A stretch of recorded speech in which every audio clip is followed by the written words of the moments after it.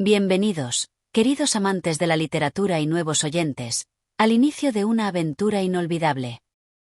Quiero daros la bienvenida al audiolibro de una de las obras más queridas de todos los tiempos.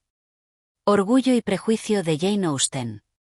Conoceremos a la entrañable y algo excéntrica familia Bennet, compuesta por un padre ingenioso, una madre con un único objetivo en la vida, casar a sus 5 hijas, y, por supuesto, a las 5 jóvenes que serán el centro de nuestras historias. La llegada de un joven rico y soltero a la vecindad de Longbourn pondrá patas arriba la tranquilidad de la señora Bennet y sus hijas. Descubriremos las primeras impresiones, a veces acertadas, a veces completamente equivocadas, que se forman entre los personajes principales en el bullicio de los bailes y las visitas sociales.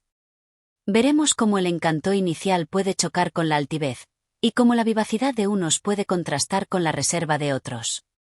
Espero de corazón que disfrutéis de esta primera entrega tanto como yo he disfrutado preparándola. Si os gusta lo que escucháis, no dudéis en dejar vuestros comentarios, darle un me gusta y, por supuesto, suscribiros al canal. Vuestro apoyo es el mejor estímulo para seguir trayendo más clásicos a vuestros oídos. Preparaos para adentraros en un mundo de elegantes salones, agudos diálogos y, sobre todo, mucho orgullo y prejuicio. Comenzamos. Orgullo y prejuicio. Por Jane Austen. Capítulo 1. Es verdad universalmente admitida que un soltero poseedor de buena fortuna tiene que necesitar una mujer. Aunque los sentimientos y opiniones de un hombre así sean poco conocidos a su llegada a un punto cualquiera, está tan arraigada aquella creencia en las familias que le rodean, que le consideran como propiedad indiscutible de una u otra de sus hijas. Querido Bennet, decía este cierto día su esposa, ¿has oído que el parque de Netherfield se ha alquilado al fin? El señor Bennet contestó que no lo había oído. Pues está alquilado, volvió ella a decir, porque la señora Delon acaba de estar aquí y me lo ha contado todo. El señor Bennet no respondió. ¿No deseas saber quién lo ha tomado en arriendo?, exclamó su mujer con impaciencia. Tú eres quien desea decirlo y no puedo oponerme a escucharlo. Eso bastó para darle pie. Has de saber, querido, que la señora Delon dice que el parque de Netherfield ha sido tomado en arriendo por un joven muy rico del norte de Inglaterra. Joven que vino el lunes en una silla de postas con 4 caballos para verlo. Y quedó tan encantado, que se arregló al punto con el señor Morris. Tomará posesión antes de San Miguel, y algunos de sus criados estarán en la casa a fines de la semana próxima. ¿Cómo se llama? Bingley. ¿Es casado o soltero? Oh, soltero, querido mío, un soltero de gran fortuna, 4 o 5 mil libras anuales. ¿Qué a propósito para nuestras hijas? ¿Cómo es eso? ¿Cómo las puede afectar semejante cosa? Mi querido Bennet, replicó su mujer. ¿Por qué eres tan posma? Has de saber que pienso casarlo con una de ellas. ¿Es eso lo que proyecta al establecerse aquí? Proyectar. ¡Qué majadería! ¿Cómo puedes hablar así? Pero es muy probable que se enamore de una, y por eso debes visitarle en cuanto venga. No hallo motivo para hacerlo. Podéis ir tú y las niñas, o las puedes enviar solas, lo que quizás sea lo mejor, pues siendo tú tan hermosa como cualquiera de ellas, podrías parecer al señor Bingley lo mejor de la partida. Me lisonjeas, querido. Cierto que he tenido mi tinte de belleza, mas ahora no pretendo ser nada extraordinario. Cuando una mujer tiene 5 hijas adultas debe prescindir de pensar en su propia hermosura. En esos casos la mujer no tiene por lo común mucha belleza en que pensar. Pues bien, querido, has de ir a visitar al señor Bingley cuando venga a nuestra vecindad. No me comprometo a tanto, te lo aseguro. Piensa en tus hijas. Considera solo la proporción que sería él para una de ellas. Sir Guillermo y Lady Lucas han resuelto ir solo por eso, pues en general tú sabes que no visitan a los recién llegados. Has de ir sin falta, porque nos será imposible visitarle si tú no lo haces. Eres sobrado escrupulosa a fe mía. Me atrevo a asegurar que el señor Bingley se alegrará mucho de verte, y yo le pondré unas líneas dándole mi cordial consentimiento para que se case con la que elija de las muchachas, aunque tendré que deslizar alguna palabreja en favor de mi Isabelita. Espero que no hagas semejante cosa. Isabel no es ni pizca mejor que las otras, y estoy segura de que no es ni la mitad de guapa que Juana ni la mitad de alegre que Lidia. Mas tú siempre le estás dando la preferencia. Ninguna tiene mucho de recomendable, replicó él. Todas son necias e ignorantes como otras jóvenes, pero Isabel posee algo mayor penetración que sus hermanas. Bennet, ¿cómo ultrajas de semejante modo a nuestras hijas? Te complaces en molestarme. No tienes compasión de mis pobres nervios. Te equivocas, querida, los respeto grandemente. Son antiguos conocidos míos. Te oigo hablar así de ellos lo menos hace 20 años. Ah, no sabes lo que sufro. Pero espero que te repondrás, que vivirás para ver llegar a la vecindad a muchos pollos de 4.000 libras anuales. No sacaremos nada aunque vengan 20 si no los visitas. Ten por seguro, querida, que cuando estén los 20 los visitaré a todos. El señor Bennet era tan singular mezcla de viveza, humor sarcástico, reserva y capricho, que la experiencia de 23 años no había bastado a su mujer para descifrar su carácter. Ella resultaba más fácil de conocer. Era mujer de mediana capacidad, poca instrucción y tempel desigual. Cuando se hallaba descontenta se imaginaba nerviosa. La empresa de su vida la cifraba en casar a sus hijas. Sus solaces eran el visiteo y el adquirir noticias.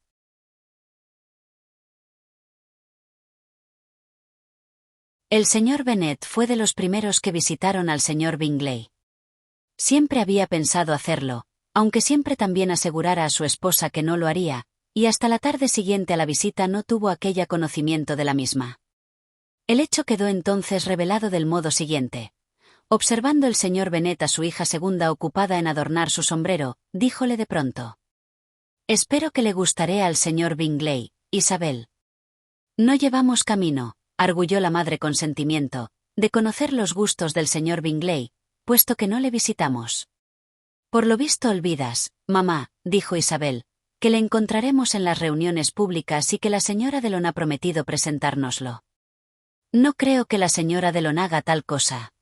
Tiene 2 sobrinas, es egoísta, hipócrita, y no tengo de ella buena opinión». «Tampoco la tengo yo», añadió el señor Bennet, «y me congratulo de que no dependas de sus servicios». La señora de Bennet no replicó, pero, incapaz de contenerse, principió a regañar a sus hijas. «No tosas así, Catalina, por Dios. Compadécete un poco de mis nervios. Los desgarras a pedazos». «Catalina no tose discretamente», dijo el padre, «no lo hace con oportunidad». «No toso por divertirme», replicó Catalina con mal humor. «¿Cuándo es tu primer baile, Isabel?» «De mañana en 15 días». «Así es», exclamó su madre, «y la señora Delon no regresa hasta el día anterior, de modo que le será imposible presentárnoslo, porque ella misma no le conocerá». «Entonces, querida, puedes adelantarte a tu amiga presentándole tú al señor Bingley». «Imposible, Bennet, imposible, porque yo tampoco le conoceré». «¿A qué me atormentas así?» «Celebro tu circunspección. 15 días de relación es en verdad muy poco. En realidad no se puede saber al cabo de ellos qué clase de persona es. Pero si no nos aventuramos, otro lo hará, y después de todo, la señora Delon y sus sobrinas han de seguir su suerte. Por consiguiente, como puede ella tomar por acto de delicadeza el que declines el ofrecimiento, yo lo tomo a mi cargo». Las muchachas clavaron los ojos en su padre. En cuanto a la señora de Bennet, exclamó solo: «¡Qué necedad!». «¿Qué significa esa enfática exclamación?», dijo él. «¿Tienes por necias las fórmulas de presentación, con la importancia que revisten? No puedo convenir en eso contigo». «¿Qué dices, María? Tú, que eres muchacha reflexiva y, según creo, lees librotes y los extractas». María quiso decir algo importante, mas no acertó. Mientras María concierta sus ideas, continuó él, volvamos al señor Bingley. «Estoy harta del señor Bingley», exclamó la esposa. «Siento oírte eso, pero ¿por qué no me lo has dicho antes? Si lo hubiera sabido esta mañana, bien seguro que no habría ido a visitarle. Es una verdadera desgracia, más habiéndole visitado, no puedo librarme de su relación. El asombro de las damas fue tal como él esperaba, y el de la señora de Bennet acaso sobrepujó al de las demás. Pero cuando hubo pasado el primer rapto de júbilo, comenzó a declarar que eso era lo que había esperado siempre. «Qué bueno eres, querido Bennet. Ya sabía yo que te persuadiría al fin. Estaba segura de que amabas demasiado a tus hijas para perder una relación como esa. ¡Qué dichosa soy! Y ha sido buena broma que, habiendo ido esta mañana, no hayas dicho una palabra hasta este momento. Ahora, Catalina, puedes toser a tu antojo», dijo el señor Bennet, y en diciéndolo se marchó, cansado de los entusiasmos de su mujer. «¡Qué padre tan excelente tenéis, hijas mías!», exclamó ella cuando se cerró la puerta. «No podéis reprocharle falta de cariño, ni a mí tampoco. A nuestra edad, os lo aseguro, no es grato entablar cada día nuevas relaciones, pero algo hemos de hacer por vosotras. Lidia, amor mío, aunque seas la menor, me atrevo a asegurar que el señor Bingley bailará contigo en el próximo baile». «Oh», repuso Lidia resueltamente, «no me asusta eso, porque aun siendo la más joven, soy la más alta». El resto de la velada se pasó en conjeturas sobre cuándo devolvería el señor Bingley su visita al señor Bennet y en determinar qué día le convidarían a comer. Capítulo 3. Cuántas preguntas hizo la señora de Bennet, ayudada por sus hijas, no fueron suficientes para obtener de su marido satisfactoria descripción del señor Bingley. Atacáronle de diversos modos, con preguntas descaradas, suposiciones ingeniosas, remotas sospechas. Mas él superó a la habilidad de todas las damas, las cuales se vieron obligadas a aceptar los informes de segunda mano de su vecina Lady Lucas. Las noticias de esta eran muy halagüeñas. A Lord Guillermo le había gustado mucho. Era muy joven, extraordinariamente guapo, por extremo agradable, y, para coronamiento de todo, proyectaba asistir a la próxima reunión con numerosa compañía. Nada podía haber más delicioso. Gustar del baile era escalón para llegar a enamorarse, y por eso se concibieron muchas esperanzas en lo referente al corazón de Bingley. «Si pudiera ver a una de mis hijas dichosamente establecida en Netherfield», decía la señora de Bennet a su marido, «y a las demás igualmente bien casadas no tendría nada que desear». Pocos días después Bingley devolvió la visita al señor Bennet y permaneció sobre 10 minutos con él en su biblioteca. Había aquel alimentado esperanzas de que le fuera permitida una mirada a las muchachas, de cuya belleza había oído hablar mucho, pero solo vio al padre. Las señoras fueron algo más afortunadas, porque tuvieron la suerte de cerciorarse, desde una ventana alta, de que vestía traje azul y montaba un caballo negro. Poco después se le envió una invitación para comer, y la señora de Bennet pensaba ya en los platos que habían de acreditar sus cuidados domésticos, cuando se recibió una contestación que difirió todo. El señor Bingley se veía obligado a marchar a la capital al día siguiente, y en consecuencia no podía aceptar el honor de su invitación, etc. La señora de Bennet quedó por completo desconcertada. No podía imaginar qué asuntos podría tener en la capital tan poco después de su llegada al condado de Hereford, y comenzó a temer que habría de estar siempre de un lado para otro y jamás fijo en Netherfield, como era debido. Lady Lucas aquietó sus temores exponiendo la conjetura de que fuera a Londres solo para traer numeroso acompañamiento al baile, y se corrió la noticia de que Bingley iba a llevar consigo a la reunión a 12 señoras y 7 caballeros. Las muchachas se afligieron con semejante número de señoras, pero el día anterior al baile calmaronse oyendo que en vez de 12 solo había traído de Londres 6. Sus 5 hermanas y una prima, y cuando la partida penetró en la sala de la reunión constaba no más que de 5 personas en conjunto: Bingley, sus 2 hermanas, el marido de la mayor y otro joven. Bingley tenía bueno y caballeroso aspecto, fisonomía agradable y fáciles y no afectados modales. Sus hermanas eran personas distinguidas y muy a la moda. Su cuñado, el señor Hurst, no pasaba de semejar un caballero, pero su amigo el señor Darcy atrajo pronto la atención de la sala por su fina persona, su talle, sus bellas facciones y noble aire, y en 5 minutos se extendió la noticia de que poseía 10.000 libras anuales. Los caballeros afirmaban que tenía figura distinguida, las señoras declararon que era mucho más guapo que Bingley. Y así, fue mirado con singular admiración aproximadamente la mitad de la velada, hasta que sus modales disgustaron de tal modo que se disipó la oleada de su popularidad por haberse descubierto que era orgulloso, que pretendía sobreponerse a todos y por todo ser complacido, y ni aun su extenso estado en el condado de Derby pudo ya librarle de tener el más desagradable y odioso aspecto y no valer nada en cotejo con su amigo. Bingley entró pronto en relación con las principales personas de la sala, era vivo y franco, bailó todos los números, sintió que el baile acabase tan temprano, y habló de ofrecer el mismo uno en Netherfield. Tan amables cualidades se recomendaban por sí mismas. ¡Qué contraste entre él y su amigo! Darcy bailó solo una vez con la señora de Hurst y otra con la señorita de Bingley, declinó el ser presentado a ninguna otra señora y empleó el resto de la velada en pasearse por la sala y hablar alguna vez con alguno de su partida.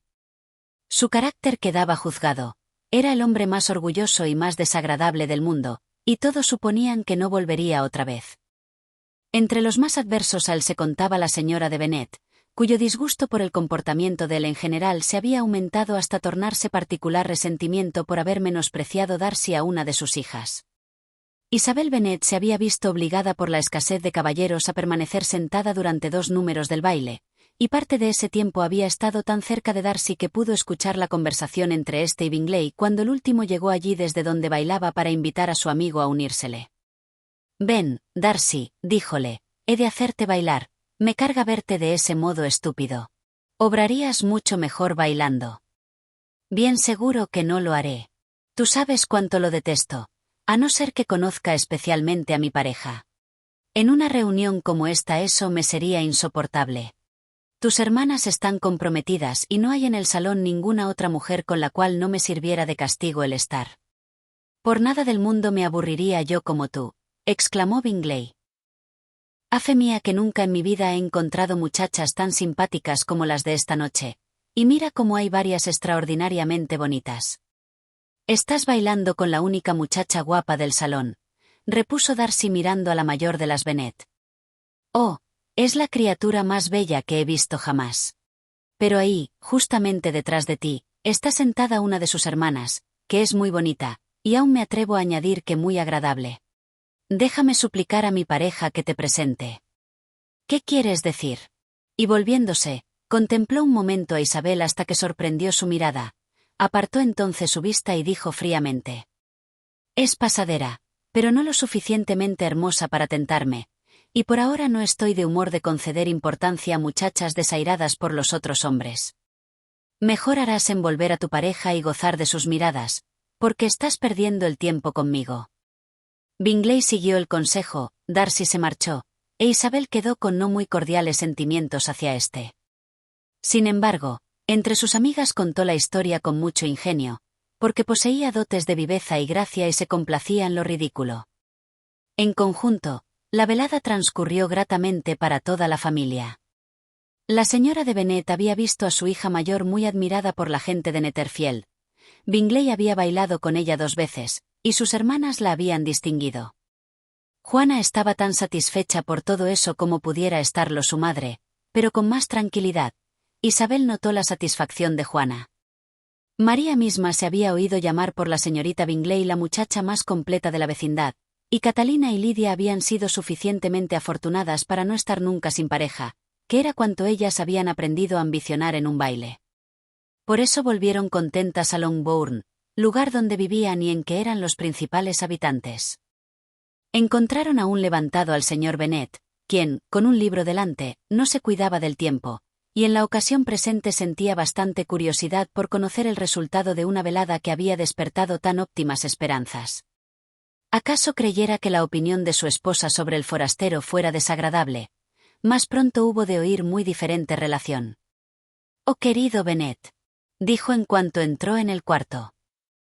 «Hemos pasado una velada agradabilísima. Ha resultado un baile admirable. Quisiera que te hubieses hallado allí.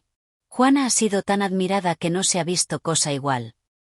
Todo el mundo ha confesado lo bien que parecía, y el señor Bingley la ha encontrado bellísima y ha bailado con ella 2 veces. Piensa en eso, querido. Ya ha bailado con ella 2 veces. Siendo la única del salón a quien ha pedido el segundo baile. El primero lo pidió a la señorita Lucas. Estaba yo tan contrariada de verle a su lado. Mas no le gustó nada, y es natural que no le gustase, tú lo sabes. Al paso que pareció por completo entusiasmado con Juana cuando ésta salió a bailar. Por eso se informó de quién era, le fue presentado, y la comprometió para el número próximo de baile. Después bailó el tercero con la señorita Delón, y el cuarto con María Lucas, y el quinto otra vez con Juana, y el sexto con Isabel. Si hubiera tenido alguna compasión de mí, exclamó impaciente el marido, no habría bailado ni la mitad. Por Dios, no me hables más de sus parejas. ¿Por qué no se habrá lastimado en el primer baile? Oh querido mío, continuó la señora de Bennet, estoy satisfechísima de él. Es sobremanera guapo, y sus hermanas son encantadoras. No he visto en mi vida nada más elegante que sus vestidos. Creo que el vestido de la señora de Hearst. Aquí fue interrumpida de nuevo. El señor Bennet protestó contra toda descripción de adornos. Vióse por ende obligada a tocar otra parte del tema y relató con gran amargura y algo de exageración la ofensiva rudeza de Darcy. Pero te aseguro, añadió, que no pierde ella mucho con no ser de su gusto, porque es persona muy desagradable, feo, y que de ningún modo puede gustar, tan altanero y vano, que no había allí quien le pudiera aguantar. Se paseaba de acá para allá creyéndose muy importante. ¿Qué no es bastante guapa para bailar con él? Querría que hubieses estado allí, querido mío, para haberle dado una de tus lecciones. Le detesto por completo. Capítulo 4. Cuando Juana e Isabel quedaron solas, la primera, que antes había sido cauta en su elogio de Bingley, expresó a su hermana cuánto le admiraba. Es exactamente lo que debe ser un joven, le dijo, sencillo, vivo, de buen humor, y nunca vi tan finos modales, tanto desembarazo, tan exquisita educación.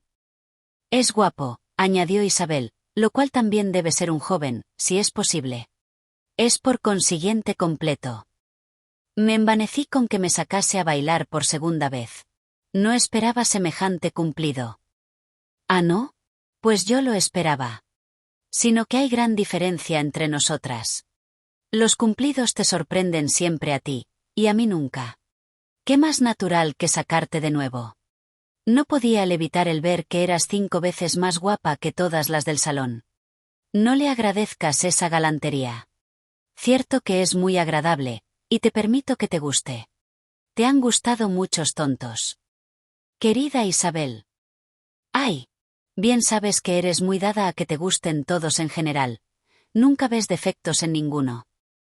A tus ojos, todo el mundo es bueno y agradable. No te he oído hablar mal de un ser humano en toda mi vida. Querría no ser dada a censurar a nadie, pero, créelo, siempre digo lo que pienso. Sé que lo haces, y eso es lo admirable.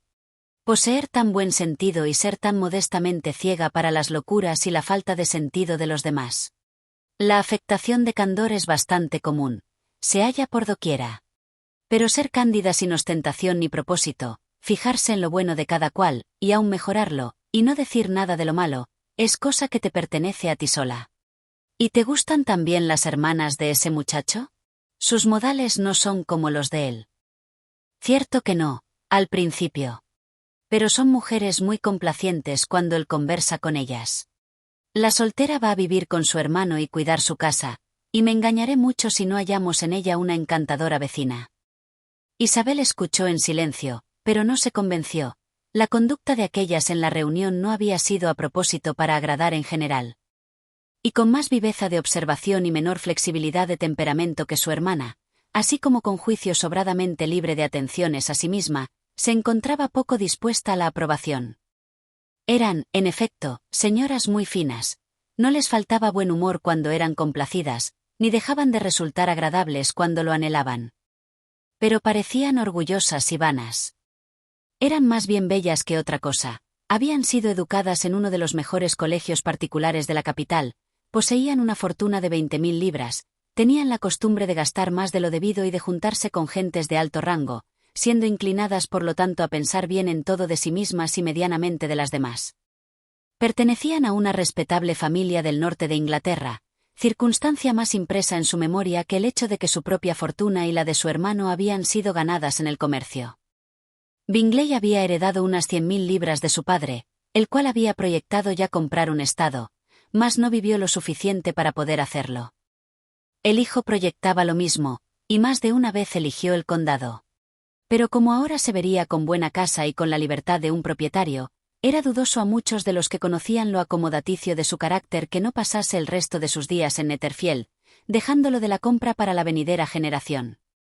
Sus hermanas ansiaban mucho que poseyese un estado, pero, aun hallándose en la ocasión presente establecido solo como arrendatario, la señorita de Bingley no dejaba de gustar de presidir su mesa, ni la señora de Hurst, que se había casado con un hombre de más elegancia que medios. Se veía por aquello menos dispuesta a considerar la casa de su hermano como la suya propia siempre que le conviniese. No hacía sino 2 años que Bingley era mayor de edad cuando, por una casual recomendación, se decidió a conocer la posesión en Netherfield. La vio por fuera y por dentro durante media hora, le agradó la situación y las principales piezas de la casa, se dio por satisfecho con lo que el propietario la ponderó, y la alquiló inmediatamente. Entre él y Darcy reinaba firme amistad, a pesar de la oposición de los caracteres. Bingley era aficionado a Darcy por la facilidad, franqueza y ductilidad de su propio temperamento, aunque ningún otro natural pudiera contrastar más con el suyo y a pesar de no parecer nunca descontento del que él mismo poseía. Bingley hallaba el más fuerte sostén en la firmeza de las opiniones de Darcy y tenía de su juicio la mejor opinión. En entendimiento Darcy era superior. No le faltaba, de ningún modo, a Bingley, pero Darcy era más hábil. Era a la par altanero, reservado y desdeñoso, y, aun estando bien educado, sus modales no resultaban atractivos. En ese particular su amigo le aventajaba notablemente. Bingley tenía asegurado el agradar allí donde se presentase. Darcy ofendía de continuo. La manera como hablaron de la reunión de Meryton fue suficientemente característica. Bingley jamás se había hallado con gente más agradable ni con muchachas más bonitas. Todo el mundo había estado atento y afable con él. Allí no había habido etiqueta ni tiesura, y en cuanto a la mayor de las Bennet, no podía concebirse ángel más bello. Darcy, por el contrario, había visto una colección de personas donde aparecía escasa belleza y ninguna elegancia, por ninguna de las cuales sintiera el menor interés, así como de ninguna recibiera atenciones ni satisfacción. Reconocía que la mayor de las Bennet era bonita, pero notaba que se sonreía demasiado. La señora de Hurst y su hermana concedían que así era, pero admiraban a dicha señorita y les gustaba, declarando la muchacha dulce y de quien no rechazarían mayor intimidad.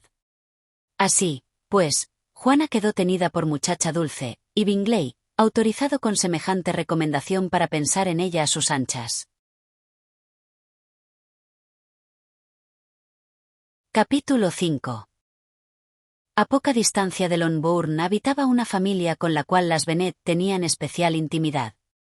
Sir Guillermo Lucas había pertenecido primero al comercio de Meryton, y quedó elevado al rango de caballero por cierta locución que ejerciendo el cargo de corregidor dirigió al rey. ¿Acaso esa distinción le impresionó demasiado? Disgustáronle los negocios y la residencia en una ciudad mercantil, y, abandonando ambas cosas, se retiró a una casa situada a 1 milla próximamente de Meryton, llamada desde entonces Quinta Lucas, donde podía pensar a su placer en su propia importancia y, libre de los negocios, dedicarse solo a ser sociable con todo el mundo.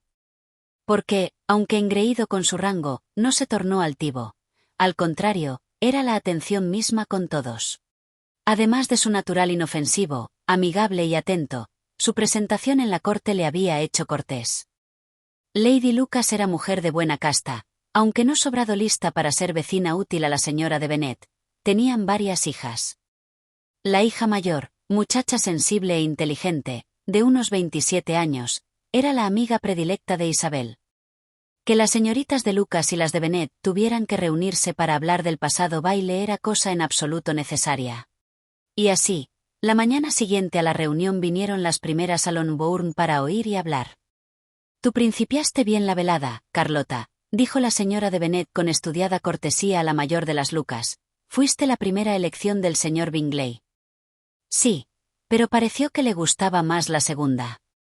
«Ay, supongo que te refieres a Juana y porque bailó con ella 2 veces». «Cierto que parecía que le agradaba, así lo creo, y hasta oí algo de eso, aunque no lo recuerdo bien, algo referente al señor Robinson».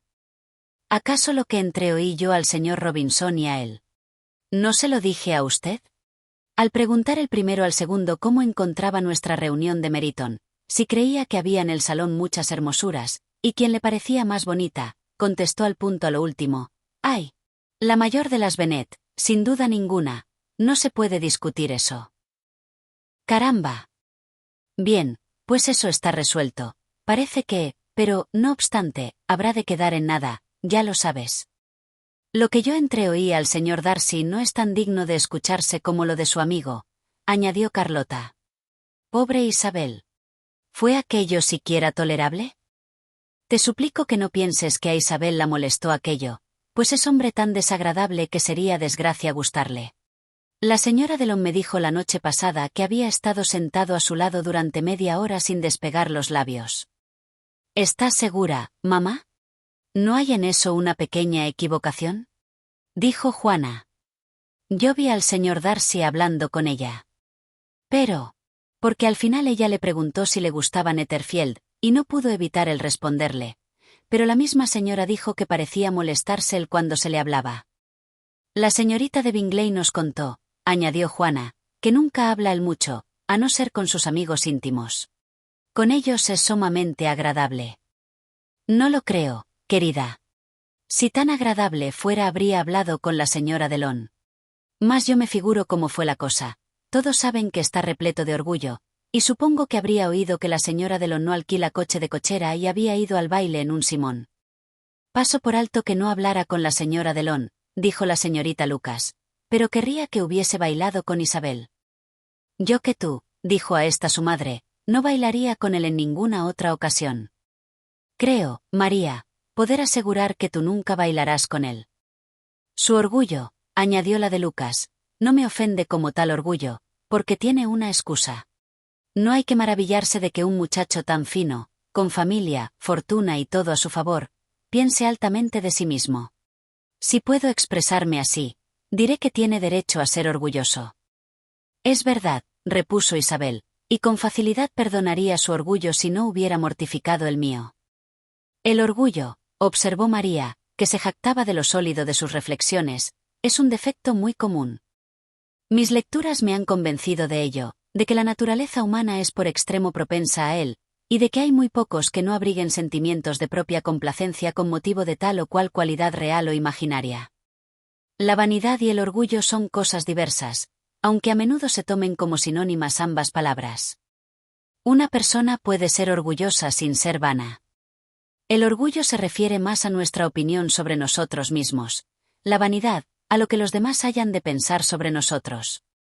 Si yo fuera tan rico como el señor Darcy, exclamó uno de los Lucas, que había venido con sus hermanas, no me cuidaría de si era o no orgulloso. Cada día compraría una traílla de perros zorreros y me bebería una botella de vino. En ese caso beberías más de lo debido, dijo la señora de Bennet, y si yo te viera, en derechura te quitaría la botella. El muchacho protestó, asegurando que no ocurriría eso, mas ella continuó diciendo que sí lo haría, y el tema terminó solo con la visita. Capítulo 6. Las damas de Longbourn visitaron pronto a las de Netherfield, y la visita fue devuelta en debida forma. El grato porte de Juana aumentó la benevolencia hacia ella de la señora de Hurst y de la señorita de Bingley. Y aunque ambas encontraban abominable a la madre, y en cuanto a las hermanas menores juzgaban que no valía la pena hablar con ellas, expresaron a las dos mayores su deseo de intimar. Juana recibió semejante atención con el mayor agrado. Pero Isabel veía altivez en el trato de ellas con todo el mundo, con la sola excepción de su hermana, y no le podían gustar, aun teniendo valor para ella la atención que mostraban a Juana, atención debida probablemente a la influencia del hermano. Era evidente a todos que éste admiraba a Juana, y para Isabel era también patente que su hermana iba creciendo en la preferencia que desde el principio había comenzado a mostrar por él, estando en camino de enamorarse de veras. Pero consideraba a la vez con placer que eso escaparía a las gentes en general por el hecho de unir Juana a la fuerza de sus sentimientos una moderación de temple y una constante jovialidad de carácter que la habían de librar de las sospechas de los importunos. Así se lo comunicó a su amiga la de Lucas. «¿Acaso sea grato», replicó Carlota, «poderse imponer al público en un caso así? Mas a veces es desventaja llevar eso tan oculto». Si una mujer disimula su afecto con igual habilidad ante el objeto que lo provoca, puede perder la oportunidad de hacer decidirse a éste. Y entonces será mezquino consuelo suponer al mundo en igual ignorancia. Hay tanto de gratitud o de vanidad en casi todas las afecciones, que no es cauto abandonarlas a sí mismas. Principiamos con la mayor libertad, una pequeña preferencia es lo más natural, pero hay pocas de nosotras que posean suficiente corazón para enamorarse de veras sin estímulo. En 9 casos de 10, la mujer muestra más bien mayor afecto del que siente. A Bingley le gusta sin duda tu hermana, pero puede no pasar de ahí si ella no le ayuda. Es que ella le ayuda cuanto su modo de ser le permite. Si yo soy capaz de notar sus miradas hacia él, tendrá el que ser un simple para no descubrirlas. Recuerda, Isabel, que él no conoce el natural de Juana como tú. Pero si una mujer está interesada por un hombre y no trata de ocultarlo, él lo habrá de descubrir. ¿Acaso, si la ves suficientemente a menudo? Mas, aunque Bingley y Juana se vean bastante, no pasan juntos muchas horas, y viéndose solo en reuniones muy numerosas es imposible que empleen todo el tiempo en hablar entre sí. Por eso Juana debería extremarse siempre que pudiera para llamarle la atención. Cuando esté segura de él, entonces será ocasión de enamorarse tanto como quiera. Tu plan es bueno, replicó Isabel, cuando solo se pretende quedar bien casada, y si yo estuviera determinada a buscar un marido rico, o un marido por lo menos, estoy por decir que lo adoptaría. Pero no son esos los sentimientos de Juana, no obra por cálculo. No puede estar segura todavía del grado de su propio interés por él ni de su conveniencia. Lo ha tratado solo durante 15 días. Ha hablado con él en Meryton, lo vio una mañana en su casa, y desde entonces han comido juntos 4 veces. Eso no es bastante para hacerle conocer su carácter. No es la cosa como tú la imaginas. Si hubiera simplemente comido con él, solo habría descubierto si tiene o no buen apetito. Pero debes recordar que han pasado juntos 4 veladas, y 4 veladas suponen algo. Sí, esas 4 veladas les habrán podido hacer conocer que ambos gustan más de una danza que de otra, pero su carácter dominante no creo que se haya revelado mucho. Bien, pues, contestó Carlota. Deseo el mejor éxito a Juana con todo mi corazón, y si mañana se casara con él, pensaría que era más dichosa que si estuviera estudiando su carácter durante un año entero. La felicidad del matrimonio es cuestión de suerte. Que las cualidades de cada cual sean recíprocamente bien conocidas o resulten muy semejantes es cosa que en último término no la aumenta. Siguen dichas cualidades desarrollándose después con suficientes diferencias para poseer su tinte molesto, y mejor es conocer lo menos posible los defectos de la persona con quien se ha de pasar toda la vida. Me haces reír, Carlota, pero no tienes razón, tú sabes que no la tienes, y que nunca obrarías de ese modo. Ocupada en observar las atenciones de Bingley hacia su hermana, Isabel estaba lejos de sospechar que ella misma había llegado a ser objeto de cierto interés a los ojos del amigo de aquel. Darcy, al principio, apenas le había concedido el ser bonita. La había visto en el baile, sin admirarla, y cuando se encontraron de nuevo la miró solo con el fin de criticarla. Mas no bien se percató, y lo comunicó a sus amigos, de que poseía buenas facciones. Comenzó a tenerla por inteligente como pocas por la hermosa expresión de sus ojos negros. A tales descubrimientos siguieron otros análogos. Por más que con ojos de crítico percibía más de un defecto de perfecta simetría en su figura, se vio obligado a reconocer que ésta era esbelta y agradable. Y a pesar de sus aseveraciones de que sus modales no eran los del mundo elegante, quedó prendado de su sencillo aire juguetón. De todo eso era ella por completo desconocedora. A sus ojos, él era solo el hombre que no se hacía simpático en ningún sitio y que no la había juzgado bastante bella para bailar con él. Comenzó Darcy a desear conocerla mejor, y como preparación para conversar con ella se fijaba en su conversación con los demás. Ese proceder no escapó a Isabel. Estaban una vez en casa de Sir Guillermo Lucas, donde había mucha concurrencia.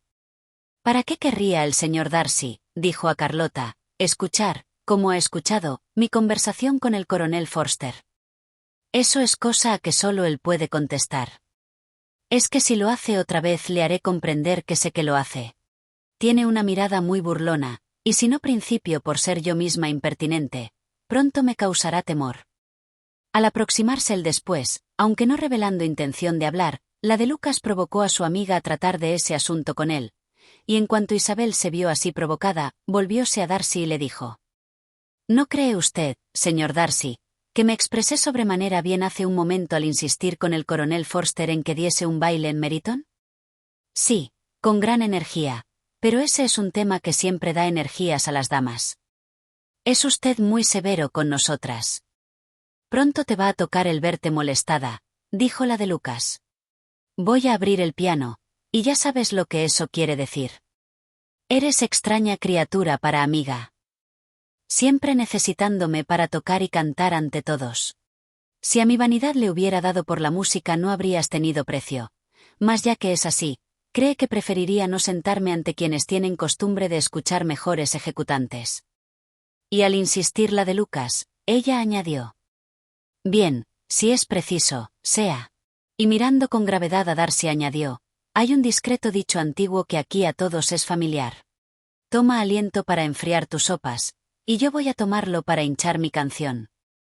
La ejecución fue aceptable, aunque de ningún modo extraordinaria. Tras una o dos canciones, y antes de poder contestar a los ruegos de algunos para que cantase más, fue reemplazada en el instrumento por su hermana María, quien, habiendo trabajado mucho para procurarse conocimientos y perfección, estaba siempre ansiosa de ostentarlos.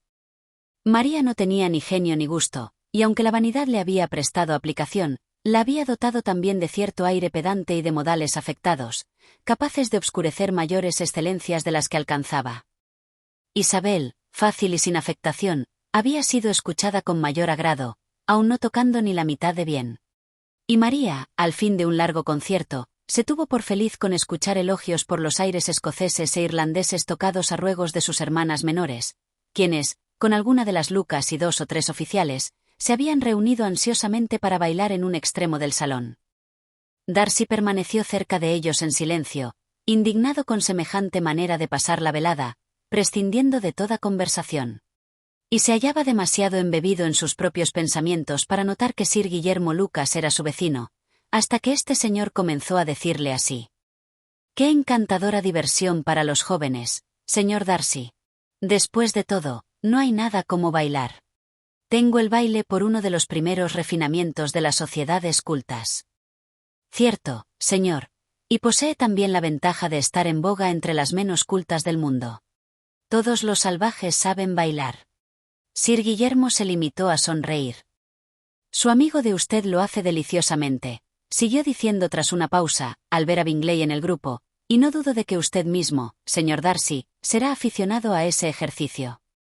Me parece que me vio usted bailar en Meryton. Cierto, y me satisfizo no poco el verle. ¿Baila usted a menudo en St. James? No, señor, nunca. ¿No cree usted que sería un acto muy oportuno en ese sitio? Es uno que no ejecuto en ninguna parte si lo puedo evitar. Supongo que tiene usted casa en la capital. Darcy lo afirmó con una inclinación de cabeza. Algunas veces he pensado en establecerme en la capital, porque me gusta la sociedad distinguida, pero no estaba seguro de que Londres pudiese agradar a Lady Lucas. Detúvose esperando contestación, mas su interlocutor no se hallaba dispuesto a darla, y al dirigirse en aquel momento Isabel a ello se le ocurrió una galantería y llamándola, dijo: «Querida Isabel, ¿por qué no bailas? Señor Darcy, permítame usted que le presente a esta señorita como una pareja muy apetecible. Estoy seguro de que no podrá usted rehusar el bailar teniendo cerca semejante hermosura».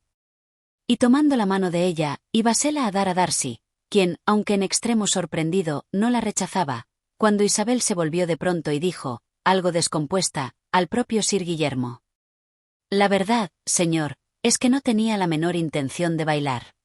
Suplico a usted que no se figure que he venido aquí para pescar pareja». Darcy, con grave cortesía, rogó que le hiciera el honor de su mano, pero fue inútil. Isabel estaba resuelta, y ni Sir Guillermo con sus intentos para persuadirla le hizo vacilar en su propósito. «Sobresales tanto en el baile, Isabel, que es crueldad negarme la dicha de verte bailando, y aunque este caballero no guste de esa diversión en general, estoy seguro de que no se opondrá a complacernos durante media hora». «El señor Darcy es la misma cortesía», dijo Isabel riéndose. «Lo es en efecto, Pero habida consideración al estímulo, querida Isabel, no hemos de admirar su complacencia, porque ¿qué se puede reprochar a una pareja así? Isabel miró con gracia y se marchó. Su resistencia no la había indispuesto con el caballero en cuestión, y hallábase éste pensando en ella con cierta complacencia, cuando fue abordado por la señorita de Bingley. ¿A qué adivino lo que piensa usted? No lo creo. ¿Está usted pensando en cuán insoportable sería pasar todas las veladas de este modo, entre semejante sociedad, y soy en absoluto de su opinión? Jamás he estado más aburrida. Qué insípidas son estas gentes, y, a pesar de ello, qué ruido meten. Qué insignificantes son, y, con todo, qué tono se dan. ¿Qué daría por oír sus juicios de usted acerca de ellos? Está usted por completo equivocada, se lo aseguro a usted. Mi mente estaba ocupada de modo más grato. Pensaba en el placer que procuran dos hermosos ojos en el rostro de una mujer bonita. La señorita Bingley le miró con atención, manifestándole su deseo de que le dijese qué dama había logrado inspirarle semejantes reflexiones. La señorita Isabel Bennet. La señorita Isabel Bennet, repitió la de Bingley. Estoy asombrada en absoluto. ¿Desde cuándo ha empezado a ser su favorita de usted? Y dígame, ¿puedo felicitarle? Esa es precisamente la pregunta que yo esperaba de usted. La imaginación de la mujer es muy viva, salta de la admiración al amor, del amor al matrimonio, todo en un momento. He conocido que usted deseaba darme la enhorabuena. Si lo toma usted en serio, daré el asunto por completamente resuelto. Tendrá usted una suegra encantadora de veras, y, por de contado, estará siempre en Pemberley con usted. Él la escuchó con absoluta indiferencia mientras ella trató de divertirse así, y cuando la tranquilidad él convenció a ella de que todo estaba a salvo, prodigó su ingenio tratando del tema durante largo tiempo. Capítulo 7. La mayor parte de la fortuna del señor Bennet consistía en una propiedad de 2000 libras anuales que, desafortunadamente para sus hijas, estaba vinculada a un pariente lejano en ausencia de herederos varones. La fortuna de su madre, aunque considerable para su clase, apenas podía compensar la falta de la del señor Bennet. Su padre había sido procurador en Meryton y le había dejado 4000 libras. Tenía una hermana casada con el señor Phillips, quien, habiendo sido dependiente de su padre, le había sucedido en el cargo, y un hermano que vivía en Londres y gozaba de una posición respetable en el comercio.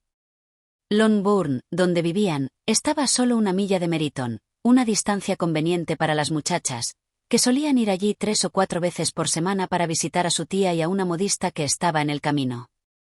Catalina y Lidia, las 2 hijas menores, eran especialmente aficionadas a estas salidas. Sus mentes eran más ociosas que las de sus hermanas, y cuando no tenían nada mejor que hacer, un paseo a Meryton les servía para entretener las horas de la mañana y conseguir conversación para la tarde. Aunque el campo solía ser escaso en noticias, siempre lograban enterarse de alguna por su tía. En ese momento, ambas estaban bien provistas de noticias y alegría por la llegada de un regimiento de la milicia a la vecindad, que permanecería allí todo el invierno, con Meryton como su cuartel general. Las visitas a la señora Phillips eran ahora de lo más interesantes. Cada día aumentaban sus conocimientos sobre los nombres y parentescos de los oficiales. Pronto supieron dónde vivían, y finalmente, comenzaron a conocerlos a ellos mismos. El señor Phillips los invitó a todos, lo que proporcionó a sus sobrinas una felicidad desconocida hasta entonces.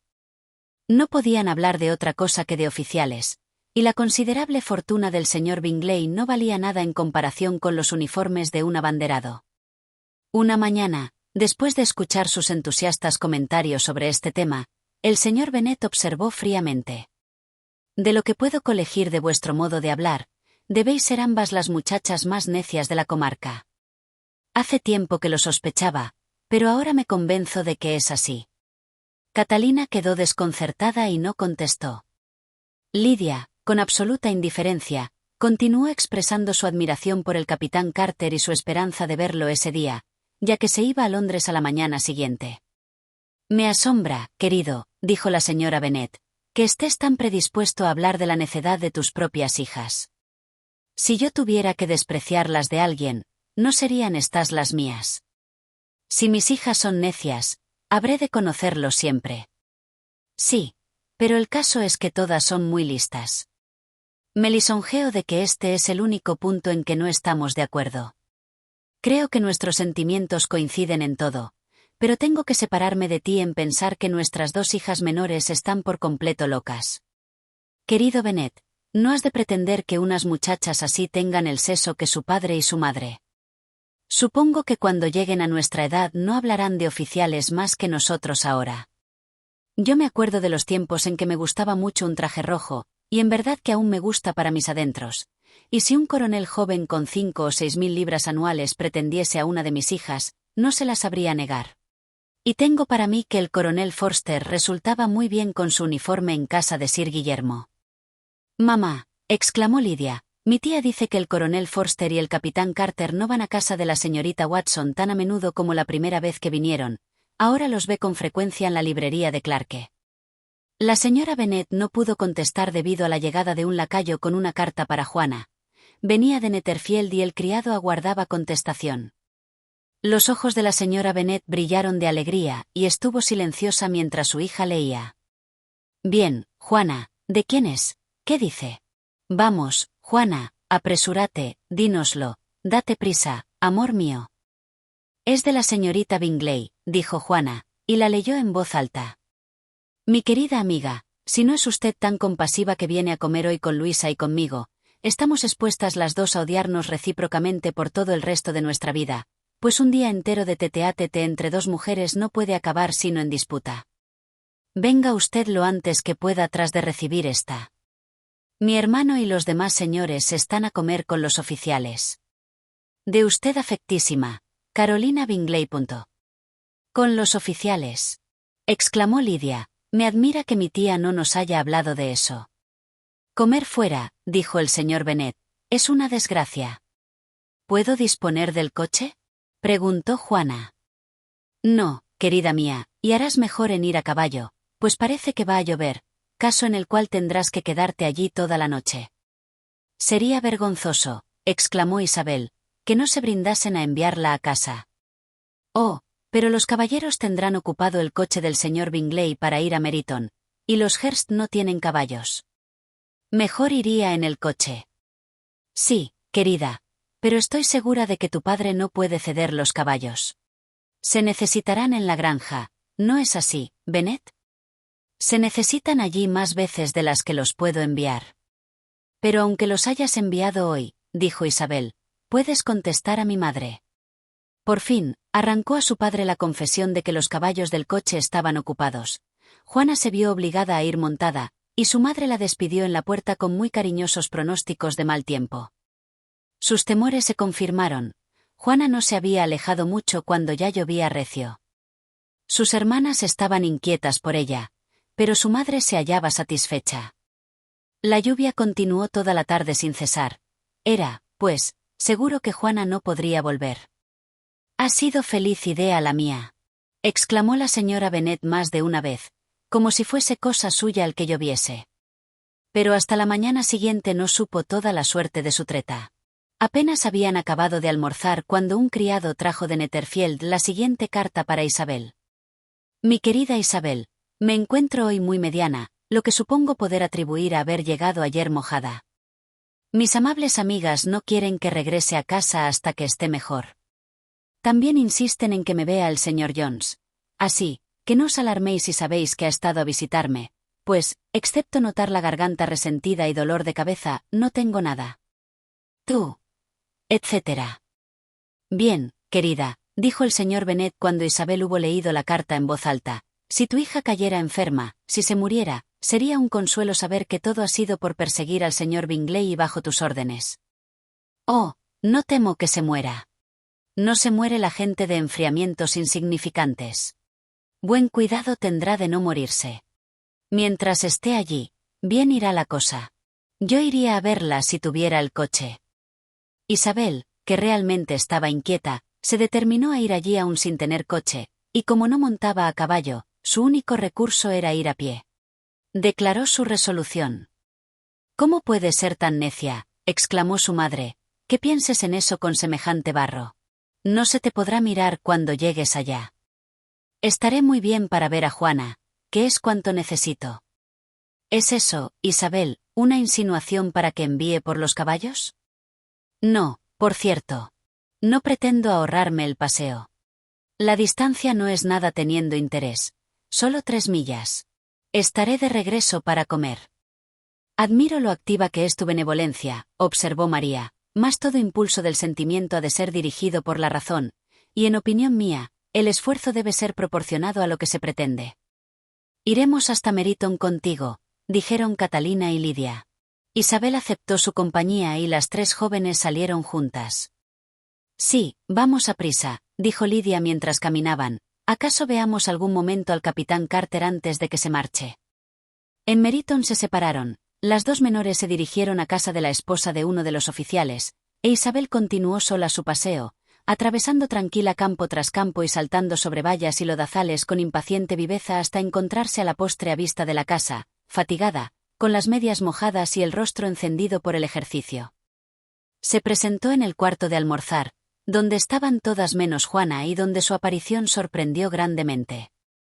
Que hubiera caminado 3 millas tan temprano, con tiempo tan húmedo y sola era casi increíble para la señora Hearst y la señorita Bingley, e Isabel notó que la menospreciaban por ello. Fue no obstante recibida por todas con mucha cortesía, y en los modales de Bingley percibió algo más que galantería, había buen humor y amabilidad. Darcy habló poco, y el señor Hearst, nada en absoluto. El primero fluctuaba entre admirar la brillantez que el ejercicio había comunicado al tinte de Isabel y dudar de si el motivo justificaba que viniese sola desde tan lejos. El último solo pensaba en su almuerzo. Sus preguntas acerca de su hermana no fueron contestadas muy favorablemente. Juana había dormido mal, y aunque levantada, tenía bastante fiebre y no se encontraba suficientemente bien para salir de su habitación. Isabel se alegró de que se la condujese al punto a su lado, y Juana, que solo se había contenido por miedo de alarmar o de pecar de inconveniente expresando en su esquela lo que anhelaba esa visita, alegróse también de su entrada. No estaba, con todo, para mucha conversación, y cuando la señorita Bingley las dejó solas dijo pocas cosas, excepto expresiones de gratitud por la extraordinaria amabilidad con que se la trataba. Isabel la asistió en silencio. Cuando acabó el almuerzo se les unieron las hermanas, y a Isabel misma comenzaron a gustarle al ver el mucho afecto y la solicitud que mostraban por Juana. El médico vino, y tras examinar a la paciente, dijo, como puede suponerse, que había pescado un fuerte enfriamiento y que debían esforzarse en curarlo, le prescribió que volviese a la cama y algunas pociones. Lo prescrito se cumplió inmediatamente, pues los síntomas de fiebre aumentaban y la cabeza le dolía mucho. Isabel no abandonó la estancia ni por un momento, ni las otras señoras estuvieron ausentes mucho rato. Los caballeros salieron de casa, pues, en efecto, nada tenían que hacer en ningún sitio. Cuando sonaron las 3, Isabel comprendió que debía marcharse, y, muy contra su deseo, lo manifestó así. La señorita Bingley le ofreció el coche, y solo aguardaba aquella ver algo de insistencia para aceptarlo, cuando Juana exteriorizó tal pesar al separarse de ella, que la señorita Bingley se vio obligada a trocar su ofrecimiento de coche por una invitación a quedarse en Netherfield por el momento.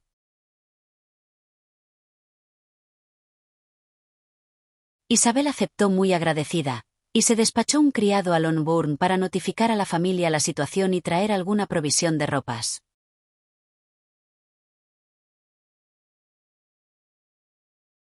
Capítulo 8. A las 5, las 2 señoras de la casa se fueron a vestir, y a las 5:30, Isabel fue llamada para cenar. A las corteses preguntas que le dirigieron, en las que tuvo la satisfacción de entrever la extrema solicitud de Bingley, no pudo responder favorablemente. Juana no estaba mejor de ningún modo. Al oír esto, las hermanas repitieron 3 o 4 veces lo mucho que les apenaba, cuán tremendo era tener un mal resfriado y cuán excesivamente les molestaba verse enfermas, tras lo cual ya no pensaron en eso. Así, su indiferencia para con Juana cuando no la tenían delante reavivó en Isabel su primitivo desagrado por ellas. El hermano era en verdad el único a quien podía mirar con complacencia.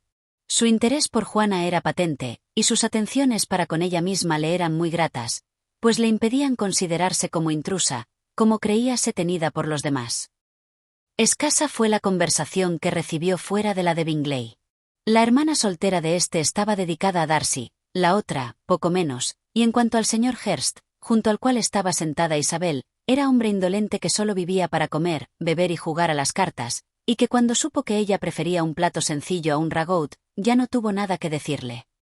Al acabarse la comida, Isabel volvió directamente a donde Juana estaba, y la señorita Bingley, la hermana soltera, comenzó a criticarla en cuanto salió de la estancia. De sus modales dijo que eran muy malos, mezcla de orgullo e impertinencia, no tenía conversación, ni estilo, ni gusto, ni hermosura. La señora Hurst pensaba lo mismo y añadió: no tiene, en suma, nada recomendable, sino ser excelente danzarina. No olvidaré jamás su aparición esta mañana. Realmente parecía medio salvaje.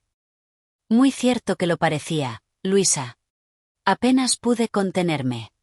Qué necedad, después de todo, el venir aquí. ¿A qué correr por el campo porque su hermana tuviese un resfriado?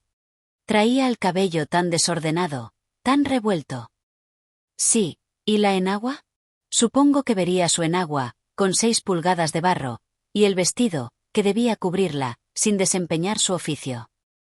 Usted se fijó, señor Darcy, dijo la señorita Bingley, y supongo que no desearía usted ver que su hermana daba un espectáculo por el estilo. Cierto que no. Andar 3 millas, o 4, o 5, o las que sean, pisando barro y sola. Completamente sola. ¿En qué estaría pensando? Me parece que eso revela una detestable especie de independencia y gran indiferencia por el decoro, propia de gente baja. Con ello mostraba afecto hacia su hermana, que es cosa muy hermosa, dijo Bingley. Temo, señor Darcy, observó la señorita Bingley a media voz, que esta aventura haya disminuido la admiración de usted por sus bellos ojos. De ningún modo, replicó él, estaban abrillantados por el ejercicio. Siguió a esta frase una corta pausa, y la señora de Hurst comenzó de nuevo. Siento gran interés por Juana, que es en realidad una muchacha dulce, y desearía de todo mi corazón que se colocase bien. Pero con semejante padre y semejante madre y parientes de tan baja esfera, temo que no sea fácil. Creo haber oído a usted que su tío es procurador en Meryton. Sí, y tiene otro que vive cerca de Cheapside. Magnífico, exclamó su hermana, y ambas se rieron a rienda suelta. Aunque tengan suficientes tíos para llenar Cheapside, exclamó Bingley, eso no las hará menos agradables. Pero les disminuirá las probabilidades de casarse con hombres de alguna consideración en el mundo, replicó Darcy. A eso no contestó Bingley, pero sus hermanas asintieron de corazón y se regocijaron por algún tiempo a expensas de las vulgares relaciones de su querida amiga. Sin embargo, abandonando el comedor, comparecieron con renovada ternura en el cuarto de la enferma, sentándose allí hasta que fueron llamadas para el café. Juana estaba muy indispuesta, e Isabel no quiso de ningún modo abandonarla hasta muy avanzada la velada, cuando tuvo el consuelo de verla dormida y cuando, más bien que grato, le pareció obligado el bajar. Al entrar en el salón halló a todos jugando a los naipes y la invitaron a unirse a ellos. Mas, sospechando que jugarían fuerte, rehusó, y tomando por excusa a su hermana, dijo que se entretendría sola con un libro el poco tiempo que pudiera estar abajo. El señor Hurst la miró con asombro. «¿Prefiere usted la lectura a los naipes?», díjole, «es bien singular». La señorita Isabel Bennet, dijo la de Bingley, «desprecia las cartas. Es gran lectora, y no encuentra placer en otra cosa». «No merezco ni esa alabanza ni aquella censura», exclamó Isabel, «no soy gran lectora, y encuentro placer en otras muchas cosas». «Estoy seguro de que lo haya usted en cuidar a su hermana», dijo Bingley, «y espero que ese placer se aumentará al verla por completo bien». Isabel agradeció esto muy de veras, y se dirigió a una mesa donde había libros. Aquel al punto se ofreció para ir a buscar otros, cuantos diese de sí su biblioteca. «Y aún desearía que mi colección fuera mayor, en beneficio de usted y crédito propio. Pero soy un perezoso, y aunque no tengo muchos, tengo más de los que he leído». Isabel le aseguró que podía pasarse muy bien con los del salón. «Me admira», dijo la señorita de Bingley, «que mi padre dejara tan escaso número de libros». «Qué deliciosa biblioteca posee usted en Pemberley, señor Darcy». «Debe de ser buena», repuso éste, «ha sido obra de muchas generaciones. Y además usted la ha aumentado mucho.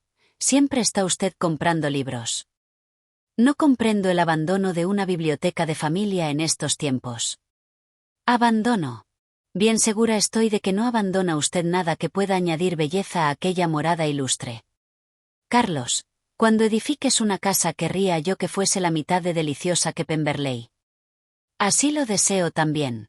Y aún te recomendaría que hicieses la adquisición en aquella vecindad y que tomases a Pemberley como una especie de modelo. No hay en Inglaterra más bello condado que el de Derby. Con el mayor gusto, y adquiriré el mismo Pemberley si Darcy me lo vende. Hablo de lo que está en lo posible, Carlos. Por vida mía, Carolina, que creo más posible adquirir Pemberley por compra que por imitación. Isabel estaba demasiado abstraída por lo que pasaba para dedicar una escasa atención al libro, y así, dejándolo pronto, se encaminó hacia la mesa de juego, colocándose entre Bingley y su hermana mayor para observar la marcha. «Ha crecido mucho desde la primavera la señorita de Darcy», dijo la de Bingley. «¿Será tan alta como yo?» «Creo que sí. Al lado de la señorita Isabel Bennet resultaría más corpulenta, o acaso más alta. ¿Cuánto tiempo sin volverla a ver? Nunca hallé quien me agradase tanto. Qué aspecto, qué modales. Y tan extremadamente instruida para su edad. Su ejecución en el piano es excelente». «Estoy asombrado», dijo Bingley, «de que las muchachas tengan paciencia para hacerse tan completas como son todas». «Completas todas las muchachas. Querido Carlos, ¿qué dices?» «Sí, creo que todas lo son. Todas pintan, cubren biombos y hacen bolsillos de malla. Apenas conozco una que no sepa hacer todas esas cosas, y estoy seguro de no haber oído hablar de una muchacha por primera vez sin quedar informado de que era muy completa. Tu lista de la extensión ordinaria de las perfecciones es sobrado verídica», dijo Darcy. «Se aplica aquella palabra a muchas mujeres que no la merecen sino por hacer bolsillos de malla o tapizar un biombo. Pero estoy lejos de convenir contigo en tu apreciación de las muchachas en general. No puedo jactarme de conocer sino una media docena, entre todas mis conocidas, que sean verdaderamente completas». «Ni yo, a buen seguro», repitió la señorita de Bingley. «En ese caso», observó Isabel, «tiene usted que comprender muchas cosas de su concepto de mujer completa». «Sí, comprendo muchas cosas en él». «Oh, cierto», exclamó su fiel asistenta. «No debe ser tenida por completa quien no sobrepasa en mucho lo que de ordinario se ofrece. Una mujer debe tener cabal conocimiento de la música, del canto, del dibujo, del baile y de las lenguas modernas para merecer aquel dictado. Y además de todo eso, ha de poseer algo indecible en su aire, en su modo de andar, en el tono de su voz, en su trato y en sus expresiones. De otro modo, la calificación no la merecerá sino a medias. Todo eso debe poseer», añadió Darcy, «y a todo ello hay que sumar algo más substancial con el desarrollo de su inteligencia por medio de abundante lectura. No me extraña ya que solo conozca usted 6 mujeres completas. Antes bien me admira que conozca usted alguna. ¿Tan severa es usted con su propio sexo que dude usted de la posibilidad de todo aquello? Yo jamás he visto una mujer así, nunca tal capacidad, gusto, aplicación y elegancia como usted dice». Tanto la señora de Hurst como la señorita de Bingley protestaron contra la injusticia de su desconfianza, y estaban asegurando que conocían muchas mujeres que correspondían al tipo referido, cuando el señor Hurst las llamó al orden, lamentándose con amargura de que desatendiesen lo que estaban haciendo. Como con eso se terminó la conversación, Isabel abandonó la sala poco después. «Isabel Bennet», dijo la señorita de Bingley cuando se cerró la puerta tras aquella, «es una de esas muchachas que tratan de recomendarse al otro sexo rebajando el suyo propio. Y estoy por decir que con muchos hombres se obtiene buen éxito con ese sistema. Mas, en mi sentir, eso es una treta mezquina, de baja estofa».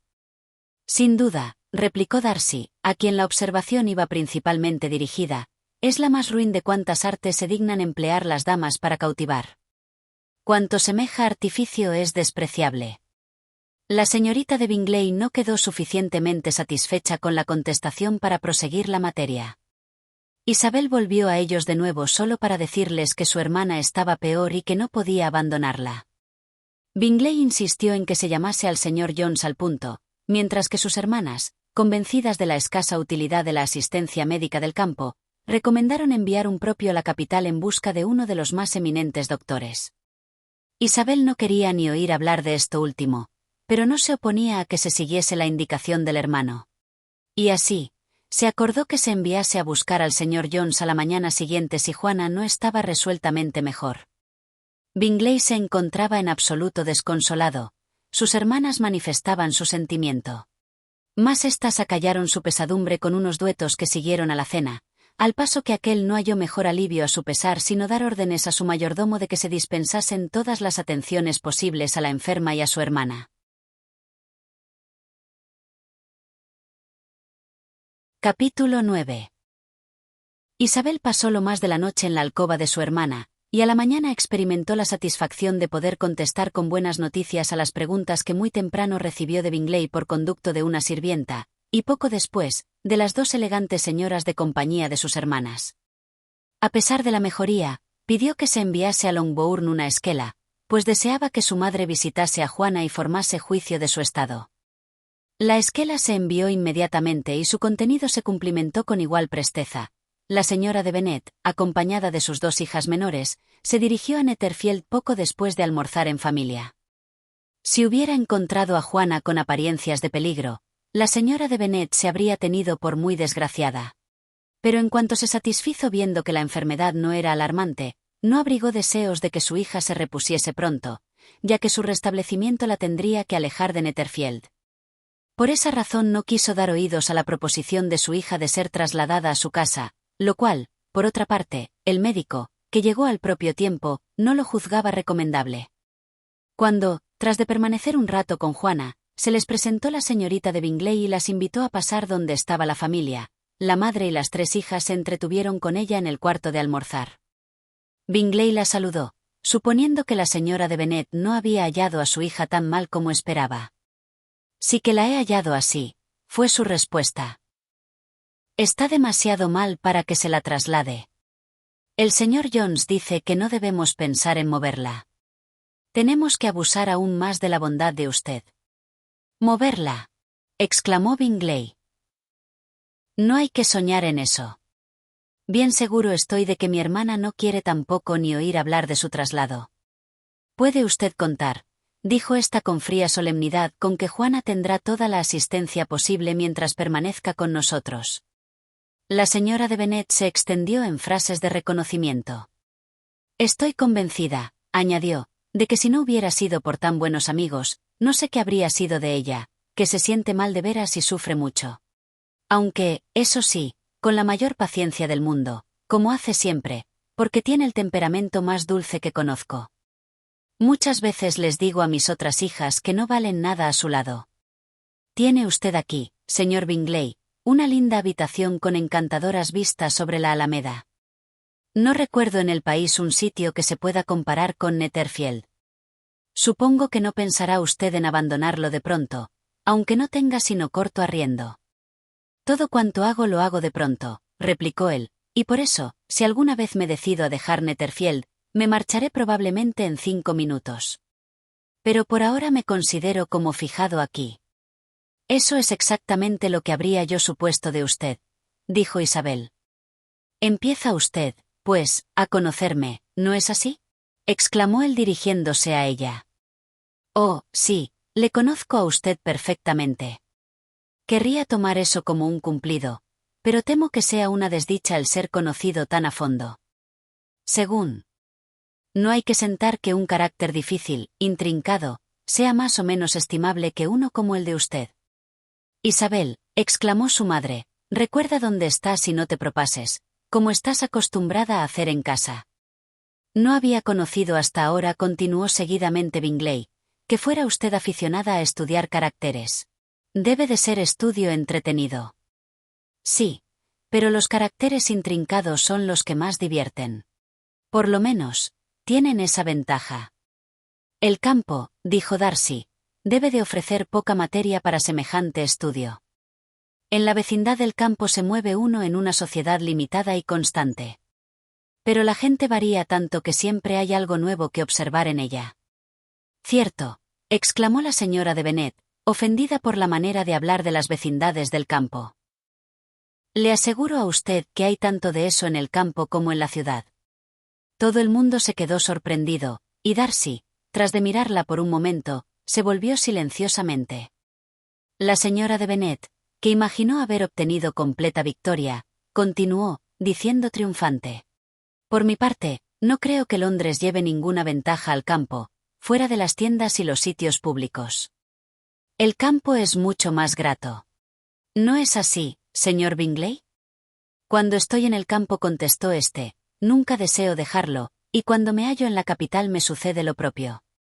Cada una de esas cosas tiene sus ventajas, y puedo ser por igual feliz en cualquiera. Ah, eso es porque usted posee buen humor. Pero aquel caballero, dijo mirando a Darcy, parece que opina que el campo no vale nada. Estás muy equivocada, mamá, dijo Isabel, sonrojada por causa de su madre. No entiendes nada al señor Darcy. Solo afirma que no hay en el campo tanta variedad de gentes como en la ciudad, lo cual has de reconocer como evidente. Cierto, querida, nadie ha dicho que la haya, pero en cuanto a no tener aquí muchos vecinos, yo creo que hay pocas vecindades mayores. Recuerdo haber comido con 24 familias. Solo la consideración a Isabel pudo hacer que Bingley se contuviera. Su hermana era menos delicada, y dirigió su mirada a Darcy con expresiva sonrisa.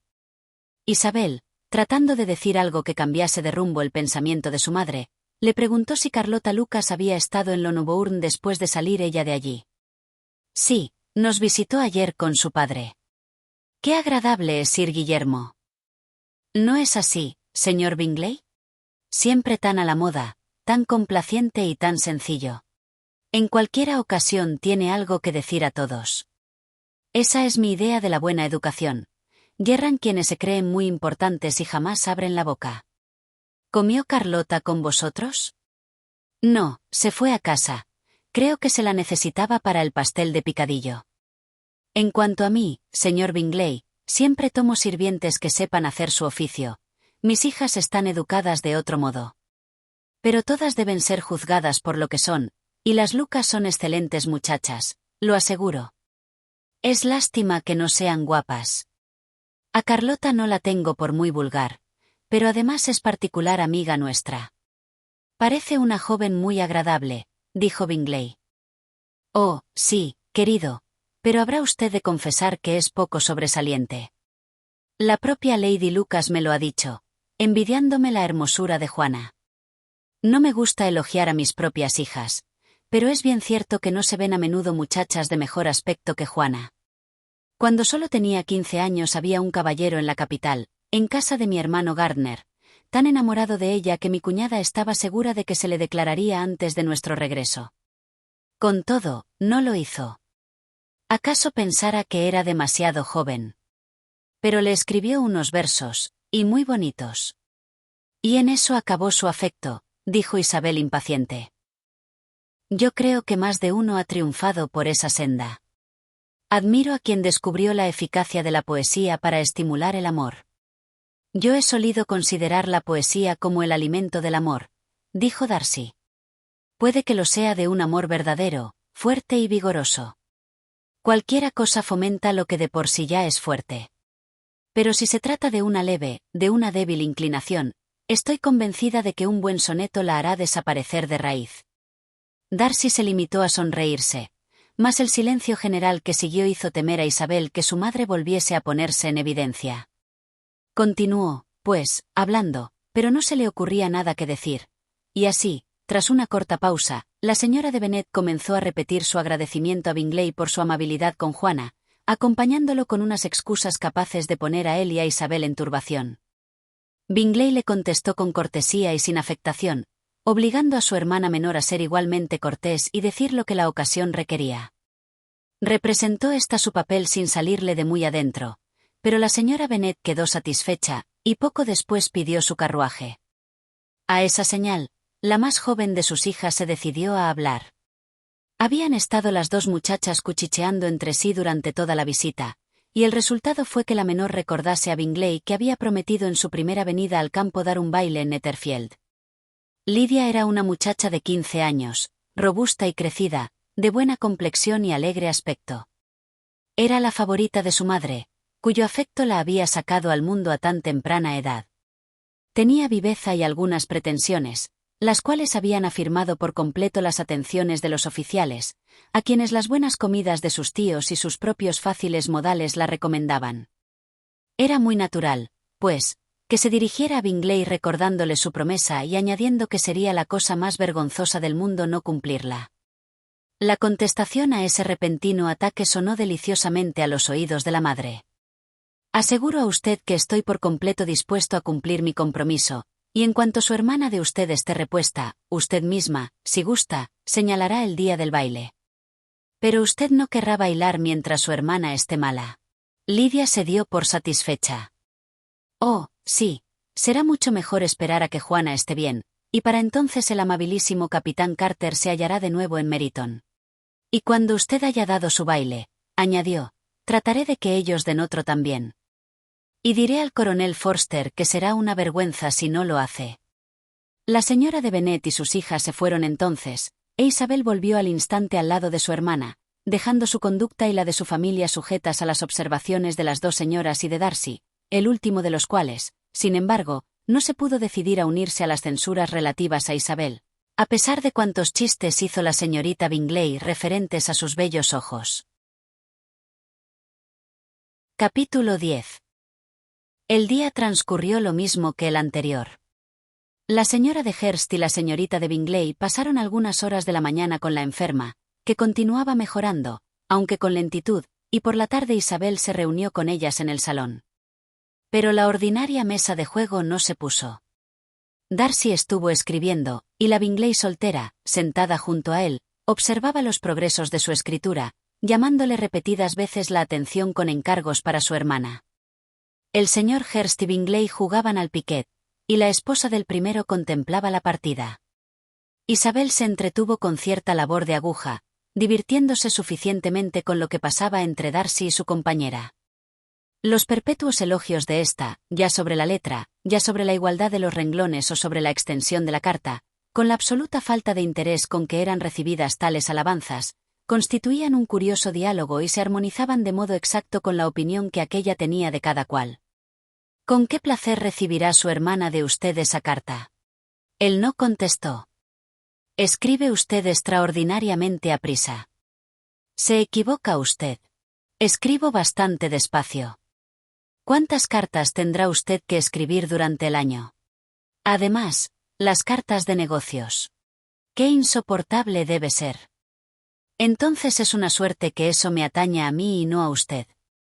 Haga usted el favor de decirle a su hermana que deseo verla. Ya se lo he dicho una vez por deseo de usted. Temo que no le guste a usted su pluma. Déjemela usted cortar. Corto las plumas admirablemente. Gracias, pero yo siempre corto la mía.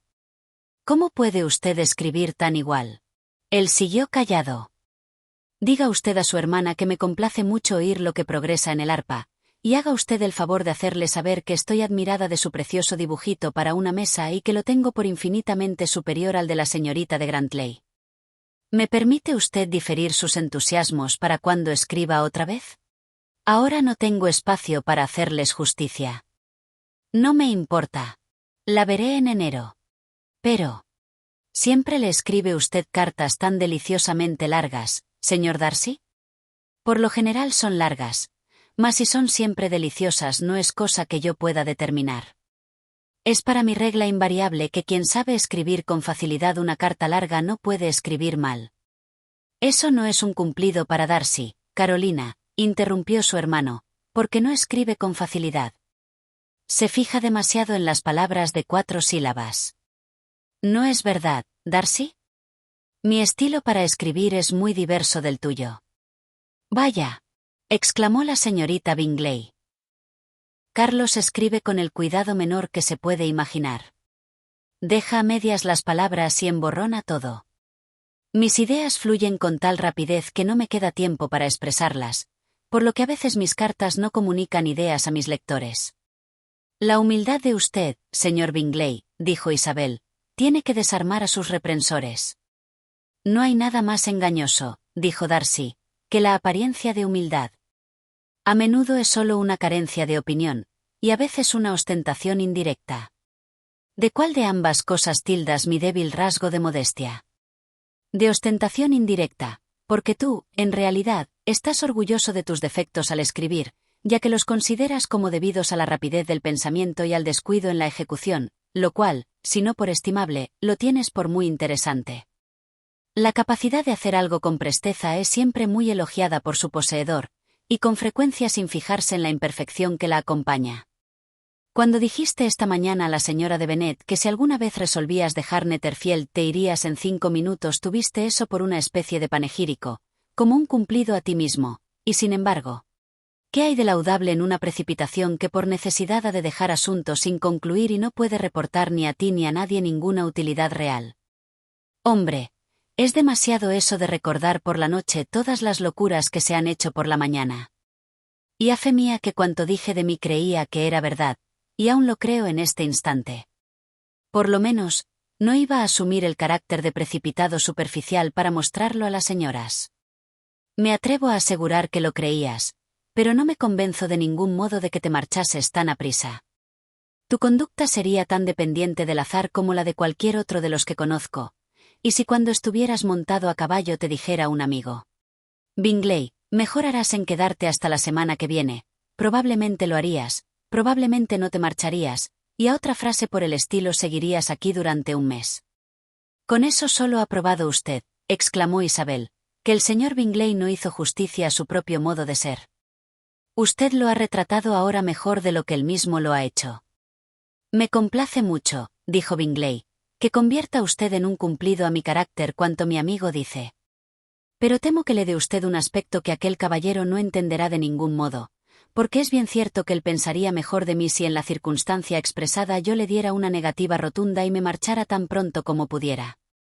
¿Consideraría entonces el señor Darcy compensada la presteza de su primitiva intención con su obstinación en seguirla? Doy mi palabra de que no sé explicarlo. Darcy tendrá que hablar por mí. Tú esperas que yo explique opiniones que tú das en llamar mías, pero que nunca he compartido. Con todo, admitiendo el caso para estar de acuerdo con lo que se alega, debe usted recordar, señorita de Bennet, que el amigo que suponíamos que deseaba que siguiese en su casa Bingley lo deseaba sin más ni más, se lo proponía sin ofrecerle argumento alguno en favor de esa decisión. ¿El ceder pronto y fácilmente a la persuasión de un amigo no es mérito para usted? El ceder sin convicción no habla en favor del entendimiento de ninguno de los dos. Paréceme, señor Darcy, que no concede usted nada a la influencia de la amistad y del afecto. La consideración hacia el suplicante hace a menudo acceder a una súplica sin esperar argumentos que la abonen. No me refiero en particular a este caso, tal como lo ha supuesto usted relacionándolo con el señor Bingley. ¿Acaso hayamos de esperar mucho hasta que se ofrezcan las circunstancias supuestas las cuales juzgamos la oportunidad de su conducta? Pero en general, y en los casos ordinarios entre amigos, cuando uno desea que el otro cambie de resolución, ¿pensaría usted mal de quien complaciera ese deseo sin esperar razones? ¿No sería conveniente antes de proseguir con este tema ponernos de acuerdo con alguna mayor precisión sobre el grado de importancia que habría de tener la súplica, así como sobre la intimidad subsistente entre las partes?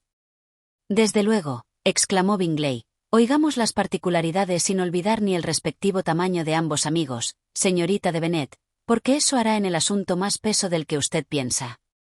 Aseguro a usted que si Darcy no fuera tan alto, comparado conmigo, no le habría tenido ni la mitad de consideración.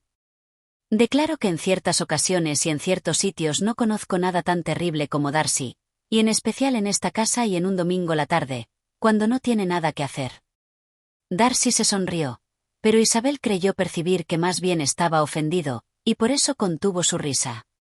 La señorita de Bingley se molestó mucho por el modo como había sido tratado y censuró a su hermano por decir tales tonterías. Conozco tu sistema, Bingley, dijo su amigo. Cuando no te gusta un tema, te es preciso que se termine. Tal vez. Esas son discusiones que se parecen mucho a disputas. Si la señorita de Bennet y tú diferís los argumentos hasta que yo esté ausente del salón, lo estimaré mucho, y entonces podrás decir de mí lo que quieras. Lo que usted nos pide, dijo Isabel, no es sacrificio por mi parte, y así el señor Darcy terminará mejor su carta. Darcy siguió su advertencia y acabó la carta que escribía. Cuando terminó su ocupación solicitó de la señorita de Bingley y de Isabel algo de música. La primera se dirigió veloz al piano, y tras una cortés invitación a Isabel para que comenzara, a la cual ésta se negó con igual cortesía y más seriedad, se sentó. La señora de Hurst cantó acompañada de su hermana, y mientras ambas se ocupaban en eso, Isabel no pudo prescindir de observar, al hojear unos libros de música que había al lado del piano, cuán frecuentemente se fijaban en ella los ojos de Darcy. Con dificultad podía ella suponer que fuera objeto de admiración para tan elevado personaje, y aún era más extraño que la mirara por el hecho de no gustarle. Solo, pues, pudo imaginar al fin que despertaba su atención por ofrecerle en su persona algo más reprensible, en orden a sus ideas, que otra cualquiera de las presentes. La suposición no la apenó. Gustaba de él demasiado poco para cuidarse de su aprobación. Tras de ejecutar algunas canciones italianas, la señorita de Bingley varió de atracción con un movido aire escocés, y poco después de comenzado, Darcy, acercándose a Isabel, le dijo: ¿No siente usted tentaciones, señorita de Bennet, de aprovechar semejante ocasión de bailar? Ella sonrió, sin contestar. Entonces él repitió la pregunta, como sorprendido de su silencio. «¡Ay!», respondió ella. «Ya le he oído a usted antes, pero no puedo determinar al instante qué debo decirle como contestación. Conozco que usted quiere que diga que sí para gozar del placer de despreciar mi gusto. Mas a mí me agrada siempre impedir tales bochornos y defraudar los desprecios premeditados de una persona. Por eso termino diciendo a usted que no necesito bailar de ningún modo, y ahora, desprécieme usted si se atreve». Cierto que no me atrevo. Como Isabel había pensado encararse con él, quedó confusa con su galantería, pero había en el modo de ser de ella tal mezcla de delicadeza y malicia que se le hacía difícil afrentar a nadie, y por otro lado, Darcy jamás había quedado tan encantado de una mujer como lo estaba de ésta. Creía de veras que, a no ser por la inferioridad de la parentela de ella, corría él algún riesgo. La de Bingley vio o sospechó lo bastante para ponerse celosa, y su gran ansiedad por el restablecimiento de su cara amiga Juana subió de pronto con el deseo de desembarazarse de Isabel. Trataba de hacer que a Darcy le desagradase la huéspeda hablándole del supuesto matrimonio y forjando planes sobre la especie de felicidad de semejante unión. «Espero», le dijo al día siguiente cuando paseaban juntos en el plantío de arbustos, «que cuando ese apetecible acontecimiento se realice hará usted a su suegra unas cuantas advertencias relativas a refrenar la lengua, y si también lo puede lograr, evite usted que las hijas menores vayan tras los oficiales. Y, si me es lícito mentar tan delicado asunto, trate usted de reprimir ese algo, lindante con la vanidad o con la impertinencia, que su dama de usted posee. ¿Tiene usted más que proponerme para mi felicidad doméstica? Vaya, sí, deje usted que los retratos de sus tíos Philip se coloquen en la galería de Pemberley. Póngalos junto a su tío abuelo de usted el juez. Tienen la misma profesión, como usted sabe, sino que en diferente categoría. En cuanto a retrato de su Isabel, no debe usted permitir que se lo hagan, ¿por qué? ¿Qué pintor podrá hacer justicia a sus hermosos ojos? Cierto que no sería fácil acertar con su expresión, pero su color, su forma y sus pestañas, tan extraordinariamente finas, podrían copiarse. En aquel momento se encontraron con la señora de Hurst y con la propia Isabel, que venían de otro paseo.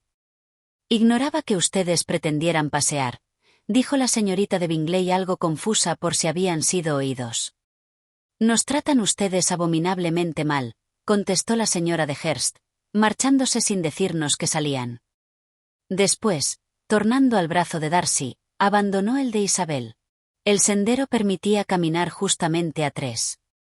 Darcy conoció lo poco a propósito que era y dijo al punto: «Este paseo no es bastante amplio para nuestra partida. Haremos mejor en irnos a la avenida». Pero Isabel, que no tenía el menor deseo de permanecer con ellos, contestó riendo: «Para nada, sigan ustedes ahí. Resultan ustedes deliciosamente agrupados. Lo pintoresco del grupo se perdería con admitir un cuarto. Adiós». Entonces se marchó contenta, regocijándose, mientras vagaba, con la esperanza de estar en su casa dentro de 1 o 2 días. Juana se hallaba tan repuesta que se proponía salir de su habitación durante un par de horas por la tarde. Capítulo 11. Cuando las señoras se levantaron de la mesa después de comer, Isabel subió a ver a su hermana, y habiéndola hallado bien protegida contra el frío, acompañóla al salón, donde sus amigas le dieron la bienvenida con grandes demostraciones de contento. Isabel nunca las había visto tan agradables como estuvieron entonces durante la hora que transcurrió hasta que entraron los caballeros. Su verbosidad fue grande. Pudieron describir con esmero un banquete, relatar con humor una anécdota y reírse con ingenio de sus conocidos. Pero cuando los caballeros entraron, Juana no siguió siendo el objeto más interesante. Los ojos de la señorita de Bingley se volvieron constantemente hacia Darcy, y ya tuvo que decirle algo antes de que él diera allí muchos pasos. El mencionado caballero se dirigió en derechura a Juana felicitándola con cortesía. El señor Hurst también le hizo una ligera inclinación, diciendo que se alegraba mucho, pero la efusión y el calor quedaron reservados para la felicitación de Bingley. Estuvo lleno de júbilo y pródigo en atenciones. La primera media hora la pasó avivando el fuego para que Juana no sufriese por el cambio de habitación, y ella se puso, accediendo a deseos de él, junto a la chimenea, más alejada de la puerta. Se sentó después al lado de ella, y casi no habló ya con nadie más. Isabel, mientras trabajaba enfrente, veía todo eso con gran satisfacción. Cuando concluyeron de tomar el té, el señor Hurst recordó a su cuñada la mesa de juego, pero en vano. Había conocido bien que a Darcy no le gustaban las cartas, y el señor Hurst vio pronto rechazada hasta su clara petición. Aseguróle aquella que nadie pensaba en jugar, y el silencio general sobre ese punto pareció justificarla. El señor Hurst no tuvo que hacer, por consiguiente, sino tenderse en uno de los divanes y dormirse. Darcy abrió un libro, la señorita de Bingley hizo lo propio, y la señora de Hurst, ocupada a solas en jugar con sus pulseras y sortijas, tomaba parte de vez en cuando la conversación de su hermano con Juana. La atención de la señorita de Bingley se dedicaba más a observar los progresos de Darcy en su libro que en leer el suyo propio, y estaba perpetuamente o haciéndole alguna pregunta o mirando la página que él leía. Con todo, no pudo atraerlo a ninguna clase de conversación. Él se limitaba a contestar a sus preguntas y proseguía su lectura. Al fin, agobiada con la perspectiva de tener que entretenerse con su libro, que solo había cogido por ser el segundo tomo del que leía él, dio un gran bostezo y dijo: «Qué agradable es pasar así una velada. Declaro que no hay placer como la lectura. Cuanto más pronto cansa cualquiera otra cosa que un libro. Cuando tenga casa propia me creeré desgraciada si no poseo una excelente biblioteca». Nadie replicó. Bostezó entonces de nuevo, arrojó a un lado su libro y lanzó la vista alrededor en busca de entretenimiento, cuando, oyendo a su hermano mencionar a Juana su baile, se volvió de repente hacia él y dijo: «De modo, Carlos, que piensas seriamente en dar un baile en Netherfield? Te aconsejaría que antes de decidirte consultases los deseos de los presentes. Mucho me engaño si no hay entre nosotros alguien para quien un baile resultaría más bien castigo que diversión». «Si lo dices por Darcy», exclamó su hermano, «puede él irse a la cama, si así lo prefiere, antes de que principie la fiesta. Pero en cuanto a dar el baile, es cosa en absoluto resuelta, y tan pronto como Nichols haya hecho suficiente sopa blanca hará circular las invitaciones». «Me gustarían muchísimo más los bailes», replicó ella, «si fueran de otro modo, pero hay algo pesado hasta lo insufrible en el proceso ordinario de semejantes reuniones. Sería mucho más racional que la conversación y no el baile fuera lo corriente». «Más racional, querida Carlota, lo concedo, pero no sería tan íntimo como un baile». Su hermana no contestó, levantándose poco después y paseando por el cuarto. Su figura era elegante y andaba bien, pero Darcy, a quien todo eso apuntaba, continuó todavía dedicado al libro. En la desesperación de sus sentimientos, resolvió ella un esfuerzo más, y volviéndose a Isabel le dijo: «Señorita de Bennet, persuádase usted a seguir mi ejemplo y dé una vuelta por el salón. Es cosa saludable tras de permanecer tanto tiempo sentada en la misma actitud». Isabel quedó sorprendida, pero accedió al punto. De ese modo la señorita de Bingley logró el objeto verdadero de su cortesía. Darcy levantó la vista. Se quedó tan extrañado por la novedad de aquella atención como la propia Isabel podía estarlo, e inconscientemente cerró el libro. Se le invitó de manera directa a unirse a ellas, pero lo rehusó, haciendo valer que no podía imaginar sino dos motivos únicos para que ambas quisiesen pasearse juntas arriba y abajo, con ninguno de los cuales era compatible que se les uniera. ¿Qué querrá decir?, pensó la de Bingley tratando de indagar la significación de aquello, y preguntó a Isabel si podía entenderlo. De ningún modo, fue su contestación, pero supongo que quiere mostrarse severo con nosotras, y el mejor medio de mortificarle será no preguntarle nada. Pero la señorita de Bingley era incapaz de mortificar en nada a Darcy, y por eso insistió en pretender que explicara los dos motivos a que él aludiera. No he de oponerme a explicarlos, dijo él en cuanto se le invitó a hablar. Ustedes eligen ese modo de pasar el rato o porque tienen que hacerse alguna particular confidencia para tratar asuntos secretos o porque saben que sus figuras resultan mejor paseando. Si es por lo primero, me interpondría en absoluto en su camino si me unía, y si es lo segundo, mejor las puedo admirar a ustedes sentado junto al fuego. Vaya, eso es horrible, exclamó la señorita de Bingley, nunca he oído nada tan abominable. ¿Cómo le castigaríamos por lo que ha dicho? Nada más fácil, con solo que lo pretenda usted, repuso Isabel. Todos nos podemos atormentar y castigar. Mortifíquelo usted, búrlese usted de él. Usted, que es su íntima, debe saber lo que conviene que se le haga. Pues es bien cierto que no lo sé. Aseguro a usted que mi intimidad aún no me ha enseñado eso. Mortificar a un temperamento tan tranquilo, a la misma presencia de ánimo. Para nada. Creo que no saldría gananciosa con eso, y en cuanto a burlarnos, no habremos de exponernos a hacerlo sin motivo. Del señor Darcy no se puede una reír. ¿Que no se puede una reír del señor Darcy?, exclamó Isabel. Es una ventaja singular, y espero que singular siga siendo, porque sería gran desdicha para mí tener muchos conocidos así. Me gusta mucho reírme. La señorita de Bingley, dijo él, me ha concedido más importancia de la que merezco. El más sabio y el mejor de los hombres, mejor dicho, la más sabia y mejor de las acciones puede tornarse ridícula a los ojos de una persona cuyo primer anhelo de la vida sea la risa. Cierto, replicó Isabel, que hay gentes así, pero supongo que no soy de ellas. Creo que jamás ridiculizo lo que es cuerdo y bueno. Locuras y necedades, antojos e inconveniencias son lo que me divierte, y de esas cosas me burlo siempre que puedo. Pero de las tales es precisamente, así lo supongo, de lo que usted carece. ¿Acaso no sea eso posible a todos? Pero el estudio de mi vida ha sido huir de semejantes debilidades, que a menudo exponen al ridículo a un buen entendimiento. Como la vanidad y el orgullo. Sin duda, la vanidad es en efecto una debilidad. Pero en cuanto al orgullo, donde se de verdadera alteza de entendimiento estará siempre bien regulado. Isabel volvió de nuevo a ocultar una sonrisa. Supongo que habrá usted concluido de examinar al señor Darcy, dijo la de Bingley, y suplico a usted que me diga qué deduce de su examen. Estoy plenamente convencida de que el señor Darcy no tiene pero. Él mismo lo reconoce a las claras. No, repuso Darcy, no he tenido semejante pretensión. Poseo suficientes defectos, mas creo que no proceden del entendimiento.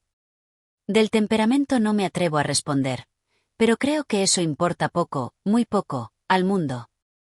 No puedo olvidar las locuras y los vicios ajenos tan pronto como debiera, ni sus ofensas a mí. Mis sentimientos no se apaciguan a cualquiera tentativa para cambiarlos. Mi temperamento acaso pudiera llamarse suspicaz. Cuando alguien ha perdido mi buena opinión, perdida la tiene para siempre. Cierto que eso es un defecto, exclamó Isabel. El resentimiento implacable es una verdadera sombra en el carácter. Pero usted ha elegido bien su defecto. Realmente no me puedo burlar de él, está usted libre de mí. Creo que en todo natural hay cierta tendencia a una determinada maldad, a un defecto, que es nativo y que no siempre puede vencer la buena educación. Y su defecto de usted es la propensión a odiar a todos. Y el de usted, repuso él con una sonrisa, es el no entenderlos premeditadamente. Hagamos un poco de música, exclamó la señorita Bingley cansada de una conversación en que no tomaba parte. Luisa, ¿no te importa que despierte a Hurst? Su hermana no opuso la menor objeción y fue abierto el piano, y a Darcy, tras breves momentos consagrados al recuerdo, no le pesó. Comenzaba a notar el peligro de dedicarse demasiado a Isabel. Capítulo 12. De acuerdo con su hermana, Isabel escribió la mañana siguiente a su madre suplicándole que les enviase el coche aquel día. Pero la señora de Bennet, que había calculado que la estancia de sus hijas en Netherfield duraría hasta el jueves siguiente, en que Juana llevaría allí una semana justa, no se avenía a recibirlas antes de esa fecha. Su respuesta no fue, pues, propicia, o por lo menos no fue a gusto de Isabel, quien estaba impaciente por volver a su casa. La señora de Bennet les decía que no era posible disponer del coche hasta el jueves, añadiendo en la posdata que si el señor Bingley y su hermana las instaban a quedarse más tiempo accedería muy a gusto. Mas Isabel estaba resuelta a no permanecer más allí, sin esperar siquiera que aquello se les propusiera. Y temerosa, por el contrario, de que fuesen consideradas molestas, instó a Juana a pedir al punto el coche a Bingley, y al fin decidieron ambas manifestar aquella misma mañana su proyecto de dejar Netherfield y hacer dicha petición. Esta petición provocó abundantes manifestaciones de sentimiento y que repetidas veces expusieran las Bingley su deseo de que se quedasen ellas hasta el día siguiente por lo menos, y así, hasta el día siguiente se demoró la partida. Con todo, a la señorita de Bingley no le agradó la dilación, pues sus celos y desagrado por una de las hermanas excedían en mucho a su afecto a la otra. El dueño de la casa sí que oyó con verdadera pena que Juana proyectara marcharse tan pronto, y con insistencia le hizo presente que no le convendría por no hallarse bastante repuesta, pero Juana era firme en todo cuanto juzgaba bien hecho. Por lo que toca a Darcy, la noticia fue bien acogida, pues Isabel había estado ya lo suficiente en Netherfield. Le atraía más de lo que él deseaba, y la señorita de Bingley era con ella descortés y con él más molesta que de ordinario. Con buen acuerdo, resolvió tener especial cuidado en que no se le escapase ninguna frase de admiración, nada que pudiera despertar en ella esperanzas de que su persona pudiese influir en la felicidad de él, atento a que si semejante idea había acudido a ella, la conducta que mostrase el último día debía pesar para confirmarla o ahuyentarla. Fiel a sus propósitos, apenas habló 10 palabras en todo el sábado, y aunque se les dejó solos durante media hora, se dedicó a su libro y ni siquiera la miró. El domingo, tras el servicio religioso de la mañana, se verificó la separación, tan grata a casi todos. La cortesía de la señorita de Bingley para con Isabel subió mucho al final, lo mismo que su afecto por Juana, y cuando partían, tras de asegurar a la última el placer que le causaría siempre el verla, así en Longbourn como en Netherfield, y de abrazarla tiernamente, apenas dio la mano a la primera. Isabel se despidió de todos con la mayor viveza de ingenio.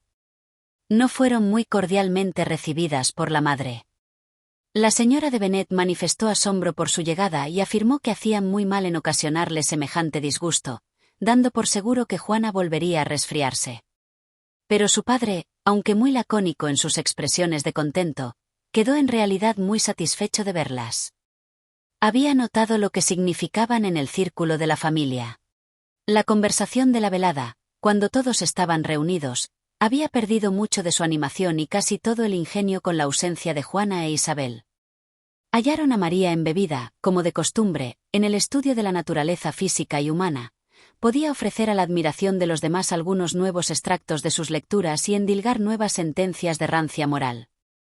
Catalina y Lidia guardaban para ellas informaciones de muy diversa especie. En el regimiento se había hablado mucho y se habían hecho muchas cosas desde el viernes anterior. Varios oficiales habían comido recientemente con su tío, había sido azotado un soldado, y en la actualidad se decía que el coronel Forster iba a casarse. Capítulo 13. Supongo, querida mía, dijo el señor Bennet a su mujer cuando almorzaban a la mañana siguiente, que habrás encargado buena comida para hoy, porque tengo razones para esperar cierta adición al número de los de nuestra familia. ¿Qué dices, querido mío? No sé que venga nadie, a no ser que a Carlota Lucas se le ocurra hacerlo, y creo que mis comidas son suficientemente buenas para ella. No creo que las vea a menudo así en su casa. La persona a quien aludo es un forastero. Los ojos de la señora de Bennet brillaron entonces. ¿Caballero y forastero?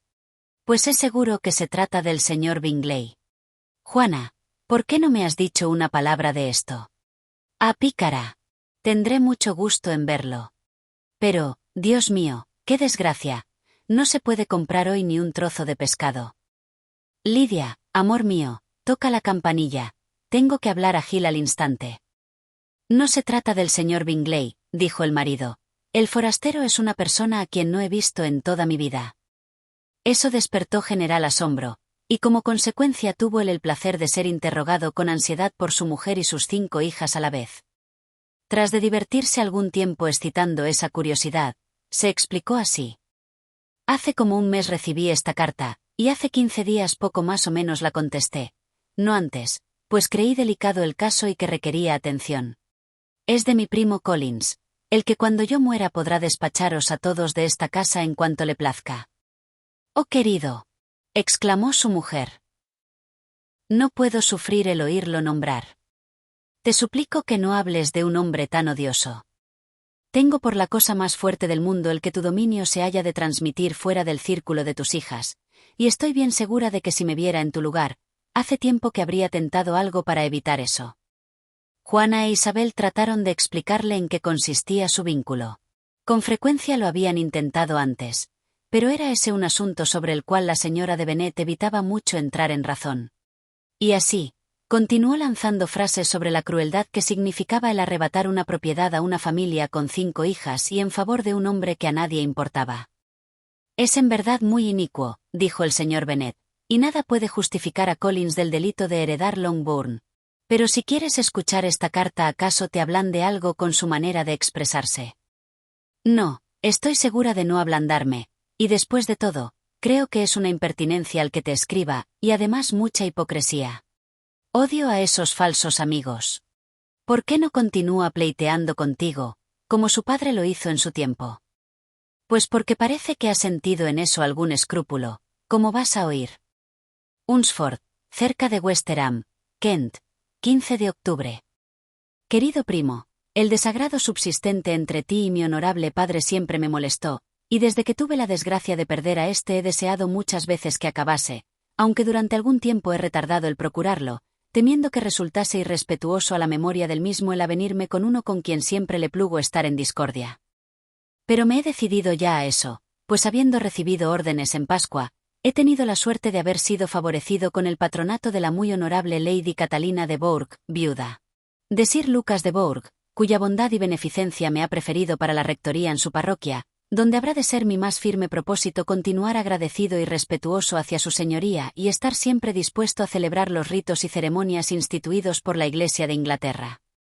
Por otra parte, creo que es obligación mía como eclesiástico promover y restablecer las bendiciones de la paz en todas las familias a que se extienda mi influencia. Y con ese fundamento, me lisonjeo de que mis actuales preludios de buena voluntad serán altamente recomendables y de que la circunstancia de ser heredero del vínculo de Longbourn será considerada benignamente por ti y no te llevará a rechazar la ofrenda de la rama de olivo. No puedo menos de sentir el perjuicio de tus amables hijas, y permite que me disculpe por ello y te asegure mi deseo de repararlo en cuanto sea posible en adelante.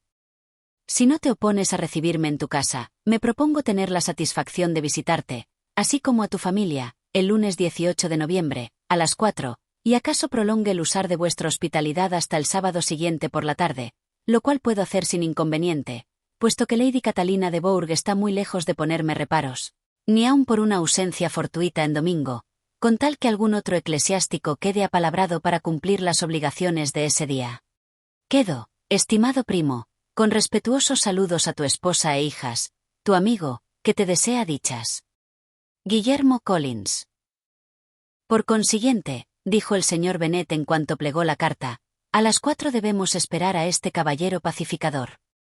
Parece un joven muy instruido y fino, a fe mía, y no dudo de que haremos con él un conocimiento valioso, en especial si Lady Catalina fuese tan indulgente que le permitiese volver a vernos.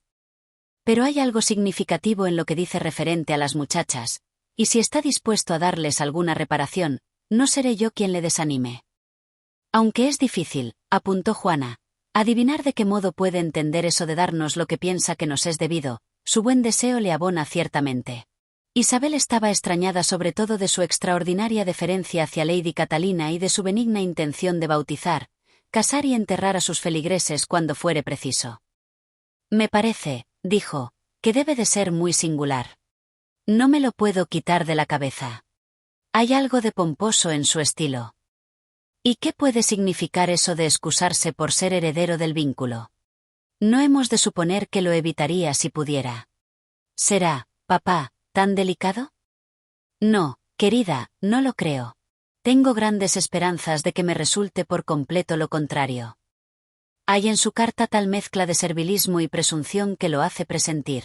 Estoy impaciente por verle. En cuanto a la redacción, dijo María, su carta no parece mala. La idea del ramo de olivo no es completamente nueva, pero me parece que está bien expresada. Por lo que hace a Catalina y Lidia, ni la carta ni su autor las interesaban lo más mínimo. No era probable que su primo viniera con traje rojo, y hacía algunas semanas que no gustaban de la sociedad de hombres con otro color. En lo tocante a la madre, la carta del señor Collins le había quitado mucho de su malquerencia y hallábase dispuesta a verle con un grado de moderación que asombrase a su marido y a sus hijas. El señor Collins llegó puntual a su hora y fue recibido con gran cortesía por toda la familia. Verdad es que el señor Bennet habló poco, pero las señoras estuvieron bastante propicias a conversar, y el señor Collins no parecía ni necesitado de que se le animase ni inclinado de por sí al silencio. Era un joven alto, de mirada tristona, y de 35 años. Su porte era grave y parado, y sus modales, muy ceremoniosos. No llevaba mucho tiempo sentado cuando felicitó a la señora de Bennet por tener tan bellas hijas. Manifestó que había oído mucho de su belleza. Pero que en ese punto la fama habíase quedado corta al lado de la realidad, añadiendo que no dudaba en haberlas de ver bien casadas a todas a su debido tiempo. La galantería no fue muy del gusto de alguna de las oyentes, pero la señora de Bennet, que no se andaba en cumplidos, contestó al punto. Eres muy amable, y de todo corazón deseo que sea como dices, porque de otro modo quedarían bastante desamparadas. De modo tan singular están dispuestas las cosas. ¿Aludes acaso al vínculo de esta propiedad? Ciertamente debes conocer que es asunto muy penoso para mis hijas. No es que te reconvenga, pues sé que semejantes cosas son debidas a la suerte. No se sabe cómo han de ir las posesiones cuando se vinculan. Mucho siento la desgracia de mis lindas primas, y no poco podría hablar sobre esa cuestión, mas no quiero parecer precipitado. Pero puedo asegurarles que vengo dispuesto a admirarlas. Por ahora no digo más. Cuando nos conozcamos mejor. Fue interrumpido por la invitación para ir a comer, y las muchachas se sonrieron entre sí. No fueron ellas el único objeto de ponderación del señor Collins. El vestíbulo, el comedor y todo su ajuar fueron por él examinados y elogiados, y esos elogios por todo hubiesen llegado al corazón de la señora de Bennet a no ser por la suposición mortificante de que él veía en todo ello su futura propiedad. La comida a su vez fue grandemente ensalzada, suplicando el que se le dijese a cuál de sus hermosas primas correspondía el mérito de su preparación. Pero aquí fue llamado al orden por la señora de Bennet, quien aseguró que ellos podían perfectamente tener un buen cocinero y que sus hijas nada tenían que hacer en la cocina. Él se disculpó por haberla disgustado, y aunque ella, en tierno tono, se manifestó como no ofendida, Collins continuó excusándose próximamente durante un cuarto de hora. Capítulo 14. Durante la comida el señor Bennet apenas habló, pero cuando se retiraron los criados juzgó que era ocasión de conversar algo con su huésped, y por eso sacó a colación un tema en que pensaba quedar bien ante éste diciéndole que era muy afortunado con su patrona. La atención que Lady Catalina de Bourgh prestaba a sus deseos y la importancia por él concedida a su propio confort fueron cosas que tocó el señor Bennet, y nada pudo haber elegido mejor. El tema condujo a Collins a emplear mayor solemnidad de modales que de ordinario, y con la mayor seriedad afirmó que en toda su vida no había visto conducta igual en una persona de su rango, ni tal afabilidad y condescendencia como él había observado en Lady Catalina. Habíase dignado aprobar los 2 sermones que ya había tenido el honor de predicar ante ella. Le había invitado también a comer 2 veces en Rosings, y el mismo sábado anterior había enviado por él para completar su partida de cuatrillo durante la velada.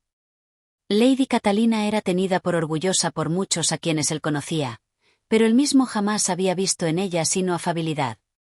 Le había hablado siempre como pudiera hacerlo a cualquier otro caballero.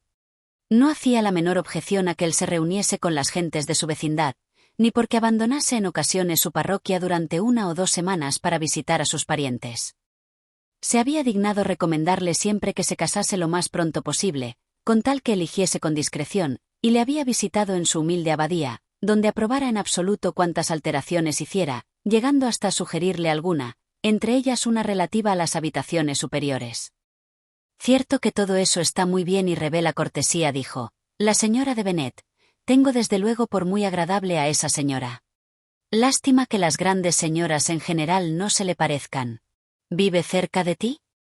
El jardín donde se alza mi humilde residencia está separado solo por un camino del parque de Rosings, morada de su excelencia. Creo que has dicho que era viuda. ¿Tiene familia? Solo una hija, la heredera de Rosings y de otras muy extensas propiedades. ¡Ay!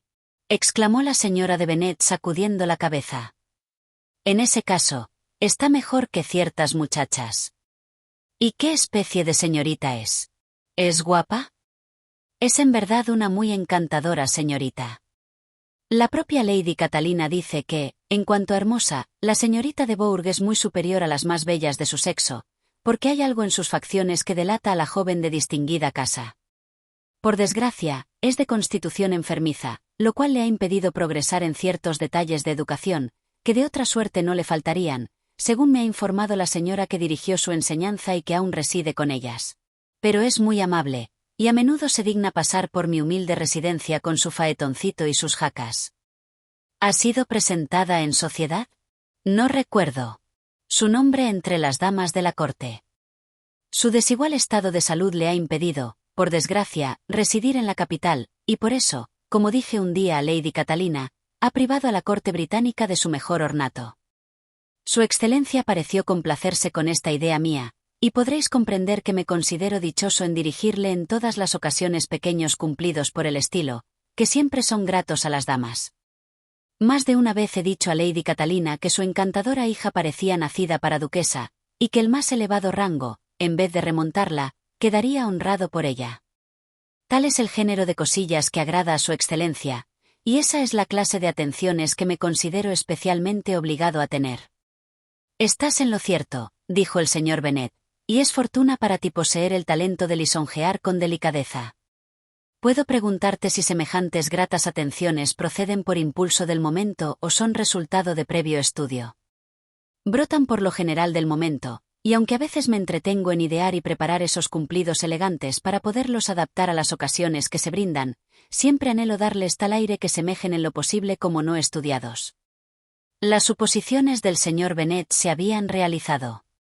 Su primo era tan absurdo como él había creído, y por eso le escuchaba con el más perverso gozo, conservando al propio tiempo la más absoluta compostura, y salvo alguna mirada a Isabel de vez en cuando, sin tratar de buscar copartícipes en su placer.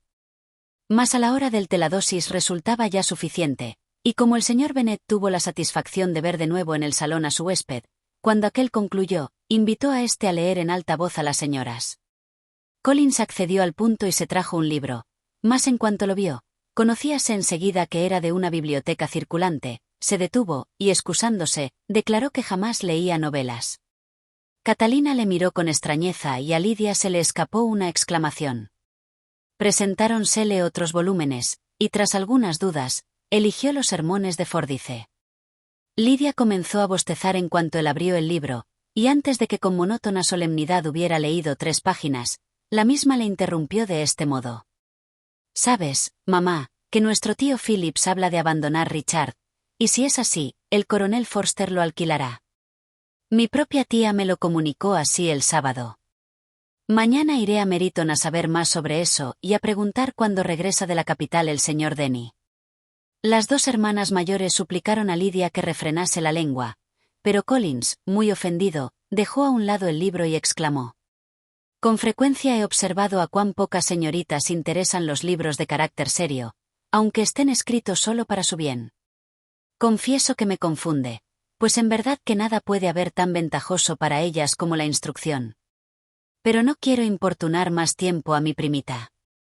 Volviéndose entonces hacia el señor Bennet, se le ofreció como rival en el juego de chaquete. El señor Bennet aceptó el reto, notando que obraba con gran cordura en dejar a las muchachas con sus peculiares entretenimientos de bagatelas. La señora de Bennet y sus hijas excusaron con mucha cortesía la interrupción de Lidia, prometiendo que eso no volvería a ocurrir si de nuevo tomaba el libro el señor Collins. Mas tras de asegurarles que no se resentía con su primita y que nunca tomaría por ofensa su conducta, se sentó en otra mesa con el señor Bennet y se dispuso a jugar al chaquete. Capítulo 15. No era Collins hombre delicado, y las deficiencias de la naturaleza habían sido poco suplidas por la educación y la vida social. Había pasado la mayor parte de su vida bajo la dirección de un padre avaro y sin cultura, y aunque él perteneció a una de las universidades, solo había adquirido en ella los conocimientos indispensables, sin pasar más allá. La sujeción en que su padre le había educado sirvió para proporcionarle en un principio gran modestia en su porte. Mas eso se hallaba al presente bastante contrapesado con la presunción propia de una cabeza ligera de vida retirada y los sentimientos consiguientes a una pronta e inesperada prosperidad.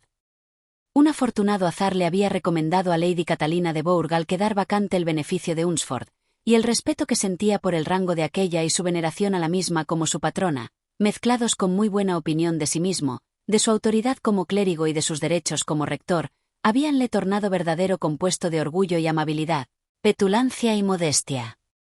Poseyendo ahora buena casa y más que suficientes ingresos, pretendía casarse, y al buscar la reconciliación con la familia de Lonobourne tendía la vista hacia una esposa, por pensar elegir como tal a una de las hijas si las encontraba tan bellas y agradables como le habían sido presentadas por la voz pública.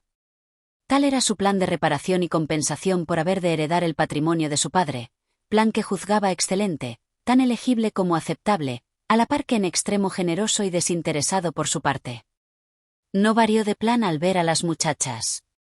El amoroso rostro de Juana le afirmó en sus propósitos, ayudándole a seguir fiel a sus rigurosas ideas sobre lo que se debe a la antigüedad, y así, durante la primera velada ella constituyó su decidida elección.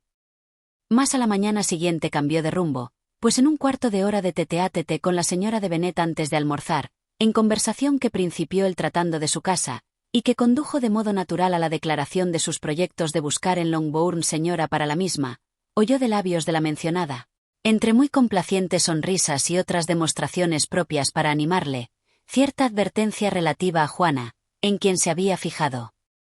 En cuanto a sus hermanas menores, nada podía decir de ellas, no le era dable contestar positivamente, pero no sabía de nadie que se hubiese adelantado. Ahora, por lo que tocaba a su hija mayor, probablemente iba a quedar en breve comprometida, y creía ella conveniente avisárselo.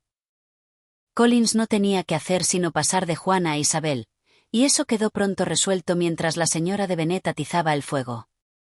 Isabel, que así seguía a Juana por nacimiento como por hermosa, la reemplazó por consiguiente. La señora de Bennet se percató bien de eso, confiando en que no tardaría en tener 2 hijas casadas, y así, el hombre de quien no podía sufrir que se hablase el día anterior quedó hoy elevadísimo en su estimación. El proyecto de Lidia de ir a Meryton no se había desechado. Todas las hermanas, a excepción de María, accedieron a ir con ella, y Collins iba a acompañarlas, a ruegos del señor Bennet, quien estaba muy deseoso de desembarazarse de aquel y tener su biblioteca para sí. Porque hasta entonces Collins le había seguido desde terminado el almuerzo, y allí habría continuado, ocupado en apariencia con uno de los mayores infolios de la colección, pero en realidad conversando con el señor Bennet, con muy escasas interrupciones, sobre su casa y su jardín de Hunsford. Todo eso descomponía al señor Bennet de modo extraordinario. En su biblioteca había estado siempre cómodo y tranquilo, y aunque preparado de antemano, según había dicho a Isabel, a encontrar locura y vanidad en los otros departamentos de la casa, habíase acostumbrado a verse libre de semejantes cosas allí. Por eso su cortesía se empleó pronto en invitar a Collins a unirse con sus hijas en su paseo, y aquel, que era en efecto más dado a pasear que a leer, se tuvo por feliz en extremo con cerrar su libro y marcharse. En pomposas expresiones por su parte y corteses asentimientos por la de sus primas transcurrió el tiempo hasta que entraron en Meryton. La atención de las más jóvenes no se dedicó desde entonces a él. Sus ojos anduvieron recorriendo las calles en busca de los oficiales, y nada, con excepción de algún sombrero de veras elegante o cierta muselina de completa novedad, logró atraerlas. Pero la atención de todas las señoritas se fijó pronto en un joven a quien antes no habían visto, de muy gentil aspecto y que paseaba con un oficial al otro lado de la calle. El oficial era el propio señor Denny, cuyo regreso de Londres venía Lidia a averiguar, y que se inclinó saludándolas cuando pasaron. Todas quedaron sorprendidas del porte del forastero, todas pensaban con curiosidad en quién podría ser. Y Catalina y Lidia, determinadas a averiguarlo si fuera posible, cruzaron la calle bajo pretexto de necesitar algo de la tienda de enfrente, y ganaron la acera cuando ambos caballeros, al volver, llegaban al mismo sitio. Denny se dirigió en derechura a ellas y suplicóles permiso para presentarlas a su amigo señor Wickham, llegado con el de la capital el día anterior, y del cual tenía el honor de decir que había aceptado un destino en su cuerpo. Eso era justamente lo único que faltaba, pues el joven solo necesitaba pertenecer al regimiento para resultar por completo encantador. Su aspecto le era favorable en gran manera. Poseía belleza, finos modales, buena figura y ameno trato. La presentación fue seguida por parte de él con una conversación en que manifestó la más completa soltura, pero acompañada de la más absoluta corrección y sin las menores pretensiones. Y toda la partida seguía de pie, comunicándose entre sí gratamente, cuando se hizo notar el ruido de unos caballos, y Darcy y Bingley aparecieron sobre ellos a través de la calle. Al distinguir a las señoras del grupo, los dos caballeros se dirigieron hacia ellas y comenzaron los saludos de rigor. Bingley fue quien más habló, y Juana su principal interlocutora. Díjole aquel que se encaminaban a Longbourn con el propósito de adquirir noticias suyas. Darcy lo corroboró con una inclinación. Y comenzaba a determinarse a no fijar los ojos en Isabel, cuando quedó de repente detenido por la visita del forastero, y como dio la casualidad de tener Isabel ocasión de ver el aspecto de los dos al mirarse entre sí, fue testigo del asombro que les causara el encuentro. Los dos cambiaron el color, tornándose uno pálido y otro rojo. Wickham, tras un breve momento, se llevó la mano al sombrero, saludo que Darcy se dignó devolver. ¿Qué podía significar eso? Era imposible imaginarlo. Éralo también ignorarlo demasiado tiempo. Un momento después Bingley, que no pareció enterado de lo ocurrido, se despidió y siguió adelante con su amigo. Denny y Wickham continuaron paseando con las muchachas hasta la puerta del señor Phillips, y allí se despidieron, a pesar de los apremiantes ruegos de Lidia referentes a que entrasen, y a pesar también de que la señora de Phillips abriera la ventana y secundase en voz alta la invitación. La señora de Phillips se alegraba siempre de ver a sus sobrinas. Las dos mayores, por su reciente ausencia, fueron en especial muy bien recibidas. Y estábales expresando su sorpresa por su rápido retorno a su casa, del cual, por no haber sido su coche propio quien las condujera, nada habría sabido sin darse la casualidad de topar en la calle con un aprendiz del señor Jones, quien le había dicho que no tenían que enviar más medicinas a Netherfield porque las señoritas de Bennet habían regresado, cuando su cortesía fue reclamada para Collins por la presentación que del mismo le hizo Juana. Recibiólo con la más exquisita educación, a la cual él correspondió con otra tanta, disculpando su introducción sin relación previa, lo cual, sin embargo, no impedía que él se enorgulleciese de que resultase justificada por su parentesco con las muchachas que le presentaban. La señora de Phillips quedó por completo abrumada con tal exceso de buena educación. Pero sus atenciones a semejante forastero acabaron pronto por causa de las exclamaciones y preguntas relativas al otro, del cual, no obstante, ella solo podía decir a sus sobrinas lo que ya sabían, que Denny lo había traído de Londres y que iba a desempeñar el cargo de teniente en la milicia del condado.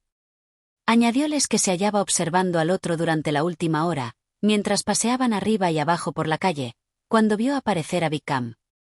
Catalina y Lidia habrían continuado en verdad semejante ocupación, pero, por desgracia, en la ocasión presente nadie pasaba bajo las ventanas, excepto unos pocos oficiales, que al lado del forastero resultaban camaradas estúpidos y desagradables. Algunos de ellos iban a comer con los Phillips al día siguiente, y la tía les prometió hacer que su marido invitase a Wickham y le introdujera también si la familia de Longbourn hubiera de venir por la tarde. Convínose así, y la señora de Phillips aseguró que tendrían un ruidoso juego de lotería y tras el su poco de cena caliente. La perspectiva de tamañas delicias era muy grata, y por eso las muchachas se ausentaron con la mayor alegría.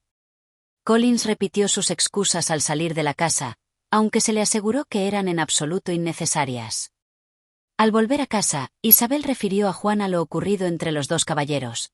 Mas aunque Juana sostenía que uno de ellos, o los dos, debían estar equivocados, no pudo explicarse el hecho mejor que su hermana. Collins, a su regreso, proporcionó mucho agrado a la señora de Bennet, ponderando los modales y la educación de la señora de Phillips. Aseguró que, excepto Lady Catalina y su hija, nunca había visto mujer más elegante, porque no solo le había recibido con la más extremada cortesía, sino que de hecho le había incluido en la invitación para la próxima velada, aun siéndole totalmente desconocido antes. Suponía que algo de ello podría atribuirse a su parentesco con ellas, pero aún así, jamás había recibido tanta atención en todo el curso de su vida. Capítulo 16. Como no se hizo ninguna objeción al compromiso de las muchachas con su tía y todos los escrúpulos de Collins por el hecho de dejar solos a los señores de Bennet durante su visita a los mismos por causa de una sencilla reunión quedaron firmemente refutados, el coche le condujo temprano a Meryton, en unión de sus 5 primas, y éstas, al entrar en el salón, tuvieron el gusto de oír que Wickham había aceptado la invitación de su tío y se hallaba entonces en la casa. Una vez comunicado esto y sentados todos, Collins quedó a sus anchas para mirar a su alrededor y dedicarse a admirarlo todo, y quedó tan sorprendido de las dimensiones y del ajuar de la pieza, que declaró haberse figurado que se encontraba en el pequeño comedor de verano de Rosings, comparación que al punto no produjo gran entusiasmo. Mas en cuanto la señora de Phillips supo por aquel lo que era Rosings y quién era su propietaria. Cuando hubo escuchado la descripción de uno solo de los salones de Lady Catalina y tuvo noticia de que tan solo la chimenea había costado 800 libras, conoció todo el valor de aquel cumplido y con dificultad habría lamentado que se comparase su salón con la habitación del mayordomo. En describirle todas las grandezas de Lady Catalina y de su mansión, con digresiones de vez en cuando en alabanza de su humilde abadía y de las mejoras que ésta iba recibiendo, se ocupó gratamente hasta que los otros caballeros se le unieron, habiendo hallado en la señora Phillips una oyente muy atenta, en quien cuanto escuchaba elevaba la opinión que formara de aquel, y que estaba resuelta a repetirlo todo ante sus vecinas tan pronto como le fuera posible. A las muchachas, que no podían escuchar a su primo y no tenían otra cosa que hacer sino ansiar tener a mano un instrumento de música y examinar las insignificantes imitaciones de China de la repisa de la chimenea, el intervalo de espera pareció muy largo. Pero por fin pasó. Los caballeros se aproximaron, y al entrar Wickham en la estancia notó Isabel que ni antes le había visto ni después pensado en él con excesiva admiración. Los oficiales de la milicia del condado gozaban en general mucho crédito, tenían caballerosa apostura, y lo mejor de todos ellos se encontraba en aquella reunión. Pero Wickham se alzaba tanto sobre todos los otros en cuanto a su persona, aspecto, aire y modo de andar, como ellos eran superiores al grueso tío Phillips, que olía a vino de Oporto y que los había seguido al salón. Wickham era el hombre dichoso a quien todos los ojos femeniles se volvían, e Isabel fue la feliz mujer junto a la cual él acabó por sentarse. Y el grato modo como al punto entró él en conversación, aunque fuera solo para hablar de que la noche era húmeda y de las probabilidades de una temporada lluviosa, hizo conocer a ella que los tópicos más comunes, más necios, más usados, pueden resultar interesantes por la habilidad de quien los emplea. Con rivales para ganar la atención de las bellas como eran Wickham y los otros oficiales, Collins pareció hundido en la insignificancia. Para las jóvenes no era nadie. Pero encontró aún a intervalos una amable interlocutora en la señora de Phillips, y estaba, debido a los cuidados de ésta, muy bien provisto de café y de pastas. Cuando se puso la mesa de juego vio oportunidad para corresponder a dicha señora sentándose a jugar al whist con ella. «Conozco poco este juego por ahora», díjole, «pero me gustaría progresar en él, habida cuenta de mi situación en la vida». La señora de Phillips quedó muy agradecida de su complacencia, aunque sin poder entender esas razones. Wickham no jugaba al whist, y con verdadero deleite fue recibido en otra mesa entre Isabel y Lidia. Al principio pareció que la segunda iba a acapararle en absoluto, pues era muy resuelta habladora, pero como a la vez era en extremo aficionada a la lotería, pronto se interesó demasiado en el juego y se dedicó sobradamente a hacer apuestas y dirigir exclamaciones, para poder prestar atención a otra cosa cualquiera. Gracias a la conversación general propia del juego Wickham pudo vagar para departir con Isabel, y ella estaba deseosísima de escucharle, aunque lo que sobre todo ansiaba oír, o sea la historia de su conocimiento con Darcy, no tenía esperanza de que se mencionase. Ni siquiera se atrevió a nombrar a dicho caballero. Mas su curiosidad quedó satisfecha de modo inesperado. El propio Wickham comenzó el tema. Preguntó cuánto había de Meryton a Netherfield, y tras de recibir la contestación volvió a preguntar con inquietud cuánto hacía que estaba allí el señor Darcy. «Un mes poco más o menos», contestó Isabel, y entonces, no queriendo abandonar el tema, añadió. Creo que es persona de grandes propiedades en el condado de Derby. Sí, contestó Wickham, su hacienda es importante, 10.000 libras anuales. No podría usted encontrar a nadie más apto que yo mismo para dar a usted informes verídicos sobre él, porque he estado relacionado con su familia de modo especial desde mi infancia. Isabel no pudo menos de mirarle con sorpresa. Admirará a usted, señorita de Bennet, esta aserción mía después de haber visto, cual lo habrá hecho usted probablemente, la frialdad de nuestro encuentro ayer. ¿Tiene usted mucha relación con el señor Darcy? Toda la que deseo tener, repuso Isabel con viveza. He pasado 4 días en la misma casa que él y le tengo por muy desagradable. Yo no tengo derecho a dar mi opinión, continuó Wickham, en cuanto a si es o no agradable. No me es lícito formarla siquiera. Le he conocido durante demasiado tiempo y sobrado bien para ser juez conveniente. Para mí es imposible ser imparcial. Pero creo que su opinión de usted sobre él sorprenderá en general, y tal vez no la expresaría usted con tanta claridad en ningún otro sitio. Aquí está usted entre su propia familia. A fe mía que no digo aquí sino lo que diría en cualquiera otra casa de la vecindad, menos Netherfield. Todo el mundo está disgustado por su orgullo. No encontrará usted nadie que hable más favorablemente de él. No puedo pretender dolerme, dijo Wickham tras una corta pausa, de que ni él ni nadie no sean estimados en más de sus méritos, pero con él no ocurre eso de ordinario. La gente se ciega con su fortuna y con su importancia, o queda sobrecogida por sus distinguidos e imponentes modales, y así, lo ve solo como él quiere ser visto. Yo, a pesar de lo ligero de su relación con él, lo tendría por persona de malas cualidades. Wickham se limitó a sacudir la cabeza. Me maravilla, dijo a la próxima ocasión de tomar la palabra, que parezca que ha de estar mucho en este condado. Lo ignoro en absoluto, pero nada oí acerca de su marcha cuando estuve en Netherfield.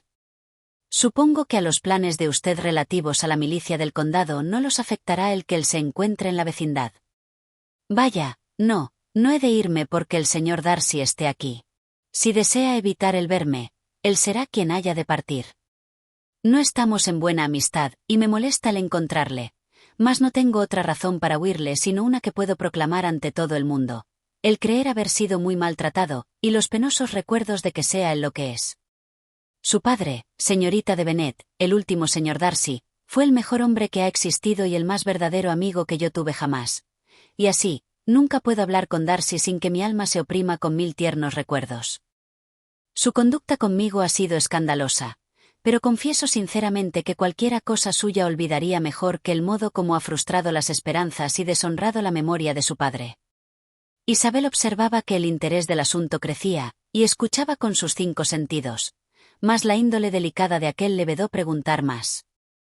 Wickham comenzó a hablar de lugares comunes, Meryton, la vecindad, la sociedad, mostrándose muy complacido de cuanto había visto, y hablando, sobre todo de lo último, con fina y patente galantería. La perspectiva de constante sociedad, y de sociedad buena, añadió, ha sido mi principal atractivo para entrar en la milicia del condado. Sabía que era un cuerpo muy respetado, muy agradable, y mi amigo Denny me tentó además describiéndome su actual residencia y contándome las grandes atenciones y relaciones excelentes que Meryton le ha procurado. La sociedad, lo confieso, me es necesaria. He sido un hombre engañado, y mi espíritu no sufre la soledad. Necesito ocupación y trato. La vida militar no es lo que yo creía, pero las circunstancias me la han hecho hoy ventajosa. Mi profesión debió haber sido la Iglesia. Para ella estaba educado, y me hallaría en la actualidad en posesión de muy pingüe beneficio si así hubiera placido al caballero de quien ahora mismo estábamos tratando. ¿De veras? Sí. El último señor Darcy me legó la primera presentación que correspondiese a la familia. Era mi padrino y me quería entrañablemente.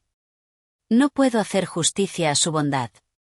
Proyectaba ayudarme en grande, y creyó haberlo hecho, mas cuando la vacante del beneficio sobrevino, este fue dado a otro. «Cielos», exclamó Isabel, «¿pero cómo pudo ser eso? ¿Cómo se pudo prescindir de la voluntad del padre? ¿Cómo no buscó usted reparación legal?»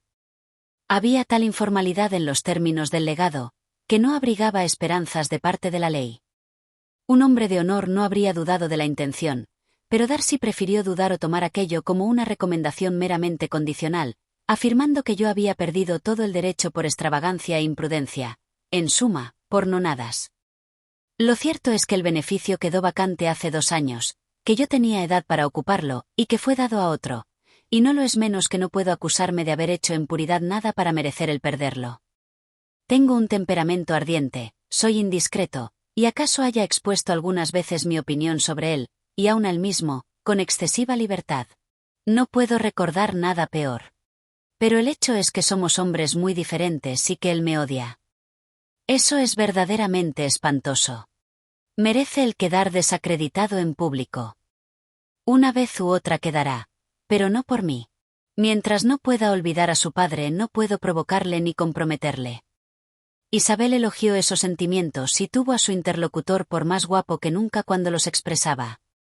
Pero, continuó ella tras un silencio. ¿Qué puede haber dado motivo para eso? ¿Qué puede haberle inducido a conducirse con esa crueldad? Un absoluto y firme desagrado hacia mí, que no me es dable atribuir sino hasta cierto punto a los celos. Si el último señor Darcy me hubiera amado menos, su hijo me habría tolerado mejor. Pero el extraordinario afecto de su padre hacia mí le molestó, según creo, desde temprana edad. No tenía carácter para sufrir la especie de competencia en que nos hallábamos, la preferencia que aquel me daba a menudo. No habría supuesto al señor Darcy tan malo como todo eso, pues aunque nunca me ha gustado, jamás he pensado de él tan mal. Había juzgado que despreciaba a las gentes en general, pero no sospeché que llegara a tan maligna venganza, a tal injusticia, a semejante inhumanidad. Tras algunos minutos de reflexión prosiguió, con todo, ella. Recuerdo que se jactaba un día en Netherfield de lo implacable de sus sentimientos, de tener un carácter que no perdonaba. Su natural debe ser terrible. No he de exponer mi opinión, replicó Wickham, es difícil que pueda ser yo justo con él. Isabel meditó de nuevo para sus adentros, y tras algún tiempo exclamó. Tratar de semejante manera al ahijado, al amigo, al favorito de su padre. Y pudiera haber añadido, a un joven, además, como usted, cuyo solo aspecto garantiza la amabilidad, pero se limitó a decir. Y a uno, además, que acaso haya sido su compañero de la niñez, unido con él, según creo que usted ha dicho, del modo más íntimo. Habíamos nacido en la misma parroquia, dentro del mismo parque. La mayor parte de nuestra juventud la pasamos juntos, viviendo en la misma casa, participando de los mismos juegos, siendo objeto de los mismos cuidados paternales. Mi padre comenzó por la profesión en que parece que su tío de usted, el señor Phillips, ha alcanzado tan subido crédito, pero prescindió de todo para ponerse a la disposición del señor Darcy, y consagró todo su tiempo al cuidado de la propiedad de Pemberley. Era sumamente estimado del señor Darcy, su muy íntimo y confidencial amigo. El propio señor Darcy reconoció a menudo que estaba muy obligado al celo y a la actividad de mi padre, y cuando, poco antes de la muerte de éste, aquel le prometió de modo espontáneo cuidarme, yo estaba convencido de que lo creía a la par una deuda de gratitud hacia mi padre y de afecto hacia mí. ¡Qué extraño!, exclamó Isabel. ¡Qué abominable! Me asombra que el mismo orgullo del señor Darcy no le haya hecho justo para con usted. Si no por otro motivo, por ser lo suficiente orgulloso para no ser honrado, ya que falta de honradez hay que llamar a eso. Es raro, replicó Wickham, porque en casi todas sus acciones se rastrea el orgullo, y el orgullo ha sido de antiguo su mejor amigo. Se ha maridado con la virtud más que otro cualquier sentimiento. Pero en este caso nuestro ninguno de los dos se atuvo a su carácter, y en su conducta conmigo hubo impulsos más fuertes que el orgullo. ¿Es posible que un orgullo tan abominable haya podido producir en él algún bien? Sí, le ha arrastrado con frecuencia a ser liberal y generoso, a dar a porfía su dinero, a mostrarse hospitalario, a ayudar a sus colonos, a socorrer al pobre. El orgullo de familia, orgullo de hijo, porque está muy orgulloso de lo que era su padre, ha obrado todo eso. El deseo de hacer ver que no deshonraba a su familia, que no disminuía en cuanto a popularidad ni perdía la influencia de la casa de Pemberley, ha sido su poderoso acicate. Tiene también orgullo de hermano, el cual, junto con algo de afecto fraternal, le ha convertido en un muy amable y cuidadoso custodio de su hermana, y de ordinario oirá usted que es tenido como el hermano más atento y mejor. ¿Qué tal muchacha es la señorita de Darcy? Él meneó la cabeza. Desearía poderla llamar amable.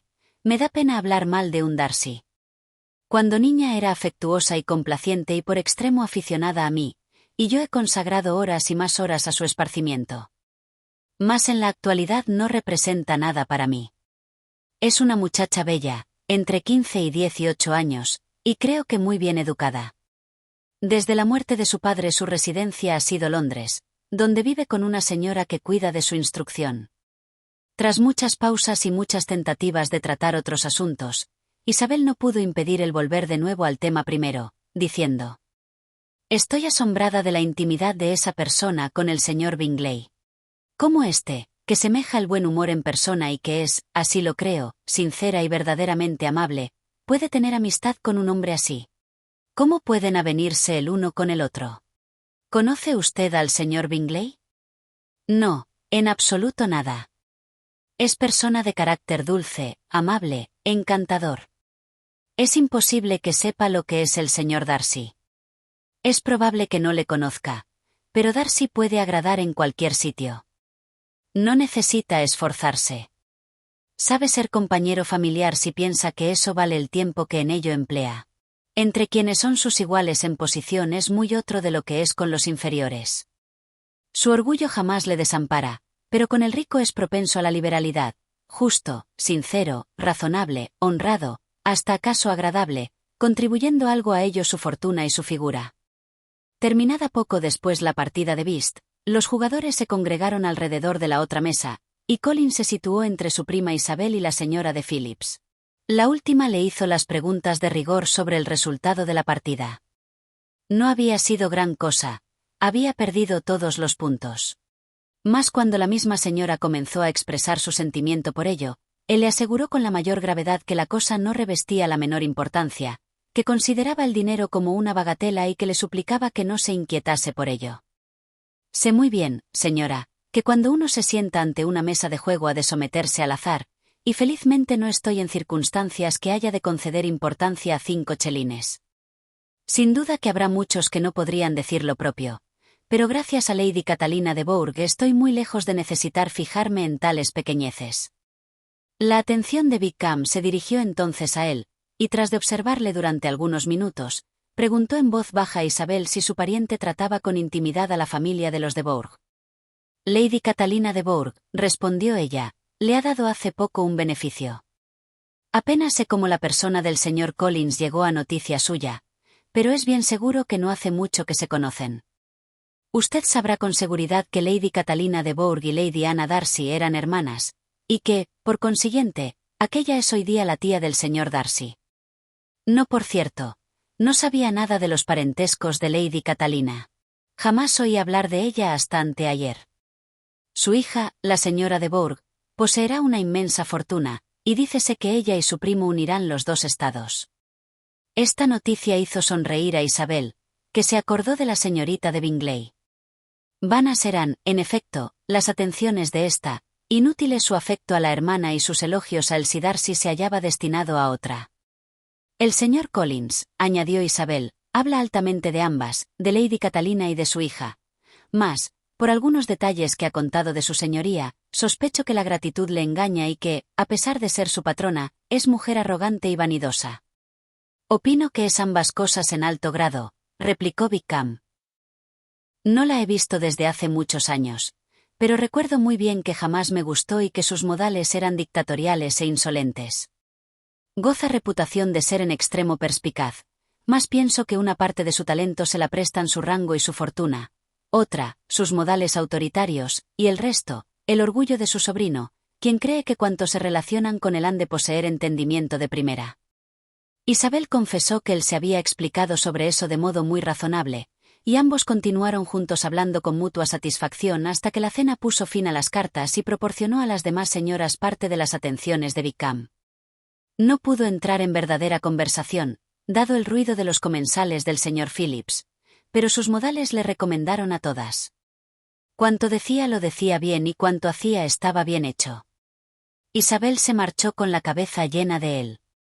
No pudo pensar en nada sino en Wickham y en cuanto éste le había dicho, en todo el camino hasta su casa, pero no tuvo tiempo ni aún para mentar su nombre mientras a ella se dirigieron, pues ni Lydia ni Collins dejaron de hablar. Lydia habló sin parar de los billetes de la lotería, de lo que había perdido y de lo que había ganado, y en cuanto a Collins, con elogiar la finca de los señores de Phillips, asegurar que no le hacían mella lo más mínimo sus pérdidas en el whist, enumerar todos los platos de la cena y repetir varias veces que temía hacer ir apretadas a sus primas. Tuvo más que decir de lo que pudiera desarrollar con holgura antes de que el coche parara ante la casa de Longbourn.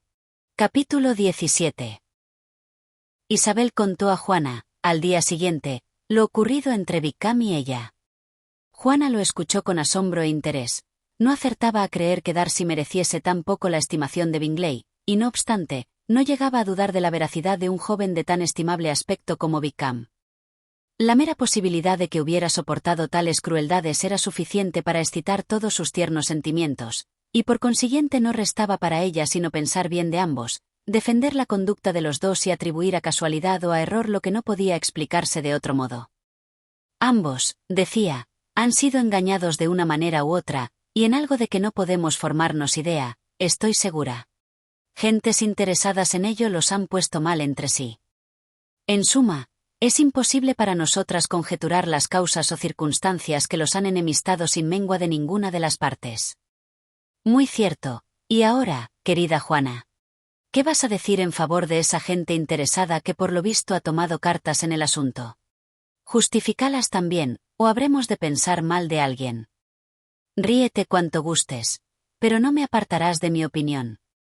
Considera, queridísima Isabel, en cuán desgraciada situación coloca al señor Darcy el hecho de haber tratado de semejante modo al favorito de su padre, a aquel de quien su padre había prometido cuidar.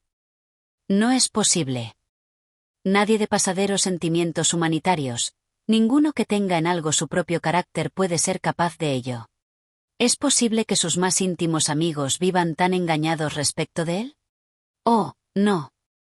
Creería que el señor Bingley se hallaba enterado de eso, antes de pensar que el señor Wickham inventara historia tal sobre su misma persona como la que me refirió la noche pasada, nombres, hechos, todo citado sin rodeos.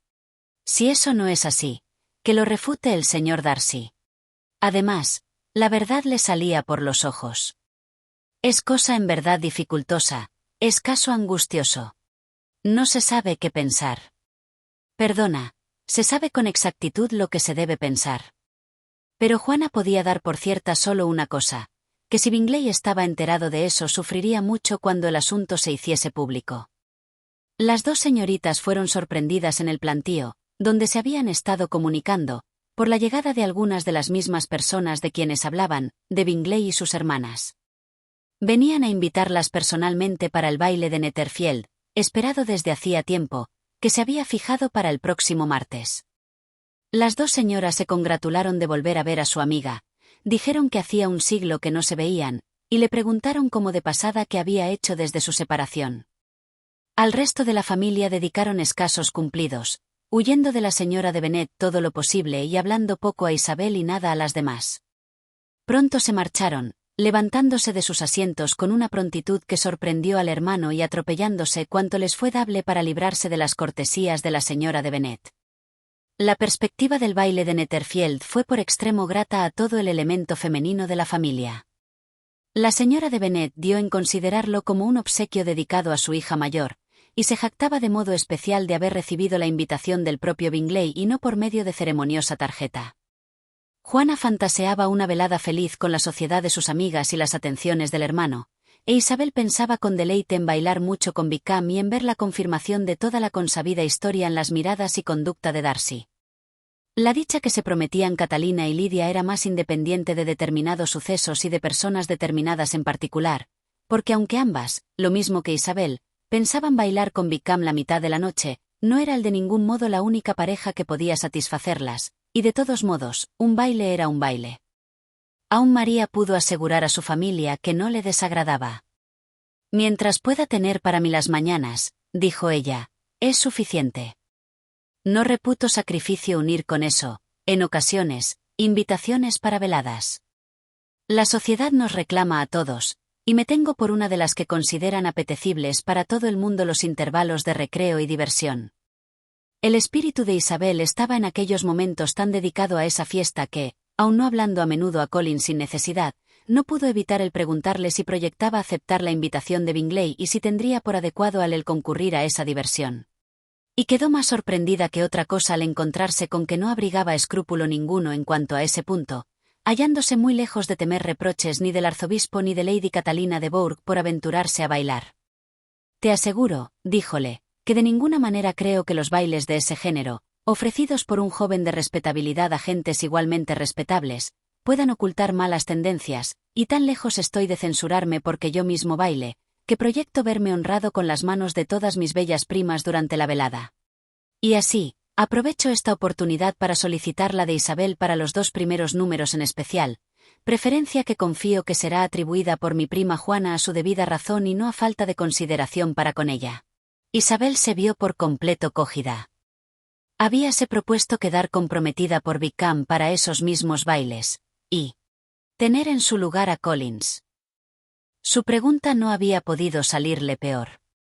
La felicidad de Wickham y la suya propia quedaban por fuerza más alejadas, y aceptó la proposición de Collins de tan buen talante como le fue posible. No quedó menos molestada por esa galantería por creer que pudiera provenir de algo más. Entonces, por primera vez se le ocurrió que fuera ella la elegida entre las hermanas para ser señora de la abadía de Hunsford y para ayudar a completar la mesa de cuatrillo de Rowsings en ausencia de más escogidos visitantes. La idea llegó pronto a convicción en cuanto observó la creciente finura de Collins hacia ella, y escuchó las frecuentes tentativas de elogio por su ingenio y vivacidad, y aunque más asombrada que contenta por ese efecto de sus encantos, no pasó mucho sin que su madre le diera a entender que la probabilidad de su matrimonio le era por extremo grata. Isabel, no obstante, no quiso darse por aludida, por estar convencida en absoluto de que la consecuencia de replicar sería una fuerte disputa. Collins no haría nunca tal proposición, y hasta que la hiciera era inútil disputar sobre eso. Si no hubiera sido por prepararse un baile en Netherfield y por hablar del mismo, la menor de las señoritas de Bennet se habría visto en situación bien desgraciada por aquel entonces, porque desde el día de la invitación vino tal racha de lluvias que impidió el ir a Meryton una sola vez. No se pudo ver a la tía, ni a los oficiales, ni andar a caza de noticias, y aun los preparativos para Netherfield tuvieron que procurárselos por encargo. Hasta Isabel hubo de ensayar su paciencia con el tiempo que hacía, que suspendió totalmente el progreso de su relación con Wickham. Y nada que fuese inferior a un baile del martes pudiera haber hecho soportables a Catalina y Lidia un viernes, sábado, domingo y lunes como aquellos. Capítulo 18. Hasta que Isabel penetró en el salón de Netherfield y buscó en vano a Wickham entre el grupo de casacas rojas que allí se veían reunidas, jamás le había ocurrido dudar de que estaría presente. La seguridad de hallarle no había sido contrariada por ninguno de aquellos recuerdos que pudieran, no sin razón, haberla alarmado.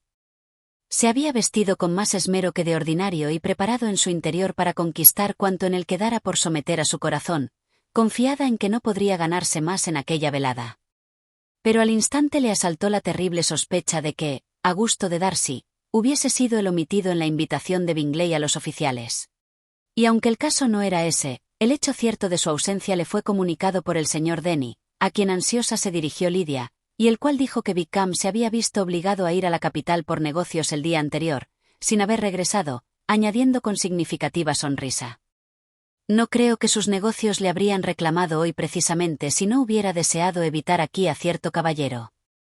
Esa parte de sus palabras, aunque no oída por Lidia, fue pescada por Isabel, y cuando así se le aseguró que Darcy no era menos responsable de la ausencia de Wickham que si su primera sospecha hubiera resultado cierta, todos sus sentimientos de desagrado contra el primero se exacerbaron de tal modo que apenas pudo contestar con cortesía a las finas preguntas que él se acercó a dirigirle después directamente.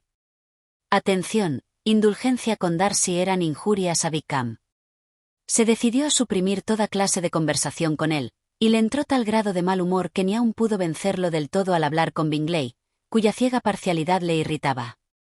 Pero Isabel no estaba hecha para el mal humor, y aunque todas sus perspectivas sobre aquella velada quedaban destruidas, no podía aquel habitar largo tiempo en su espíritu. Y así, tras de comunicar todas sus pesadumbres a Carlota Lucas, a quien no había visto en una semana, se halló en disposición de transigir con las singularidades de su primo y de hacérselo conocer a ella. Mas los 2 primeros bailes le afligieron de nuevo. Fueron bailes mortificantes. Collins, torpe y solemne, disculpándose en vez de fijarse y moviéndose erradamente a menudo, sin darse cuenta, proporcionó a ella cuanto disgusto y vergüenza puede proporcionar una pareja molesta en un par de números. El momento de verse libre de él la hizo feliz. Bailó el número inmediato con un oficial, teniendo el alivio de hablar de Wickham y de oír que era unánimemente estimado. Cuando terminó volvió donde estaba Carlota, y con ella conversaba, cuando de repente se le dirigió Darcy, sorprendiéndola tanto con pedirle un baile que, sin percatarse ella de lo que hacía, se lo concedió. Él se marchó paseando enseguida, y ella quedó disgustada de su falta de presencia de ánimo. Carlota trató de consolarla. Estoy por decir que lo has de encontrar muy agradable. No lo quiera el cielo. Esa sería la mayor desgracia de todas. Hallar agradable a un hombre a quien se ha determinado odiar. No me desees semejante mal. Cuando se reanudó la danza y Darcy se le aproximó a reclamarla como pareja, Carlota no pudo evitar el recomendar a su amiga con un cuchicheo que no fuese simple ni permitiese que su recuerdo de Wickham le hiciera parecer desagradable a los ojos de un hombre que valía 10 veces más que aquel. Isabel no contestó y ocupó su sitio, confundida, con la altura a que había llegado, de verse enfrente de Darcy y leyendo en las miradas de sus vecinos asombro igual al notar eso. Permanecieron algún tiempo sin hablar palabra, y comenzaba ella ya a imaginar que su silencio se iba a prolongar durante todo el rato, resuelta en principio a no romperlo, cuando de pronto, pensando que el mayor castigo para su pareja sería obligarle a hablar, hizo cierta menuda observación sobre el baile. Él contestó y quedó otra vez callado. Tras una pausa de algunos minutos, se dirigió a él por segunda vez, diciendo: «Ahora le toca a usted, señor Darcy. Yo he hablado sobre el baile y a usted le corresponde hacer alguna observación sobre las dimensiones de la sala o el número de las parejas».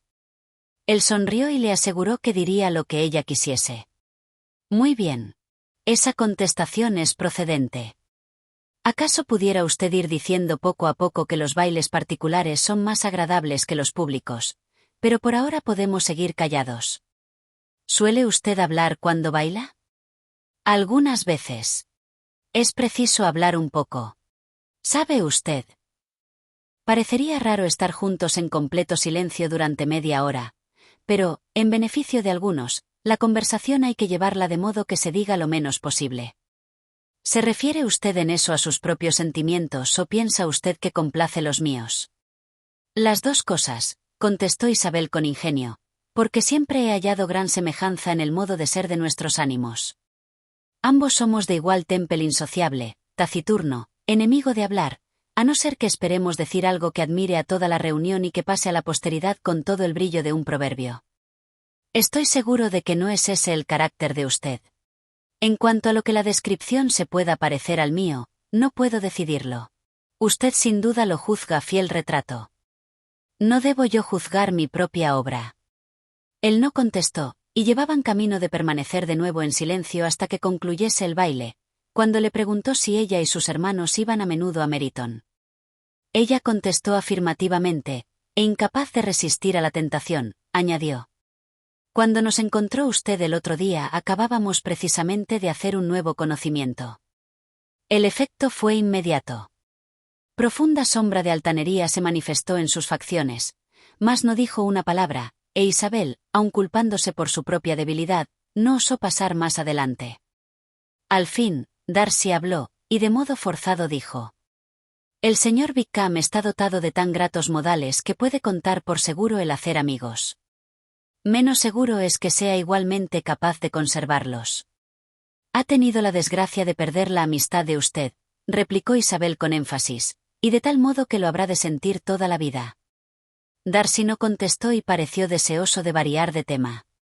En aquel momento Sir Guillermo Lucas parecía acercarse allí pretendiendo pasar por aquel sitio a otro lado del salón, pero al percibir a Darcy se detuvo, inclinándose con marcada cortesía para felicitarle por su manera de bailar y por su pareja. «He tenido sumo placer, estimado señor. Tan excelente modo de bailar no se ve con frecuencia. Claro se manifiesta que pertenece usted a los más elevados círculos. Permítime deciros, con todo, que seguramente no os desagradará vuestra bella pareja y que espero gozar repetidas veces de este placer, en especial cuando un acontecimiento en verdad deseable, querida Isabel, dijo mirando a su hermana y a Bingley, se realice. ¿Cuántas dichas no ha de proporcionar? Apelo al señor Darcy. Mas no quiero interrumpir a usted, señor mío, la hechicera conversación de esta señorita, cuyos grandes ojos también me reconvienen. La última parte de la arenga apenas fue escuchada por Darcy, pero la alusión de Sir Guillermo a su amigo pareció impresionarle fuertemente, y dirigió la mirada con expresión de seriedad hacia Bingley y Juana, que bailaban juntos. Mas, reponiéndose pronto, se volvió a Isabel y dijo: La interrupción de Sir Guillermo me ha hecho olvidar lo que estábamos hablando. No me acuerdo en absoluto de lo que era. No ha podido Sir Guillermo interrumpir a dos personas del salón que tuvieran menos que decirse. Hemos tratado ya, sin resultado, de 2 o 3 cosas, y no acierto a imaginar de qué podríamos hablar. ¿Qué piensa usted de los libros? Dijo él riendo. ¿Los libros? Vaya, no, estoy segura de que no leemos nunca los mismos, o por lo menos con idénticos sentimientos. Lamento que usted lo crea así. Pero si así fuera, eso, en todo caso, no puede proporcionarnos carencia de tema. Podemos comparar nuestras diversas opiniones.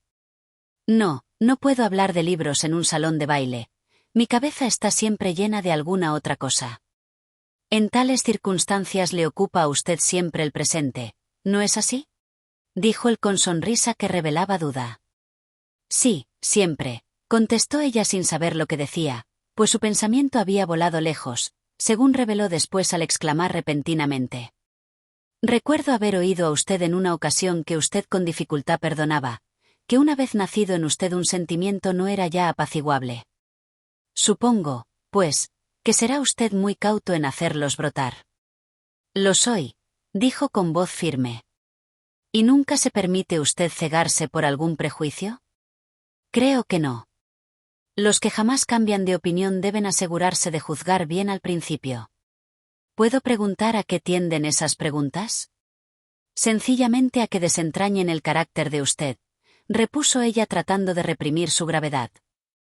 Estoy ensayando a descifrarlo. ¿Y cuál es el resultado que obtiene usted? Ella sacudió la cabeza. No consigo descifrarlo de ningún modo. Oigo tan encontradas opiniones sobre usted que me quedo grandemente confusa.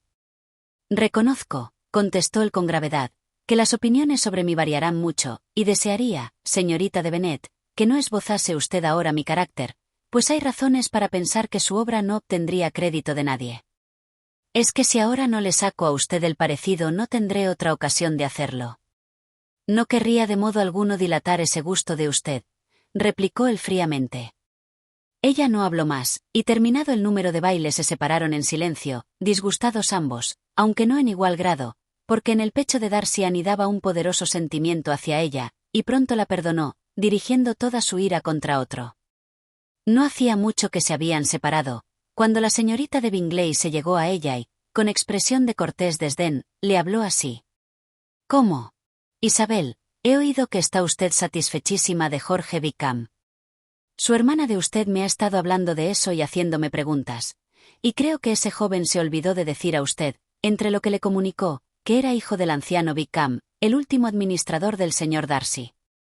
Permítame usted, sin embargo, recomendarle como amiga que no preste usted completa fe a sus aseveraciones, porque en cuanto a que el señor Darcy le haya tratado mal, eso es una falsedad, pues, por el contrario, le ha sido siempre muy afecto, aunque Jorge Wickham se haya conducido con él del modo más infame. No conozco pormenores, pero sé muy bien que al señor Darcy no le debe censurar lo más mínimo, que no puede oír mentar a Jorge Wickham, y que, aun opinando mi hermano que no podía evitar incluirle en su invitación a los oficiales, se alegró mucho al saber que él mismo se había marchado. Su venida aquí al campo es una verdadera insolencia, y me admira que se haya atrevido a hacerlo. Compadezco a usted, Isabel, por este descubrimiento de la maldad de su favorito, pero en realidad, considerando su origen, no se podría esperar nada mucho mejor. Por lo visto, su delito y su familia parecen a usted lo mismo, dijo Isabel colérica, porque no he oído a usted acusarle de nada peor que de ser hijo del administrador del señor Darcy, y de eso, se lo aseguro a usted, él mismo me informó. Dispense usted, contestó la señorita de Bingley en tono burlón, dispense usted mi entrometimiento, la intención era buena. Insolente, se dijo Isabel. Está usted muy equivocada si piensa influir en mí con tan mezquino ataque como ese. No veo en él sino la terca ignorancia de usted y la malicia del señor Darcy. Entonces miró a su hermana mayor, quien se había arriesgado a interrogar a Bingley sobre el mismo asunto, y Juana le contestó con una mirada tan complaciente, con una viveza de tan feliz expresión, que denotaba cuán satisfecha se veía con lo ocurrido en aquella velada. Isabel leyó al punto en su rostro sus sentimientos, y al instante su solicitud por Wickham, su resentimiento contra los enemigos de éste, y todo lo demás desapareció ante la esperanza de que Juana se hallaba en el mejor camino para su dicha. «He de saber», díjole con aspecto no menos sonriente que el de su hermana, «¿qué has oído sobre el señor Wickham? ¿Más acaso hayas estado demasiado gratamente ocupada para pensar en otra persona, y en ese caso puedes estar segura de mi perdón?» «No», repuso Juana, «no le he olvidado, pero no tengo nada satisfactorio que comunicarte. Bingley no conoce toda la historia, e ignora en absoluto las circunstancias que de modo particular ofenden al señor Darcy. Pero garantiza la buena conducta, la probidad y la honradez de su amigo, y está convencido firmemente de que el señor Wickham ha merecido del señor Darcy muchas menos atenciones de las que ha recibido, y siento añadirte que, según él y según su hermana, el señor Wickham no es de ningún modo caballero respetable. Temo que haya sido muy imprudente, mereciendo perder la estimación del señor Darcy. ¿No conoce directamente Bingley a Wickham? No, nunca le había visto hasta la otra mañana, en Meryton. Entonces, todo eso es lo que le ha dicho Darcy. Estoy por completo satisfecha. ¿Pero qué dice él del beneficio? No recuerda con exactitud las circunstancias, aunque las ha oído de boca de su amigo más de una vez, pero entiende que le fue dejado solo condicionalmente. No dudo de la sinceridad del señor Bingley, dijo con calor Isabel, mas perdona que no me convenza solo con sus afirmaciones. La defensa que hace de su amigo es muy hábil, pero desconociendo varias partes de la historia y sabiendo el resto solo por él, seguiré pensando de ambos caballeros como antes. Al llegar aquí cambiaron la conversación por otra más grata a las dos y en la cual no cabía diferencia de sentimientos. Isabel escuchó con gusto las felices aunque modestas esperanzas que Juana abrigaba respecto de Bingley y le dijo cuanto estuvo en su mano para aumentar a la otra su confianza. Al unírseles el propio Bingley, Isabel se dirigió hacia la señorita de Lucas, a cuyas preguntas sobre lo grato de su última pareja apenas pudo contestar antes de que se les presentase Collins diciéndoles con el mayor júbilo que había tenido la fortuna de hacer el más importante descubrimiento. «Ha llegado a mi noticia», dijo, «por una singular casualidad, que hay aquí en el salón un pariente próximo de mi patrona. Me he complacido en escuchar que el propio caballero mencionaba a la joven dama que honra esta casa los nombres de su prima la señorita de Bourgh y de la madre de esta, Lady Catalina. ¿De qué modo tan maravilloso ocurren estas cosas? ¿Quién hubiera pensado encontrarse con un sobrino de Lady Catalina de Bourgh en esta reunión? Estoy gozosísimo de que el descubrimiento lo haya hecho a tiempo de poder ofrecer a ese caballero mis respetos, lo que voy a hacer confiado en que me dispensará por no haberlo efectuado antes. Mi absoluto desconocimiento del parentesco habrá de excusarme. No te presentes tú mismo al señor Darcy. Ciertamente que sí. Le pediré perdón por no haberlo hecho con anterioridad. Creo que es sobrino de Lady Catalina. Podré comunicarle que su señoría se hallaba muy bien la otra noche. Isabel intentó en vano disuadirle de paso tan inconveniente, asegurándole que Darcy iba a considerar el dirigírsele sin previa presentación como libertad impertinente más bien que como cumplido a su tía. Que no había la menor necesidad de que se conocieran, y aun habiéndola, correspondía a Darcy, el superior en categoría, iniciar la relación. Collins la escuchó, decidido a seguir su propia inclinación, y cuando cesó de hablar le contestó así. Isabel, tengo la más elevada opinión de tu excelente juicio en toda clase de asuntos, como corresponde a tu inteligencia.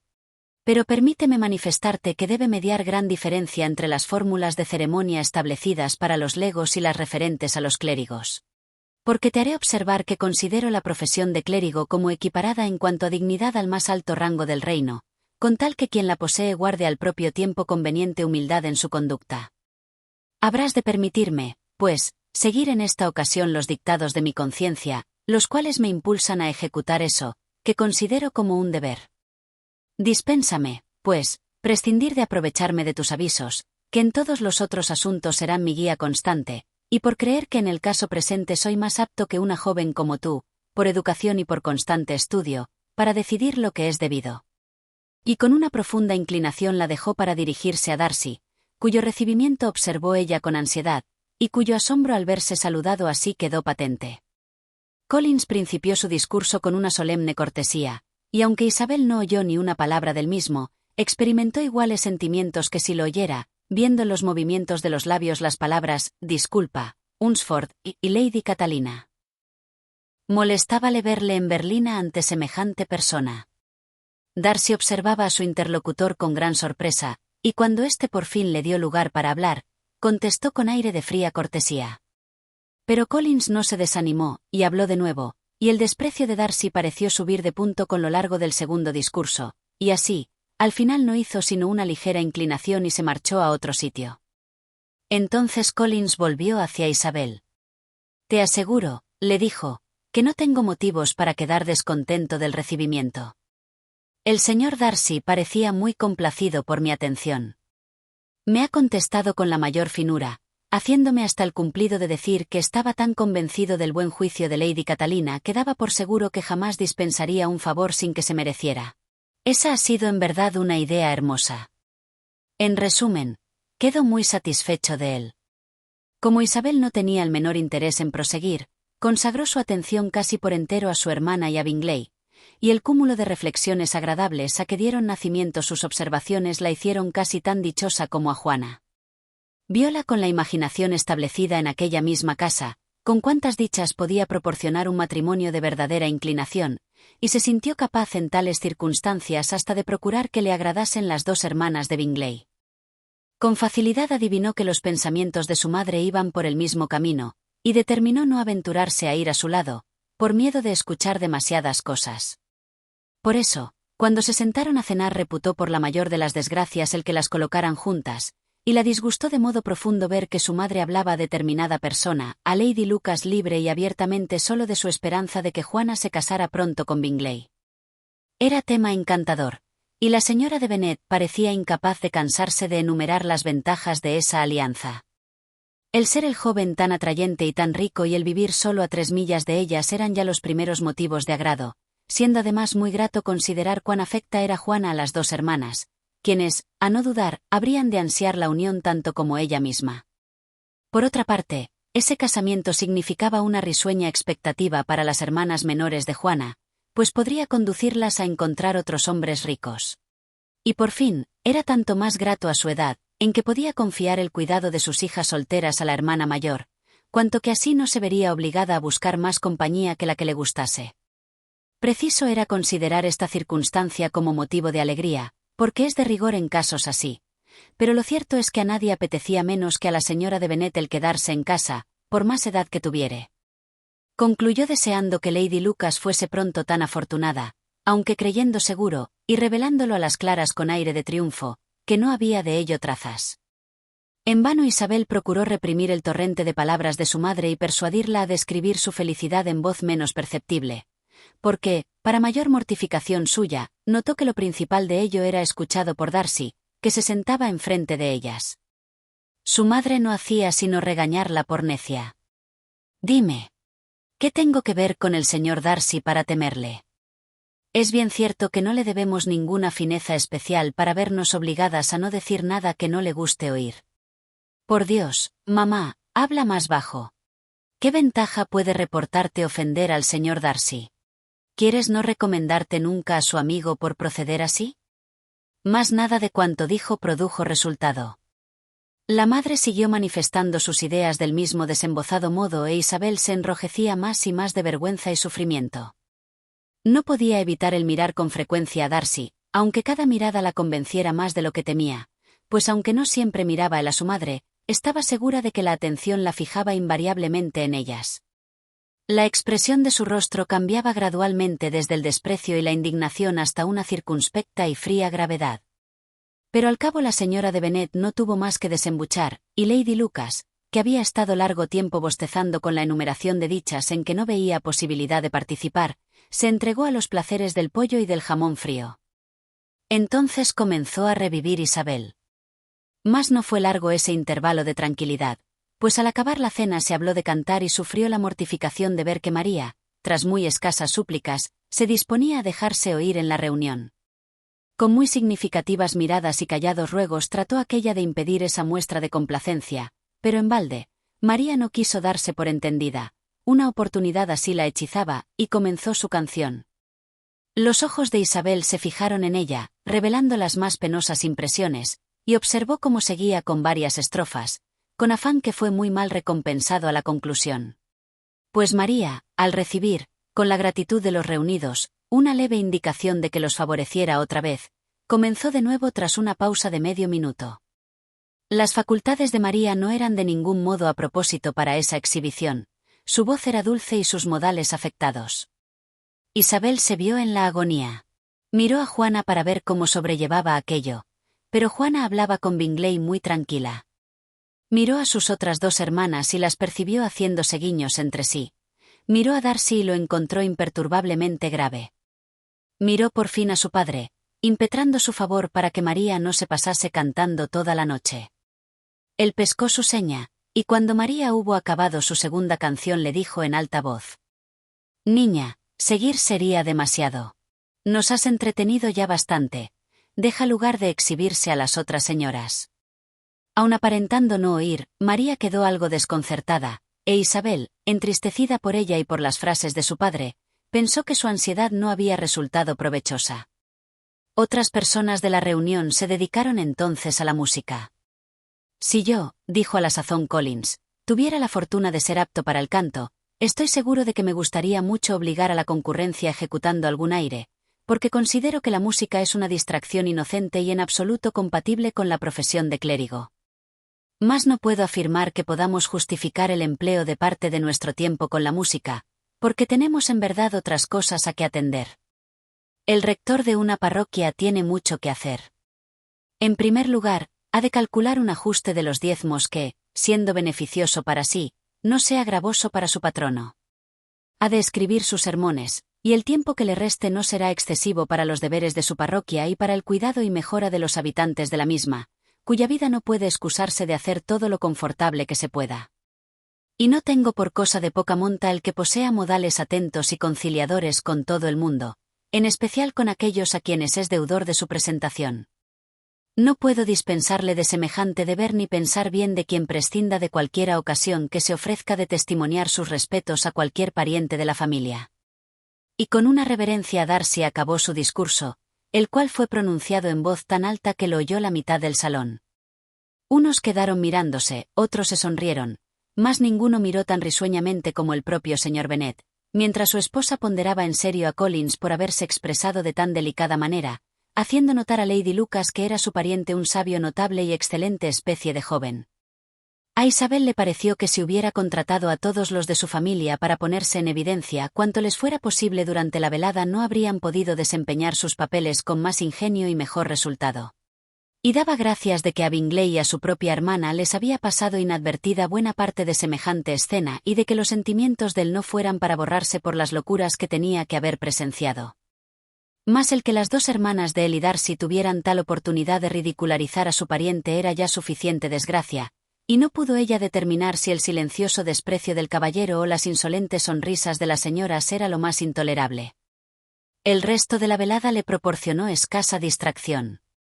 Se vio atormentada por Collins, quien continuaba perseverante a su lado y que, aun sin lograr bailar de nuevo con ella, le impidió bailar con los otros. En vano le suplicó que alternase con cualquiera otra persona, y en vano se ofreció a presentarle a algunas señoritas del salón. Él le aseguró que el bailar le era por completo indiferente, que su principal mira era recomendarse a ella con delicadas atenciones, y que por eso se proponía permanecer a su lado durante toda la velada. Isabel debió su mayor descanso a su amiga la señorita de Lucas, que con frecuencia estuvo con ella y que, llevada de su buen natural, desvió hacia sí propia la conversación de Collins. Por lo menos se vio libre de la molestia de Darcy, pues aun hallándose éste a poca distancia y por completo desocupado, nunca se aproximó lo bastante para conversar. Juzgólo ella como probable consecuencia de sus alusiones a Wickham y se alegró de que así fuera. La partida de Longbourn fue la última de toda la reunión en marcharse. Por una treta de la señora de Bennet, tuvieron que esperar el coche un cuarto de hora después de haberse ido todos los otros. Y eso les dio tiempo para conocer cuán cordialmente ansiaban su vuelta algunos de la familia. La señora de Hurst y su hermana apenas abrieron la boca, excepto para dolerse de cansancio, y se las veía impacientes por hallarse en casa solas. Rechazaron todas las tentativas de conversación de la señora de Bennet, y eso produjo languidez en la reunión, muy poco aliviada por los grandes discursos de Collins felicitando a Bingley y a sus hermanas por la elegancia de su fiesta y por la hospitalidad y finura, que habían sido las características de su conducta con sus invitados. Darcy no dijo absolutamente nada. El señor Bennet, igualmente silencioso, gozaba de la escena. Bingley y Juana siguieron juntos algo separados del resto y en coloquio entre sí. Isabel observó tan continuado silencio como la señora de Hurst o la señorita de Bingley. Y hasta Lidia estaba demasiado fatigada para usar otra expresión que la de «Dios mío, qué cansada estoy», acompañada de un violento bostezo. Cuando a la postre se levantaron para despedirse, la señora de Bennet insistió con mucha cortesía en su deseo de ver pronto en Longbourn a toda la familia, dirigiéndose en especial a Bingley para asegurarle lo dichosos que les haría comiendo en familia con ellos alguna vez sin la ceremonia de una invitación formal.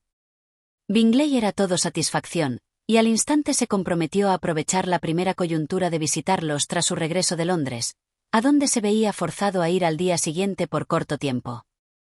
La señora de Bennet se reconocía plenamente satisfecha, y abandonó la casa con la grata persuasión de que, aun concediendo el tiempo preciso para los preparativos de instalación, compra de nuevos coches y trajes de boda, iba a tener a su hija establecida en Netherfield dentro de 3 o 4 meses.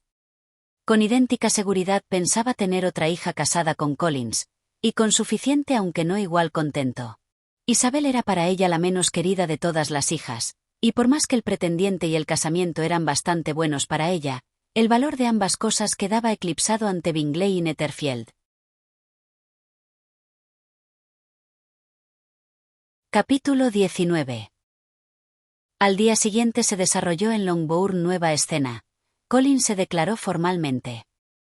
Habiendo resuelto hacerlo sin pérdida de tiempo, puesto que el permiso relativo a su ausencia se extendía solo hasta el próximo sábado, y no abrigando al presente sentimientos de desconfianza, se puso a ello con toda la circunspección que él suponía había de contribuir en buena parte al feliz éxito de su empresa.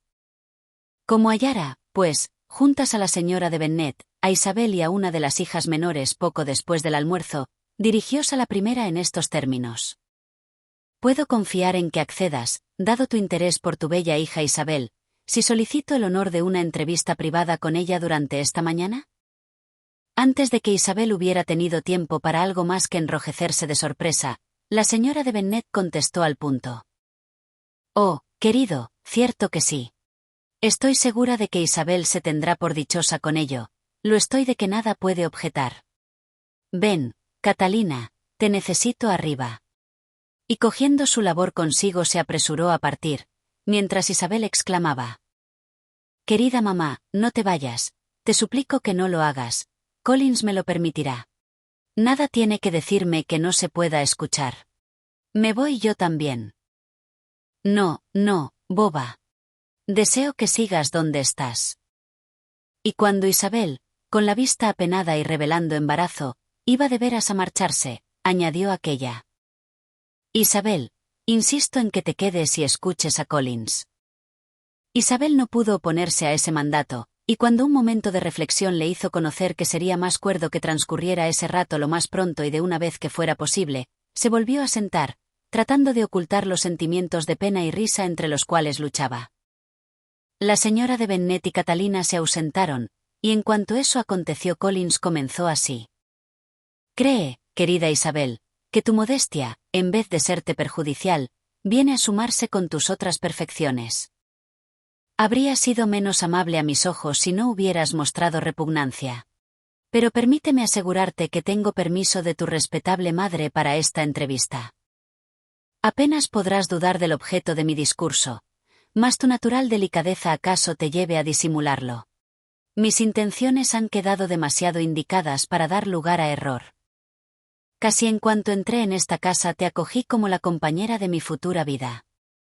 Pero antes de tratar de mis sentimientos, quizás sea mejor para mí apuntar las razones que tengo para casarme, y más aún para venir al condado de Hereford deseoso de escoger una esposa, como en efecto lo he hecho.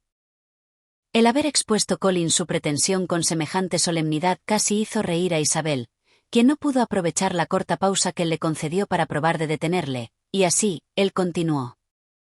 Mis razones para casarme son, primero, que tengo por obligación de todo clérigo en circunstancias favorables, como son las mías, dar ejemplo de matrimonio en su parroquia. Segundo, que estoy convencido de que eso contribuirá poderosamente a mi felicidad. Y tercero, lo que acaso debiera haber mencionado antes, que el hacerlo es advertencia y recomendación particular de la nobilísima dama a quien tengo el honor de llamar patrona. 2 veces se ha dignado darme su opinión, incluso sin ser preguntada, sobre ese punto, y el mismo sábado último por la noche, antes de abandonar Hunsford, durante nuestra partida de cuatrillo, y mientras la señora de Jenkinson arreglaba el taburete de pies de la señorita de Bourgh, me dijo: «Señor Collins, tiene usted que casarse. Un clérigo como usted debe estar casado. Elija usted bien, elija una verdadera señorita por lo que a mí toca, y por lo que a usted atañe, procure usted que sea persona activa, útil, no de educación elevada con exceso, sino apta para saber emplear bien escasos ingresos. Ese es mi consejo. Busque usted esa mujer lo más pronto que pueda, tráigala a Hunsford y la visitaré. Permíteme de paso observar, mi bella prima, que no estimo como la menor de las ventajas que en mi mano está ofrecer el conocimiento y la bondad de Lady Catalina de Bourgh. Verás que sus modales son más exquisitos de lo que yo acertara a describir, y creo que tu ingenio y tu viveza le serán gratos, especialmente al templarse con el silencio y respeto que su rango impone inevitablemente. Todo esto en cuanto a mis propósitos de matrimonio en general. Resta por decir por qué me he dirigido en derechura a Longbourn en vez de permanecer en mi propia vecindad, donde es bien cierto que hay muchas jóvenes amabilísimas. Pues el hecho es que siendo como soy el heredero de este vínculo tras la muerte de tu honorable padre, quien espero que viva luengos años, no me quedaría yo mismo satisfecho sin elegir esposa entre sus hijas, para que la pérdida de ésta sea lo menos posible al sobrevenir el triste suceso, lo cual, como llevo dicho, ojalá no acontezca en mucho tiempo. Tal ha sido el motivo, bella prima, y me lisonjeo de que no me hará bajar en tu estimación.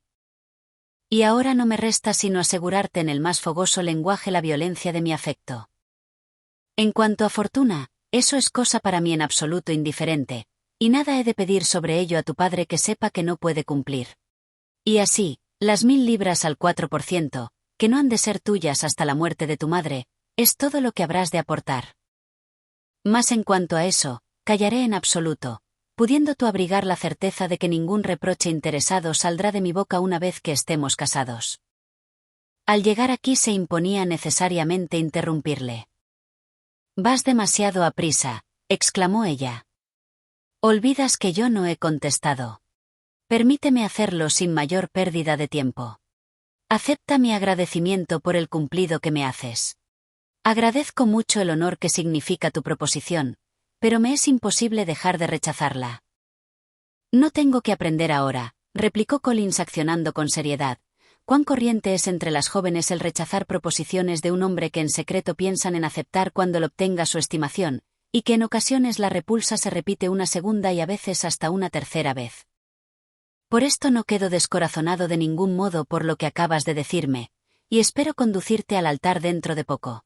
¡Ah, fe mía!, exclamó Isabel, que tus esperanzas son bien extraordinarias después de mi contestación.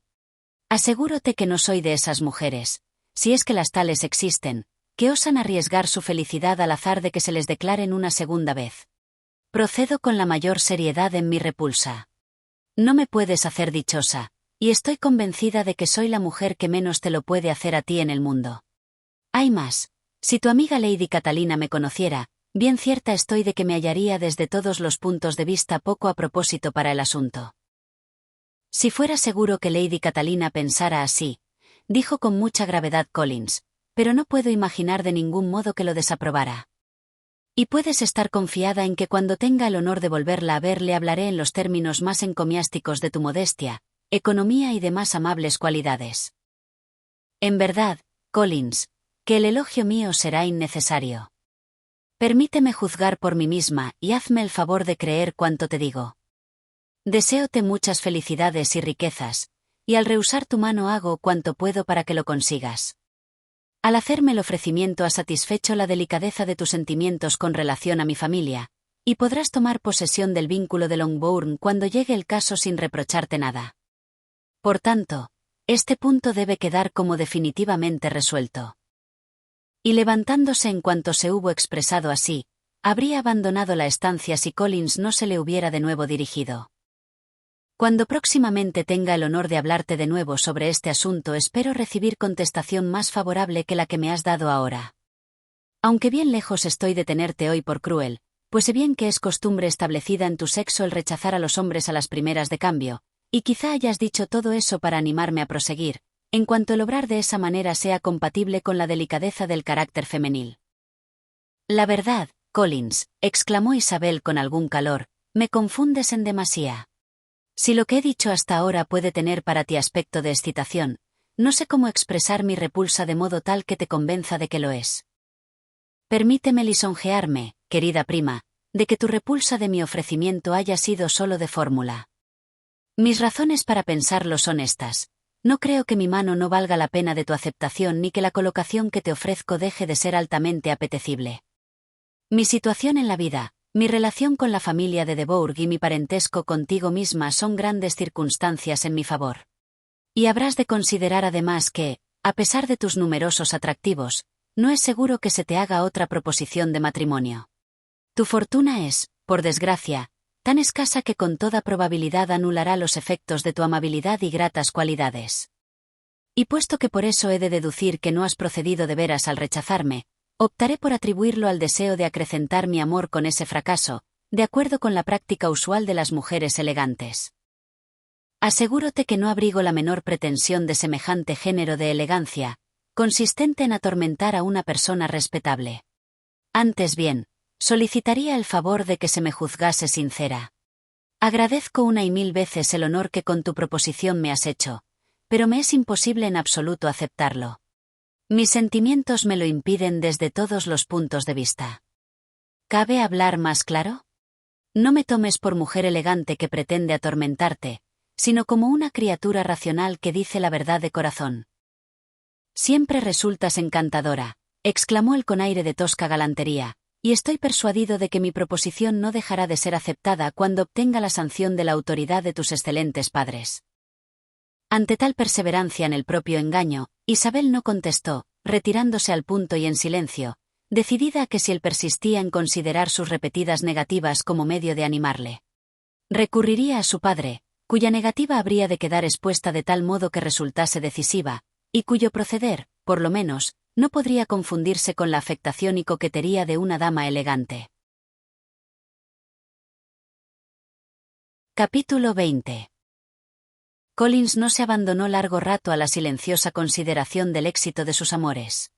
Pues habiendo la señora de Bennet hecho tiempo en el vestíbulo esperando el fin de la conferencia, en cuanto vio a Isabel abrir la puerta y dirigirse a paso veloz a la escalera, entró en el cuarto de almorzar, felicitando a Collins y a sí misma por la feliz perspectiva de la próxima unión.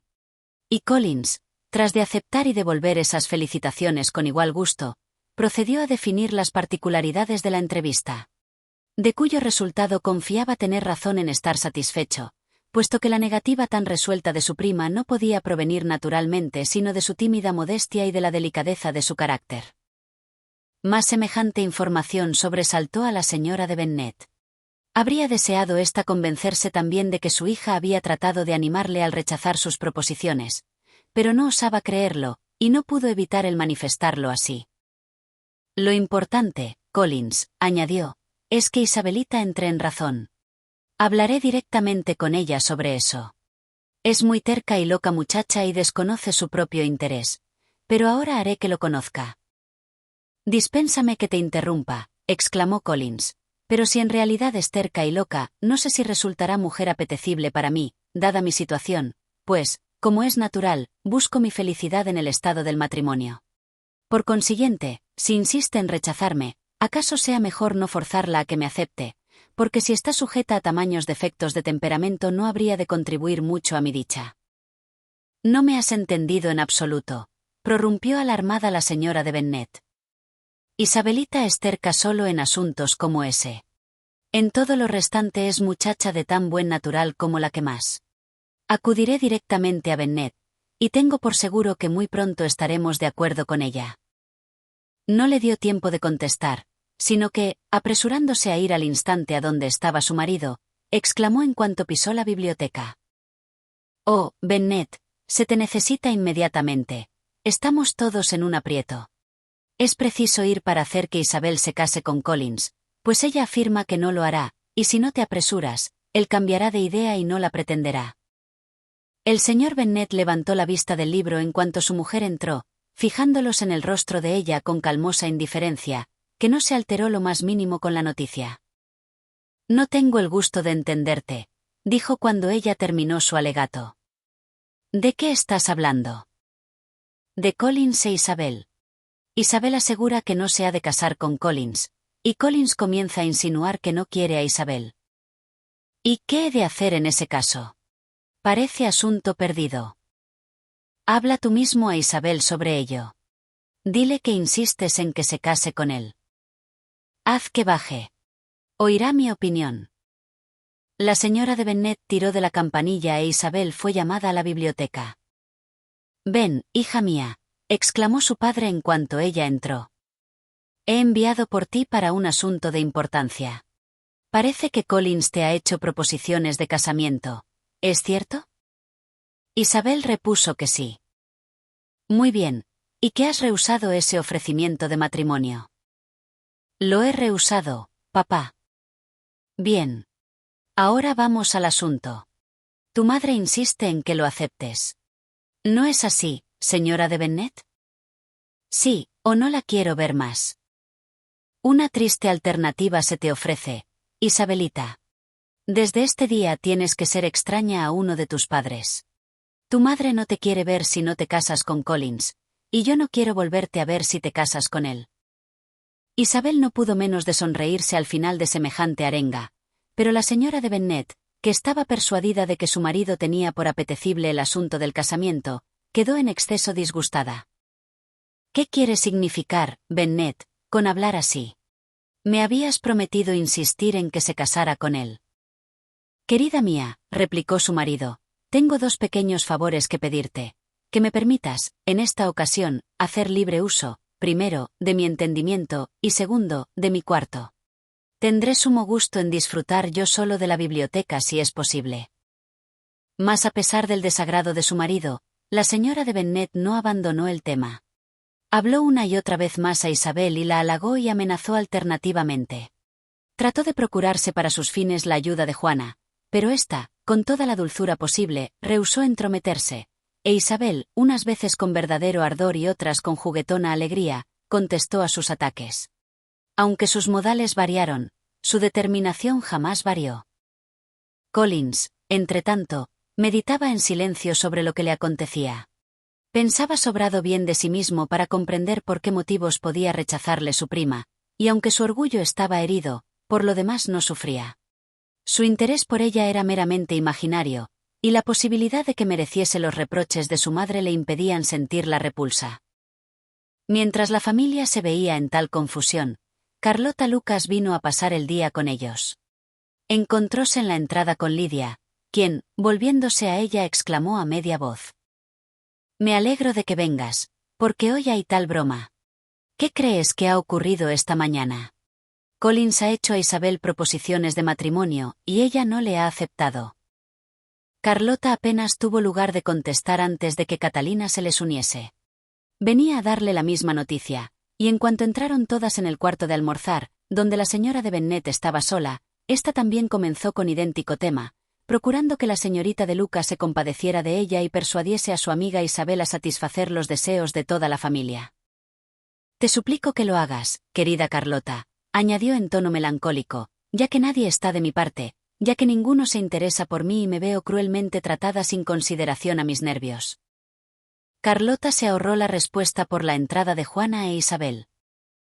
«Ahí viene», continuó la señora de Bennet, tan indiferente como le es posible y sin cuidarse más de nosotras que si estuviera en York, con tal de hacer su gusto.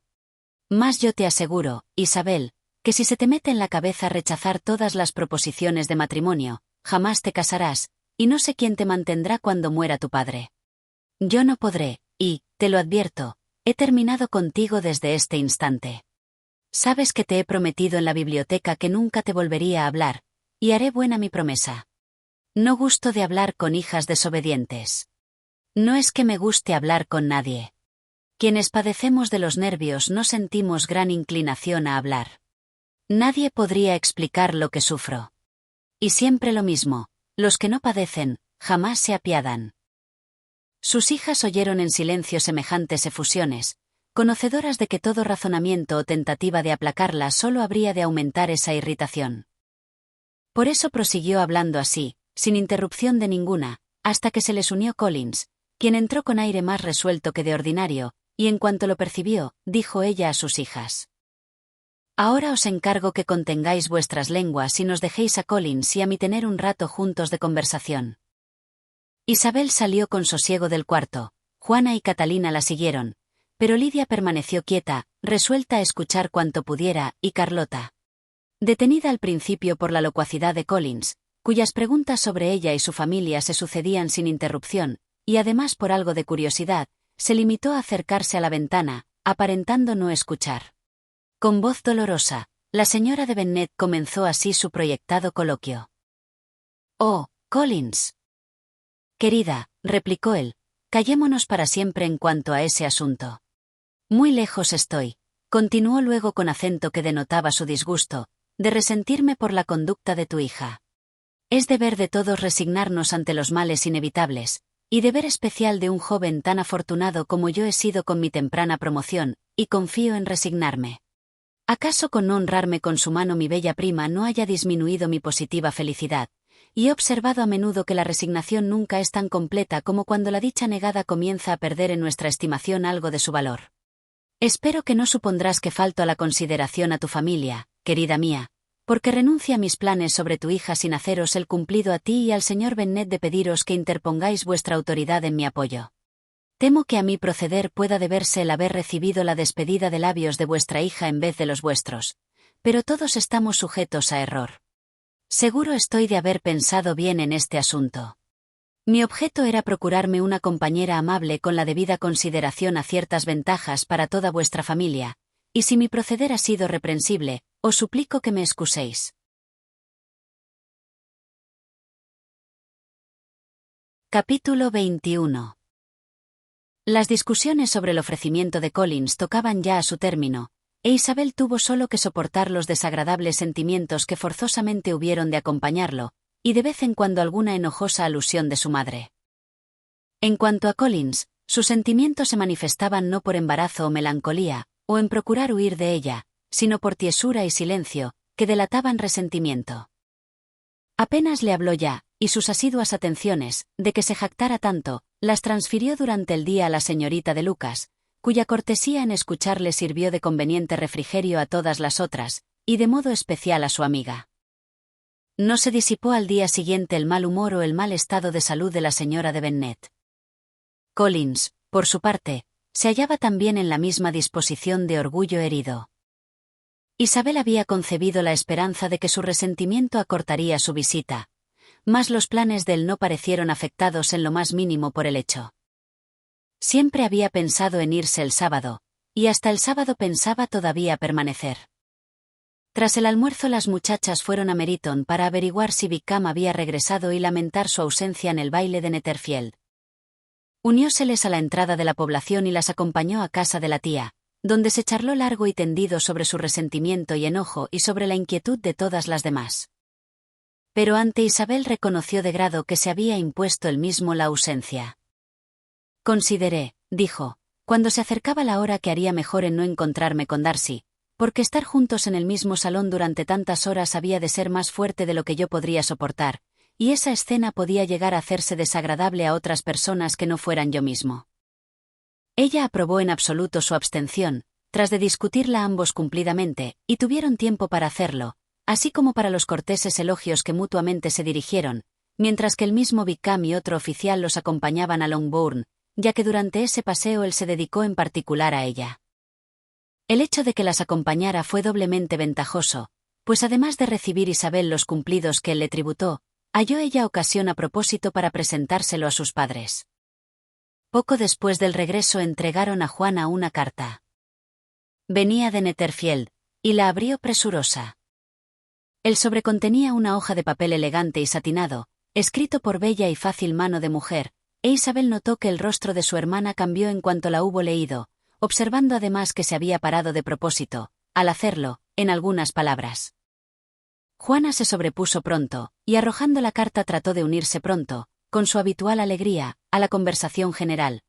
Mas Isabel experimentó tal ansiedad por lo observado, que hasta prescindió de atender a Wickham, y no bien éste y su compañero se marcharon, una mirada de Juana la invitó a seguirla al piso de arriba. Llegadas a su cuarto, Juana dijo mostrando la carta. Es de Carolina Bingley. Su contenido me ha sorprendido sobremanera. Todos los de la casa han abandonado Netherfield a estas horas y se encuentran en camino para la capital, sin intención de regresar. Escucha lo que dice. Leyó entonces en alta voz el primer párrafo, que contenía la noticia de que acababan de resolver seguir a su hermano a la capital, y donde exponía su intención de comer aquel día en la calle de Grosvenor, en la cual el señor Hurst tenía su casa. Lo siguiente estaba concebido de esta suerte. No siento nada de lo que dejo en el condado de Hunsford, excepto tu compañía, amiga queridísima. Pero espero gozar muchas veces en lo porvenir de los deliciosos coloquios que hemos tenido, y entretanto podemos aminorar la pena de la separación con frecuentes y efusivas cartas. Todas esas elevadas expresiones las escuchó Isabel con cuanta insensibilidad proporciona la desconfianza, y aunque le sorprendía la rapidez de la marcha, no veía nada que lamentar en puridad. No podía suponerse que la ausencia de ellas de Netherfield pudiera impedir que Bingley estuviera ahí, y en cuanto a la pérdida de la compañía de ellas, estaba persuadida de que Juana cesaría pronto de tenerla en cuenta con el placer de la de él.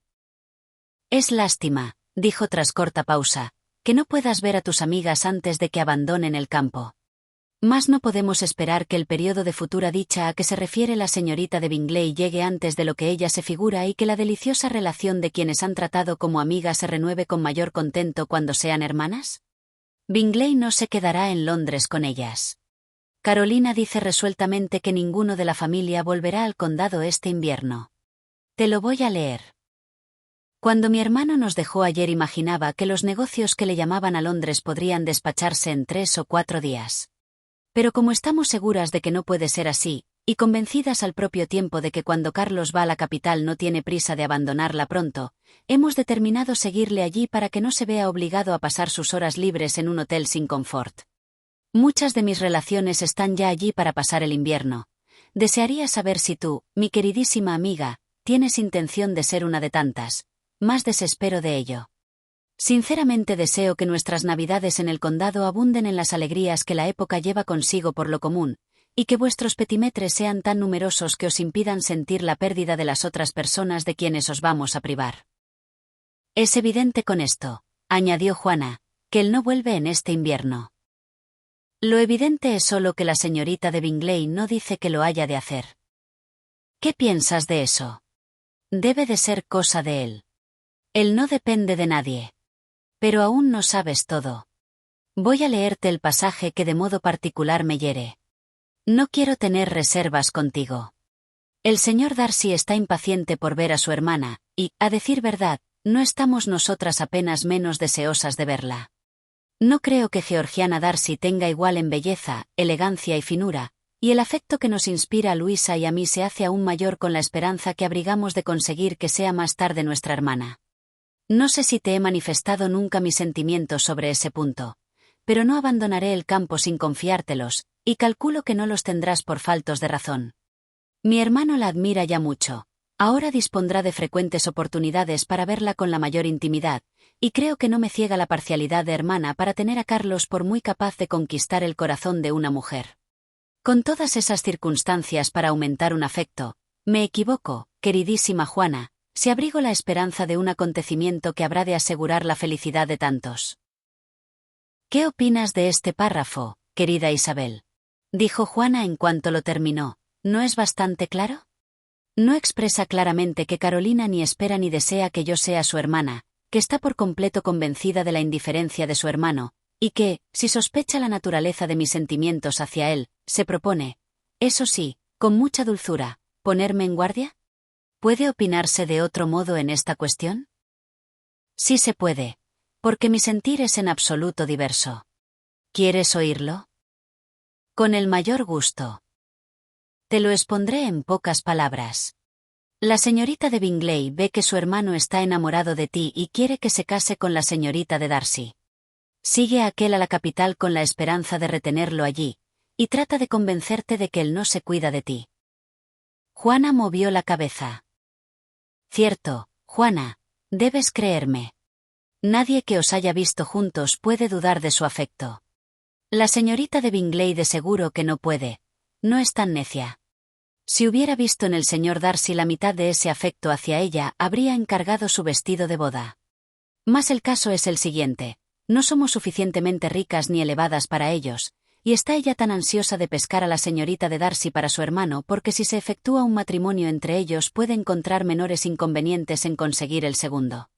En todo lo cual hay cierta ingenuidad, y me atrevo a decir que conseguiría sus anhelos si no se atravesase por medio la señorita de Bourgh.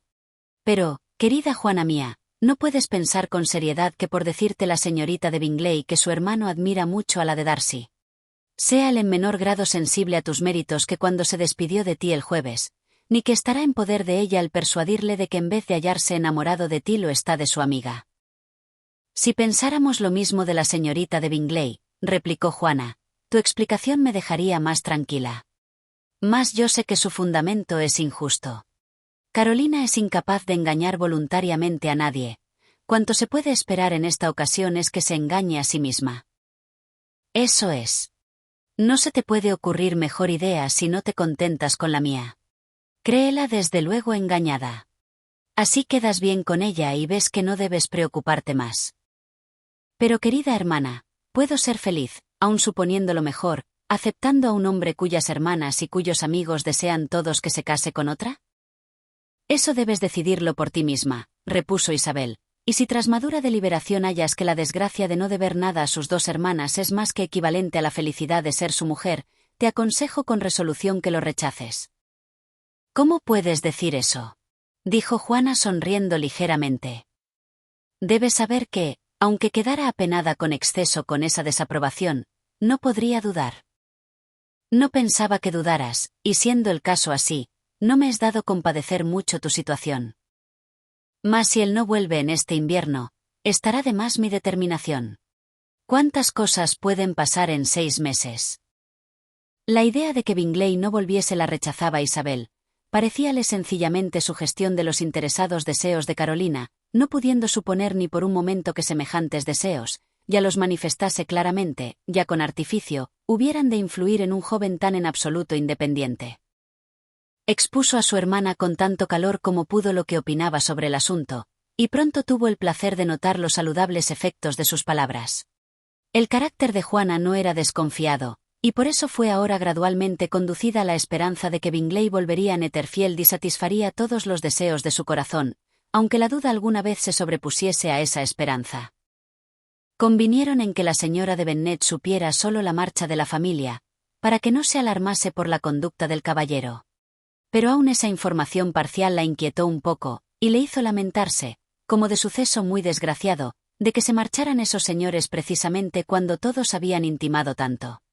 Tras de dolerse de ello, tuvo no obstante el consuelo de pensar que Bingley volvería pronto de nuevo, dispuesto a comer en Longbourn, y la conclusión de todo fue declarar que, aun habiendo sido invitado a comer solo en familia, ella cuidaría de tener ese día 2 platos abundantes.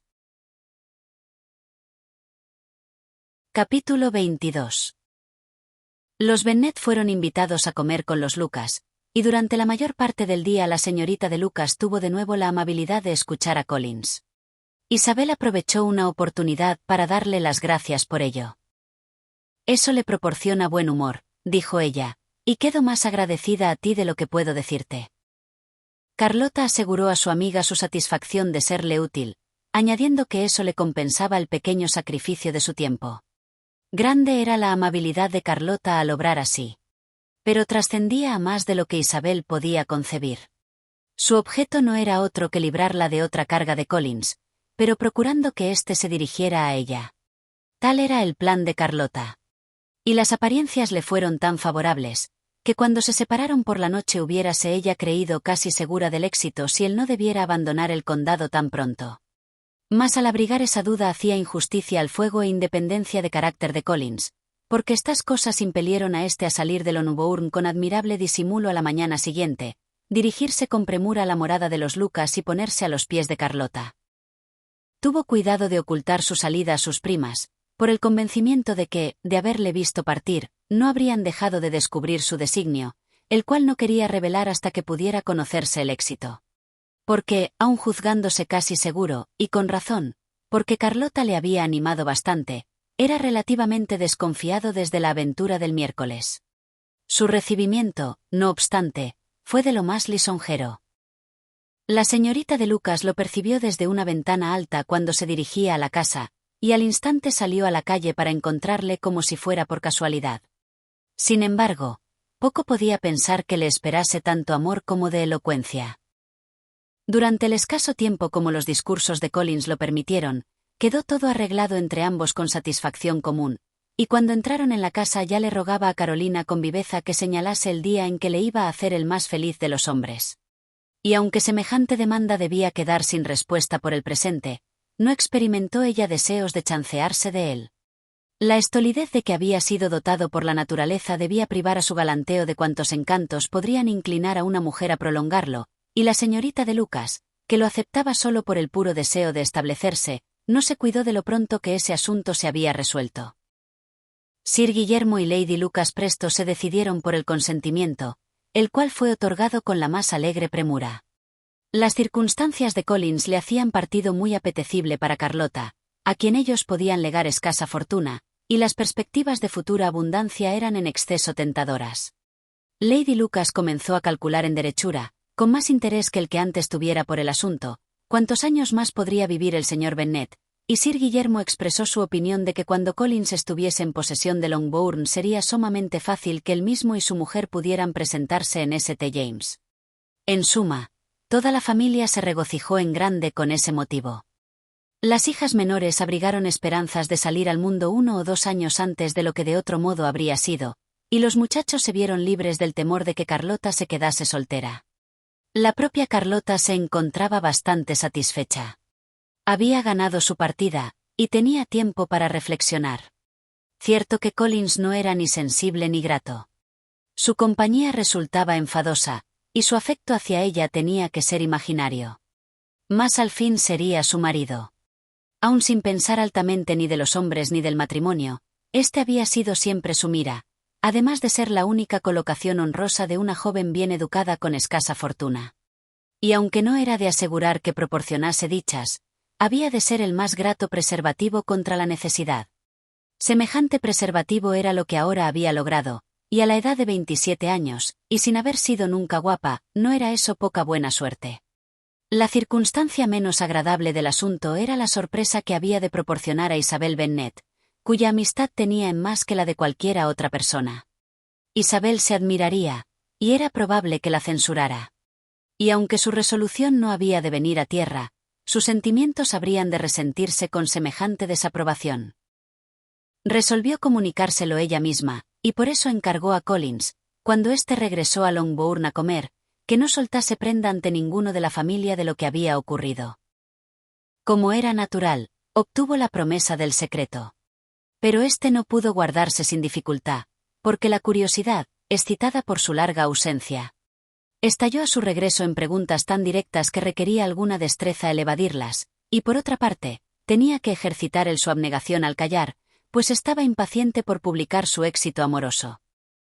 Como iba a ponerse en viaje a la mañana siguiente demasiado temprano para ver a nadie de la familia, la ceremonia de la despedida se anticipó al momento en que las señoras iban a acostarse. Y la señora de Bennet, con gran cortesía y cordialidad, le expresó cuán felices serían en verle en Longbourn de nuevo en cuanto sus otros compromisos le permitieran visitarlas. «Querida», replicó, «esta invitación es de agradecer en especial, ya que no esperaba recibirla. Y puedes estar segura de que me aprovecharé de ella tan pronto como me sea posible». Todos se quedaron asombrados, y el propio señor Bennet, que de ningún modo deseaba tan rápido regreso, dijo al punto: ¿Mas no lleva eso riesgo de la desaprobación de Lady Catalina? Mejor será que olvides a tus parientes antes que exponerte a ofender a tu patrona. Querido, replicó Collins, quedo en particular reconocido a ti por esa advertencia amigable, y puedes contar con que no daré un paso así sin que en ello intervenga su señoría. Nunca pecarás por exceso en obrar de esa suerte. Aventura cualquier cosa antes que disgustarla. Y si crees que existen probabilidades de que el disgusto se ocasione por volver aquí, cosa que yo juzgaría más que posible, permanece tranquilo en casa, y consuélate con que no nos ofenderemos por ello. Cree, querido primo, que mi agradecimiento aumenta mucho con tus afectuosas advertencias. Y cuenta por ello con que en breve recibirás una carta de gracias así por ellas como por todas las demás pruebas de consideración recibidas de ti durante mi estancia en el condado.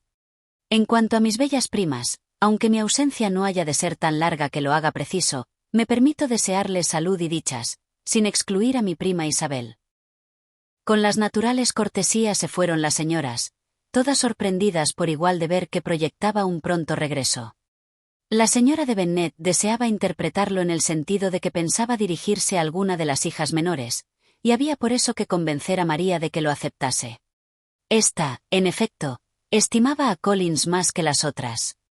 Hallaba en sus reflexiones una solidez que a menudo le imponía, y aunque no le juzgaba de ningún modo tan profundo como ella misma, opinaba que si se le animaba a leer y a aprovechar con un ejemplo como el suyo podría llegar a ser muy grato compañero.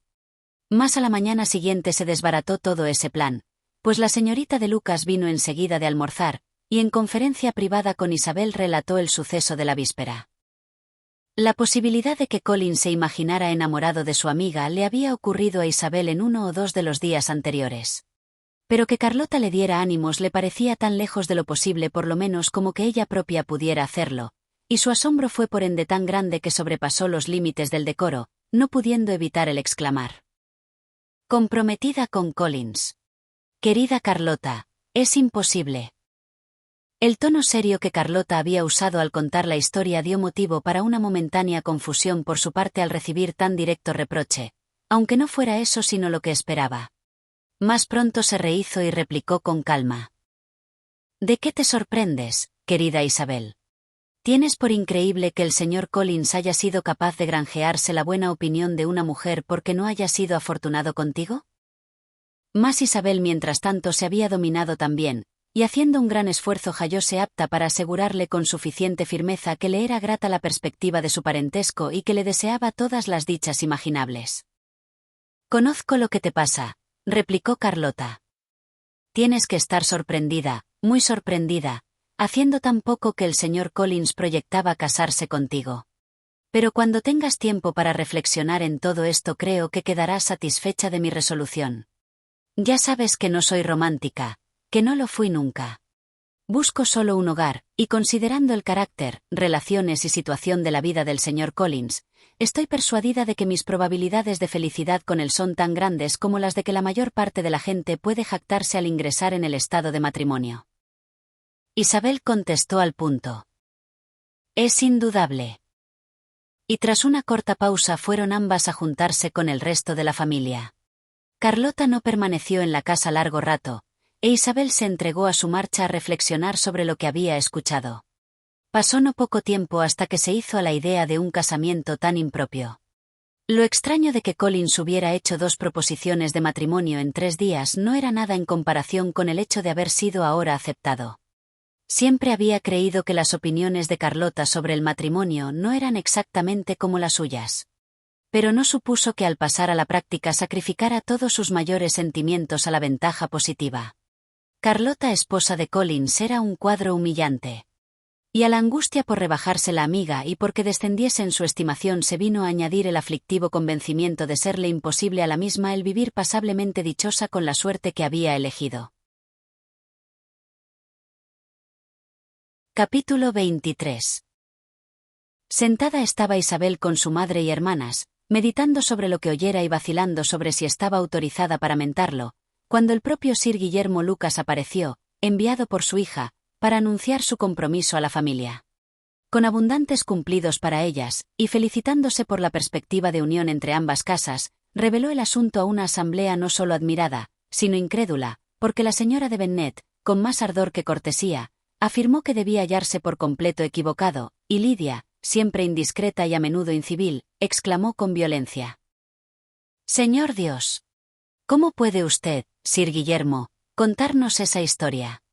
¿No sabe usted que el señor Collins pretende casarse con Isabel?» Solo la condescendencia de un cortesano podría sufrir sin ira semejante acometida. Mas la buena educación de Sir Guillermo le hizo pasar por todo, y aunque suplicando que se le permitiera garantizar la verdad de sus informaciones, escuchó todas esas impertinencias con la corrección más completa. Isabel, creyendo que le competía librarle de tan embarazosa situación, comenzó a confirmar lo dicho por él, revelando su conocimiento previo por conducto de la misma Carlota. Y trató de poner coto a las exclamaciones de su madre y hermanas felicitando con calor a Sir Guillermo, en lo que pronto fue secundada por Juana, y haciendo resaltar de varios modos la felicidad que se podía esperar del suceso, dado el excelente carácter del señor Collins y la escasa distancia de Hunsford a Londres. La señora de Bennet se hallaba en verdad demasiado sobrecogida para hablar mucho mientras Sir Guillermo permaneció allí. Mas no bien las dejó, sus sentimientos encontraron pronto desahogo. En primer lugar, persistía en no creer el hecho en su totalidad. En segundo, estaba segurísima de que Collins había sido pescado. En tercero, confiaba en que ambos no serían nunca dichosos. Y en cuarto, el convenio tenía que deshacerse. Sin embargo, dos consecuencias se deducían con claridad de todo. Una, que Isabel era la verdadera causa de toda la desgracia. Otra, que ella propia había sido tratada de modo bárbaro por todos ellos. Y sobre las dos juntas insistió principalmente durante el resto del día. Ni aún logró en todo el apagar su resentimiento. Una semana se pasó antes de poder ver a Isabel sin regañarla, un mes antes de poder hablar sin rudeza a Sir Guillermo o a Lady Lucas, y varios, antes de perdonar a Carlota. La emoción del señor Bennet con semejante motivo fue más tranquila. Tanto, que consideró el hecho como gran fortuna, porque se jactaba, decía, de que eso le permitía descubrir que Carlota Lucas, a quien había juzgado regularmente razonable, era tan loca como su propia mujer y más aún que su hija. Juana se manifestó algo sorprendida por el hecho. Pero habló menos de su sorpresa que de sus vivos deseos de la felicidad de ambos. Y ni aun Isabel pudo atraerla a considerar como improbable semejante felicidad. Catalina y Lidia estaban muy lejos de envidiar a la señorita de Lucas, pues Collins era solo clérigo, y el suceso no los interesó sino como noticia que extender en Meryton. Lady Lucas no pudo resistir a la dicha de manifestar a la señora de Bennet la felicidad que experimentaba en ir a tener una hija bien casada, y por eso iba a Longbourn más a menudo que de ordinario, para expresar esa dicha que sentía, por más que las miradas de desagrado y los reparos malignos de la señora de Bennet podían haber sido suficientes para disipar esa felicidad.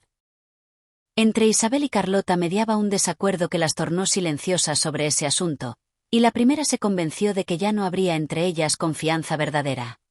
Su desvío de Carlota le hizo volver con más pasión a su hermana, cuya rectitud y delicadeza le garantizaban que su opinión no se vería desechada, y por cuya felicidad se preocupaba más cada día, ya que Bingley se había marchado hacía una semana y nada se oía de su regreso. Juana había remitido a Carolina pronta contestación a su carta, y calculaba los días que razonablemente podía tardar en recibir otra nueva. La prometida carta de gracias de Collins llegó el martes, dirigida al padre y escrita con toda la abundancia de agradecimiento que una estancia de un año entre la familia pudiera llevar consigo. Tras disculparse al principio, procedía a informarle, con muchas expresiones altisonantes, de su felicidad por haber obtenido el afecto de su amable vecina la señorita de Lucas. Y se extendía con que solo considerando lo que gustaba de la compañía de ésta se había sentido tan dispuesto a acceder al amable deseo de ellos de verlos de nuevo en Longbourn, a donde esperaba volver del lunes en 15 días. Porque Lady Catalina, añadía, aprobaba tan cordialmente su casamiento, que deseaba que se celebrase lo más pronto posible, lo cual confiaba que sería argumento irrebatible para que su amable Carlota decidiese el día de hacerle el más feliz de los hombres. El regreso de Collins al condado no era ya motivo de satisfacción para la señora de Bennet. Por el contrario, se veía más dispuesta a lamentarse de ello que su marido. Era rarísimo que viniera a Longbourn en vez de ir a casa de los Lucas. Resultaba muy inconveniente y sobremanera embarazoso. Odiaba tener huéspedes en su casa siendo tan mediana su salud, y los novios eran los más desagradables de todas las personas. Tales eran las suaves murmuraciones de la señora de Bennet, que solo iban a desembocar a la desgracia, todavía mayor, de la continuada ausencia de Bingley. Ni Juana ni Isabel estaban satisfechas con esto último. Día tras día pasaba sin saberse de ello sino la noticia, luego extendida por Meriton, de que no venían ya a Netherfield en el invierno. La cual irritó en grande a la señora de Bennet, quien no cesaba de contradecirla, juzgándola la más escandalosa falsedad. Hasta Isabel comenzó a temer, no que Bingley fuese indiferente, sino que sus hermanas pudieran obtener éxito en apartarle de su camino. Aun sin querer dar entrada a idea tan destructora de la felicidad de Juana y tan deshonrosa para la firmeza de su enamorado, no podía evitar que se le ofreciera con frecuencia. Los esfuerzos mancomunados de sus dos insensibles hermanas y de su influyente amigo, unidos con los atractivos de la señorita de Darcy y con los placeres de Londres, podían ser demasiadas cosas, así lo temía, contra la constancia de su afecto. En cuanto a Juana, su ansiedad por esta duda era, como es natural, más penosa que la de Isabel. Pero deseaba ocultar cuanto sentía, y por eso entre ella e Isabel jamás se aludía a semejante asunto. Pero como a su madre no la contenía igual delicadeza, apenas pasaba una hora sin que hablase de Bingley, expresando impaciencia por su llegada o pretendiendo que Juana confesara que si no volvía debía juzgarse malísimamente tratada. Requeríase toda la suavidad de Juana para soportar esas cargas con mediana tranquilidad. Collins regresó con gran puntualidad el lunes en 15 días. Pero su recibimiento en Longbourn no fue lo cordial que el de su primera llegada. Era el sobrado dichoso, sin embargo, para necesitar muchas atenciones. Y por suerte de los demás, la ocupación de hacer el amor los libraba mucho tiempo de su compañía. La mayor parte del día lo empleaba en casa de los Lucas, y a veces regresaba a Longbourn solo con el tiempo preciso para excusar su ausencia antes de que la familia se acostase. La señora de Bennet se encontraba en verdad en el más lamentable estado. La sola mención de algo concerniente al casamiento le proporcionaba un ataque de mal humor, y a cualquiera parte que fuese estaba segura de oír hablar de él. La vista de la señorita de Lucas le era odiosa. Mirábala con celoso horror, como su sucesora en la casa. Siempre que venía a verlo sacaba en consecuencia que anticipaba la hora de la toma de posesión, y cuántas veces departía en voz baja con Collins estaba ella convencida de que hablaban de la propiedad de Longbourn y resolvían sacar de la casa a ella y a sus hijas en cuanto muriese el señor Bennet. Con amargura se quejaba de ello a su marido. La verdad, Bennet, le decía, es muy duro pensar que Carlota Lucas ha de ser alguna vez dueña de esta casa y haya de verme yo obligada a hacerle sitio y a vivir viéndola ocupar mi puesto en ella. Querida, no des entrada a tan tristes pensamientos. Pensemos en cosas mejores. Lisonjeémonos con que yo te sobreviviré. No era eso muy consolador para la señora de Bennet, y con todo, en vez de contestar, continuó. No puedo sufrir el pensar que hayan de poseer ellos toda esta propiedad. Si no fuera por el vínculo no lo imaginaría. ¿Qué es lo que no imaginarías? No imaginaría nada en absoluto. Agradezcamos, pues, que te veas libre de un defecto así. Nunca puedo agradecer nada que se refiera al vínculo. No me es dable entender cómo se puede en conciencia vincular una propiedad fuera de los propios hijos, y todo en favor de Collins. ¿Por qué ha de poseerla mejor que nadie? Lo dejo a tu consideración, dijo el señor Bennet. Capítulo 24. La carta de la señorita Bingley llegó y puso término a las dudas. La primera frase comunicaba que se habían establecido todos en Londres para pasar el invierno, y la conclusión expresaba el pesar del hermano por no haber tenido tiempo, antes de abandonar el campo, de ofrecer sus respetos a sus amigos del condado. Las esperanzas habían desaparecido por completo, y aunque Juana leyó el resto de la carta, halló en la misma pocas cosas, fuera de la profesión de afecto de quien le escribía, que pudieran servirle de algún alivio. El elogio de la señorita de Darcy ocupaba gran parte de la misiva. Insistíase de nuevo sobre sus numerosos atractivos, y Carolina se jactaba gozosa de lo creciente de su intimidad con ella, aventurándose a predecir el cumplimiento de los deseos suyos ya revelados en la carta primera. Participaba también con gran regocijo que su hermano era íntimo de la casa de Darcy, y mencionaba con entusiasmo ciertos planes del último relativos a Nuevo Ajuar. Isabel, a quien Juana comunicó muy pronto lo capital de todo ello, lo escuchó con silenciosa indignación. Su corazón estaba dividido entre la inquietud por su hermana y el resentimiento contra todos los demás. A la afirmación de Carolina de que su hermano estaba interesado por la señorita de Darcy no le daba crédito. Que estaba enamorado de veras de Juana no lo ponía en duda ahora, como no lo había puesto jamás.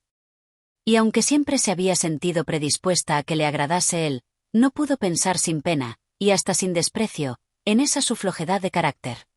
En su falta de resolución, que ahora le convertía en esclavo de sus intrigantes amigos y le arrastraba a sacrificar su propia dicha al capricho de los deseos de estos. Mas si la felicidad de él fuera lo único que se sacrificara, bien podría él jugar con ella del modo que le pareciese mejor. Pero es que la de su propia hermana andaba envuelta en ello por la creencia de ella de que él estuviese enamorado.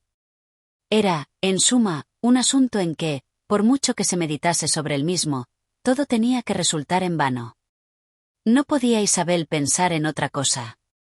Conociérale el afecto de Juana o hubiera éste escapado a su observación, cualquiera que fuese el caso, si bien su opinión sobre Bingley podría mudar según él mismo, la situación de Juana siempre resultaba idéntica, su tranquilidad quedaba herida. Un día o dos pasaron antes de que Juana tuviera valor para revelar sus sentimientos a Isabel. Mas, al cabo, habiéndolas dejado solas la señora de Bennet tras una carga más pesada que de ordinario sobre Netherfield y su dueño, no pudo evitar el decir: «Ojalá mi madre tuviera más dominio sobre sí.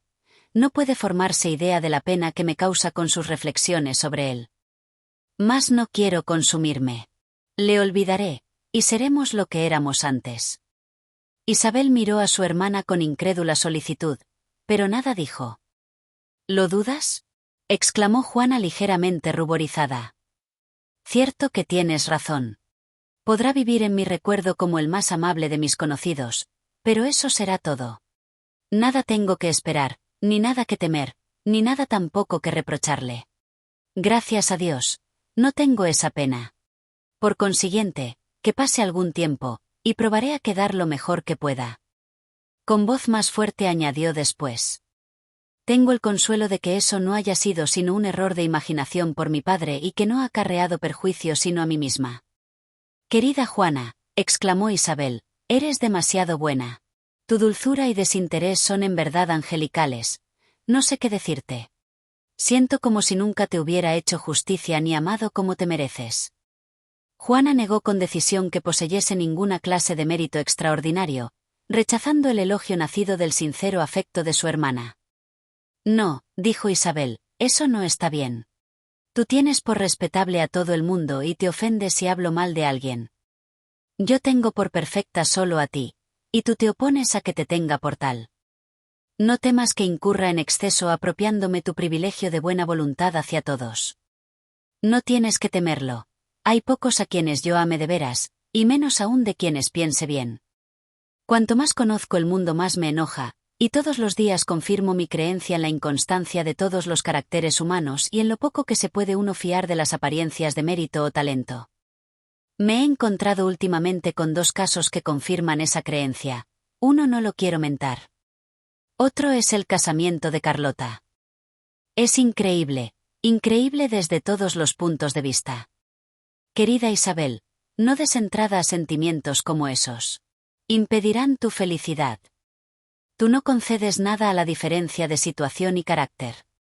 Considera la respetabilidad de Collins y el carácter prudente y firme de Carlota.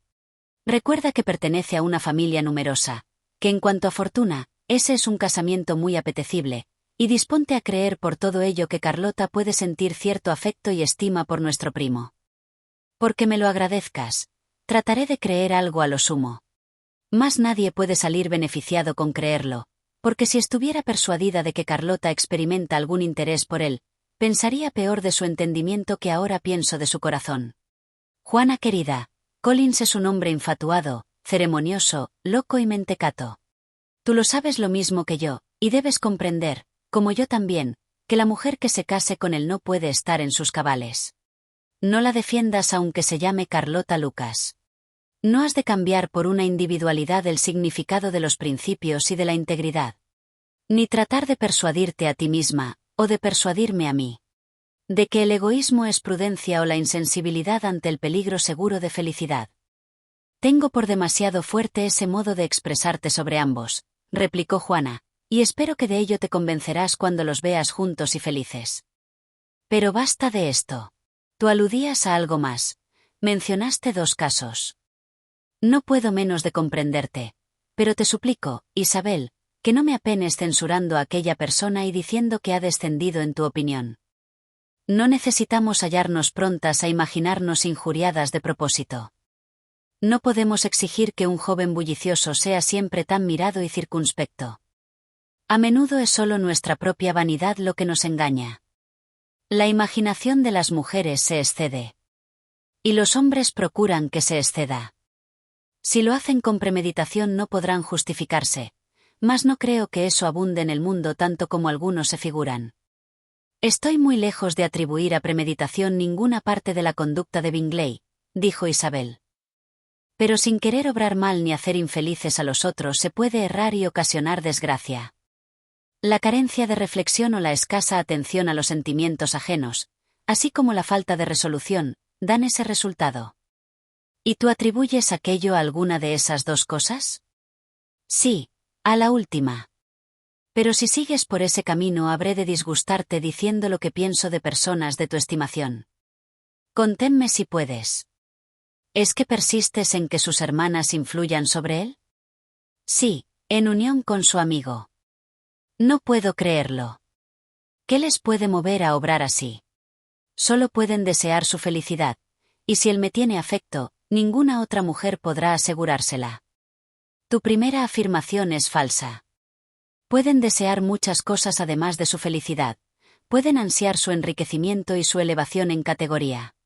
Que se case con una muchacha que reúna cuanto significan el dinero, los parientes elevados y el orgullo. Vamos, que desean que elija a la señorita de Darcy, replicó Juana. Mas eso puede ser por móviles mejores de los que supones. La han tratado durante más tiempo que a mí. No hay que admirarse, pues, de que la quieran más. Pero, cualesquiera que sean sus deseos, es muy improbable que se hayan opuesto a los de su hermano. ¿Qué hermana se creería con derecho a hacerlo, a no ser que le diera al hermano por algo muy reprochable? Si lo hubieran visto interesado por mí no habrían procurado separarnos. Si él lo estuviera, ellas no tendrían buen éxito. Suponiendo semejante afección, haces obrar a todos contra naturaleza y con error y a mí me haces más desgraciada. No me avergüenzo de haberme equivocado, o por lo menos esto es poca cosa, nada en comparación con lo que sentiría si pensase mal de él o de sus hermanas. Déjame ver el hecho a la mejor luz, lo mejor que pueda verse. Isabel no se podía oponer a tales deseos, y desde entonces el nombre de Bingley apenas fue pronunciado entre las 2. La señora de Bennet continuaba aún extrañada y murmurando porque no regresaba. Y aunque casi no pasaba día sin que Isabel le hiciese con claridad cargo sobre ello, era raro que considerase aquel hecho con menos inquietud. Su hija probaba a convencerla de lo que ella misma no creía y de que las atenciones a Juana habían sido mero afecto de un capricho corriente y pasajero que cesó en cuanto no la viera.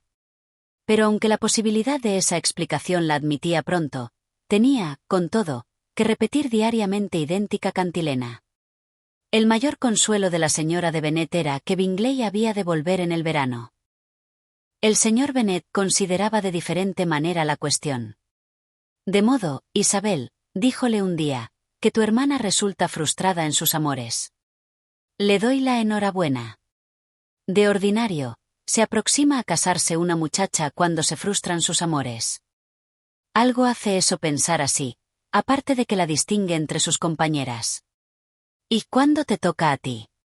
No te gustará mucho que se te adelante, Juana. Pero ahora te va a tocar. Aquí en Meryton hay suficientes oficiales para engañar a todas las jóvenes de la comarca. Cásate con Wickham.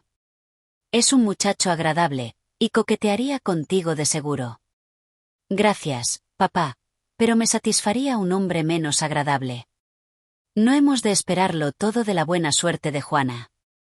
Cierto, dijo el señor Bennet, pero cualquier cosa que te suceda en cuanto a eso, es un consuelo pensar que tienes una madre afectuosa que siempre se encargará de lo principal. La compañía de Wickham era de positiva utilidad para disipar la tristeza que los últimos infaustos sucesos habían producido a varios de la familia de Longbourn. Veíanle a menudo, y a sus otras prendas añadió en esta ocasión la de una absoluta falta de reserva. Todo lo que Isabel había oído, sus quejas contra Darcy, y cuanto había sufrido de él, era ahora de todos conocido y por todos discutido en público. Y todo el mundo se complacía en recordar lo mucho que Darcy había disgustado siempre, aun antes de saberse nada de eso. Juana era la única criatura a quien era dado suponer que hubiera en el caso alguna circunstancia atenuante, desconocida por la sociedad del condado. Su dulce y constante candor abogaba siempre por indulgencia y exigía la posibilidad de una equivocación. Pero Darcy estaba reputado por todos los demás como el más malo de los hombres.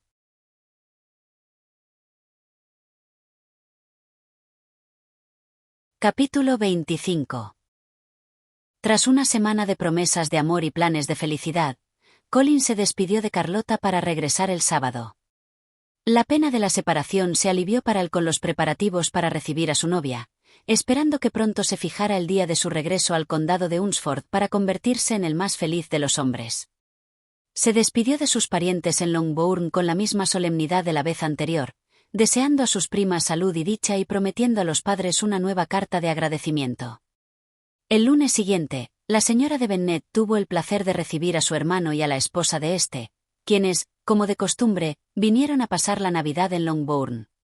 El señor Gardner era un hombre sensible, caballeroso, muy superior a su hermana tanto en cualidades naturales como en educación. Las damas de Netherfield habrían tenido dificultad en creer que una persona que vivía del comercio y se hallaba siempre metido en su almacén pudiera estar tan bien educado y resultar tan agradable.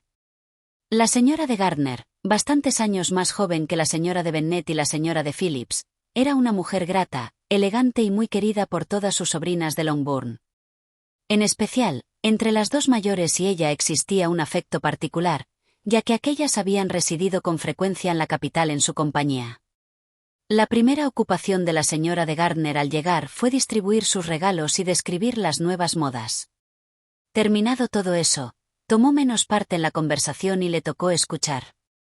La señora de Bennet tenía muchas desgracias que comunicarle y un poco de que hacerse compadecer.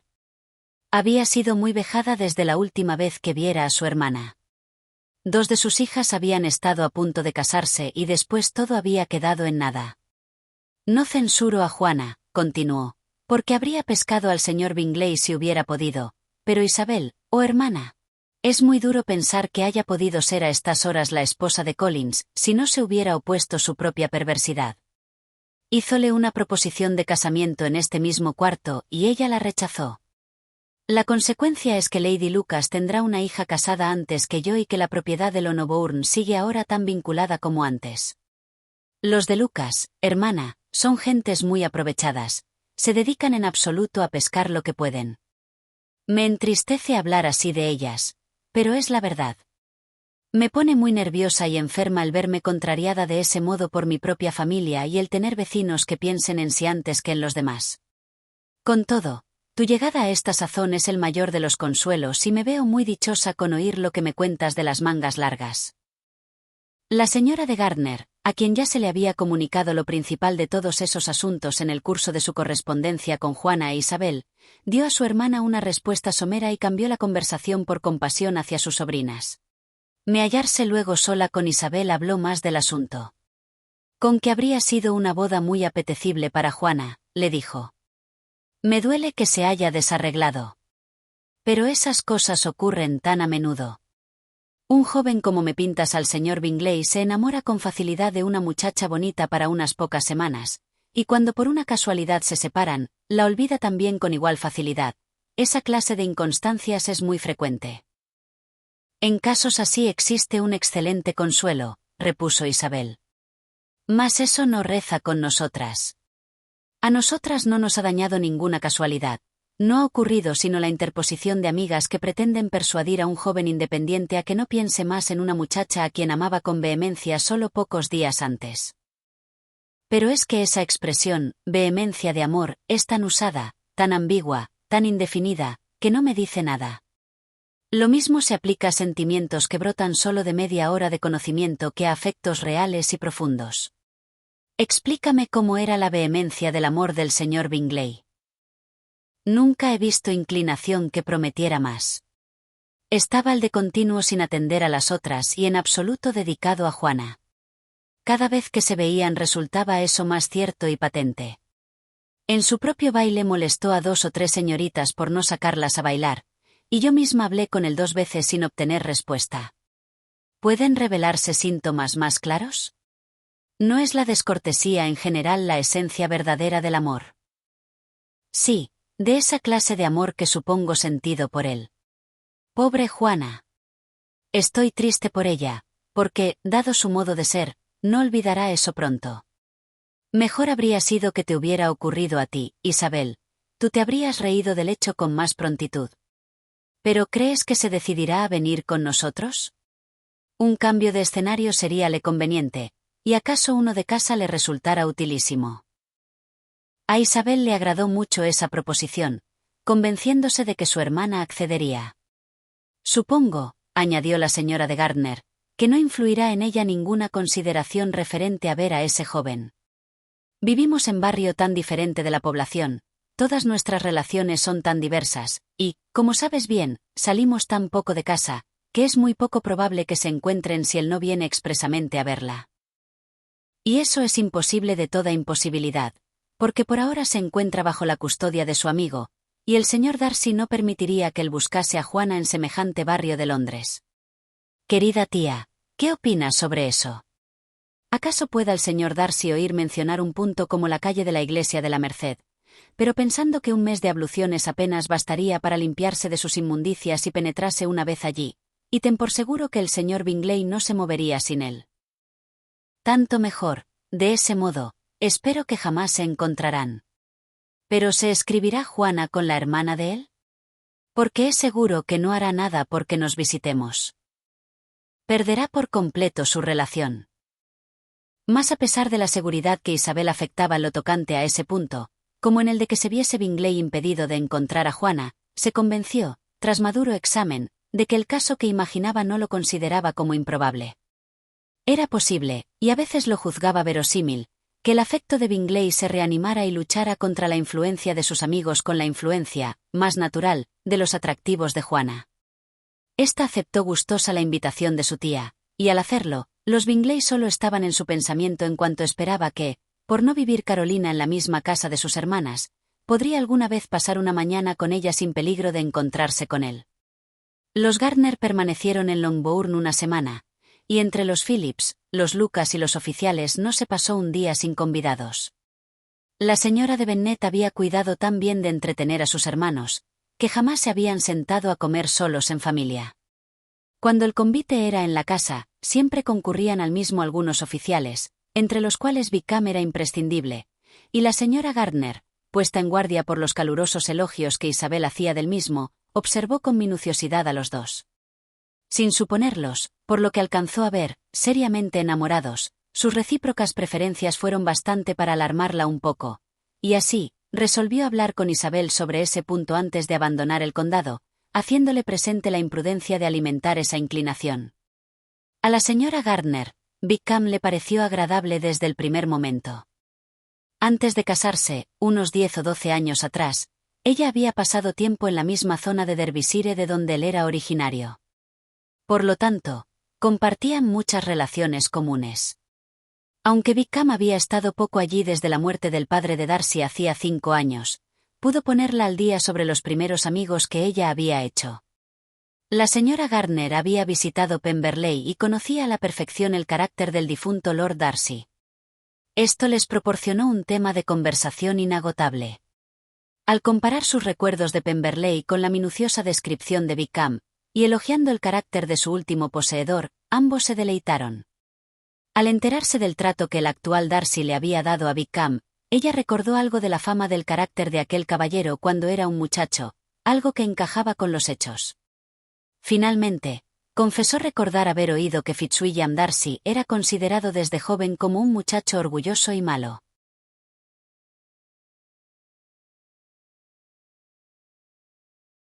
Capítulo 26.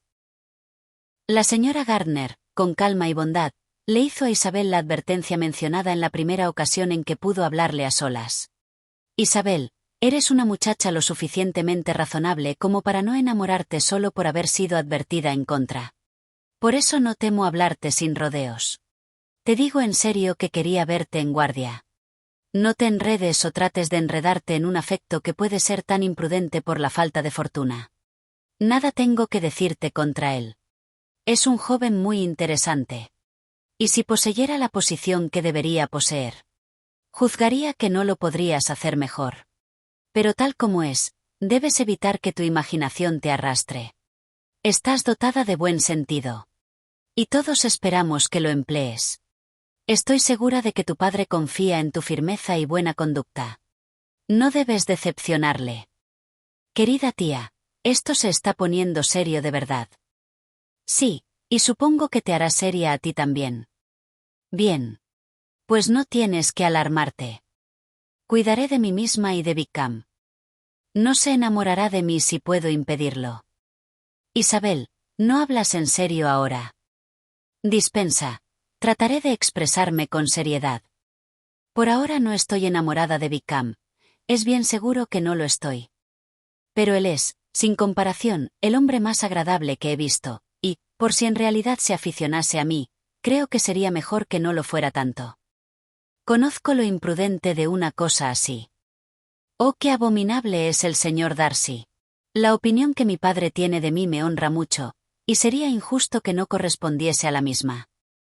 Mi padre, no obstante, es partidario de Wickham. En resolución, tía querida, mucho sentiría hacer desgraciado a alguien. Mas desde que vemos a diario que donde hay afecto los jóvenes de ambos sexos raramente se contienen por falta de fortuna. ¿Cómo puedo prometer ser más cuerda que tantas de mis iguales si me viese tentada? ¿O cómo habré de comprender que sería más prudente resistir?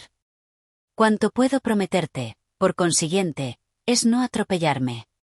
No me juzgaré con precipitación su anhelo. Cuando esté en su compañía, no lo desearé. En suma, obraré lo mejor que pueda. ¿Acaso eso surtiría efecto si le quitases los ánimos para venir a casa tan a menudo? Por lo menos, debemos hacer presente a tu madre que no le invite. Como hice el otro día, exclamó Isabel con significativa sonrisa. Cierto que sería oportuno poner moderación en eso. Pero no creas que él está siempre con tanta frecuencia aquí. Es por consideración a ti por lo que has sido invitado tantas veces esta semana. Ya conoces las ideas de mi madre sobre la necesidad de constante compañía para sus amigas. Pero de veras y por mi honor que trataré de proceder como crea más cuerdo. Y espero que ahora quedarás contenta. Su tía le aseguró que lo estaba. Y tras darle Isabel las gracias por su bondadosa advertencia se marcharon. Habiéndose ofrecido un admirable ejemplo de amonestación sobre tan delicado punto sin dar lugar a resentimiento. Collins volvió al condado poco después de haberlo abandonado los Gardner y Juana. Pero como residió con los de Lucas, su llegada no molestó a la señora de Bennet. Aproximábase ya su casamiento. Y aquella se encontraba al fin tan resignada, que lo miraba como inevitable, y aún repetía, de mal talante, que deseaba a los novios felicidad. El jueves iba a ser la boda, y el miércoles hizo la señorita de Lucas su visita de despedida, y cuando se levantó para separarse, Isabel, avergonzada de lo poco finos y forzados cumplidos de su madre, y además sinceramente afectada de por sí, la acompañó fuera de la estancia, y al bajar juntas la escalera Carlota dijo: «Espero saber de ti a menudo, Isabel». «Lo sabrás, ciertamente. Y aún tengo que suplicarte otro favor. ¿Vendrás a verme? Espero que nos veremos a menudo en este condado. No es fácil que pueda dejar Kent en bastante tiempo. Prométeme, por consiguiente, venir a Hunsford». Isabel no pudo rehusar la invitación, aun entreviendo escaso agrado en la visita. «Mi padre y María vendrán a verme en mayo», añadió Carlota, «y espero que consientas en ser de la partida». «En verdad, Isabel, serás tan bien recibida como cualquiera de aquellos». La boda se celebró. La novia y el novio marcharon a Kent desde la puerta de la iglesia, y todos tuvieron, como de costumbre, algo que hablar sobre el asunto. Isabel supo pronto de su amiga, y su correspondencia fue tan regular y frecuente como siempre había sido. El que fuese tan franca era imposible. Isabel no podía dirigírsele sin notar que todo el agrado de la confianza había desaparecido, y aun determinando no cesar de escribir, lo hacían en atención a lo que su amistad había sido, no a lo que era. Las primeras cartas de Carlota se abrieron con gran ansiedad. No podía menos de ser curioso saber cómo hablaba de su nuevo hogar, cómo pintaba a Lady Catalina, cuánta felicidad se atribuía. Pero al leer esas primeras cartas observó Isabel que Carlota se expresaba exactamente como ella había previsto. Escribía alegre, pareciendo estar rodeada de comodidades, sin mencionar nada, sin alabanzas. La casa, el ajuar, la vecindad y los caminos, todo era de su gusto, y la conducta de Lady Catalina lo más amigable y atenta. Era la misma pintura de Hunsford y Rosings dada por Collins, aunque templada con cierto discernimiento, e Isabel comprendió que debía aguardar a su visita allá para conocer lo demás. A todo esto Juana había enviado unas líneas a su hermana anunciándole su feliz arribo a Londres, y cuando volvió a escribir, creyó Isabel que podría decirle algo de los de Bingley. La impaciencia por esta segunda carta fue recompensada como suele serlo siempre la impaciencia. Juana llevaba una semana en la capital sin ver a Carolina ni oír de ella. Explicábaselo no obstante suponiendo que su última carta a su amiga desde Lonobourne se hubiese perdido por una casualidad.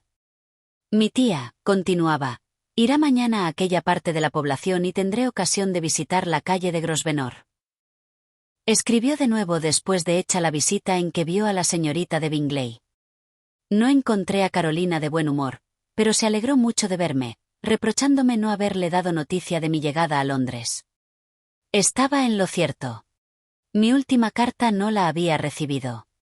Luego, como era natural, pregunté por su hermano. Estaba bien, más tan ocupado con el señor Darcy, que apenas le veía. Me encontré con que la señorita de Darcy era esperada a comer. Deseo poder verla. Mi visita no fue larga, pues Carolina y la señora de Hurst tenían que salir. Supongo que en breve las tendré por aquí. Isabel movió la cabeza al leer esa carta. Se convenció con ella de que solo por casualidad podría descubrir Bingley que su hermana estaba en la capital. Pasaron 4 semanas, y Juana no vio a ninguno de ellos. Trató de convencerse de que no lo sentía. Pero no pudo permanecer más tiempo ciega hacia la desatención de la señorita de Bingley. Tras de esperar en casa todas las mañanas durante una quincena, e inventar para aquella una nueva excusa todas las tardes, la visita llegó al fin. Mas la rapidez de la misma, y más aún la extrañeza de los modales de la visitante, no permitieron a Juana engañarse más. La carta que con ese motivo dirigió a su hermana demuestra lo que sentía. Segura estoy, mi queridísima Isabel, de que serás incapaz de ufanarte del buen juicio tuyo sobre mis cartas cuando te confiese que he estado engañada por completo sobre el afecto de la de Bingley hacia mí. Pero, querida hermana, aunque los hechos hayan demostrado tu razón, no me juzgues obstinada si aún afirmo que, considerando su proceder, mi confianza era tan natural como tus sospechas. Después de todo, no comprendo la razón que le asistía para desear intimar conmigo. Pero si de nuevo ocurrieran las mismas circunstancias, es bien cierto que de nuevo me volvería yo a engañar. Carolina no me ha devuelto mi visita hasta ayer, y ni una esquela ni una línea suya he recibido entre tanto.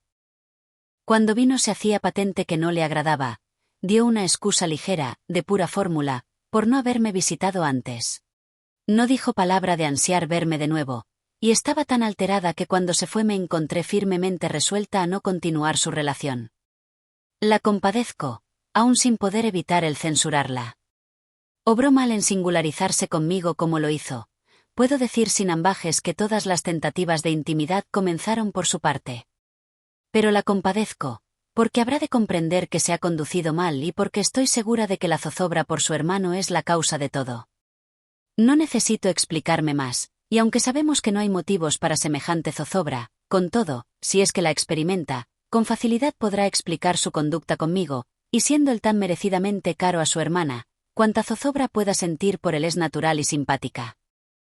Mas no puedo menos de admirarme de que salga ella ahora con temores por el estilo, porque si él se hubiera cuidado de mí, hace tiempo que nos habríamos encontrado por la población. Conoce él mi estancia en ella, de eso estoy segura por algo que ella misma me ha comunicado, y con todo, por el modo de expresarse Carolina, parecía como si necesitase persuadirse de que en realidad se interesa él por la señorita de Darcy. No lo entiendo. Si no temiera juzgar con dureza, casi me vería tentada a decir que en todo esto hay grandes apariencias de doblez. Mas yo ensayaré desvanecer toda idea penosa pensando solo en lo que me hace falta, en tu cariño y en la inalterable bondad de mis queridos tía y tío. Hazme saber pronto de vosotros. La señorita de Bingley dijo algo de no volver jamás a Netherfield y de deshacerse de la casa, mas no con seguridad. Haremos mejor en no hablar de eso. Me complazco muchísimo en que hayas tenido tan halagüeñas noticias de nuestros amigos de Hunsford. Te ruego que los vayas a ver con Sir Guillermo y María. Estoy convencida de que te encontrarás muy bien allí. Tú. Etcétera. Esta carta apenó algo a Isabel, pero su espíritu se rehizo al considerar que Juana no se vería más engañada, por lo menos por la hermana. Toda esperanza relativa al hermano quedaba ahora desvanecida en absoluto. Ni siquiera deseaba que se renovasen sus atenciones. El carácter de él quedaba muy rebajado cuando se consideraba, y como castigo suyo, y además, a la vez, como ventaja posible de Juana, esperaba que en realidad pudiera casarse con la hermana de Darcy, ya que, según Wickham, eso le haría sentir en abundancia lo que había despreciado.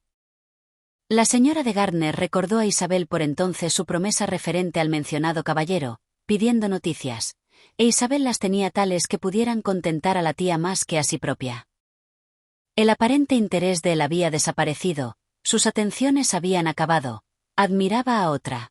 Isabel vigilaba lo suficiente para verlo todo, y podía observarlo y escribir sobre ello sin verdadero pesar. Su corazón había sido herido solo sutilmente, y su vanidad se veía satisfecha por creer haber sido ella la elegida de su corazón si la posición se lo hubiera permitido.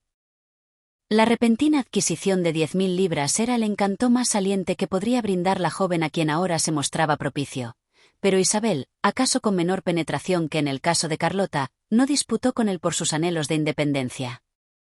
Por el contrario, nada juzgaba más natural, y como podía suponer que le costaba a él algún esfuerzo el abandonarla, hallábase dispuesta a considerar el hecho como cuerda y apetecible solución para ambos, y podía desearle de corazón felicidades. Todo eso fue dado a conocer a la señora de Gardner, a quien, tras relatar las circunstancias, decía así: «Estoy convencida, querida tía, de que nunca he estado muy enamorada, pues si realmente hubiera experimentado esa pura y elevada pasión detestaría ahora hasta el nombre de semejante individuo y le desearía toda suerte de males. Pero no solo abrigo sentimientos cordiales hacia él, sino que también miro con imparcialidad a la señorita de King, sin tenerle malquerencia y juzgándola, por el contrario, buena muchacha. No puede haber amor en todo eso. Mi desvelo ha sido real, y aunque si estuviera frenéticamente enamorada de él resultaría ahora más interesante para todos sus conocidos, no puedo decir que lamento mi relativa insignificancia. A veces la importancia se paga sobrado cara. Catalina y Lidia son más sensibles que yo en eso del corazón. Son jóvenes en el camino de la vida y no están hechas todavía a la mortificante convicción de que las pollas guapas han de tener algo para vivir como todas las demás.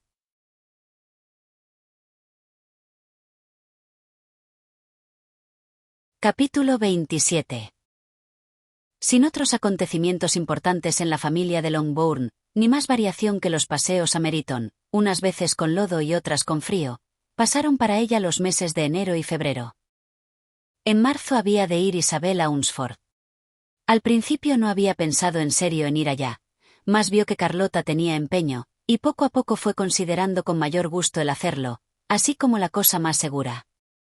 La ausencia había acrecido sus deseos de ver a Carlota y aminorado su repulsión hacia Collins. El proyecto entrañaba cierta novedad, y como con tal madre y tan insoportables hermanas como tenía no podía resultar apetitosa la estancia en casa, no podía recibir mal un cambio así. El viaje le proporcionaba además el placer de dar un abrazo a Juana, y, en suma, cuando llegó el tiempo habría sentido mucho cualquier dilación. Mas todo se llevó bien, y se arregló en definitiva de acuerdo con el conocido plan de Carlota. Iba a acompañar a Sir Guillermo y a su segunda hija. Añadióse a ese plan la mejora de pasar una noche en Londres, y con eso quedó tan perfecto como era posible.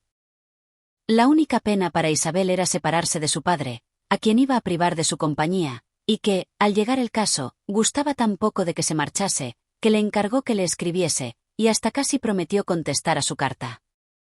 La despedida entre ella y Wickham fue por completo amistosa, y aún más por parte de él. Su empresa actual no podía hacerle olvidar que Isabel había sido la primera que excitara y mereciera su atención, la primera en escucharle y compadecerle, la primera a quien admiró. Y en su manera de decirle adiós, deseándole toda suerte de dichas, recordándole lo que había de esperar de Lady Catalina de Bourgh y confiando en que sus opiniones sobre la misma, sus opiniones sobre todos ellos, coincidirían, hubo tal solicitud, interés tal, que ella sintió deber corresponderle con el más sincero afecto. Partiendo así convencida de que, lo mismo casado que soltero, sería siempre su tipo de lo placentero y de lo amable. Los compañeros de viaje del día siguiente no eran para hacérselo muy grato. Sir Guillermo Lucas y su hija María, muchacha de buen humor, aunque de cascos tan vacíos como su padre, nada tuvieron que decir que valiera la pena de oírse, y así, les escuchó con igual interés que el ruido de la posta. Isabel gustaba del absurdo, pero conocía a Sir Guillermo desde antiguo. Nada nuevo podía referirle ya de las maravillas de su presentación y de su dignidad de caballero, y sus cortesías eran tan rancias como sus noticias. El viaje era de solo 24 millas, y lo emprendieron tan temprano, que al mediodía estaban en la calle de la Iglesia de la Merced. Al llegar a la puerta de los Gardner, Juana se encontraba en la ventana del salón, esperando su llegada. Al entrar en el comedor, allí estuvo ella para darles la bienvenida, e Isabel, tras de contemplarla con ansiedad, alegróse de hallarla tan sana y tan cariñosa como siempre. En la escalera había un tropel de niños y niñas cuya impaciencia por la llegada de su prima no les permitiera esperar en el salón y cuya timidez, ya que no la habían visto en un año, les vedara ir abajo. Todo era gozo y cariño. El día se pasó muy gratamente, la tarde, en corretear y recorrer tiendas, y la velada, en uno de los teatros. Isabel halló ocasión de conversar con su tía. Su primer tema fue su hermana, y quedó más pesarosa que extrañada al oír, como contestación a sus preguntas, que aunque Juana se esforzaba de continuo en sostener su espíritu, sufría periodos de desaliento. Con todo, era razonable esperar que no seguirían. Contóle también la señora Gardner particularidades de la visita de la señorita de Bingley a la calle de la Iglesia de la Merced, repitiéndole la plática habida entre Juana y ella, lo cual demostraba que la primera había borrado de su corazón semejante amistad. La señora de Gardner reanimó a su sobrina por la deserción de Wickham, más felicitándola porque eso marchara tan bien. Pero, querida Isabel, añadió, ¿qué clase de muchacha es la señorita de King?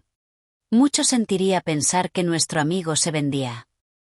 Dime, querida tía, ¿qué diferencia hay, en cuestiones de matrimonio, entre lo mercenario y lo prudente? ¿Dónde acaba la discreción y comienza la avaricia? La Navidad pasada temías que me casara con él porque eso hubiera sido imprudente, y ahora, por dirigirse a una muchacha con 10.000 libras, lo tildas de mercenario. Si quieres decirme qué especie de muchacha es la señorita de King, sabré qué pensar. Creo que es muy buena muchacha. Nada malo sé de ella. Pero él no le dedicó la menor atención hasta la muerte del abuelo, que hizo a la misma dueña de su fortuna. No, ¿por qué lo había de hacer? Si no le era permitido ganar mi afecto por no tener yo dinero. ¿Qué motivo había para que hiciese el amor a una muchacha de quien él por entonces no se cuidaba y que era igualmente pobre? Mas resulta indecoroso dirigirse a ella poco después de aquel suceso. Un hombre en circunstancias aflictivas no tiene tiempo para ese decoro elegante a que otros pueden atender. Si ella no se lo reprocha, ¿a qué hacerlo nosotros? El que ella no se lo reproche no le justifica a él. Solo muestra la deficiencia que ella padece, sea de pesquis, sea de sentimiento. Bien, exclamó Isabel, será como quieres. Serán, él, mercenario, y ella, loca. No, Isabel, no pretendo eso. Ya sabes cuánto me dolería pensar mal de un joven que ha vivido tanto tiempo en el condado de Derby. Vaya. Si eso es todo, tengo yo muy mala opinión de los jóvenes que viven en ese condado, y sus íntimos amigos, que viven en el de Hunsford, no son mucho mejores. Harta estoy de todos ellos.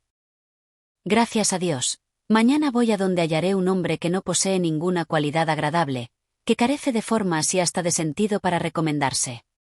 Los hombres necios son, después de todo, los únicos que vale la pena de conocer. Cuidado, Isabel, que esas palabras trascienden demasiado a disgusto. Antes de separarse por concluirse la conversación, tuvo la dicha inesperada de que se la invitase a acompañar a sus tíos en un viaje de recreo que se proponían emprender en el verano. No hemos determinado con fijeza hasta dónde llegaremos, dijo la señora de Gardner, más acaso hasta los lagos. Ningún proyecto podía ser más halagüeño a Isabel, y así, su aceptación de tal convite fue pronta y agradecida. «Querida tía», exclamó con entusiasmo, «qué delicia, qué felicidad. Me proporcionáis vida nueva y nuevo vigor. Adiós a los disgustos y al mal humor. ¿Qué son los hombres al lado de las rocas y las montañas? ¿Qué horas de transporte pasaremos? Y al regresar no seremos, como otros viajeros, incapaces de dar idea exacta de nada. Sabremos a dónde hemos ido, recordaremos lo que hayamos visto. Lagos, montañas y ríos estarán mezclados en nuestra imaginación, y al tratar de describir una escena particular no comenzaremos por disputar sobre el lugar donde aconteció. Que nuestras primeras efusiones sean menos insoportables que las de la generalidad de los viajeros.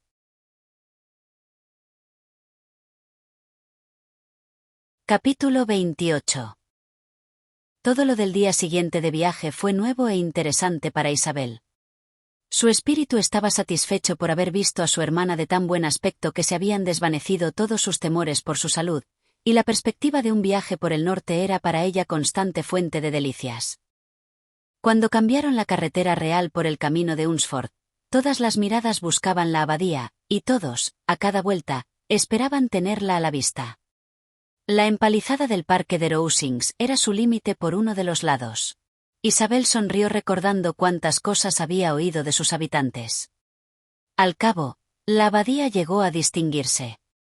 El jardín, que se extendía hasta el camino, la casa que en él se alzaba, la verde empalizada, el seto de laurel, todo iba declarando que se acercaban. Collins y Carlota aparecieron a la puerta, en medio de los saludos y sonrisas de toda la partida, y el carruaje se detuvo ante una reducida entrada que a través de una pequeña alameda conducía a la casa. Al punto descendieron todos del coche, regocijándose mutuamente de verse. La señora de Collins dio la bienvenida a su amiga con el más vivo contento, e Isabel, al verse tan afectuosamente recibida, se halló por momentos más satisfecha de haber venido. Al instante observó que los modales de su primo no habían variado con el matrimonio. Su cortesía formalista era con exactitud la misma que había sido, y por eso él la detuvo algunos momentos a la puerta para que oyese y satisficiese sus preguntas sobre toda la familia. Entraron en la casa sin más dilación que la precisa para notar la limpieza del ingreso, y en cuanto se vieron en la sala de recibir volvió él a darles con ostentosa formalidad la bienvenida a su humilde morada, repitiendo punto por punto los ofrecimientos que su mujer les hiciera de un refresco. Isabel iba dispuesta a encontrarlo en sus glorias, y no pudo huir de imaginar que al mostrarles las buenas proporciones de la estancia y su aspecto y ajuar se dirigía, en particular a ella, cual deseando hacerle envidiar lo que había perdido con rechazarle. Mas, aunque todo parecía limpio y cómodo, no le fue dado felicitarle con miradas de arrepentimiento, y antes bien admirábase de que su amiga pudiera tener aire tan alegre con semejante compañero. Cuando Collins decía algo de que su mujer debiera razonablemente correrse, lo que por cierto no era raro, Isabel, sin poder evitarlo, dirigía la vista a Carlota. Una vez o dos pudo descubrir un débil sonrojo, pero en general la esposa, con gran cordura, no le escuchaba. Tras de permanecer allí tiempo suficiente para admirar todo el ajuar de la pieza, desde el armario al enrejado de la chimenea, y para contar el viaje y todo lo ocurrido en Londres, Collins las invitó a dar una vuelta por el jardín, que era grande y bien situado y a cuyo cultivo atendía él mismo. Trabajar en su jardín era uno de sus mayores solaces, e Isabel admiró la moderación con que Carlota ponderaba lo saludable del ejercicio y reconocía que animaba a su marido a hacerlo cuanto podía. Guiándolos a través de todas las sendas y encrucijadas, y concediéndoles apenas algún intervalo para expresar las alabanzas que les exigía, fue él señalando todos los puntos de vista importantes con una minuciosidad que sobrepujaba en mucho a su belleza. Nombraba los campos que se veían en todas direcciones y decía cuántos árboles había en los sitios más distantes. Pero de todos los puntos de vista de que su jardín, aun la campiña y el reino en general, podían jactarse, ninguno se podía equiparar a la perspectiva de Rosings, proporcionada por un claro entre los árboles que limitaban el parque en la parte opuesta a la fachada de su casa. Rosings era un edificio moderno, hermoso y bien emplazado sobre una eminencia.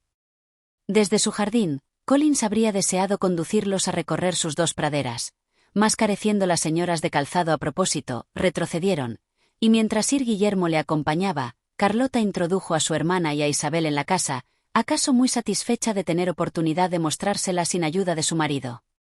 Era más bien pequeña, pero bien dispuesta, y todo estaba arreglado con limpieza y propiedad, lo cual reconoció Isabel ante Carlota. Si se pudiera prescindir de Collins, por lo demás había allí gran abundancia de comodidades, y por el evidente agrado de Carlota, Isabel supuso que prescindía de él. Había ya sabido ésta que Lady Catalina seguía en el campo. Volvióse a hablar de la misma cuando estaban cenando, y Collins, sumándose a la conversación, dijo: sí, Isabel, tendrás el honor de ver a Lady Catalina de Bourgh el domingo próximo en la iglesia, y no he de decirte lo que te agradará. Es todo afabilidad y condescendencia, y no dudo de que serás honrada con alguna observación suya cuando termine el servicio religioso. Casi no abrigo dudas tampoco de que incluirá a ti y a mi hermana María en todas las invitaciones con que nos honre durante nuestra estancia aquí. Su proceder con mi cara Carlota es encantador. Comemos en Rosings 2 veces por semana, y nunca nos permite que regresemos a pie. Siempre se pide el carruaje de su señoría para nosotros, mejor dicho, uno de los carruajes, porque tiene varios. Lady Catalina es en verdad una señora muy respetable y afectuosa, y añadió Carlota, y una vecina muy atenta. Y muy cierto, querida, eso es justamente lo que yo digo. Es una mujer a quien jamás puede mirarse con deferencia excesiva. La velada se empleó sobre todo en hablar del condado de Hertford y en repetir lo que ya se había comunicado por escrito, y cuando terminó, Isabel, en la soledad de su aposento, hubo de meditar sobre el grado de satisfacción de Carlota y reflexionar sobre su destreza en guiar y su compostura en tratar a su marido, reconociendo que todo lo hacía muy bien. Hubo de pensar a la par en cómo pasarían los días de su visita, en el conjunto todo de las ocupaciones ordinarias que tendrían, en las molestas interrupciones de Collins y en la alegría que podría brindar el trato con los de Rosings. Su viva imaginación lo determinó todo al punto. Hacia mitad del siguiente día, cuando estaba en su cuarto dispuesta a ir a paseo, un repentino ruido que se percibió abajo pareció poner en confusión a toda la casa, y tras de escuchar un momento, oyó que alguien subía la escalera con gran apresuramiento y la llamaba en alta voz. Abrió la puerta y se encontró en el corredor con María, quien, falta de aliento y con agitación, exclamó: «Oh, mi querida Isabel, date prisa y ve al comedor, porque hay algo que ver allí. No puedo decirte qué es. Date prisa y baja al momento». En vano preguntó Isabel.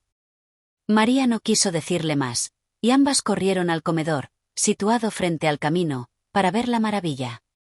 En total, eran 2 señoras paradas a la puerta del jardín, en un faetón bajo. «¿Y eso es todo?», y exclamó Isabel. Esperaba por lo menos que los lechoncillos hubieran entrado en el jardín, y no es sino Lady Catalina con su hija. «Y oh, querida», repuso María extrañadísima de la equivocación, «y no es Lady Catalina. La anciana es la señora Jenkinson, que vive con ellas. La otra es la señorita de Bourgh.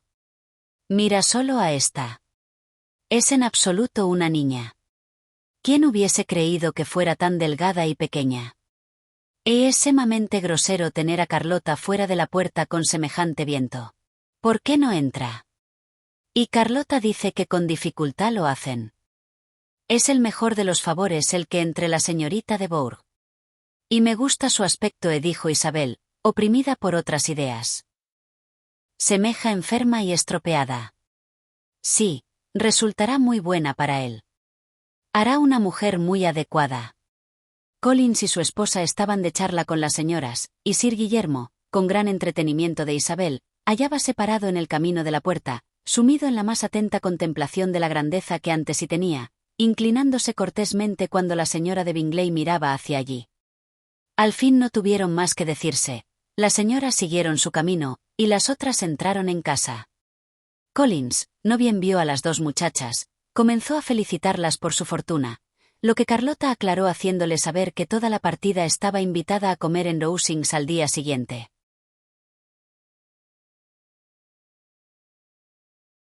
Capítulo 29. La satisfacción de Collins por ese convite fue completa. El poder mostrar la grandeza de su patrona ante sus admirados visitantes y hacerles ver la cortesía de Lady Catalina para con él y su esposa eran justamente las cosas que más anhelaba, y el que tan pronto se ofreciese ocasión de todo ello era prueba tal de la bondad de la mencionada señora que no sabía cómo ponderarlo bastante. Y confieso dijo que nada me habría sorprendido una invitación de su señoría para tomar el té el domingo y pasar la tarde en Rosings. Antes bien, conociendo su afabilidad, esperaba que eso aconteciese. ¿Pero quién podía prever una atención como esta? ¿Quién habría imaginado que recibiéramos invitación y extendida a todos los de la casa para comer allí tan inmediatamente después de nuestra llegada? Yo soy el menos asombrado de lo ocurrido, replicó Sir Guillermo, y por el conocimiento que poseo del verdadero modo de ser de los grandes, conocimiento que mi situación en el mundo me ha permitido adquirir. En la corte esos ejemplos no son raros. En todo el día y en la mañana siguiente apenas se habló de otra cosa que de la visita a Rosings.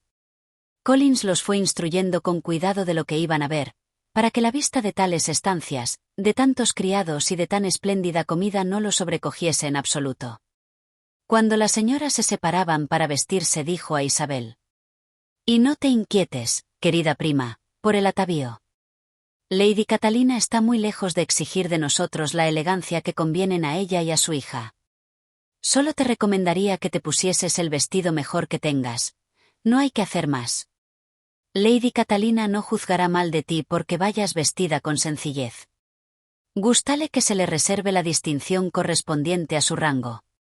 Mientras se vestían, él fue 2 o 3 veces a las respectivas puertas recomendando prisa, pues Lady Catalina censuraba mucho el tener que esperar para la comida.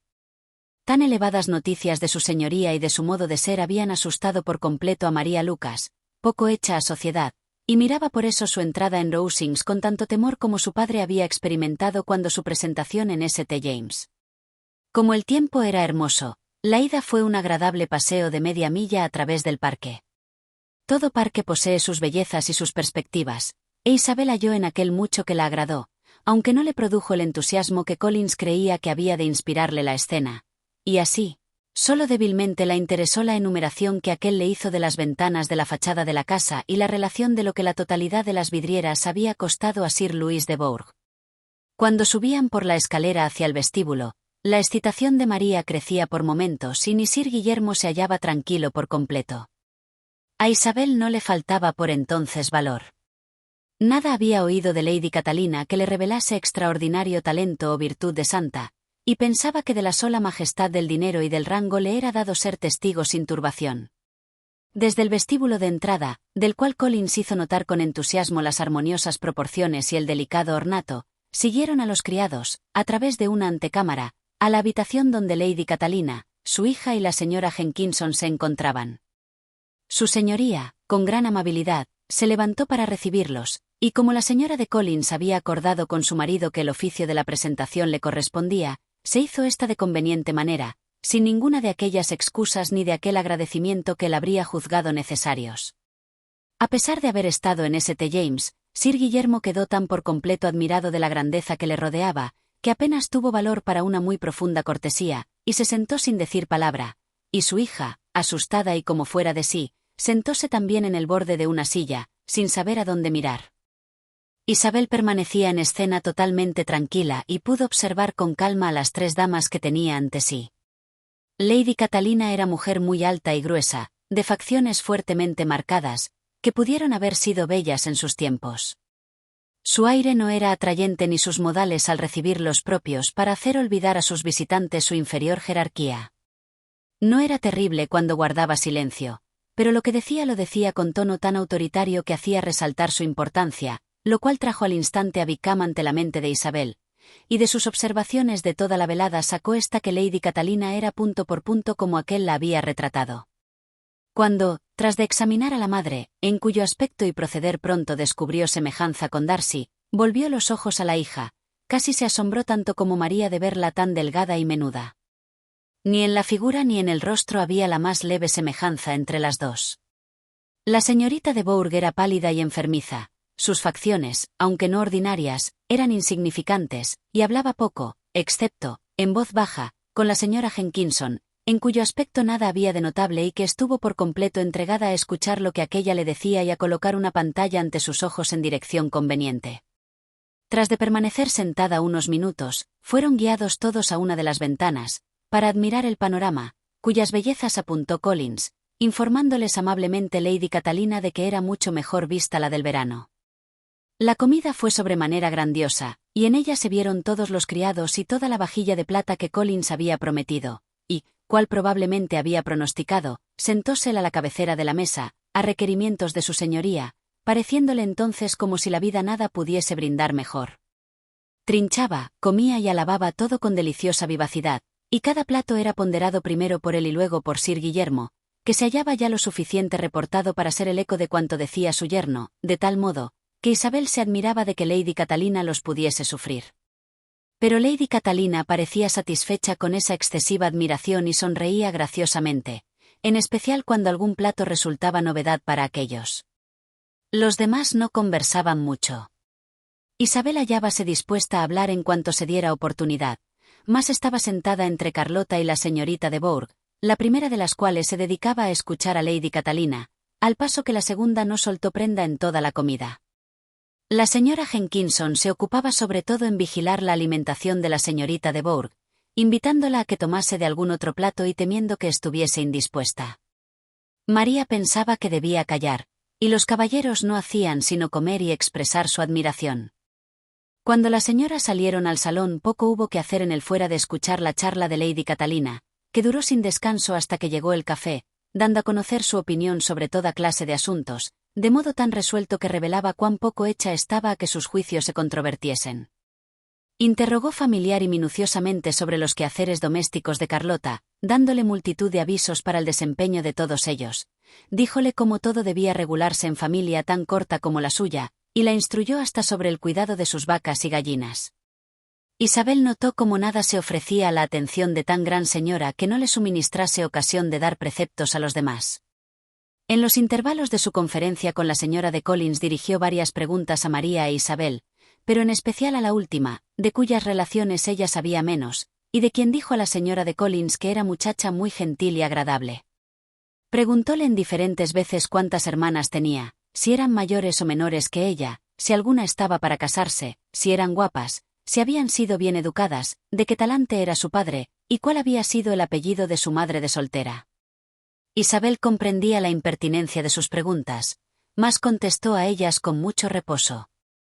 Lady Catalina observó entonces: y creo que la propiedad de su padre de usted está vinculada a favor del señor Collins.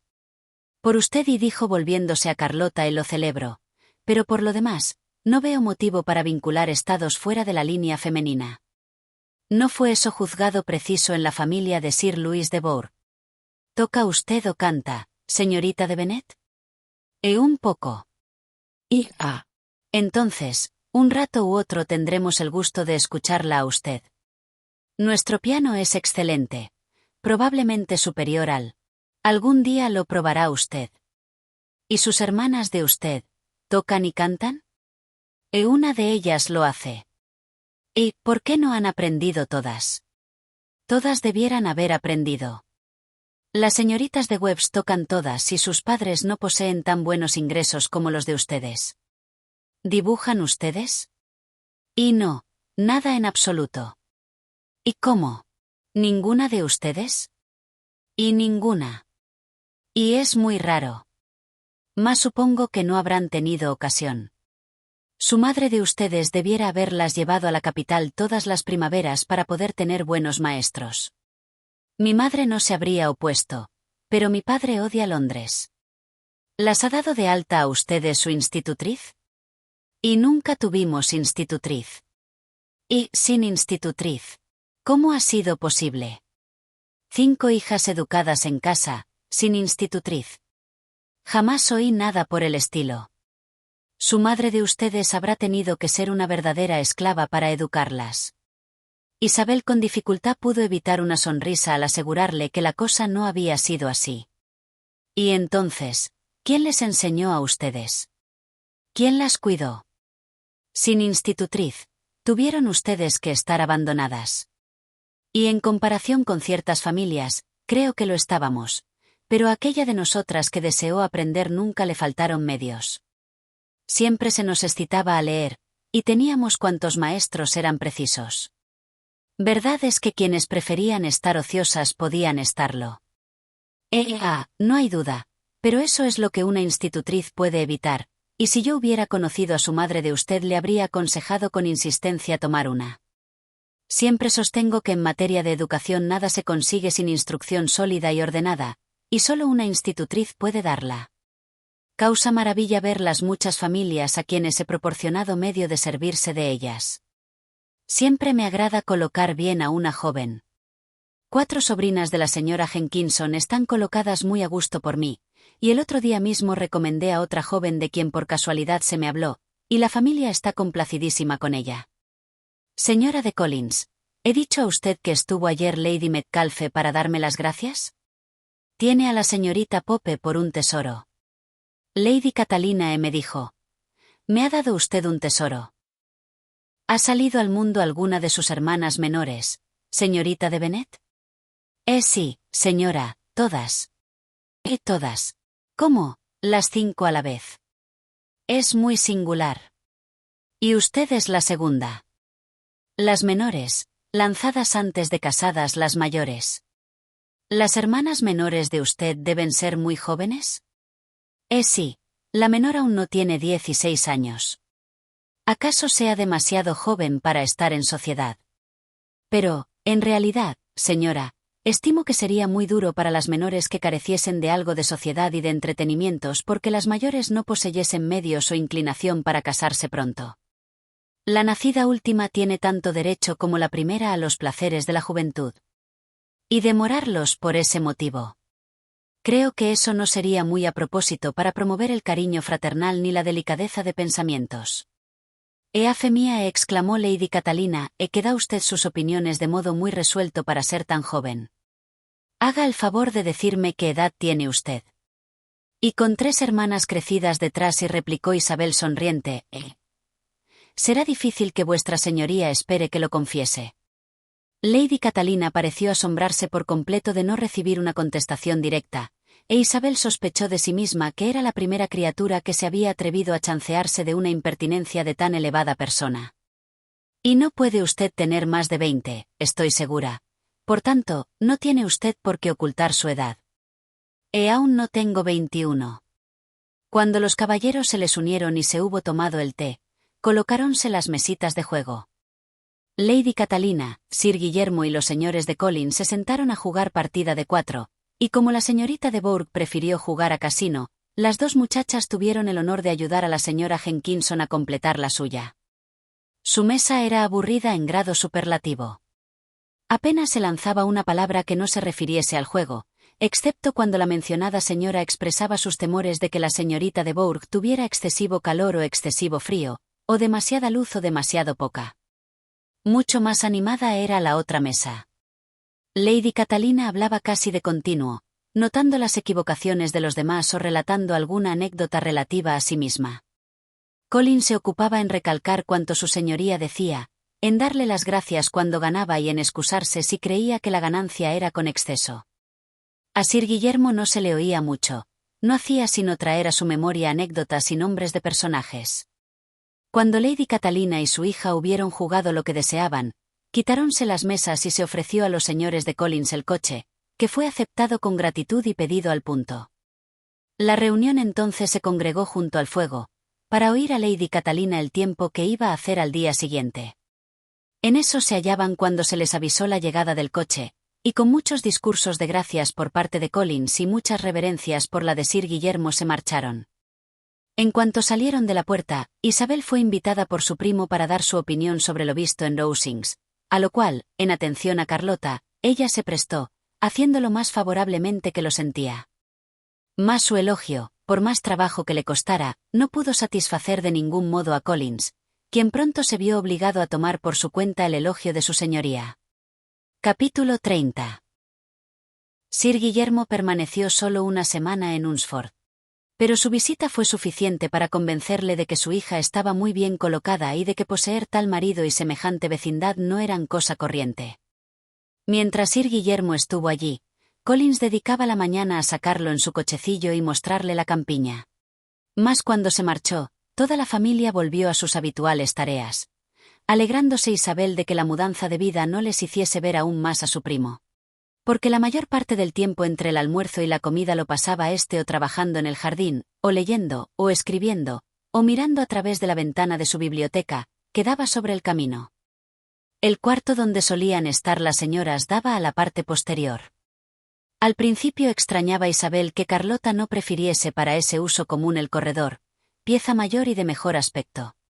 Más pronto vio que su amiga estaba acertada al obrar así, pues Collins se habría quedado mucho menos en su aposento si ellas hubieran usado otro tan alegre, y dio la razón a Carlota por su proceder. Desde ese salón no podían distinguir nada de la pradera, y por eso eran siempre deudoras a Collins del conocimiento de los coches que pasaban, y en especial de lo a menudo que la señorita de Bourgh lo hacía en su faetón, cosa que jamás dejaba de comunicarles, aunque acaeciese casi todos los días. No pocas veces se detenía ella en la abadía, conversando unos minutos con Carlota, pero con dificultad se la convencía de que saliese del carruaje. Muy pocos días pasaban sin ir Collins de paseo a Rosings, y no mucho sin que su mujer juzgase necesario hacer lo propio, y hasta que Isabel recordó que podía haber otra familia dispuesta a lo mismo no pudo comprender el sacrificio de tantas horas. De vez en cuando honraba Seles con una visita de su señoría, a quien nada de cuanto acaecía en el salón pasaba inadvertido durante semejantes visitas. Observaba, en efecto, sus ocupaciones, miraba sus labores y les aconsejaba hacerlas de otro modo. Hallaba defectos en la disposición de los muebles o descubría negligencias en la criada. Y si aceptaba algún piscolabis, parecíalo hacer solo para encontrar que las lonjas de carne de los Collins eran sobrado grandes para su familia.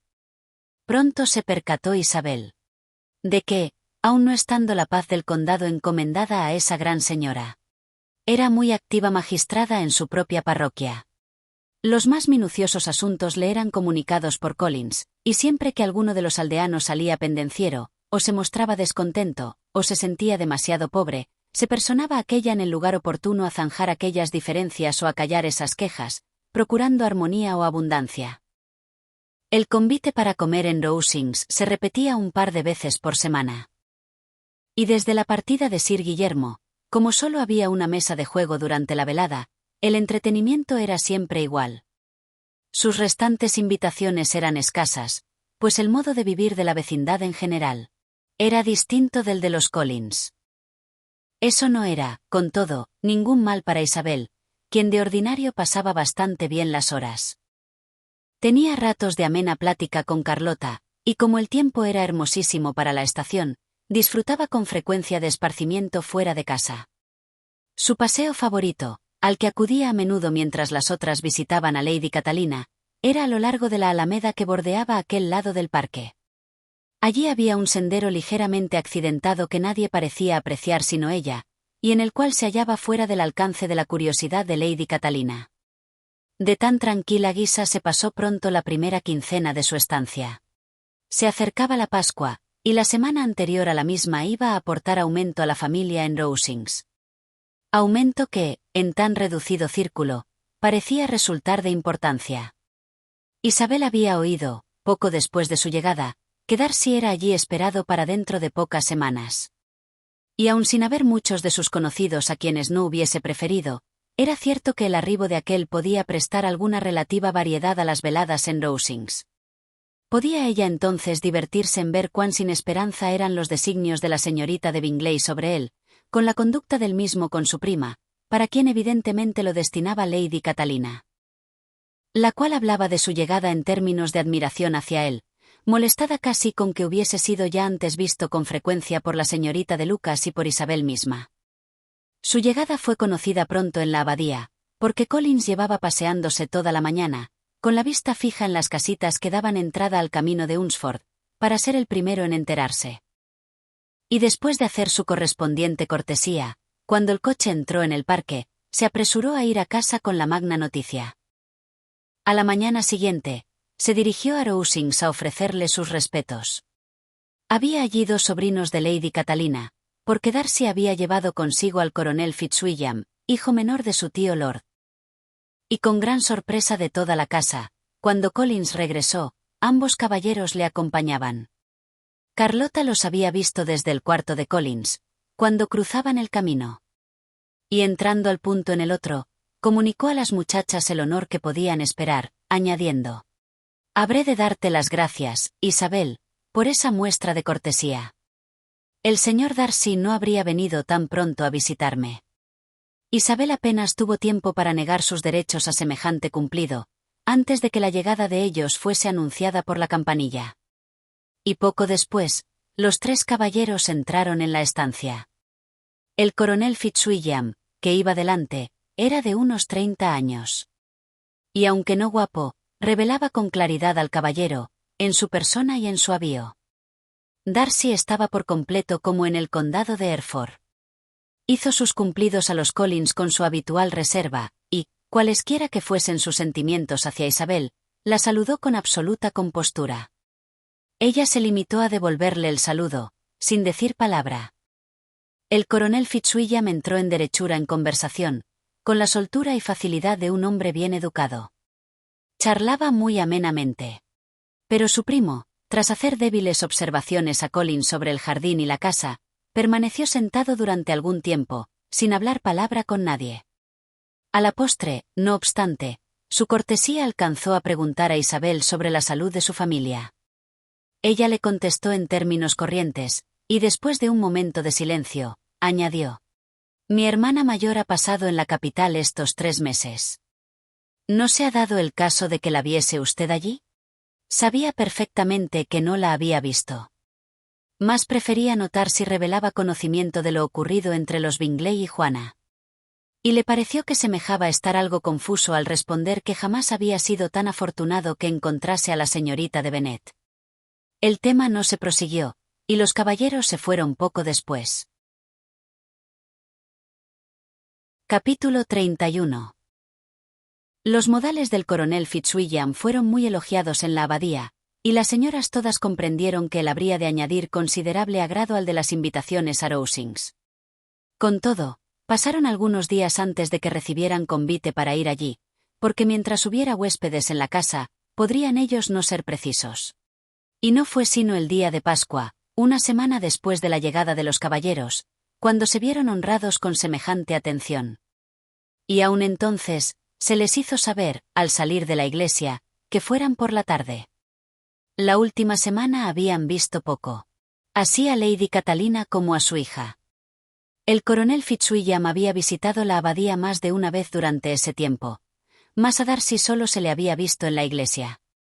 La invitación quedó desde luego aceptada, y a la hora oportuna se unieron ellos a la partida en el salón de Lady Catalina. Su señoría los recibió con atención, pero se hacía patente que su compañía no le era de ningún modo tan aceptable como cuando no tenía a nadie más. Y, en efecto, estuvo muy dedicada a sus sobrinos, hablándoles, y con especialidad a Darcy, mucho más que a cualquiera otra persona del salón. El coronel Fitzwilliam parecía satisfecho de verdad de verlas. Cualquier cosa servíale en Rosings de alivio y era bien recibida, y la bella amiga de la señora de Collins había cautivado mucho su fantasía. En esta ocasión se sentó a su lado, y habló tan agradablemente de Kent y de Hereford, de sus viajes y de su estancia en casa, de libros nuevos y de música, que Isabel nunca se había entretenido antes ni la mitad en aquel salón. Y conversaron por eso con tal ingenio y efusión que atrajeron la atención de la propia Lady Catalina lo mismo que la de Darcy. Las miradas de éste habían convergido pronto y repetidas veces hacia ellos, con curiosidad, y que su señoría participó, tras un rato, del mismo sentimiento reconocióse con mayor claridad al no tener escrúpulo en decir: «¿Qué es lo que dices, Fitzwilliam? ¿De qué estás hablando? ¿Qué está usted contando, señorita de Bennet? Permítame usted oír de qué se trata». «Hablamos de música, señora», repuso él, cuando no pudo evitar la contestación. «¿De música? Pues hagan ustedes el favor de hablar en voz alta. Es mi mayor delicia entre todos los temas de conversación. Tengo que meter baza en la conversación si hablan ustedes de música. Creo que hay pocas personas en Inglaterra que experimenten más vivo placer con la música que yo, o que posean mejor gusto natural. Si yo la hubiera aprendido, habría dado grandes frutos. Y así acontecería a Ana si su salud le hubiera permitido aplicarse a ella. Segura estoy de que habría ejecutado deliciosamente. ¿Cómo está en eso Georgiana, Darcy? Darcy hizo un cordial elogio del aprovechamiento de su hermana. Me alegro mucho de recibir de ella tan buenas noticias, dijo Lady Catalina. Y suplícote que le digas de mi parte que no espere sobresalir en eso si no lo practica mucho. Puedo asegurar, replicó él, que no necesita esa advertencia. Lo practica con mucha constancia. Tanto mejor, eso nunca es demasiado, y la primera vez que le escriba le encargaré que no lo olvide por nada. Con frecuencia digo a las jóvenes que no se alcanza superioridad en la música sin práctica constante. Muchas veces he dicho a la señorita de Bennet que nunca tocará bien si no lo practica más, y aunque la señora de Collins no tiene piano, será aquella muy bienvenida, cual le he dicho otras veces, si visita a Rosings todos los días y toca el piano en el cuarto de la señora Jenkinson. Ya sabéis que en esa parte de la casa no molestará a nadie. Darcy pareció algo corrido de la mala educación de su tía y no contestó. Cuando se hubo tomado el café, el coronel Fitzwilliam recordó a Isabel que le había prometido tocar, y ella se sentó inmediatamente al piano. Él puso su silla a su lado. Lady Catalina escuchó la mitad de la canción y después siguió hablando, como antes, a su otro sobrino, hasta que éste, dejándola y moviéndose con su habitual cautela hacia el piano, se estacionó de modo que dominase el aspecto de la bella ejecutante. Isabel notó lo que él hacía, y a la primera pausa oportuna le dirigió una sonrisa más que regular y le dijo: ¿Cree usted asustarme, señor Darcy, con venir de esa manera a oírme? Pues yo no me alarmo aunque su hermana de usted toque tan bien. Es terquedad mía el no poder jamás asustarme a voluntad de otros. Mi valor crece siempre a cada tentativa de intimidarme. No diré a usted que se haya equivocado, replicó él, porque no puede usted creer de mí en realidad el deseo de azorarla, y he tenido el placer de conocerla suficiente tiempo para saber que encuentra usted gran contento en profesar en ocasiones opiniones que de hecho no son las suyas. Isabel se rió de corazón al oír esa pintura suya y dijo al coronel Fitzwilliam: Su primo de usted pretende darle muy bonita idea de mí enseñándole a no creer palabra de cuanto yo le diga. Me tengo por especialmente desgraciada al dar con una persona tan dispuesta a descubrir mi verdadero carácter en un sitio donde yo había esperado obtener algún crédito. La verdad, señor Darcy, es que resulta poco generoso por su parte el mencionar cuanto supo usted en contra mía en el condado de Hereford, y permítame usted decirle que es también muy impolítico, porque eso es provocarme al desquite, y podrían salir a colación tales cosas que ofendiera a sus parientes el escucharlas. Yo no temo a usted, dijo el sonriente. Haga usted el favor de decirme de qué le acusa usted, exclamó el coronel Fitzwilliam. Me gustaría saber cómo se conduce con extraños. Se lo diré a usted, pero prepárese para algo muy espantoso. Ha de saber usted que la primera vez que le vi en Hereford fue en un baile, y en ese baile, ¿qué cree usted que hizo? Pues bailó solo 4 números, a pesar de escasear los caballeros, y más de una señora estuvo sentada por falta de pareja. Señor Darcy, no puede usted negar el hecho. Entonces no tenía el honor de conocer a ninguna señorita de la reunión, fuera de las de mi compañía.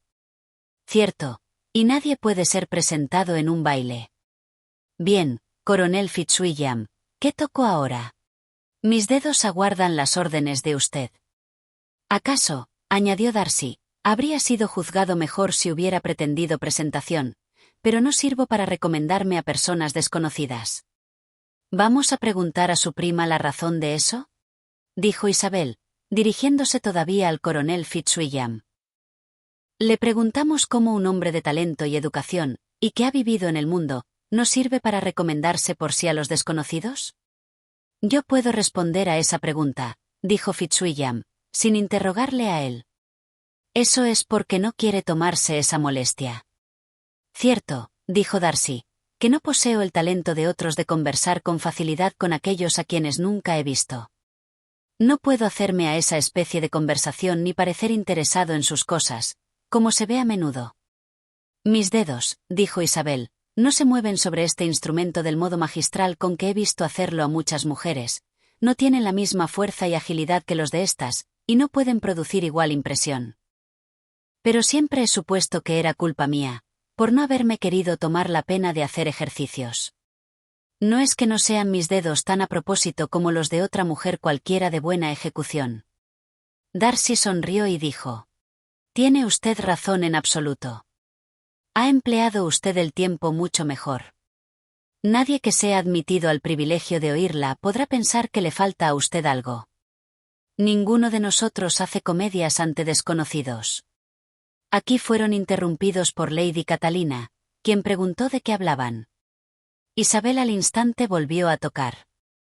Aproximóse aquella, y tras de escucharla durante algunos minutos dijo a Darcy: La señorita de Bennet no tocaría mal si practicase más y si hubiera tenido las ventajas de un buen profesor de Londres. Tiene buen concepto de lo que es teclear, aunque su gusto no llega al de Ana. Ana habría sido una deliciosa ejecutante si su salud le hubiera permitido aprender. Isabel miró a Darcy para observar su cordial asentimiento al elogio de su prima, que aquella esperaba, pero ni en aquel momento ni en ningún otro pudo discernir ningún síntoma de amor.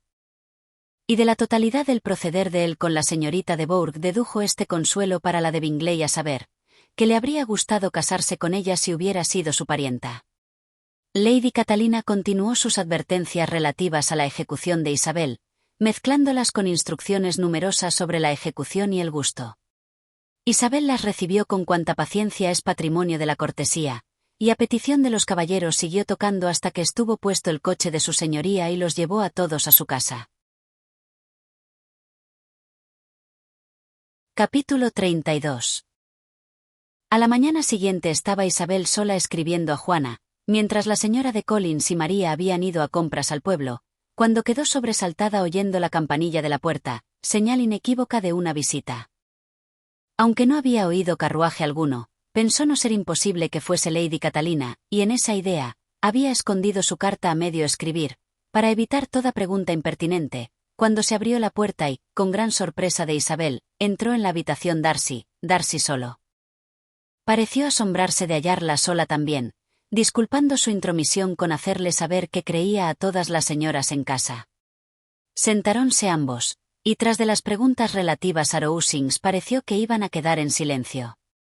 Con todo, era en absoluto necesario pensar en algo, y ante tal necesidad, recordando la última vez que se habían visto en el condado de Hereford y sintiendo curiosidad por saber lo que diría sobre su rápida marcha, dijo ella: «¿Qué repentinamente abandonaron ustedes Netherfield del pasado noviembre, señor Darcy?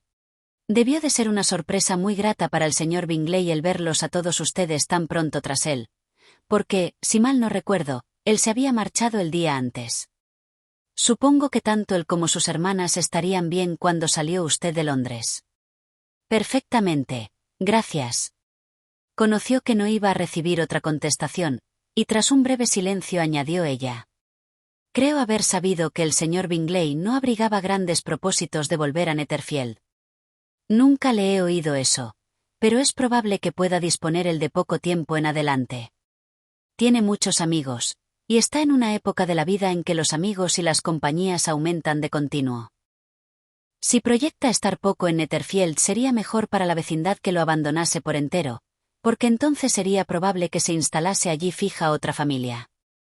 Más quizá el señor Bingley no tenga la casa tanto por conveniencia de la vecindad como por la propia suya, y habremos de esperar que siga con ella o la deje según esa norma. No me sorprendería», añadió Darcy, «que se desprendiera de ella en cuanto se ofreciese una oportunidad aceptable». Isabel no contestó. Temía hablar más del amigo de su interlocutor, y como no tenía otra cosa que decir, determinó dejar ahora a él el cuidado de buscar tema. Comprendiólo él, y pronto comenzó así: «Esta casa parece muy confortable. Creo que Lady Catalina la ha mejorado mucho al venir el señor Collins por primera vez a Hunsford». «Creo que sí, y estoy muy segura de que no podría haber mostrado su bondad en nada mejor. El señor Collins parece muy afortunado en su elección de esposa». «Sí, cierto. Sus amigas pueden alegrarse de que haya dado con una de las pocas mujeres sensibles que le habrían aceptado o hecho feliz tras de aceptarlo. Mi amiga posee excelente entendimiento, aunque no tengo yo su casamiento con el señor Collins por lo más cuerdo que ha hecho. Parece no obstante dichosa por completo, desde el punto de vista prudente, Era este un partido muy bueno para ella. Ha de ser muy grato para ella verse a tan poca distancia de su familia y amigos. ¿Poca distancia le llama a usted? Hay cerca de 50 millas. ¿Y qué son 50 millas de buen camino? Poco más de media jornada de viaje. Sí, la tengo por poca distancia. No había yo considerado la distancia como una de las ventajas del partido, exclamó Isabel. Jamás habría dicho que la señora de Collins estuviese colocada cerca de su familia. Eso prueba el apego de usted al condado de Hereford. Todo cuanto sea más allá de la vecindad de Longbourn supongo que le parecerá a usted lejos. Mientras hablaba se sonreía de un modo que Isabel imaginaba interpretar. Debía el suponerla pensando en Juana y Netherfield, y así, se sonrojó al contestar. No pretendo significar que una mujer no pueda dejar de estar demasiado cerca de su familia. Lejos y cerca son cosas relativas y dependen de muy variadas circunstancias. Si hay suficiente fortuna para no conceder importancia a los gastos de viaje, la distancia no es un mal. Pero ese no es aquí el caso. Los señores de Collins poseen suficientes ingresos, más notables que les permitan viajes frecuentes, y estoy segura de que mi amiga no diría que estaba cerca de su familia a menos de hallarse a la mitad de esta distancia. Darcy acercó un poco a ella su asiento y dijo: «Usted no puede tener derecho a tan fuerte afecto a su residencia. Usted no puede haber de estar siempre en Longbourn». Isabel pareció sorprendida, y el caballero cambió de propósitos. Hizo retroceder su silla, tomó de la mesa un diario y, mirándolo por encima, preguntó con más frialdad: «¿Le gusta a usted Kent?». Siguió a esto un corto diálogo sobre el tema de la campiña, conciso y moderado por ambas partes, y pronto puso fin al mismo la entrada de Carlota y de su hermana, que acababan de regresar de su paseo. Sorprendiólas el tete-a-tete. Darcy les refirió la equivocación que había ocasionado su introducción ante la señorita de Bennet, y después de permanecer sentado pocos minutos más, sin hablar gran cosa a nadie, se marchó. «¿Qué puede significar eso?», dijo Carlota en cuanto se fue. «Querida Isabel, debe de estar enamorado de ti, pues de otra suerte nunca nos habría visitado con esa familiaridad». Pero cuando Isabel habló del silencio que guardara no pareció cierta la cosa, a pesar de los deseos de Carlota, y tras varias conjeturas supusieron solo que su visita procedía de la dificultad de encontrar algo que hacer, lo cual parecía lo más probable dada la estación. Todos los deportes se habían acabado.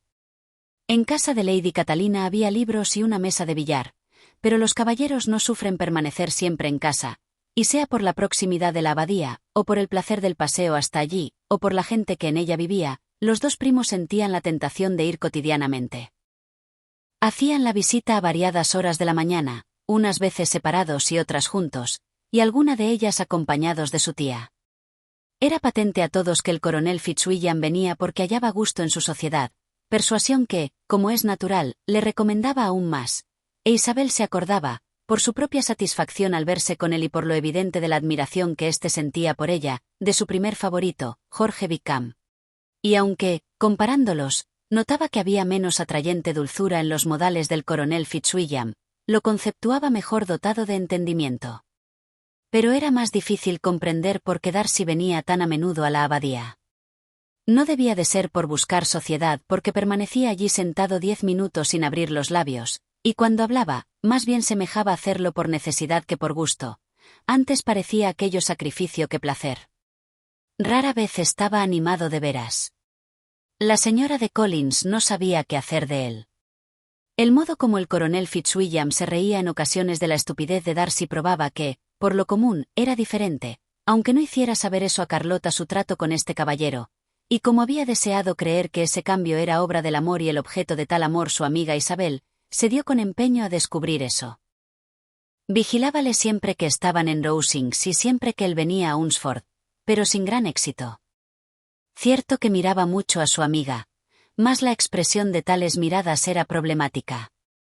Era un modo de mirar atento y fijo, pero a menudo dudaba ella que hubiesen el mismo entusiasmo, y a veces no parecía sino distracción.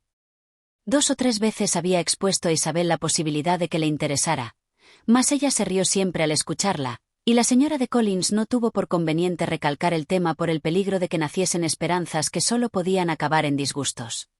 Porque, en su sentir, no había duda en que cuanto disgusto inspiraba él a su amiga habría de disiparse si ésta supiese que tenía a aquel en su poder.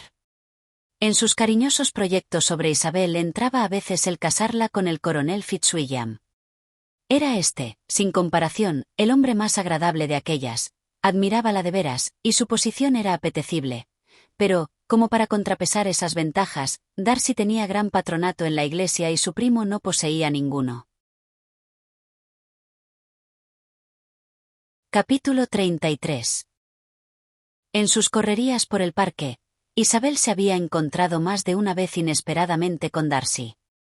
La primera tuvo a gran desventura dar con él, y para evitarlo en adelante cuidó de no indicarle que aquel era su sitio favorito. Era raro por ende que dicho encuentro ocurriese segunda vez, y sin embargo ocurrió, y aún una tercera. ¿Parecía eso fruto de maldad ingénita o acaso penitencia voluntaria? Porque en tales ocasiones no se reducía la cosa a las preguntas de ritual, a una molesta detención y nada más, sino que ahora juzgaba el preciso retroceder y pasear con ella. Jamás hablaba mucho, ni la molestaba con hacerle hablar o escuchar demasiado. Mas en el tercer encuentro sorprendióle que le preguntase ciertas cosas raras, como si le gustaba estar en Hunsford, si le placían los paseos solitarios y qué opinión tenía sobre la felicidad de la señora de Collins, y sobre todo, que al hablar de Rosings y del no perfecto conocimiento que ella tenía de la casa, pareciese el suponer que cuando ella volviese a Kent residiría también allí. ¿Tendría en su mente al coronel Fitzwilliam?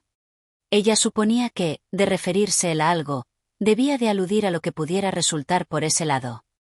Afligióle esto algún tanto, y por eso le alegró verse entonces ya al extremo de la empalizada y frente a la abadía. Estaba un día ocupada, mientras paseaba, en releer la última carta de Juana, fijándose en cierto pasaje que delataba no haber sido escrita de buen humor, cuando, en vez de verse sorprendida de nuevo por Darcy, notó, al levantar la vista, que se encontraba con el coronel Fitzwilliam.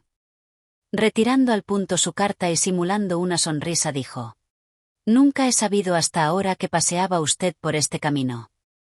«He estado dando la vuelta al parque», replicó él, «como por lo común lo hago todos los años, y pensaba terminarla con una visita a la abadía». «¿Va usted muy lejos?»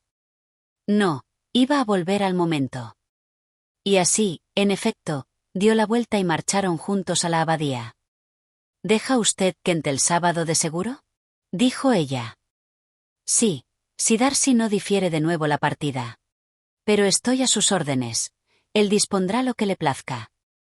Y si no sale contento con lo que dispone, por lo menos tendrá el gusto de poder elegir. No conozco a nadie que parezca gozar de la facultad de hacer lo que quiere sino el señor Darcy». «Gústale seguir su camino», replicó el coronel Fitzwilliam. «Más así hacemos todos. Solo que él posee más medios de hacerlo que otros muchos, porque es rico y otros varios somos pobres. Hablo con el corazón. Usted sabe que un segundón tiene que habituarse a la dependencia y a negarse a sí propio. En opinión mía, un segundón de un conde debe conocer poco esas cosas.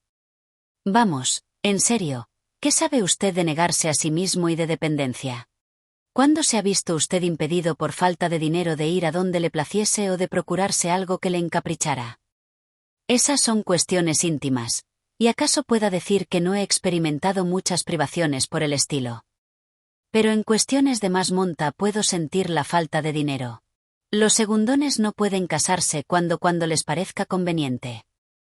A no ser que les gusten mujeres de fortuna, que es lo que sucede a menudo. Nuestro hábito de gastar nos hace sobrado dependientes, y no hay muchos de mi rango que puedan consentir en casarse sin prestar alguna atención al dinero. Si se referirá esto a mí, pensó Isabel, y se sonrojó al pensarlo, pero, reponiéndose, dijo en tono jovial: «Y diga usted, ¿cuál es el precio ordinario de un segundón de un conde? A no ser que el hermano mayor sea enfermizo, no pedirán ustedes menos de 50.000 libras». Él contestó en el mismo tono, y el tema se agotó. Para impedir un silencio que podría hacerle imaginar que le afectaba lo anterior, dijo ella poco después: «Yo creo que su primo de usted le lleva consigo sobre todo por tener alguien a su disposición. Me extraña que no se case, para tener así segura y constante a una persona. Más acaso su hermana le basta para eso por ahora, y como está bajo su solo cuidado podrá hacer con ella lo que quiera. No, dijo el coronel Fitzwilliam, esa es una ventaja que tiene que compartir conmigo. Estoy unido con él en lo que atañe a la custodia de la señorita de Darcy. ¿De veras? Y diga usted, ¿qué especie de custodia ejercen ustedes? ¿Les da mucho que hacer esa carga? Las jóvenes de su edad son a veces algo difíciles de gobernar, y si posee el mismo espíritu del señor Darcy le gustará seguir su camino. Mientras hablaba él, ella le observaba con detenimiento, y el modo como al punto le preguntó cómo suponía que la señorita Darcy pudiera darles un disgusto convencióla de que, de una manera u otra, se había ella acercado a la verdad. A esa pregunta, derechamente le contestó. No tiene usted que asustarse. Jamás he oído nada que le agraviase, y estoy por decir que es una de las criaturas mejores del mundo. Es muy favorita de ciertas señoras conocidas mías, de la señora de Hurst y de la señorita de Bingley. Creo haber oído a usted que las conoce. Algo las conozco. Su hermano es un caballero agradable, gran amigo de Darcy. Oh, sí, dijo Isabel secamente. El señor Darcy es sobremanera afectuoso con el señor Bingley y se cuida muchísimo de él. ¿Cuidarse de él? Sí, en realidad creo que se cuida de él en aquello que requiere mayores cuidados. Por algo que me dijo en el viaje aquí, puedo creer que Bingley le debe mucho. Pero debo pedirle que me dispense, porque no tengo derecho a suponer que Bingley fuese la persona a quien aquel se refería. Todos son suposiciones. ¿A qué se refiere usted? Es algo que desde luego no querría Darcy que se hiciera público, porque si llegase a conocimiento de la familia de la dama resultaría cosa desagradable. Puede usted contar con que no lo mentaré.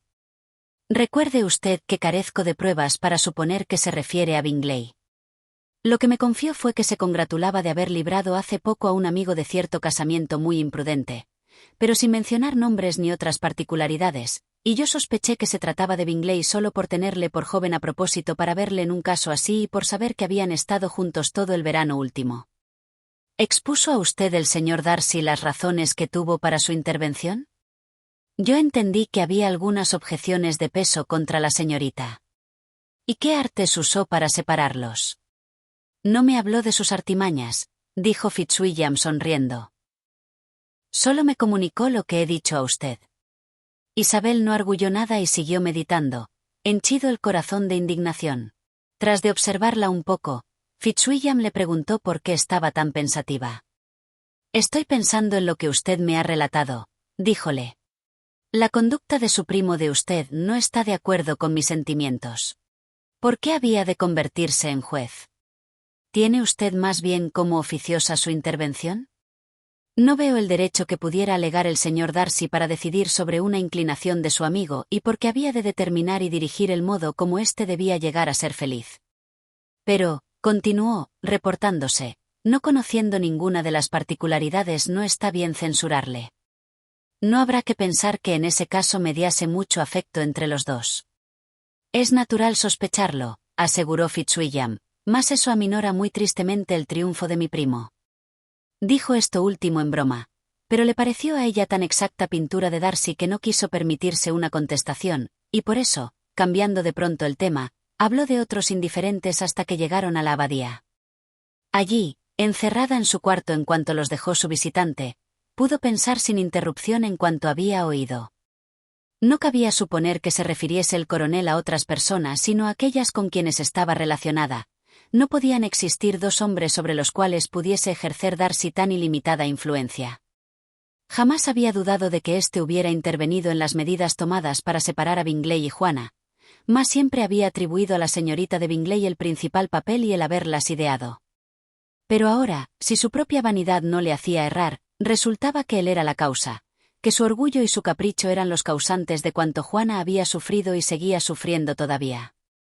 Él había disipado para mucho tiempo toda esperanza de felicidad en el más amable y generoso corazón del mundo, sin que nadie pudiera calcular cuánto daño había causado. Que, había algunas objeciones de peso contra la señorita, tales habían sido las palabras del coronel Fitzwilliam, y esas objeciones serían probablemente que tenía un tío procurador de pueblo y otro negociante en Londres. Contra la propia Juana, exclamaba, no había posibilidad de objeción, todo amabilidad y ternura como es. Su entendimiento es excelente, su talento, grande, sus modales, cautivadores.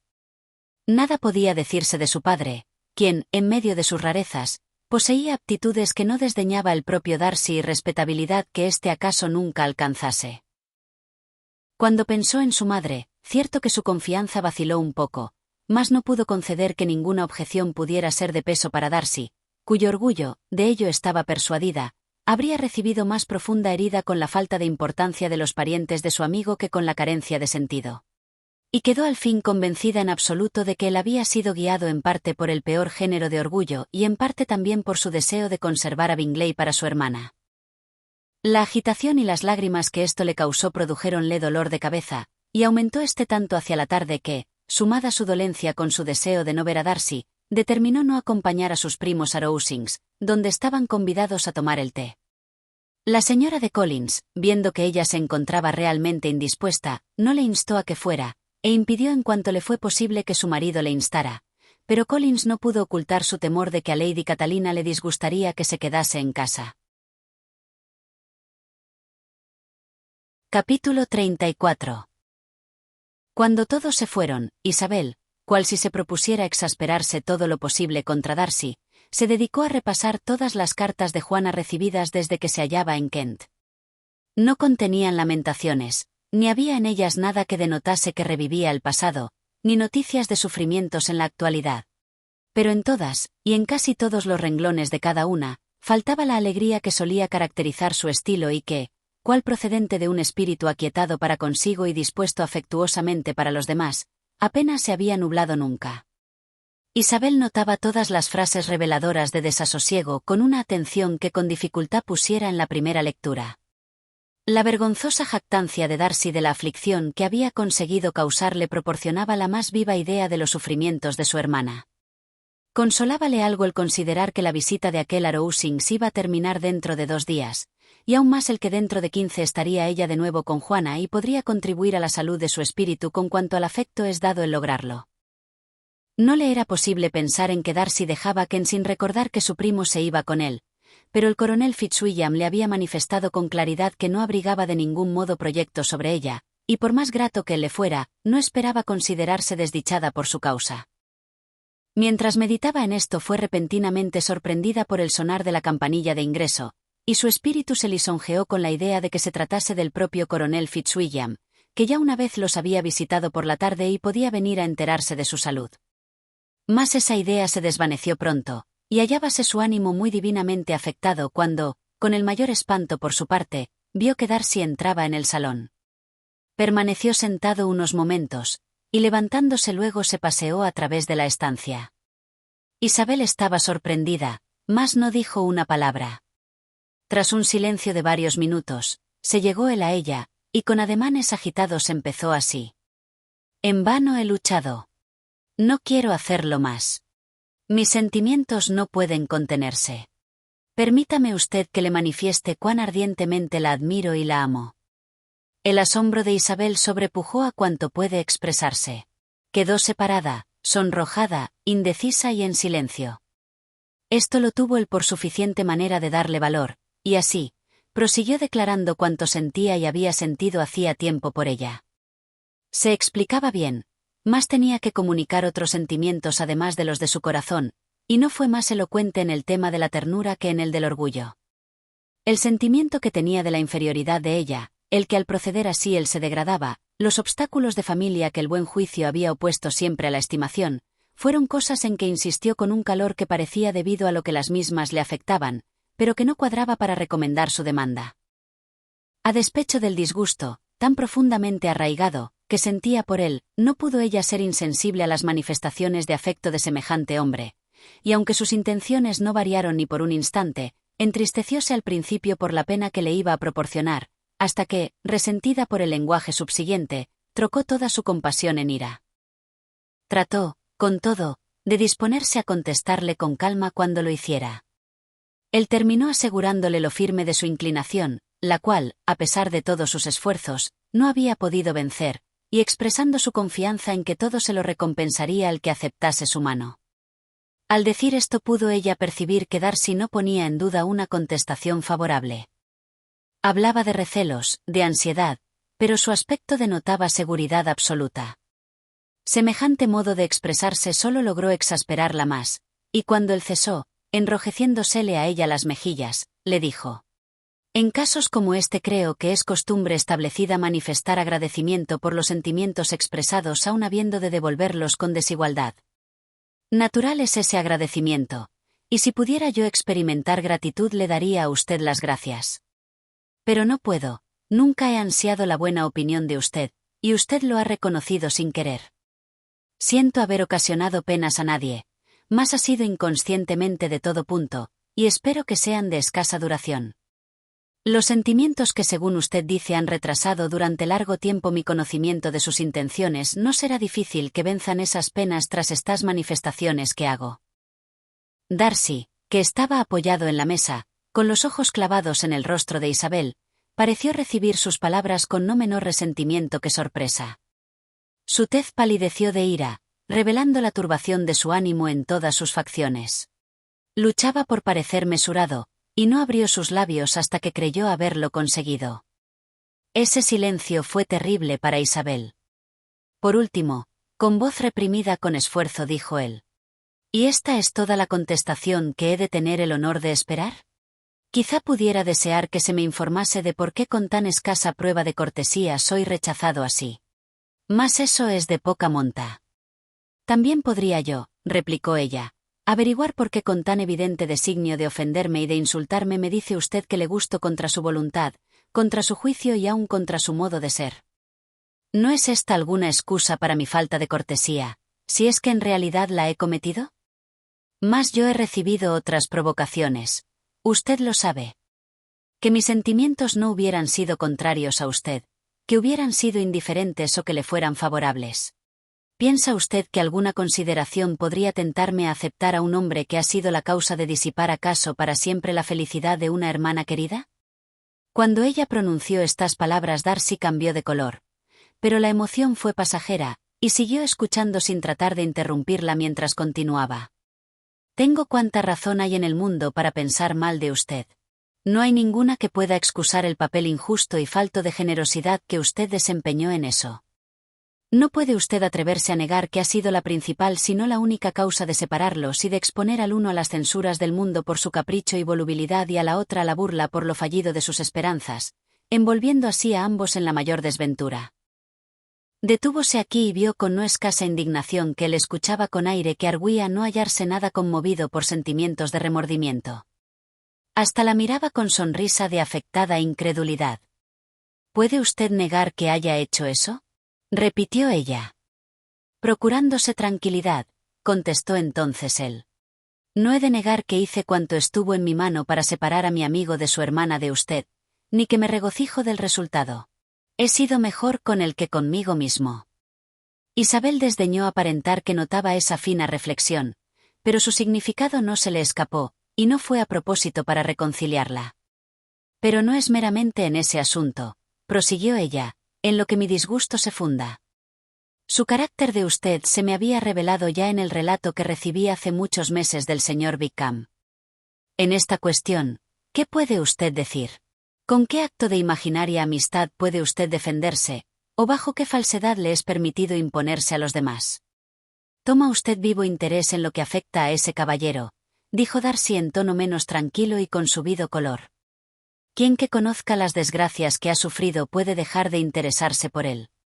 «Sus desgracias», repitió Darcy desdeñosamente. «Sí, sus desgracias han sido grandes en verdad». «Y por usted», exclamó Isabel con energía.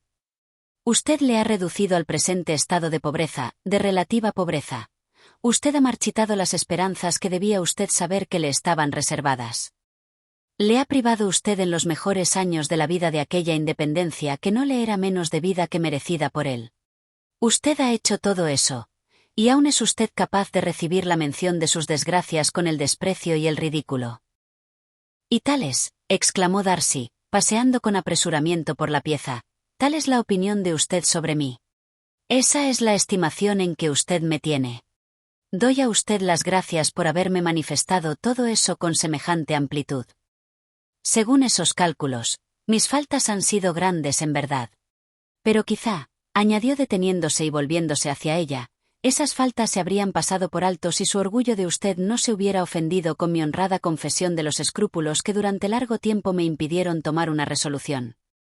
Tan amargas acusaciones habríame suprimido si yo con gran política hubiera ocultado mis luchas, lisonjeando a usted con la idea de que me había visto impelido a este paso por inclinación y sin reservas, por mi dictamen, por mi reflexión, por todo. Más aborrezco el disimulo de toda especie. Ni me avergüenzo de los sentimientos expresados, eran naturales y legítimos. ¿Podía usted esperar que me agradara la inferioridad de sus relaciones de usted, que me regocijase con la esperanza de parentescos cuya condición está tan a las claras bajo la mía? Isabel se sentía por momentos más irritada, pero aún trató de hablar con mesura al decir: «Se equivoca usted, señor Darcy, si supone que la forma de su declaración me ha afectado, es decir, si piensa que me habría usted ahorrado el mal rato de rechazarle si se hubiera usted conducido de modo más caballeroso». Miróla fijamente al escuchar esto, mas nada dijo, y así, ella prosiguió: «No pudiera usted haberme ofrecido su mano de manera ninguna que me hubiera tentado a aceptarla». De nuevo se patentizó el asombro en él, quien la miró con expresión mezclada de incredulidad y molestia. Ella continuó: «Desde el comienzo mismo, casi puedo decir que desde el primer instante de mi relación con usted, sus modales, que me imprimieron la más arraigada creencia en su arrogancia, su vanidad, su egoísta desdén a los sentimientos ajenos, me parecieron tales que al punto asentaron los cimientos de la desaprobación que los sucesos posteriores han convertido en desagrado firme. Y aunque no le hubiera conocido a usted sino hace un mes habría pensado que era usted el último hombre del mundo con quien yo pudiera decidir casarme». «Ha dicho usted más que suficiente, señorita. Comprendo perfectamente sus sentimientos, y solo me resta avergonzarme de lo que han sido los míos. Perdone usted por haberla entretenido tanto tiempo y acepte mis buenos deseos de su salud y felicidad». Y con estas palabras abandonó con rapidez el cuarto, e Isabel oyóle al momento abrir la puerta de entrada y salir de la casa. La confusión de su mente le era en extremo penosa. No sabía cómo sostenerse, y de pura debilidad se sentó, llorando durante media hora. Su asombro al recordar lo ocurrido crecía a medida que se lo representaba. Que hubiera recibido una proposición de matrimonio de Darcy. Que él hubiera estado enamorado de ella tantos meses, tan enamorado que deseaba casarse con ella a pesar de cuantas objeciones le habían hecho impedir que su amigo se casase con su hermana. Y que debieron hacerse sentir al fin y al cabo con igual fuerza en su caso propio. Todo eso era increíble. Érale grato haber inspirado afecto tan vehemente. Pero el orgullo de él, su desvergonzada confesión de lo que había hecho con respecto a Juana, su imperdonable descaro en reconocerlo aún sin poder ofrecer justificación, y el modo insensible con que había hablado de Wickham, su crueldad contra el cual no había osado negar, pronto prevalecieron sobre la compasión que la consideración del asombro de él le había excitado por un momento. Continuó con agitadísimas reflexiones hasta que el ruido del coche de Lady Catalina le hizo percatarse de cuán mal se hallaba para recibir a Carlota y se apresuró a volver a su cuarto. Fin del tomo primero. Capítulo 35. Isabel se despertó a la mañana siguiente con los mismos pensamientos y cavilaciones con que había cerrado los ojos. Aún no podía reponerse de la sorpresa de lo acaecido. No le era dado pensar en otra cosa, e inutilizada en absoluto para todo, en cuanto se desayunó resolvió dedicarse a tomar el aire y hacer ejercicio. Se encaminaba en derechura a su paseo favorito cuando, al recordar que Darcy iba alguna vez por él, se detuvo, y en lugar de entrar en el parque tomó el camino que conducía lejos de la carretera de entrada. La empalizada del parque era el límite de uno de sus costados, y pronto atravesó una de las puertas que daban acceso a la finca. Después de pasar 2 o 3 veces por esa parte del camino entró en tentación, por lo delicioso de la mañana, de detenerse a la puerta y contemplar el parque. Las 5 semanas que llevaba en Kent habían transformado mucho la campiña, y cada día verdeaban más los árboles tempranos. A punto estaba de continuar su paseo, cuando vislumbró un caballero en la especie de alameda que bordeaba el parque, se movía en aquella dirección, y temiendo que fuera Darcy se retiró al punto. Mas la persona que se adelantaba se hallaba ya lo suficiente cerca para verla, y siguiendo andando con velocidad pronunció su nombre. Ella se había vuelto, pero al oírse llamar, aunque por voz que denotaba ser de Darcy, se dirigió a la puerta de nuevo. Por entonces él había llegado a la misma también, y mostrando una carta que ella instintivamente tomó, dijo, con mirada que mostraba altanero comedimiento: «He estado paseando por la Alameda bastante rato en espera de ver a usted. ¿Quiere usted hacerme el honor de leer esta carta?». Y al momento, con una ligera inclinación, se dirigió de nuevo hacia los plantíos y pronto se perdió de vista. No con esperanzas de placer, pero sí con la mayor curiosidad, abrió Isabel la carta, y con sorpresa siempre creciente vio que el sobre contenía 2 pliegos de papel de escribir y llenos en su totalidad con letra muy apretada. Hasta el sobre estaba escrito también. Prosiguiendo su paseo por el camino la comenzó a leer. Estaba fechada en Rosings a las 8 de la mañana, y era como sigue: «No se alarme usted, señorita, al recibir esta carta creyendo que contiene una repetición de los sentimientos, una renovación de los ofrecimientos que tanto disgustaron a usted la última noche. Escribo sin deseo ninguno de apenar a usted ni de humillarme yo mismo insistiendo en deseos que, por dicha de ambos, no pueden olvidarse tan pronto, y el esfuerzo que la redacción y la lectura de esta carta tienen que causar podrían haberse ahorrado si mi modo de ser no requiriese que se escriba y se lea.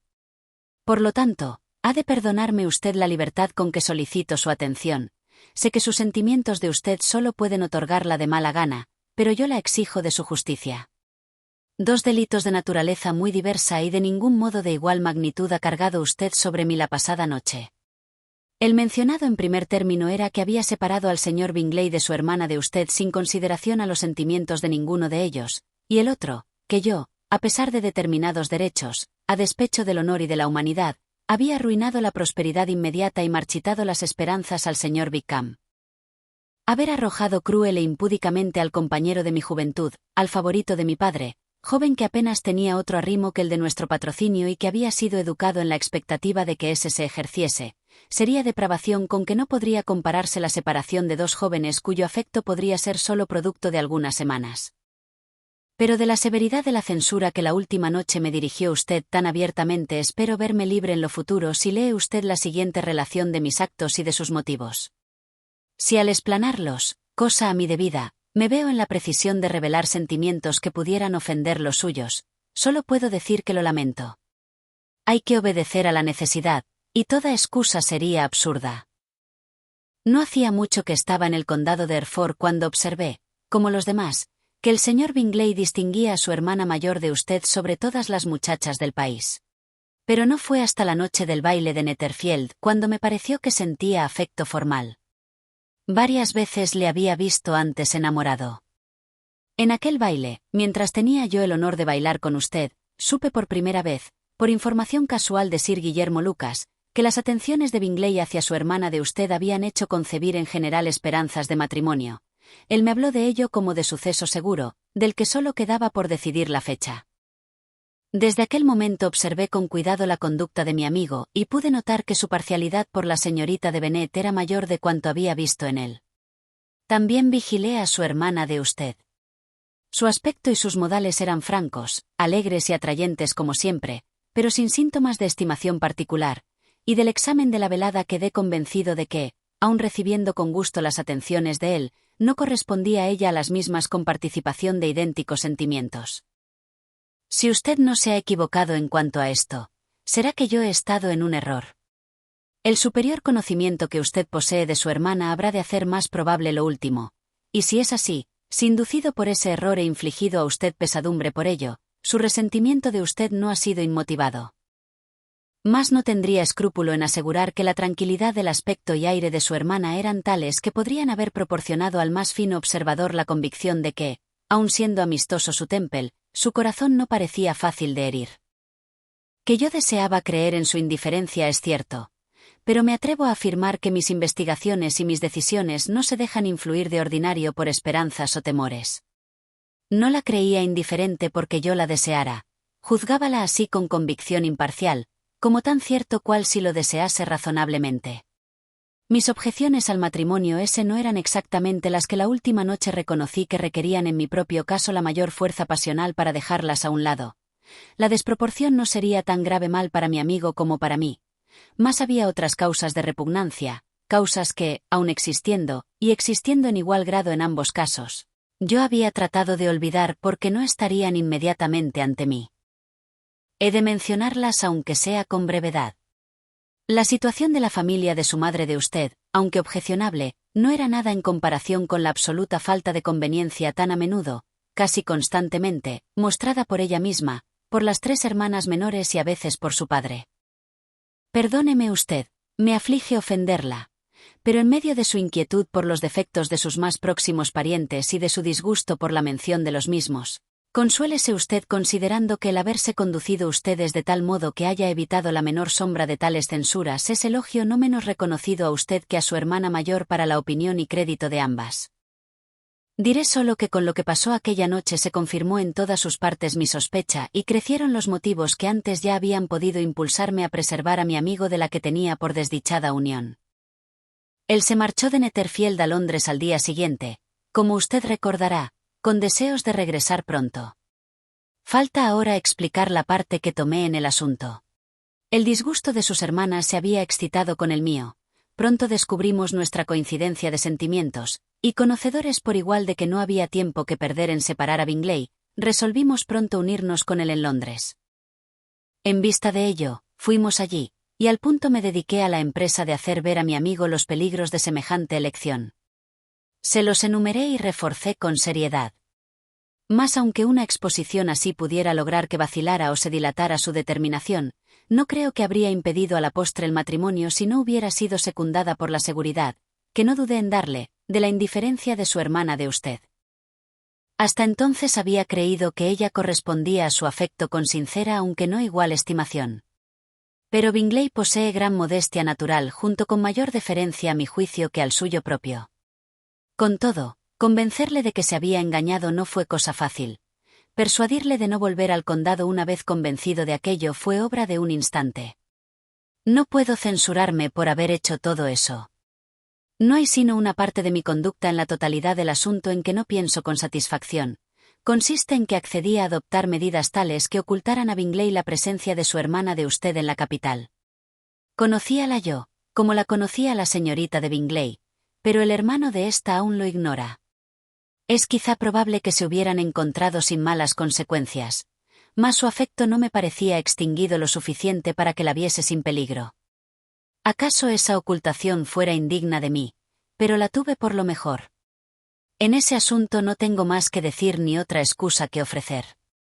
Si he herido los sentimientos de su hermana de usted ha sido involuntariamente, y aunque los motivos que me guiaron es natural que puedan parecer a usted insuficientes, aún no he podido condenarlos. Con respecto a la otra acusación, de más peso, de haber perjudicado al señor Wickham, solo la puedo refutar presentando ante usted la totalidad de su relación con mi familia. Ignoro de qué me ha acusado él en particular, pero de la verdad de cuanto voy a contar a usted puedo citar más de un testigo de incontrastable veracidad. El señor Wickham es hijo de un hombre respetabilísimo que tuvo encomendada durante muchos años la administración de todos los estados de Pemberley, y cuya buena conducta en el desempeño de su cargo inclinó, como era natural, a mi padre a favorecerle, y el cariño de éste se manifestó, por lo tanto, de modo liberal para con Jorge Wickham, que era su ahijado. Sostúvole en la escuela y después en Cambridge con importantes auxilios, ya que su padre, siempre pobre por las extravagancias de su mujer, había sido impotente para darle educación de caballero. El mío, no solo gustaba de la compañía del muchacho, cuyas maneras eran siempre atrayentes, tuvo también la más alta opinión de él, y esperando que la iglesia fuera su profesión, trató de proveerle en ella. En cuanto a mí, hace muchos años que principié a pensar de él de muy diferente manera. Las propensiones viciosas, la falta de principios, que cuidaba de ocultar al conocimiento de su mejor amigo, no pudieron escapar a la atención de un joven de casi su misma edad y que tenía que observarle en momentos de espontaneidad que el señor Darcy no tenía. De aquí en adelante habré de apenar a usted, aunque solo usted pueda decir hasta qué grado, pero cualesquiera que sean los sentimientos que el señor Wickham haya despertado, sospecha de tal naturaleza no me ha de impedir desenmascarar su verdadero carácter. Eso será justamente otro motivo. Mi excelente padre murió hace 5 años, y su afecto hacia el señor Wickham siguió tan constante hasta el fin que en su testamento lo recomendó en particular a mí para que procurase su adelanto del mejor modo que su profesión consintiera. Y, si recibía órdenes, Deseaba que fuese suyo un beneficio capaz de satisfacer a una familia en cuanto quedase vacante. También había allí un legado de 1000 libras. Su propio padre no sobrevivió mucho al mío, y antes de medio año tras ambos sucesos el señor Wickham me escribió informándome de que, habiendo resuelto por fin no ordenarse, suponía que yo no tendría por indebido que esperase él alguna ventaja pecuniaria más inmediata a cambio del beneficio que no había de disfrutar. Añadía que abrigaba intención de seguir los estudios de Derecho y que yo debía comprender que los intereses de 1000 libras era forzoso que fuesen insuficiente apoyo para lograrlo. En cuanto a mí, más bien deseaba que creía que él fuera sincero, mas, de todos modos, estuve dispuesto a acceder a su proposición. Conocía que el señor Wickham no debía ser clérigo, el asunto se arregló por consiguiente, él renunció a toda pretensión a ser asistido en la iglesia, aun siendo posible que alguna vez se viera en situación de poderlo ser, y aceptó en cambio 3000 libras. Toda cuestión entre ambos parecía así zanjada. Pensaba del sobrado mal para invitarle a Pemberley o para admitir su compañía en la capital. Creo que vivió sobre todo en esta, mas sus estudios de derecho fueron solo un pretexto, y viéndose entonces libre de todo yugo, su vida fue de ocio y disipación. Durante 3 años oí poco de él, pero la muerte del poseedor del beneficio que había sido designado para él dirigióse de nuevo a mí por carta para que le presentase. Asegurábame, y no tenía yo dificultad en creerlo, que sus circunstancias eran en extremo malas, hallándose ahora decidido en absoluto a entrar en orden si yo le presentaba para el beneficio en cuestión. En lo cual él confiaba que no habría duda, por saber de cierto que carecía yo de otra persona a quien proponer y por no poder yo olvidar las intenciones de mi venerable padre. Con dificultad me censurará usted por haberme negado a satisfacer esa petición. Su resentimiento fue proporcional a lo calamitoso de sus circunstancias, y sin duda fue tan violento en ultrajarme ante los otros como en sus reproches directos a mí. Tras del suceso acabóse toda apariencia de relación entre los dos. Ignoro cómo vivió. Pero el último verano llegó él muy penosamente a mi noticia. Tengo que mencionar a usted ahora una circunstancia que yo mismo querría olvidar y que no menor obligación que la actual podría inducirme a descubrir a ningún humano viviente. Habiendo hablado tanto no dudo de su secreto de usted. Mi hermana, que tiene más de 10 años menos que yo, quedó bajo la custodia de mi madre, el coronel Fitzwilliam y yo. Hace cerca de un año salió del colegio y se instaló en Londres, y el verano último fue, con la señora que la dirigía, a Ramsgate, y allí fue también el señor Wickham. A no dudarlo de propósito, porque se probó que había mediado relación anterior entre él y la señora Younge, sobre cuyo carácter habíamos sido por desgracia engañados. Y con la complicidad de ésta y su ayuda dedicóse aquel a Georgiana, cuyo tierno corazón, como de niña, se impresionó con fuerza por la amabilidad que él le demostraba, tanto, que se creyó enamorada y consintió en fugarse. No tenía entonces sino 15 años, lo cual habrá de servirle de excusa, y tras de declarar su intención, me complazco en añadir que debía ella misma el conocimiento del plan. Me reuní con ellos inesperadamente un día o dos antes de la proyectada fuga, y entonces Georgiana, incapaz de soportar la idea de afligir y ofender a un hermano a quien casi consideraba como padre, me comunicó todo. El velar por el crédito y los sentimientos de mi hermana me vedaron dar un escándalo público, pero escribí al señor Wickham, quien abandonó al punto aquel sitio, y la señora Younge fue, como es natural, destituida de su cargo. La principal mira del señor Wickham era sin duda la fortuna de mi hermana, consistente en 30.000 libras, mas no puedo dejar de sospechar que la esperanza de vengarse de mí fuese otro poderoso estímulo. En verdad que habría sido venganza completa. Esta es, señorita, la fiel narración de cuantos hechos se han referido a ambos, y si no la rechaza usted en absoluto, espero que me descargue en adelante del pecado de crueldad contra el señor Wickham. No sé ahora de qué modo, bajo qué forma de falsedad se ha impuesto a usted, pero no hay que maravillarse de su buen éxito, ya que ignoraba usted todo lo concerniente a los dos.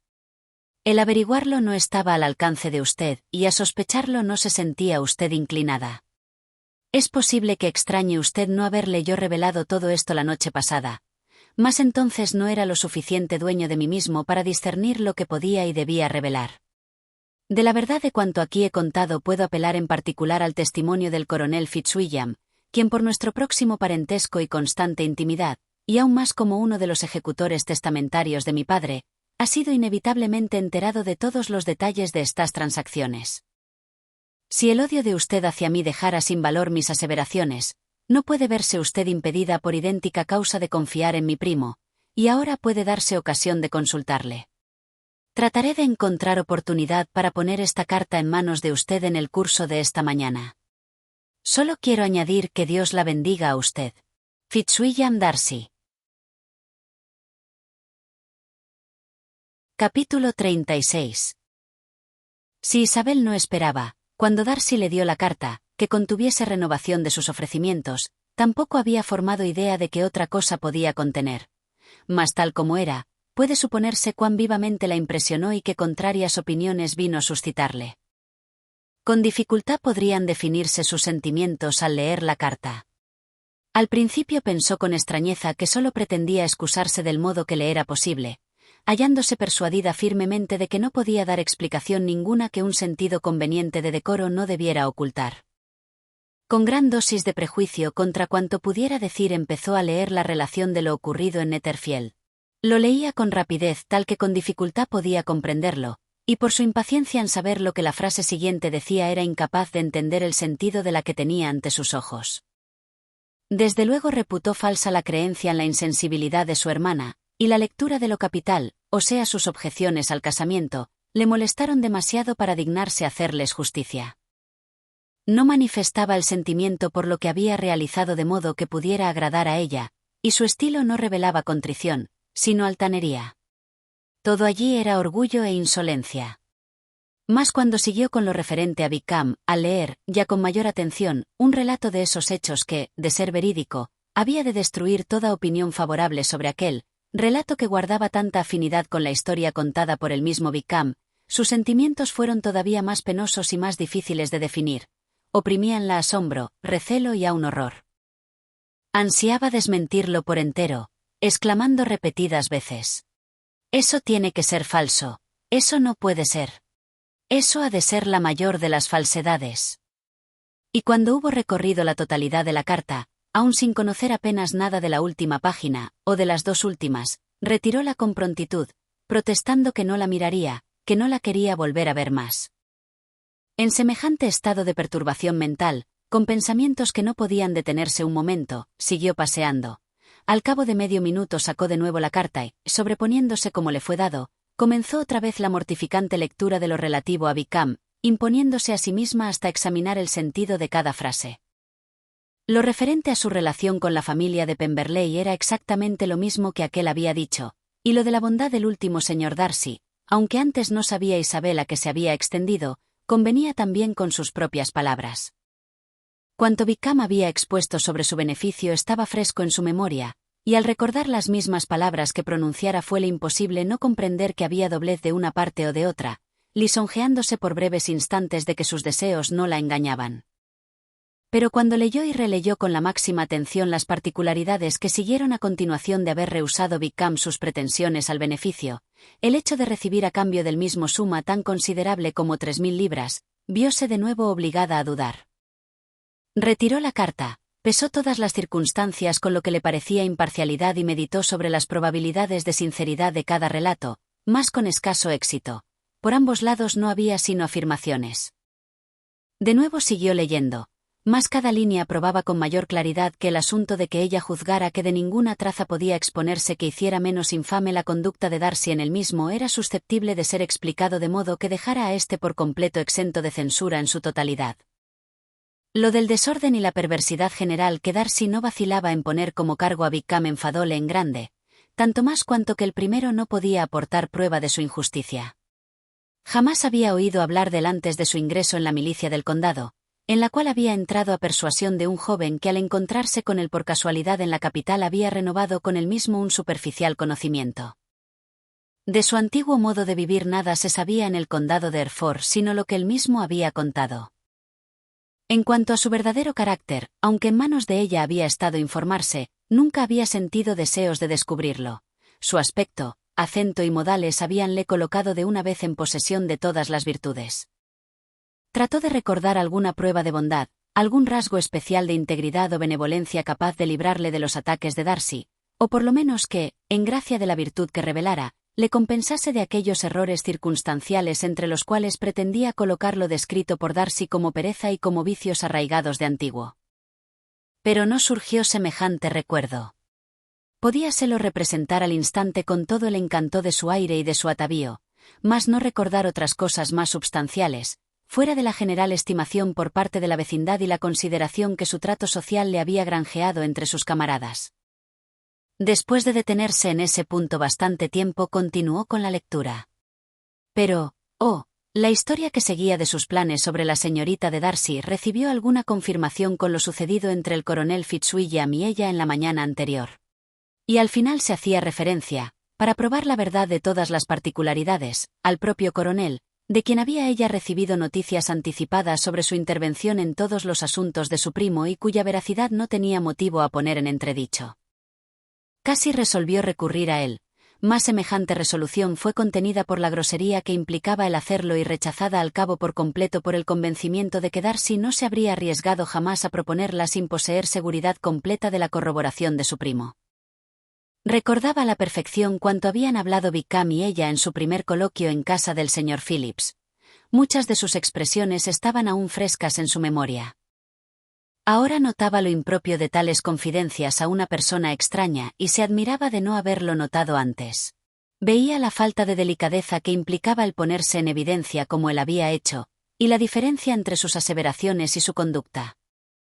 Recordaba que se había jactado de no temer ver a Darcy, de que éste tendría que abandonar el campo, pero que él permanecería en su sitio, mas huyendo no obstante del baile de Netherfield en la misma semana siguiente. También recordaba que hasta haber abandonado el campo la familia de Netherfield no había él referido su historia sino a ella, mientras que tras la marcha de aquella habíase hablado de semejante historia por doquiera, que ya en esta ocasión no usaba reservas ni escrúpulos en rebajar el carácter de Darcy, por más que con anterioridad le asegurara que el respeto al padre le vedaría siempre dar a conocer al hijo. Cuán diferente le parecía ahora todo cuanto se refería a él. Sus atenciones a la señorita de King semejaban ahora consecuencia de miras pura y odiosamente interesadas, y la mediocridad de fortuna que ella propia poseía ya no aparecía como prueba de la moderación de sus deseos, sino de su viveza para pescar algo. Su proceder con ella no podía haber tenido motivo aceptable. O se había engañado en cuanto a su fortuna o había tratado de lisonjear su propia vanidad alimentando la preferencia que ella le mostrara incontinenti. Todo esfuerzo en su favor se debilitaba más y más, y, como mayor justificación de Darcy, no pudo menos de conceder que Bingley, al ser interrogado por Juana, había testimoniado hacía ya tiempo la inocencia de aquel en ese asunto. Que por más orgulloso y repulsivo que fuera, nunca, en todo el curso de su relación con él, relación que últimamente los había tenido juntos mucho, proporcionándole a ella cierta intimidad con su modo de ser, jamás había visto nada que le delatase como falto de principios ni como injusto, nada que le mostrara irreligioso o de hábitos inmorales. Que entre sus propias relaciones era apreciado y querido, que hasta Wickham le había reconocido méritos como hermano, y ella misma le había oído hablar a menudo de su hermana con afecto tal que probaba ser él capaz de algún sentimiento tierno. Que si sus acciones hubieran sido como Wickham las pintaba, violación tan grande de todos los derechos con dificultad se habría ocultado a todo el mundo. Y que la amistad entre una persona capaz de eso y hombre tan amable como Bingley era incomprensible. Llegó a avergonzarse por completo de sí misma. Ni en Darcy ni en Wickham podía pensar sin reconocer que había estado ciega, parcial, absurda y llena de prejuicios. «¿Con qué bajeza he obrado?», exclamó, «yo que me enorgullecía de mi discernimiento. Yo que me preciaba de mi talento, que tantas veces he desdeñado el generoso candor de mi hermana y halagado mi vanidad con recelos inútiles o censurables. Qué humillante es este descubrimiento. Pero cuán merecida es esta humillación. Si me hubiera hallado enamorada no habría podido estar más desdichadamente ciega. Pero la vanidad, no el amor, ha sido mi locura.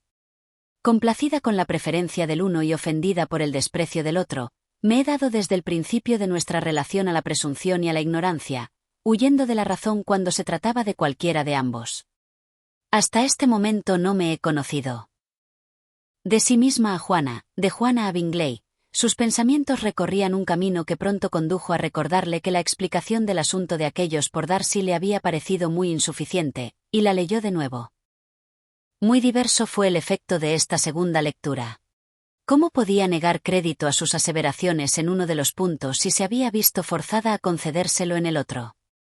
Declaraba Darcy haber sospechado siempre que su hermana no estaba interesada, y no podía Isabel menos de recordar cuál había sido siempre la opinión de Carlota. Ni podía tampoco negar exactitud a su descripción de Juana. Sabía que los sentimientos de ésta, aunque fervientes, habían sido poco exteriorizados y que denotaban siempre complacencia en aire y maneras, cosa no a menudo unida con gran sensibilidad. Cuando llegó a la parte de la carta en que se mencionaba a su familia en términos tan mortificantes y hasta censurables, su sentimiento de vergüenza fue intenso. La justicia de los cargos le hería con sobrada fuerza para negar, y las circunstancias a que él aludía en particular como ocurridas en el baile de Netherfield, y que explicaban la desaprobación, no pudieron haber producido en él mayor impresión que en ella. El cumplido dirigido a ella y a su hermana no le pasó inadvertido. Lisonjeóle, más sin poder consolarla, por el desprecio que del mismo se seguía para el resto de la familia. Y al considerar que los disgustos de Juana habían sido en realidad obra de sus más inmediatos parientes, y al reflexionar cuán naturalmente dañado había de quedar el crédito de ambas por semejantes inconveniencias de conducta, sintióse oprimida más allá de los límites de cuanto antes había conocido. Después de vagar 2 horas a lo largo del camino, dando vueltas a toda la diversidad de sus pensamientos, volviendo a considerar los hechos, determinando posibilidades y reconciliándose cuanto le fue dado con tan repentino e importante cambio. La fatiga y el recuerdo de lo largo de su ausencia hiciéronle por fin tornar a casa, y en ella entró ansiando parecer alegre como siempre y resuelta a reprimir reflexiones que habrían de inhabilitarla para la conversación. Se le participó enseguida que los 2 caballeros de Rowsings habían hecho su visita durante su ausencia. Darcy, solo por breves instantes, para despedirse, pero que el coronel Fitzwilliam había pasado con ellos lo menos 1 hora, esperando que regresase y casi resolviendo ir tras ella hasta que la encontrara. Isabel apenas pudo afectar sentimiento en perderlo, en realidad se regocijaba de ello. El coronel Fitzwilliam ya no era un atractivo, no podía pensar sino en su carta. Capítulo 37. Ambos caballeros abandonaron Rowsings a la mañana siguiente, y habiendo Collins estado a la espera cerca de la portería para hacerles el saludo de despedida, pudo traer a casa la grata noticia de que parecían estar buenos y con ánimo tan regular como podía esperarse tras la melancólica escena últimamente habida en Rowsings. A Rowsings se apresuró a ir él, pues, para consolar a Lady Catalina y a su hija, y a su regreso trajo, con gran satisfacción, un mensaje de su señoría relativo a que se hallaba tan triste que deseaba mucho tenerlos a todos a comer consigo. Isabel no pudo ver a Lady Catalina sin recordar que, a querer ella, habría sido presentada a la sazón a la misma como su sobrina futura, ni pensar sin sonreírse en cuál habría sido la indignación de su señoría. ¿Qué habría dicho? ¿Qué habría hecho? He aquí las preguntas con que se entretuvo. El primer tema que se tocó fue la disminución de la tertulia de Rowsings. Aseguro a ustedes que lo siento mucho, dijo Lady Catalina. Creo que nadie siente la pérdida de los amigos como yo. Pero, además, soy tan especialmente afecta a esos jóvenes y los tengo por tan afectos en igual grado a mí. Estaban tristísimos al marcharse, pero así lo hacen siempre. El querido coronel tuvo regulares ánimos hasta el final, pero Darcy revelaba sentirlo muy hondamente, más, a mi juicio, que el año pasado. A no dudar, crece su afecto a Rowsings. Collins tuvo un cumplido y una alusión para eso, a los que sonrieron amablemente la madre y la hija. Lady Catalina observó después de la comida que la señorita de Bennet parecía distraída, y explicándoselo al punto por sí sola con suponer que no le gustaba volver a casa de sus padres tan pronto, díjole: si ese es el caso, tiene usted que escribir a su madre que le permita permanecer aquí algo más. Segura estoy de que la señora de Collins se verá muy satisfecha en su compañía. Agradezco mucho a vuestra señoría tan amable invitación, replicó Isabel, pero no puedo aceptarla. Tengo que estar en la capital el próximo sábado. ¿Cómo? Según eso, habrá estado usted aquí solo 6 semanas. Esperaba que estuviera 2 meses. Así lo dije a la señora de Collins antes de venir usted. No puede haber motivo para irse tan pronto. La señora de Bennet podrá pasarse de seguro sin usted durante otra quincena. Pero a mi padre no le es posible. Me escribió la otra semana dándome prisa para mi regreso. Oh. Su padre desde luego podrá privarse de usted si su madre puede. Las hijas nunca son de tanta precisión para un padre. Y si quisiera usted estar todavía un mes completo podría llevarla a Londres, porque a principios de junio iré allí por una semana, y como Danson no ha de negarse a ir en el pescante, quedará muy buen sitio para una de ustedes, y si el tiempo fuera fresco no habría de oponerme a llevarlas a ambas, ya que ninguna es gruesa. Sois todo bondad, señora, pero tenemos que seguir nuestro primitivo plan. Lady Catalina pareció resignarse. Señora Collins, ¿habrá usted de enviar una sirvienta con ellas? Ya sabe usted que siempre manifiesto mi opinión y que no puedo soportar la idea de dos jóvenes yendo solas en postas. Es cosa muy impropia. Tiene usted que combinar el enviar a alguien. Lo que más me desagrada en el mundo es una cosa así. Las jóvenes deben permanecer siempre guardadas y atendidas en relación a su posición. Cuando mi sobrina Georgiana fue a Ramsgate el verano último hice hincapié en que tuviese dos criadas que fueran con ella. La señorita de Darcy, la hija del señor Darcy de Pemberley y de Lady Anna, no podría presentarse decentemente de otro modo. Me fijo extraordinariamente en esas cosas. Tiene usted que enviar a John con las muchachas, señora de Collins. Me alegro de que se me haya ocurrido hacerlo presente, porque habría redundado en descrédito de usted el enviarlas solas. Mi tío está en enviar un criado para nosotras. Ah, ¿su tío de usted? Envía para eso un criado. Lo hace. Pues celebro que tenga usted alguien que dé en eso. ¿Dónde encargará usted los caballos? Oh, a Browley, desde luego. Si menciona usted mi nombre en La Campana, será usted atendida. Lady Catalina tenía otras muchas preguntas que hacer sobre el viaje, y como no las contestaba todas por sí misma, tuvo Isabel que prestarle atención, lo cual juzgó una suerte, pues de otro modo, con una cabeza tan ocupada, habría olvidado dónde se hallaba. La meditación tenía que reservarla para las horas de soledad. Cuando estaba aislada dábale entrada cual si fuese su mayor descanso, y no pasó un día sin un paseo solitario en que poderse proporcionar toda la delicia de sus recuerdos tristes. La carta de Darcy estaba en camino de sabérsela de memoria. Estudiaba cada frase, y sus sentimientos hacia su autor eran a veces sumamente diversos. Al percatarse del tono en que se le dirigía henchíase de indignación, pero cuando consideraba con cuánta injusticia le había condenado y vituperado volvía la ira contra sí misma y los sentimientos tristes de aquel eran objeto de su compasión. El afecto que le tenía excitaba su gratitud, y su modo de ser en general, respeto, mas no podía aceptarlo, y ni por un momento se arrepintió de su repulsa ni experimentó la menor inclinación a volverlo a ver. En su propia conducta anterior hallaba fuente perenne de enojo y desagrado, y en los malhadados defectos de su familia, motivo de la mayor tristeza. No cabía remedio para ella.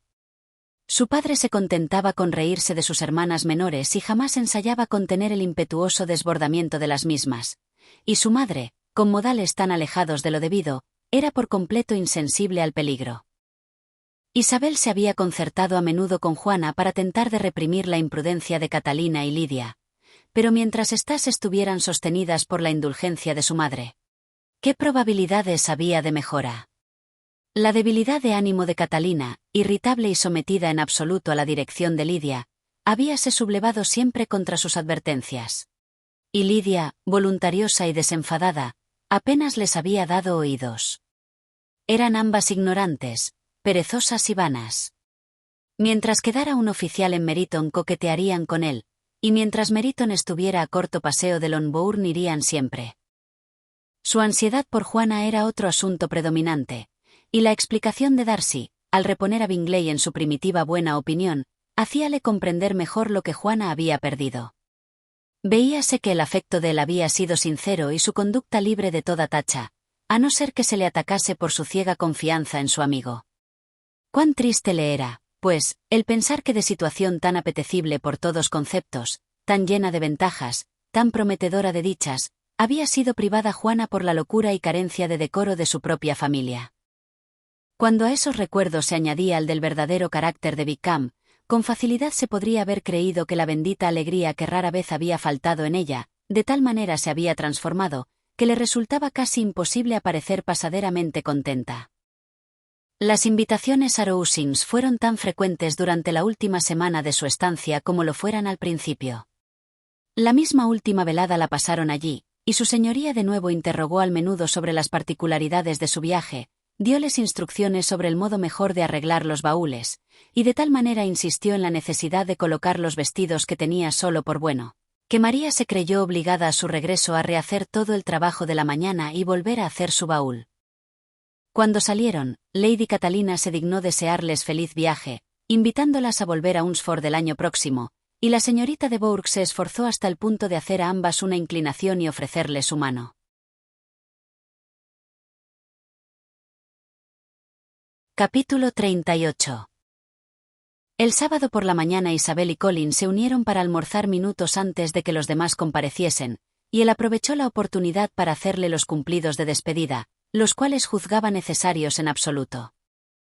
Ignoro, Isabel, le dijo, si la señora de Collins te ha expresado en cuanto aprecia tu amabilidad por venir aquí, mas estoy bien seguro de que no abandonarás esta casa sin recibir por ello su agradecimiento. Asegúrote que el favor que significa tu compañía se ha hecho bien notorio. Sabemos cuán poco hay aquí para que tiente a nadie nuestra humilde morada. Nuestro sencillo modo de vivir, nuestras reducidas habitaciones y escasos criados ha de hacer a Hunsford en extremo triste para una joven como tú. Mas espero que nos creerás agradecidos por tu condescendencia, como también creerás que hemos hecho cuanto estaba en nuestro poder para impedir que pasase el tiempo desagradablemente. Isabel fue expresiva al dar las gracias y al manifestarse satisfecha. Había pasado 6 semanas de gran contento, y el placer de estar con Carlota y las amables atenciones que había recibido tenían que dejarla obligada.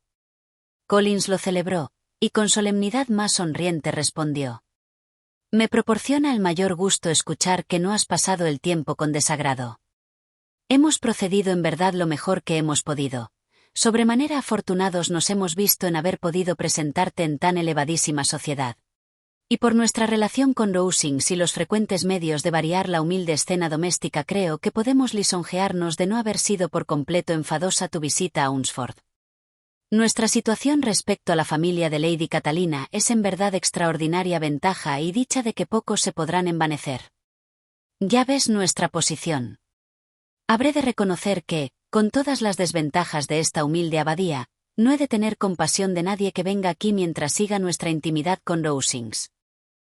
Las palabras eran insuficientes para la elevación de sus sentimientos, y vióse obligado a pasear por la pieza mientras Isabel trataba de maridar la cortesía y la verdad en escasas y cortas frases.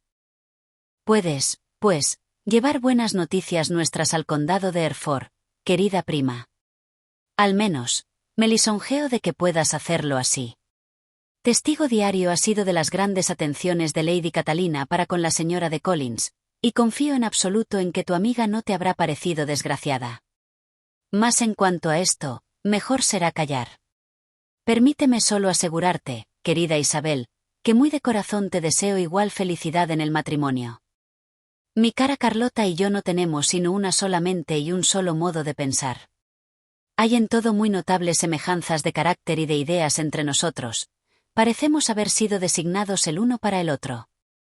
Isabel pudo de veras decir que debía darse gran dicha donde eso sucediese, y con igual sinceridad añadió que lo creía firmemente y que se regocijaba con sus felicidades domésticas, pero no obstante no lamentó ser interrumpida la relación de las mismas con la entrada de la dama que las proporcionaba. Pobre Carlota. Era triste dejarla en semejante compañía. Pero la había elegido a ojos abiertos, y aunque sintiendo a las claras que sus visitantes se marcharan, no parecía demandar compasión. Su hogar y su gobierno doméstico, su parroquia y su gallinero y los demás negocios anejos aún no habían perdido para ella sus encantos. Al cabo, la silla de postas llegó, los baúles se cargaron, se acomodaron los paquetes y se dijo que todo quedaba listo. Tras afectuosa despedida entre las amigas, Isabel fue acompañada hasta el coche por Collins, quien mientras atravesaban el jardín le encargó sus afectuosos respetos para toda su familia, sin omitir su agradecimiento por las bondades de que fuera objeto en Lonobourne durante el invierno, ni sus cumplidos para los señores de Gardner, aun sin conocerles. Dióle la mano, María siguió, y estaba ya la portezuela para cerrarse cuando de repente les recordó Collins que habían olvidado hasta entonces encargar algo para las señoras de Rowsings.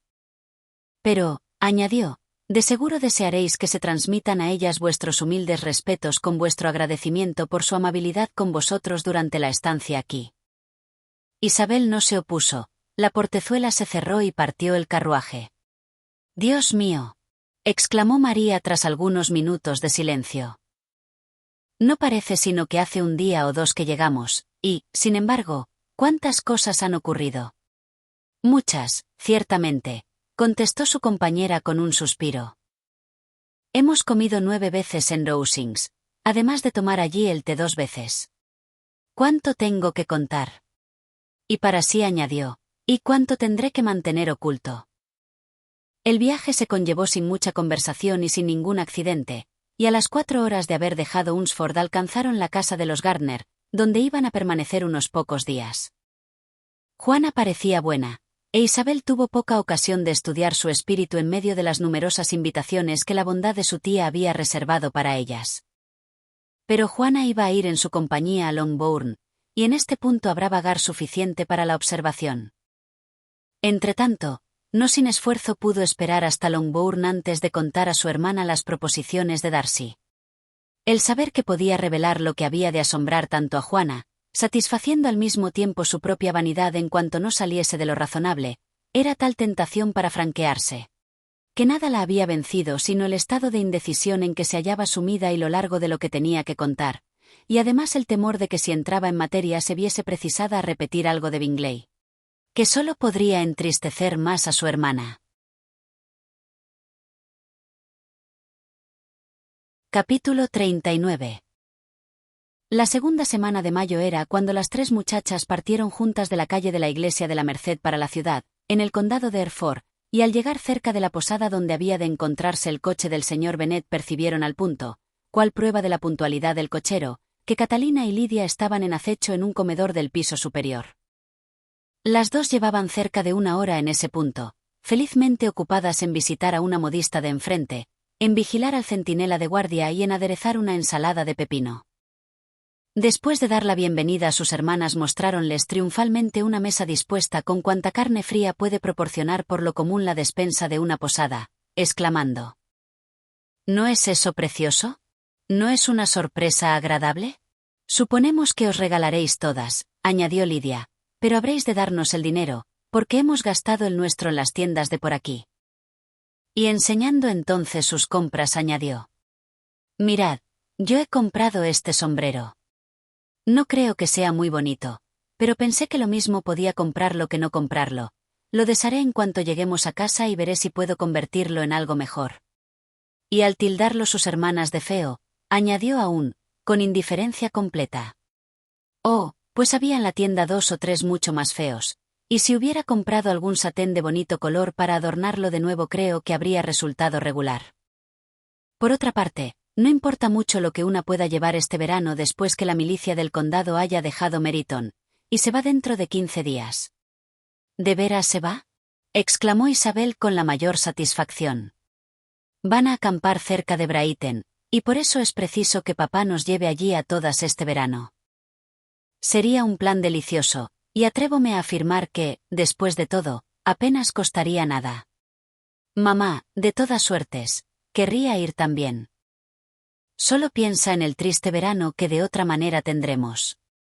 «Sí», dijo Isabel, «sería un proyecto delicioso en verdad y por completo adecuado a nosotras. Cielos.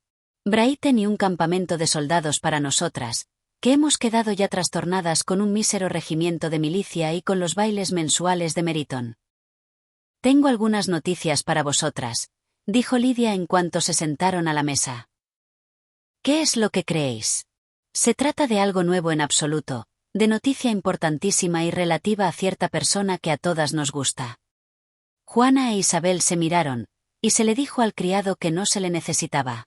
Lidia rióse y dijo: «Ah, eso es muy propio de vuestra formalidad y discreción. ¿Pensáis que el criado no ha de escuchar si quiere? Me atrevo a apostar que oye con frecuencia peores cosas de las que os voy a comunicar. Pero es muy feo, me alegro de que se haya ido, jamás he visto una barba tan larga. Bien, pues ahora, a mis noticias, se refieren a nuestro caro Wickham, demasiado buenas para el criado, ¿no es así? No hay que temer que Wickham se case con Maria King. Ahí lo tenemos para nosotras. Ella se ha ido a Liverpool a casa de su tía, y se ha ido para quedarse. Wickham está en salvo. Y Maria King está en salvo también, añadió Isabel, en salvo de una unión imprudente en cuanto a aventura. Muy loca es en irse si le quiere. Pero supongo que no habrá afecto por ningún lado, dijo Juana. Segura estoy de que no lo hay por parte de él. Nunca le importó tres pitos de ella. ¿Quién podía cargar con cosita tan sucia y tan llena de pecas? Isabel se escandalizó, pensando que, aunque incapaz de semejante grosería de expresión, la grosería del sentimiento que ella indicaba era bien poco distinta de la que su propio pecho había albergado e imaginado admisible. Así que todas hubieron comido y las mayores pagado, pidieron el coche, y tras alguna discusión, toda la partida, con sus cajas, bolsas de trabajo y paquetes, y la mal recibida adición de las compras de Catalina y Lidia, se acomodaron en él. «¡Qué bien embutidas vamos!», exclamó Lidia. «Me alegro de haber comprado el sombrero solo por el gusto de llevar otra caja de mano. Bien, vamos a ponernos cómodas y a charlar y reír en todo el camino hasta casa. Y en primer lugar oigamos lo que os ha ocurrido a vosotras desde que os fuisteis. ¿Habéis visto hombres agradables? Había grandes esperanzas de que una de vosotras tuviera marido antes de regresar. Juana opino que pronto va a ser vieja. Casi tiene 23 años. Señor, qué avergonzada estaré si no me he casado antes de los 23. No os podéis figurar lo que mi tía Phillips necesita que os caséis. Dice que Isabelita habría hecho mejor en aceptar a Collins, pero me parece que eso no habría sido muy divertido. Dios mío, cuánto me gustará casarme antes que vosotras. Y entonces os acompañaré a todos los bailes. Ah, queridas, qué diversión hemos tenido el otro día en casa del coronel Forster. Catalina y yo fuimos a pasar la velada allí. Claro, la señora de Forster y yo somos tan amigas, y convidaron a las dos de Arrington a que fuesen, pero Enriqueta estaba enferma, y por eso penvióse forzada a ir sola. Y entonces, ¿qué pensáis que hicimos? Vestimos de mujer a Chamberline, con propósito de que pasase por una señora. Imaginad qué diversión. Ni un alma lo supo, menos el coronel, la señora de Forster, Catalina y yo, con excepción de mi tía, porque nos vimos obligadas a pedirle prestado uno de sus vestidos, y no podéis figuraros lo bien que resultaba. Cuando Derry, y Wickham, y Pratt, y 2 o 3 más de los hombres, llegaron, no le conocieron ni lo más mínimo. Señor, ¿cómo me reí? Y lo mismo la señora de Forster. Creí morirme. Y eso hizo sospechar algo a los hombres, y pronto dieron en la cosa.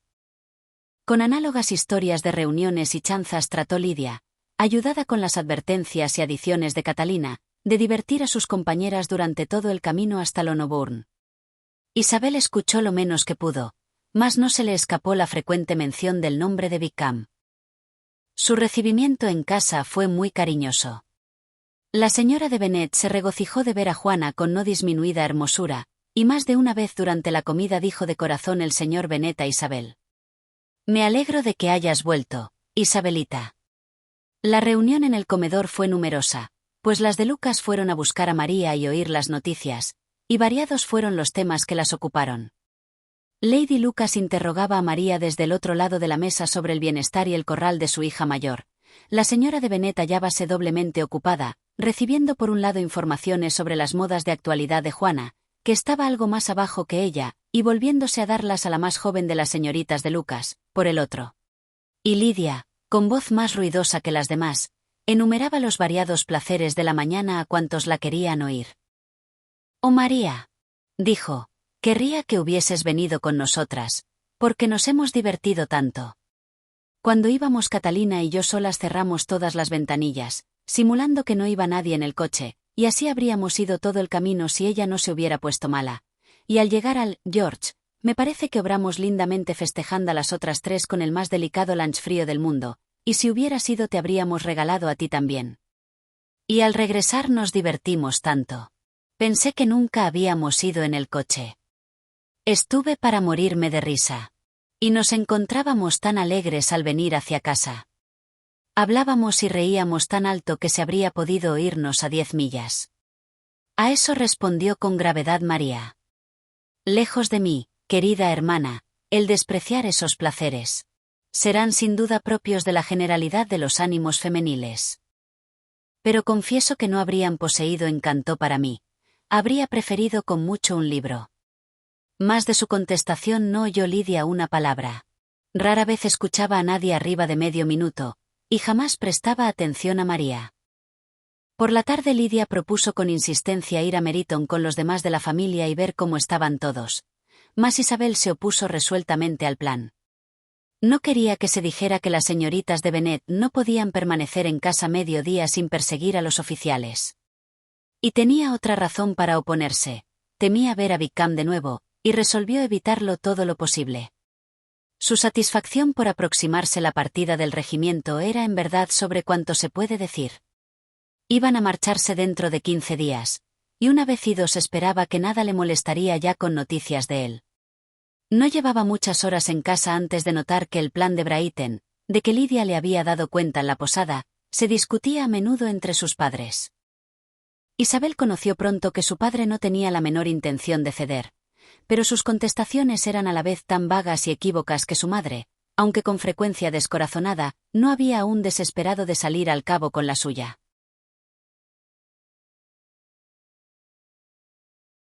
Capítulo 40.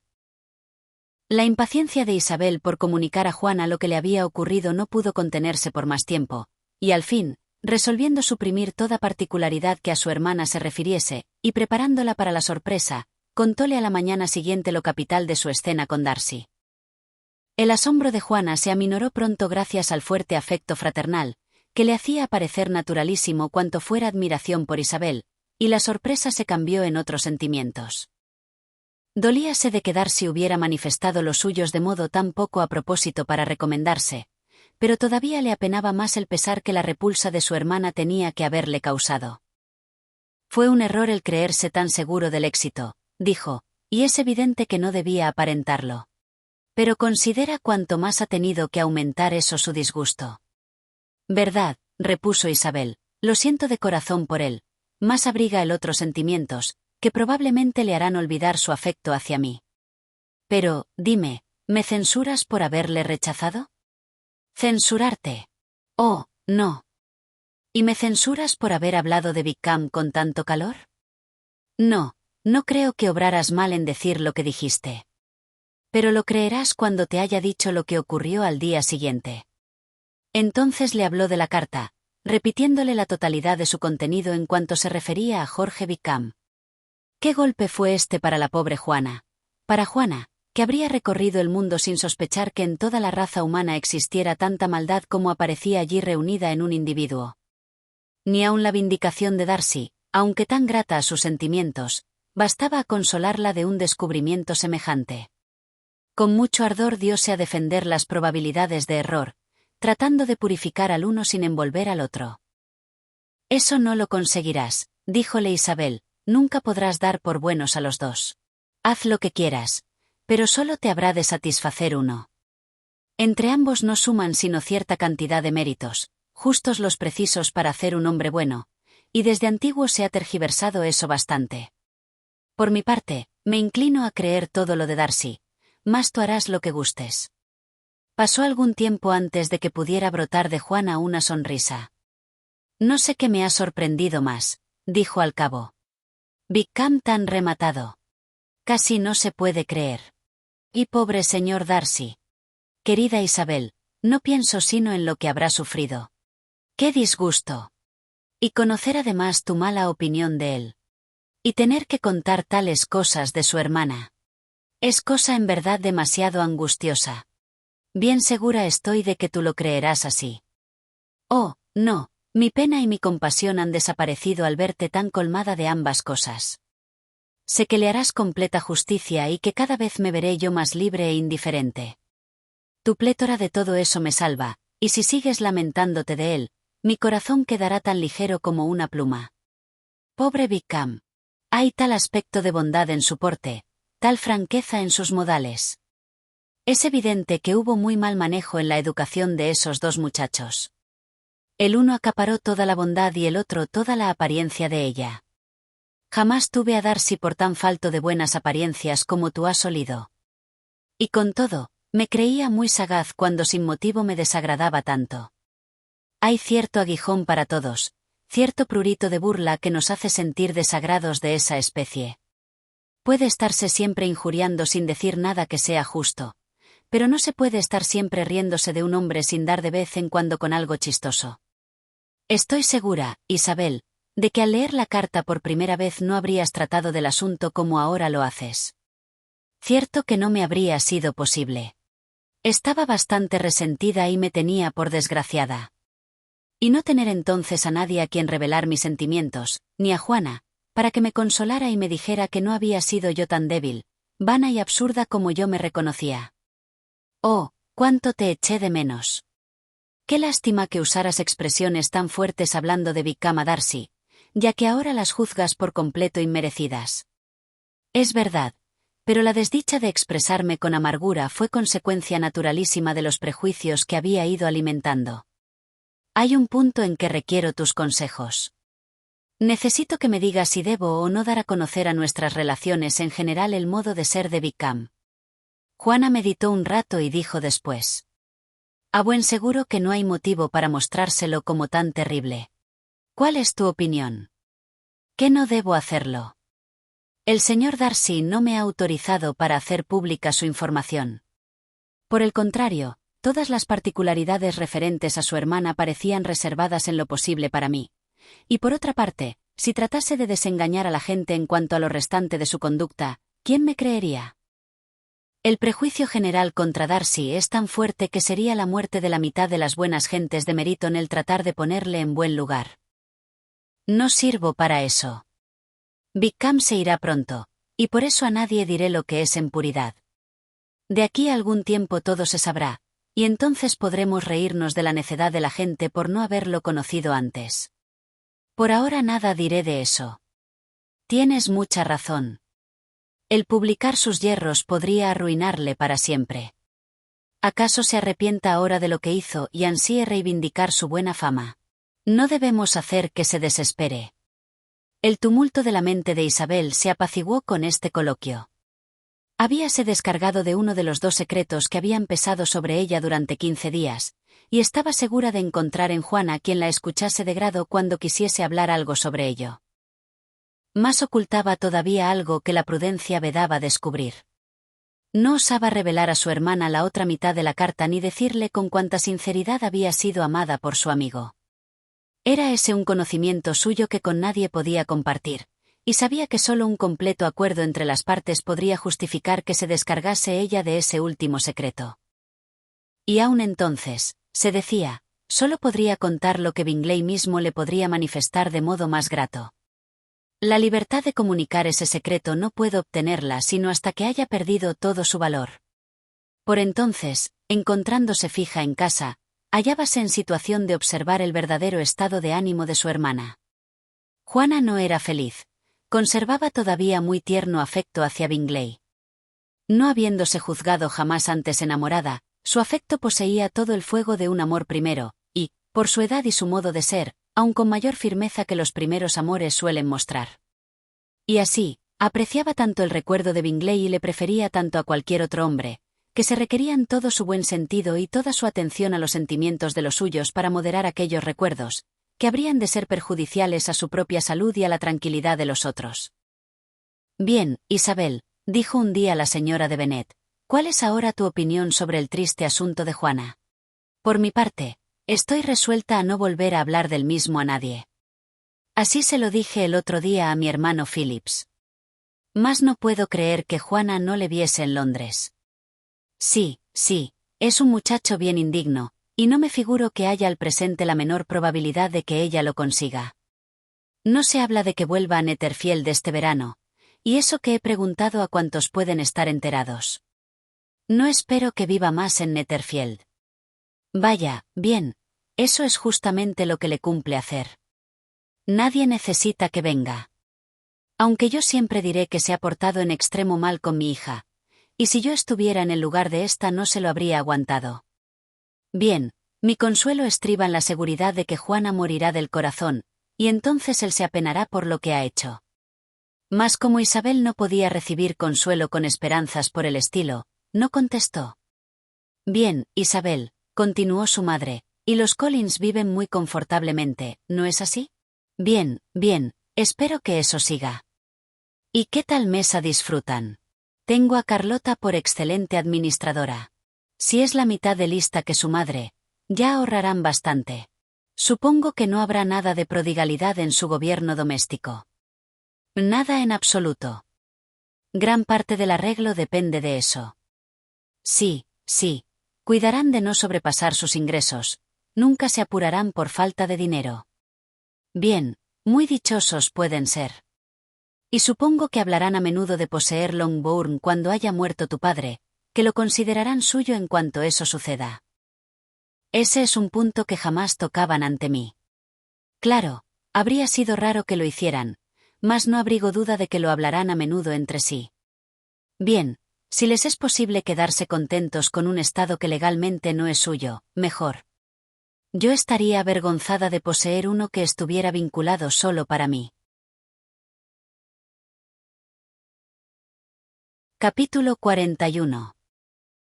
La primera semana tras el regreso de las muchachas pasó pronto y comenzó la segunda. Era la última de la permanencia en Meryton del regimiento y todas las jóvenes de la vecindad languidecían rápidamente. La tristeza era casi general. Solo las mayores de las de Bennet eran capaces de comer, beber y dormir, de seguir el acostumbrado curso de la vida. Con gran frecuencia veíanse censuradas por su insensibilidad por Catalina y Lidia, cuya tristeza era extremada y que no podían comprender tal dureza de corazón en nadie de su familia. Dios mío, ¿qué va a ser de nosotras? ¿Qué vamos a hacer? Exclamaban a menudo, en medio de la amargura de su dolor. ¿Cómo puedes sonreírte, Isabel? Su cariñosa madre participaba de su pesar. Recordaba que también había sufrido en una ocasión semejante, 25 años atrás. Recuerdo, decía, que lloré 2 días seguidos cuando se fue el regimiento del coronel Miller. Pensaba que mi corazón iba a estallar. Segura estoy de que estallará el mío, dijo Lidia. Si una pudiera ir a Brighton, exclamó la señora de Bennet. Oh, sí, si pudiera ir una a Brighton. Pero papá es tan desagradable. Unos baños de mar me repondrían para siempre. Y mi tía Phillips está segura de que a mí me probarían muy bien, añadió Catalina. Tal era el género de lamentaciones que resonaban de continuo en la casa de Longbourn. Isabel trataba de apartarse de todos ellos, pero el placer del apartamiento se le tornaba sentimiento de vergüenza. De nuevo conocía la justicia de las objeciones de Darcy, y nunca como ahora se había hallado dispuesta a perdonar sus intromisiones en los proyectos de su amigo. Pero la tristeza de las perspectivas de Lidia pronto se disipó, porque recibió una invitación de la señora de Forster, la esposa del coronel del regimiento, para acompañarla a Brighton. Esa inapreciable amiga de Lidia era señora muy joven y estaba casada desde hacía poco. La semejanza en el buen humor había hecho que simpatizaran entre sí, y a los 3 meses de relación ya habían intimado las dos. El entusiasmo de Lidia en esta ocasión, la adoración que mostró por la señora de Forster, así como la satisfacción de la de Bennet y lo mortificada que se sintió Catalina, son cosas que apenas pueden describirse.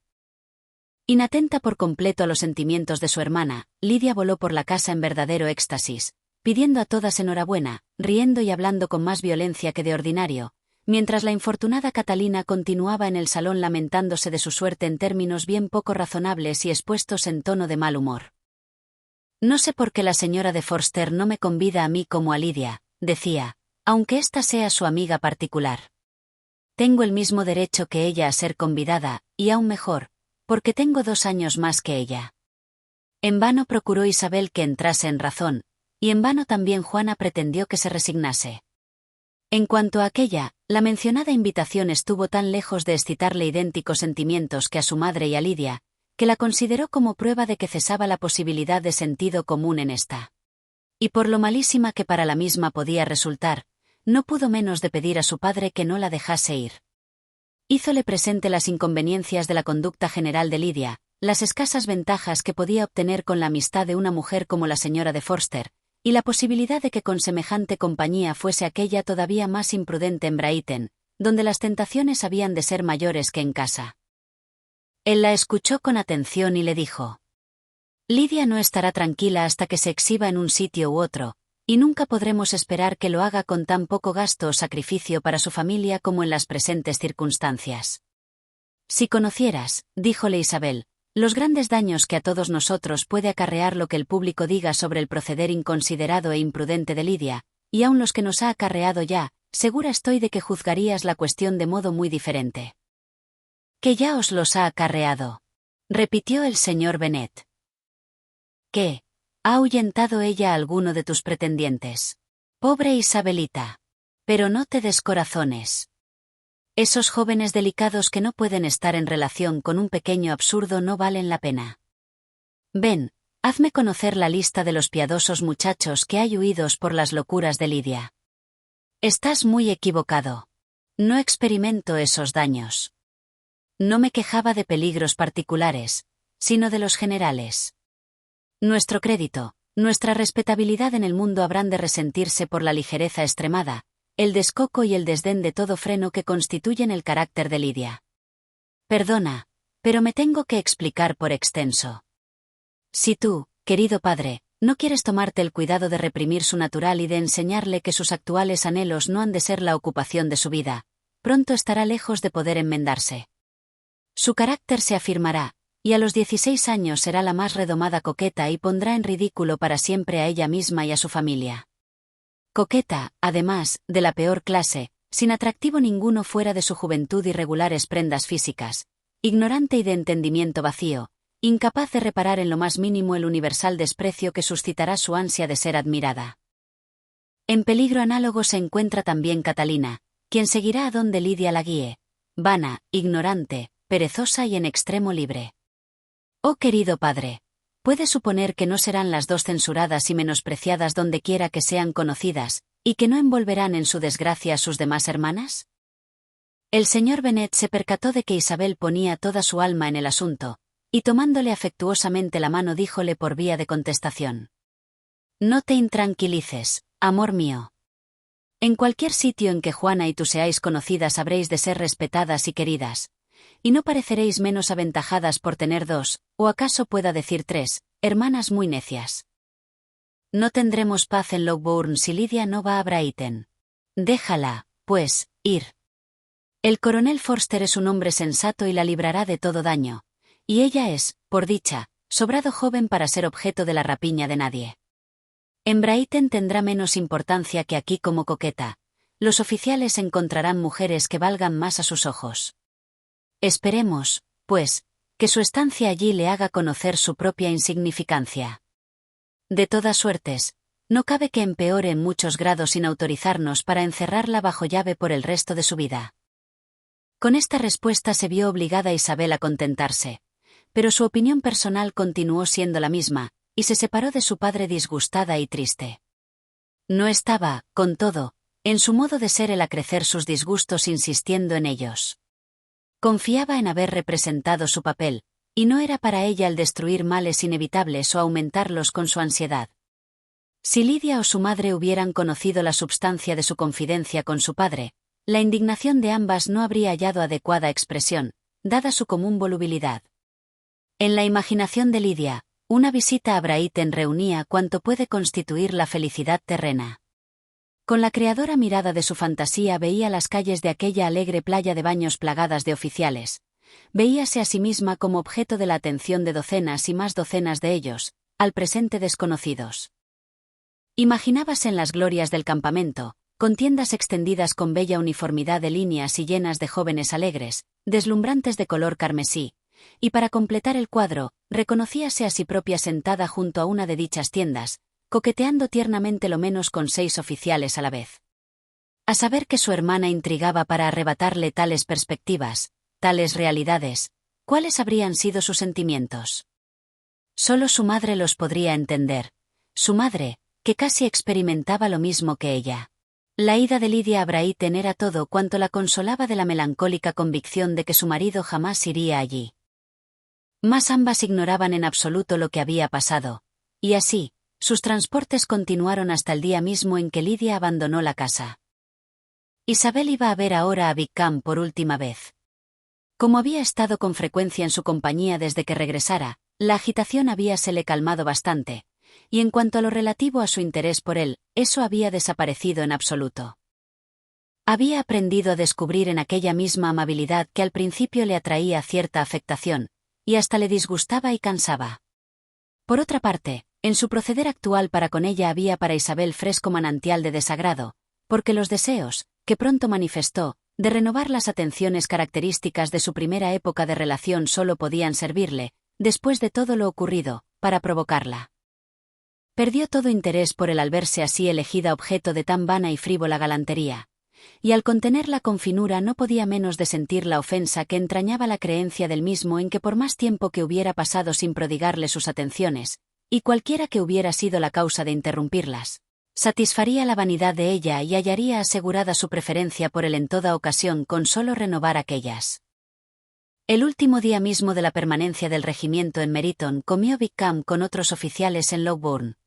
Y se encontraba Isabel tan poco dispuesta de partir con aquel el buen humor, que al dirigirle él ciertas preguntas sobre la manera como había pasado el tiempo en Hunsford, dijo ella que el coronel Fitzwilliam y Darcy habían permanecido 3 semanas en Rosings, y le preguntó si conocía al primero.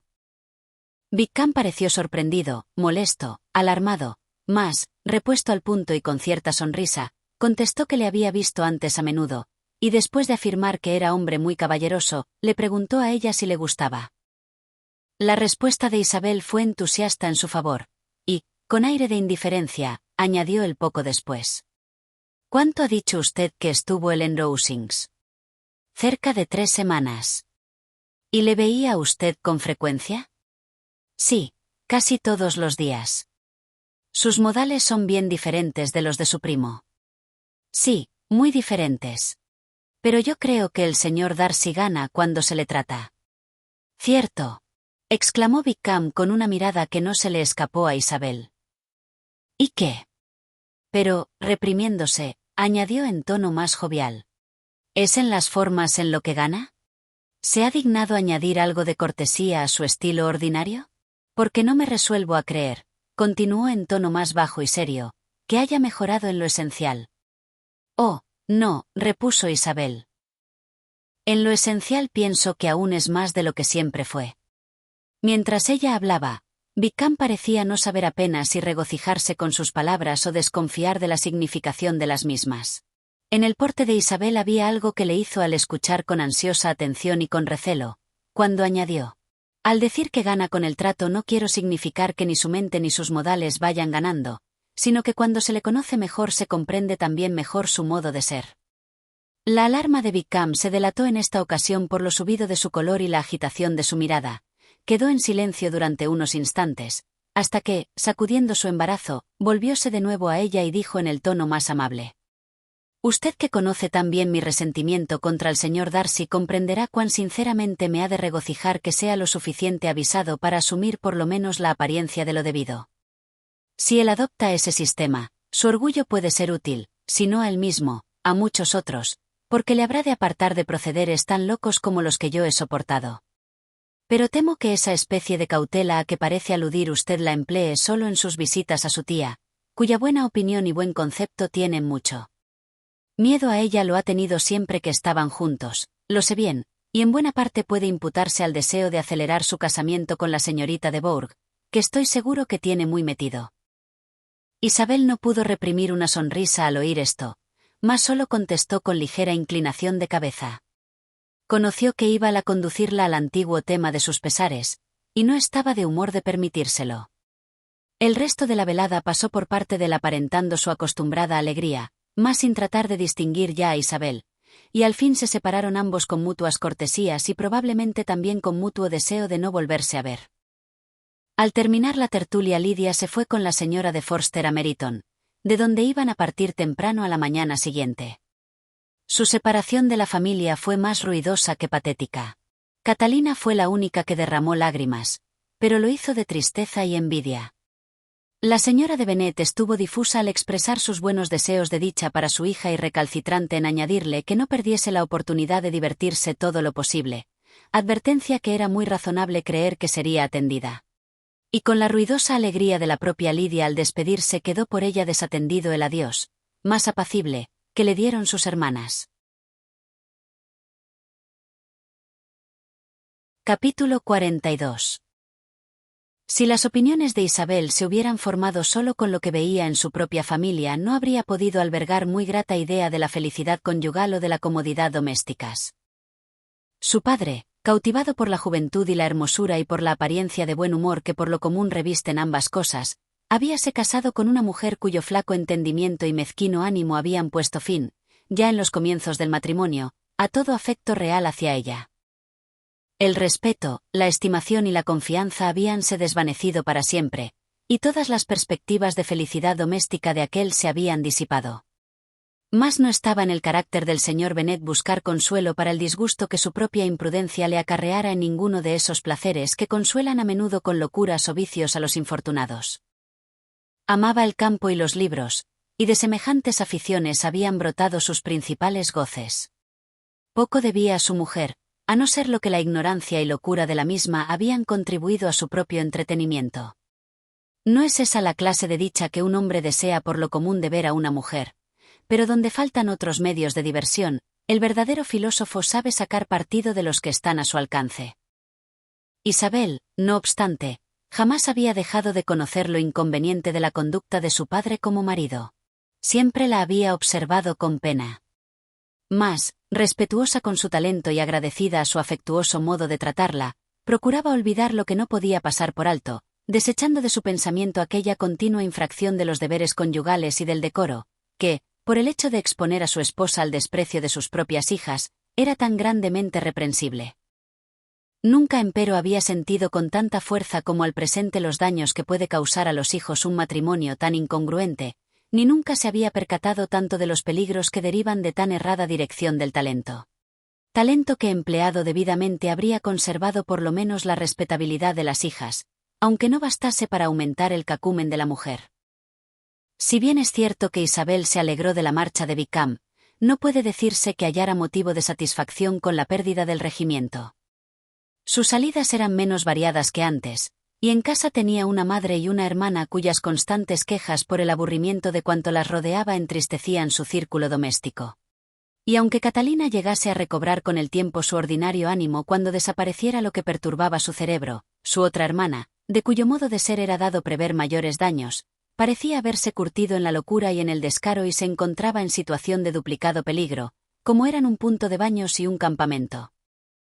En resumidas cuentas, tocaba ahora lo que ya antes viera alguna vez, que un acontecimiento por el que tanto había suspirado no podía, al verlo realizado, proporcionarle toda la dicha que se había prometido con él.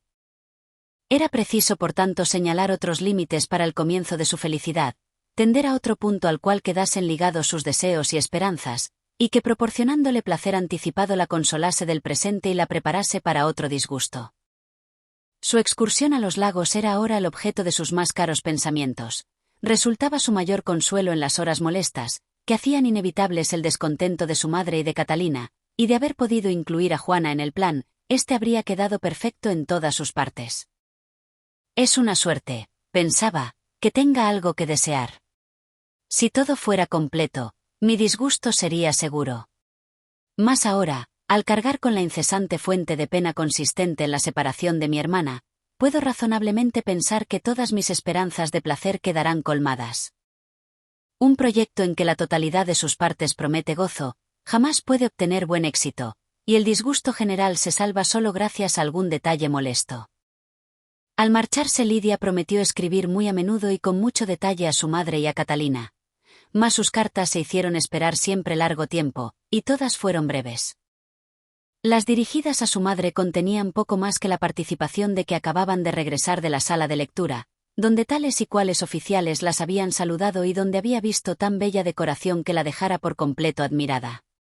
Que poseía un vestido nuevo o una nueva sombrilla que describiría con mayor amplitud, pero viéndose obligada a no hacerlo por tener prisa, pues la señora de Forster la llamaba y se marchaban al campamento. Y de su correspondencia con su hermana aún había menos que aprender, porque en sus cartas a Catalina, aunque más largas, había demasiada parte subrayada para hacerse pública. Tras las 2 o 3 primeras semanas de la ausencia de Lidia, la salud, el buen humor y la alegría comenzaron a brillar en Longbourn. Todo presentaba más grato aspecto. Regresaban las familias que habían pasado el invierno en la capital y resurgían las finezas y las invitaciones del verano. La señora de Bennet repúsose de su habitual estado quejumbroso, y hacia mediados de junio Catalina se halló lo bastante confortada para poder entrar en Meryton sin llorar. Hecho tan insólito prometía tanto, que Isabel creyó que por la próxima Navidad su citada hermana se encontraría tan tolerablemente razonable que no mencionaría a un oficial ni una vez al día, a no ser que por alguna cruel y maligna orden del Ministerio de la Guerra se acuartelara en Meryton otro regimiento. La época fijada para su excursión al norte se aproximaba ya, faltando para ella 2 semanas, cuando se recibió una carta de la señora de Gardner que a la vez dilataba su comienzo y abreviaba su duración. El señor Gardner veíase impedido por sus negocios de partir hasta 2 semanas después de comenzado julio, y le era forzoso estar de nuevo en Londres al cabo de un mes. Y como esto reducía demasiado el tiempo para ir tan lejos como proyectaron y para que viesen tantas cosas como se prometieran, o por lo menos las viesen con el reposo y comodidad calculados, sentíanse obligados a renunciar a los lagos, sustituyéndolos por otra excursión más limitada, en vista de lo cual no iban a pasar más al norte que al condado de Derby. En esta comarca había bastantes cosas dignas de verse para ocupar la mayor parte del mencionado tiempo, y para la señora de Gardner tenía la misma atracción particular. La ciudad donde en otros tiempos había pasado algunos años de su vida y donde ahora pasarían unos días, acaso fuera para Isabel objeto de curiosidad tan grande como todas las célebres bellezas de Matlock, Chatsworth, Dovedale o el Pic. Isabel disgustóse en grado sumo. Había puesto sus anhelos en ver los lagos, y creía que habrían tenido para ello tiempo suficiente. Mas su empeño de salir iba a satisfacerse, de seguro sería feliz, y así, pronto lo encontró todo bien. Con el nombre de Derby asociábanse muchas ideas. Érale a Isabel imposible fijarse en esa palabra sin pensar en Pemberley y en su poseedor. Pero de seguro, se decía, podré entrar en su condado impunemente y hurtarle algunos pedruscos sin que él se dé cuenta. Doblemente largo hizóse entonces el periodo de espera. 4 semanas transcurrieron antes de que llegaran sus tíos. Pero transcurrieron al cabo, y los señores de Gardner se presentaron en Longbourn con sus 4 hijos. Estos, 2 niñas de 6 y 8 años respectivamente y 2 varones menores, iban a quedarse bajo el cuidado especial de su prima Juana, la favorita de todos ellos, cuyo ánimo tranquilo y temperamento dulce la hacían perfectamente apta para instruirlos, jugar con ellos y amarlos. Los Gardner hicieron en Longbourn solo una noche, y partieron con Isabel a la mañana siguiente en busca de novedades y esparcimiento. Un placer estaba asegurado, el de ser todos excelentes compañeros de viaje, lo cual supone salud y carácter a propósito para sufrir incomodidades, alegría para crecer todo goce, y afecto y talento, que pudieran influir entre ellos si se presentasen disgustos. No es objeto de esta obra describir el condado de Derby ni ninguno de los notables puntos por donde pasaba su ruta. Oxford, Blenheim, Borwick, Kenworth, Birmingham, etc., son suficientemente conocidos. A una reducida parte del condado se refiere todo lo que sigue, a la pequeña ciudad de Lambton, escenario de la antigua residencia de la señora de Gardner, donde había sabido después que le quedaban algunos conocidos y a donde se encaminaron los expedicionarios después de ver las principales maravillas de la campiña. Y el corazón dictó a Isabel que a menos de 5 millas de Lambton estaba situado Pemberley, no en su camino directo, pero no más de 1 o 2 millas separado de él. Al hablar de su ruta la tarde anterior, la señora de Gardner manifestó deseos de volver a ver ese punto. El señor Gardner los aprobó y solicitó la aprobación de Isabel. «Querida, ¿no te gustaría ver un sitio de que tanto has oído hablar?», díjole su tía, «sitio además con el que se relacionan los nombres de tantos de tus conocidos? Ya sabes que Wickham pasó toda su juventud allí». Isabel se acongojó. Sabía que nada tenía que hacer en Pemberley y se vio forzada a atribuirse falta de deseo de verlo. Tuvo que decir que se encontraba cansada de grandezas, que, tras haber visto tantas, no encontraba en realidad gusto en las alfombras finas ni en los cortinajes de seda. La señora de Gardner censuró su necedad. «Si se tratase solo de una casa ricamente puesta», le dijo, «tampoco me interesaría a mí, pero la finca es deliciosa. Contiene uno de los mejores bosques de la comarca». Isabel no habló más, pero su espíritu no reposó ya, Al instante ocurrióle la posibilidad de encontrarse con Darcy mientras visitaban ese lugar. Sería horroroso. A la sola idea se sonrojó, pensando que mejor sería hablar con claridad a su tía que correr semejante riesgo. Más contra ese proceder había objeciones, y a la postre resolvió que el emplearlo sería el último recurso si sus indagaciones particulares sobre la ausencia de la familia del propietario eran contestadas desfavorablemente. En consecuencia, al irse a descansar preguntó a la criada si Pemberley era sitio muy bonito, cuál era el nombre de su poseedor, y luego, con no pequeño sobresalto, si la familia estaba allí durante el verano.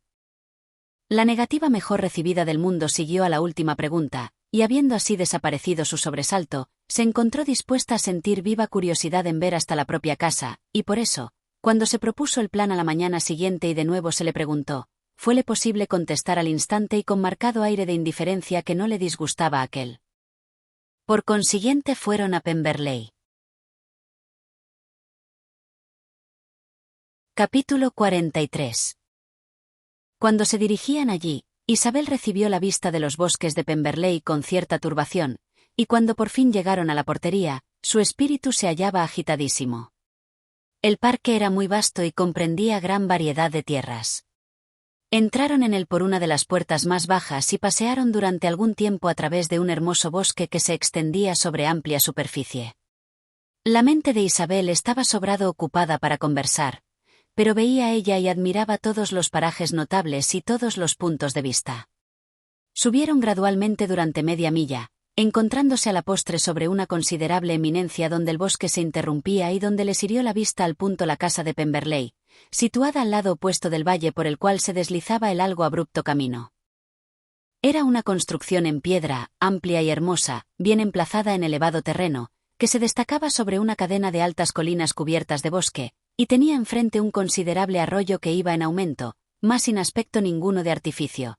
Sus orillas carecían de forma regular y de todo linaje de adorno sobrepuesto. Isabel quedó complacidísima.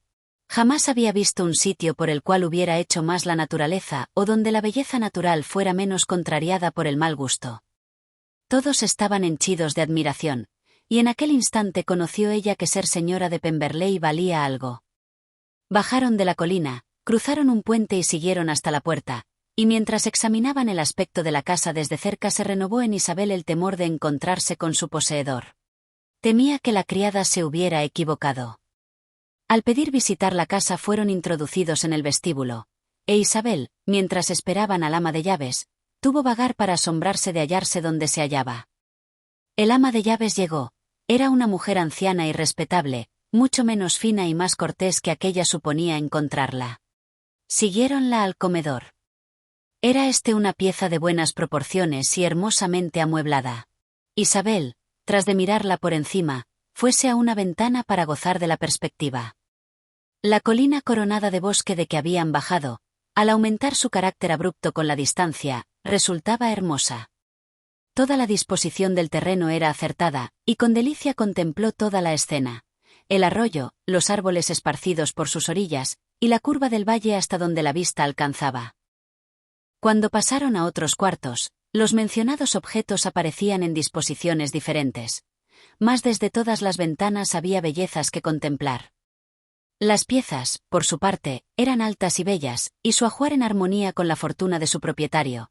Pero Isabel notó, admirando el gusto de que no había nada charro ni nimiamente delicado, que reinaba menos esplendor pero más elegancia verdadera que en el moblaje de Rosings. Y de este sitio, pensaba, habría podido ser dueña. Estas habitaciones podrían ser ahora familiares para mí. En lugar de visitarlas como forastera podría regocijarme con ellas como mías y recibir en las mismas la visita de mis tíos. Pero no, pensó recobrándose, eso no podría ser. Mi tío y mi tía habrían tenido que perderse para mí. No me habría sido lícito convidarlos. Ese fue un afortunado recuerdo. Libróle de algo parecido a tristeza. Deseaba averiguar por el ama de llaves si su amo estaba de veras ausente, mas carecía de valor para ello. Al fin, sin embargo, hizo la pregunta a su tío, y ella se volvió alarmada al contestar la señora Reynolds que sí lo estaba, añadiendo: pero le esperamos mañana con gran acompañamiento de amigos. Cuán contenta quedó Isabel de que su viaje propio no se hubiera dilatado un día por cualquiera circunstancia. Llamóla por entonces su tía para ver un cuadro. Aproximóse y vio la imagen de Wickham sobre un tapete, entre otras varias miniaturas. Su tía le preguntó sonriente qué le parecía. El ama de llaves se acercó y les dijo que aquel retrato era de un joven hijo del último administrador de su amo, educado por éste y a sus expensas. Ahora ha ido al ejército, añadió, y temo que se haya vuelto muy desenfrenado. La señora de Gardner miró a su sobrina con una sonrisa, pero Isabel no se la devolvió. Y dijo la señora Reynolds refiriéndose a otra de las miniaturas, es mi amo, y está muy parecido. Fue pintado al mismo tiempo que el otro, hace unos 8 años. Mucho he oído hablar de la distinción de su amo de usted, dijo la señora de Gardner mirando la pintura, es un rostro bello. Pero, Isabel, dime si está o no parecido. El respeto de la señora Reynolds por Isabel pareció aumentar con esa referencia de que conocía a su amo. ¿Conoce esta señorita al señor Darcy? Isabel se sonrojó y respondió. Un poco. ¿Y no le tiene usted por muy guapo caballero, señorita? Sí, muy guapo. Estoy segura de que no conozco otro tan guapo, pero en la galería del piso superior verán ustedes un retrato del mejor y más grande. Este cuarto era el favorito de mi anterior amo, y estas miniaturas se hallan exactamente como solían estar entonces. Le gustaban mucho. Eso explicó a Isabel por qué las de Wickham se encontraban entre ellas. La señora Reynolds dirigió entonces la atención de los amos hacia una de la señorita de Darcy pintada cuando solo tenía 8 años. ¿Y la señorita de Darcy es tan guapa como su hermano? Preguntó la señora de Gardner. Oh, sí, la más bella señorita que se ha visto, y tan completa. Toca y canta durante todo el día. En la habitación próxima hay un piano nuevo, recién traído para ella, regalo de mi amo. Ella viene mañana con él. El señor Gardner, cuyos modales eran complacientes y amables, la animaba a hablar con preguntas y advertencias, y la señora Reynolds, ya por orgullo, ya por afecto, tenía evidentemente gran satisfacción en dar noticias de su amo y de la hermana de éste. ¿Reside su amo de usted en Pemberley mucho tiempo durante el año? No tanto como yo querría, pero puedo afirmar que pasa aquí la mitad del tiempo, y en cuanto a la señorita de Darcy, se queda aquí siempre durante los meses de verano. Excepto, pensó Isabel, cuando va a Ramsgate. Si su amo de usted se casase le vería usted más. Sí, señor, mas no sé cuándo llegará eso. No sé quién será bastante buena para él. Los señores de Gardner se sonrieron. Isabel no pudo evitar el decir. Bien cierto es que habla en su favor que usted lo crea así. No digo sino la verdad y lo que dirá cualquiera que le conozca, replicó la otra. Isabel vio que el asunto llevaba tela, y escuchaba con creciente asombro, cuando el ama dijo. Nunca en mi vida he recibido de él una palabra de enojo, y le conozco desde que tenía 4 años. Era ese un elogio mucho más extraordinario que los otros y más opuesto a lo que Isabel pensaba de Darcy. Su más firme opinión había sido que no era el hombre de buen carácter. Despertóle así la más viva curiosidad, ansiaba oír más, y quedó complacida por su tío cuando éste dijo. Pocas personas hay de quienes se pueda decir eso. Es usted afortunada en tener un amo así. Sí, señor, sí que lo soy. Si recorriera el mundo no podría dar con otro mejor. Mas siempre he observado que quienes muestran buen natural desde niños lo conservan cuando mayores, y él era siempre el muchacho de carácter más dulce y de más generoso corazón del mundo. Isabel fijó en ella la mirada. Puede ser ese Darcy, pensó. Creo que su padre era una excelente persona, dijo la señora de Gardner. Sí, señora, éralo en efecto, y su hijo es exactamente como él, tan afecto a los pobres. Isabel escuchaba, se admiraba, dudaba y estaba impaciente por oír más. La señora Reynolds no le despertaba interés con otra cosa. En vano le explicaba el asunto de los cuadros, las dimensiones de las piezas y el valor del moblaje. El señor Gardner, a quien entretenía notar el prejuicio de familia a que atribuía los excesivos elogios de ella a su amo, pronto volvió al tema, y ella insistió en los muchos méritos de Darcy mientras juntos subían la gran escalera. Es el mejor señor, dijo, y el mejor amo que ha habido jamás. No se parece a los aturdidos jóvenes del día, que no piensan sino en sí mismos. No hay uno de sus arrendatarios y criados que no le elogie. Algunos dicen que es orgulloso, pero estoy bien segura de no haber notado nada de eso. A lo que imagino, aquello es debido a que no es machacón como otros. ¿En qué aspecto tan amable le coloca eso?, pensó Isabel. Tan delicado elogio, cuchicheó su tía a su oído mientras seguían por la casa, no se aviene con su conducta con nuestro pobre amigo. ¿Acaso estemos equivocados? No es verosímil. Nuestra información era demasiado autorizada. Llegados al amplio corredor de arriba, mostróseles un muy lindo aposento, recientemente alhajado con mayor elegancia y tono más claro que los departamentos inferiores, y enteróseles de que todo eso se había hecho por complacer a la señorita de Darcy, quien había tomado apego a la estancia la última vez que estuvo en Pemberley. «Es de veras un buen hermano», dijo Isabel mientras se encaminaba a una de las ventanas. La señora Reynolds manifestó el placer que recibiría la señorita de Darcy cuando penetrase en la habitación. «Y así se porta él siempre», añadió. «Cuanto puede proporcionar gusto a su hermana, de seguro que lo ejecuta al punto. No hay nada que no hiciera por ella». La galería de pinturas y 2 o 3 de los principales dormitorios era cuanto quedaba por enseñar. En la primera lucían varios cuadros buenos, pero Isabel no entendía nada de arte, y ya entre las cosas de esa clase que había visto abajo había querido mirar solo ciertos dibujos a lápiz de la señorita de Darcy, cuyos asuntos eran en general más interesantes y a la par más inteligibles. En la galería pendían también varios retratos de familia, más valían poco para fijar la atención de un extraño. Isabel la recorrió buscando el único retrato cuyas facciones había de reconocer. Al llegar a él se detuvo, notando la sorprendente semejanza con Darcy, quien aparecía con cierta sonrisa en el rostro que ella recordaba haber visto cuando la miraba. Permaneció varios minutos ante semejante pintura, en la más atenta contemplación, y aún volvió a ella de nuevo antes de abandonar la galería. La señora Reynolds hízole saber que había sido hecha en tiempos de su padre.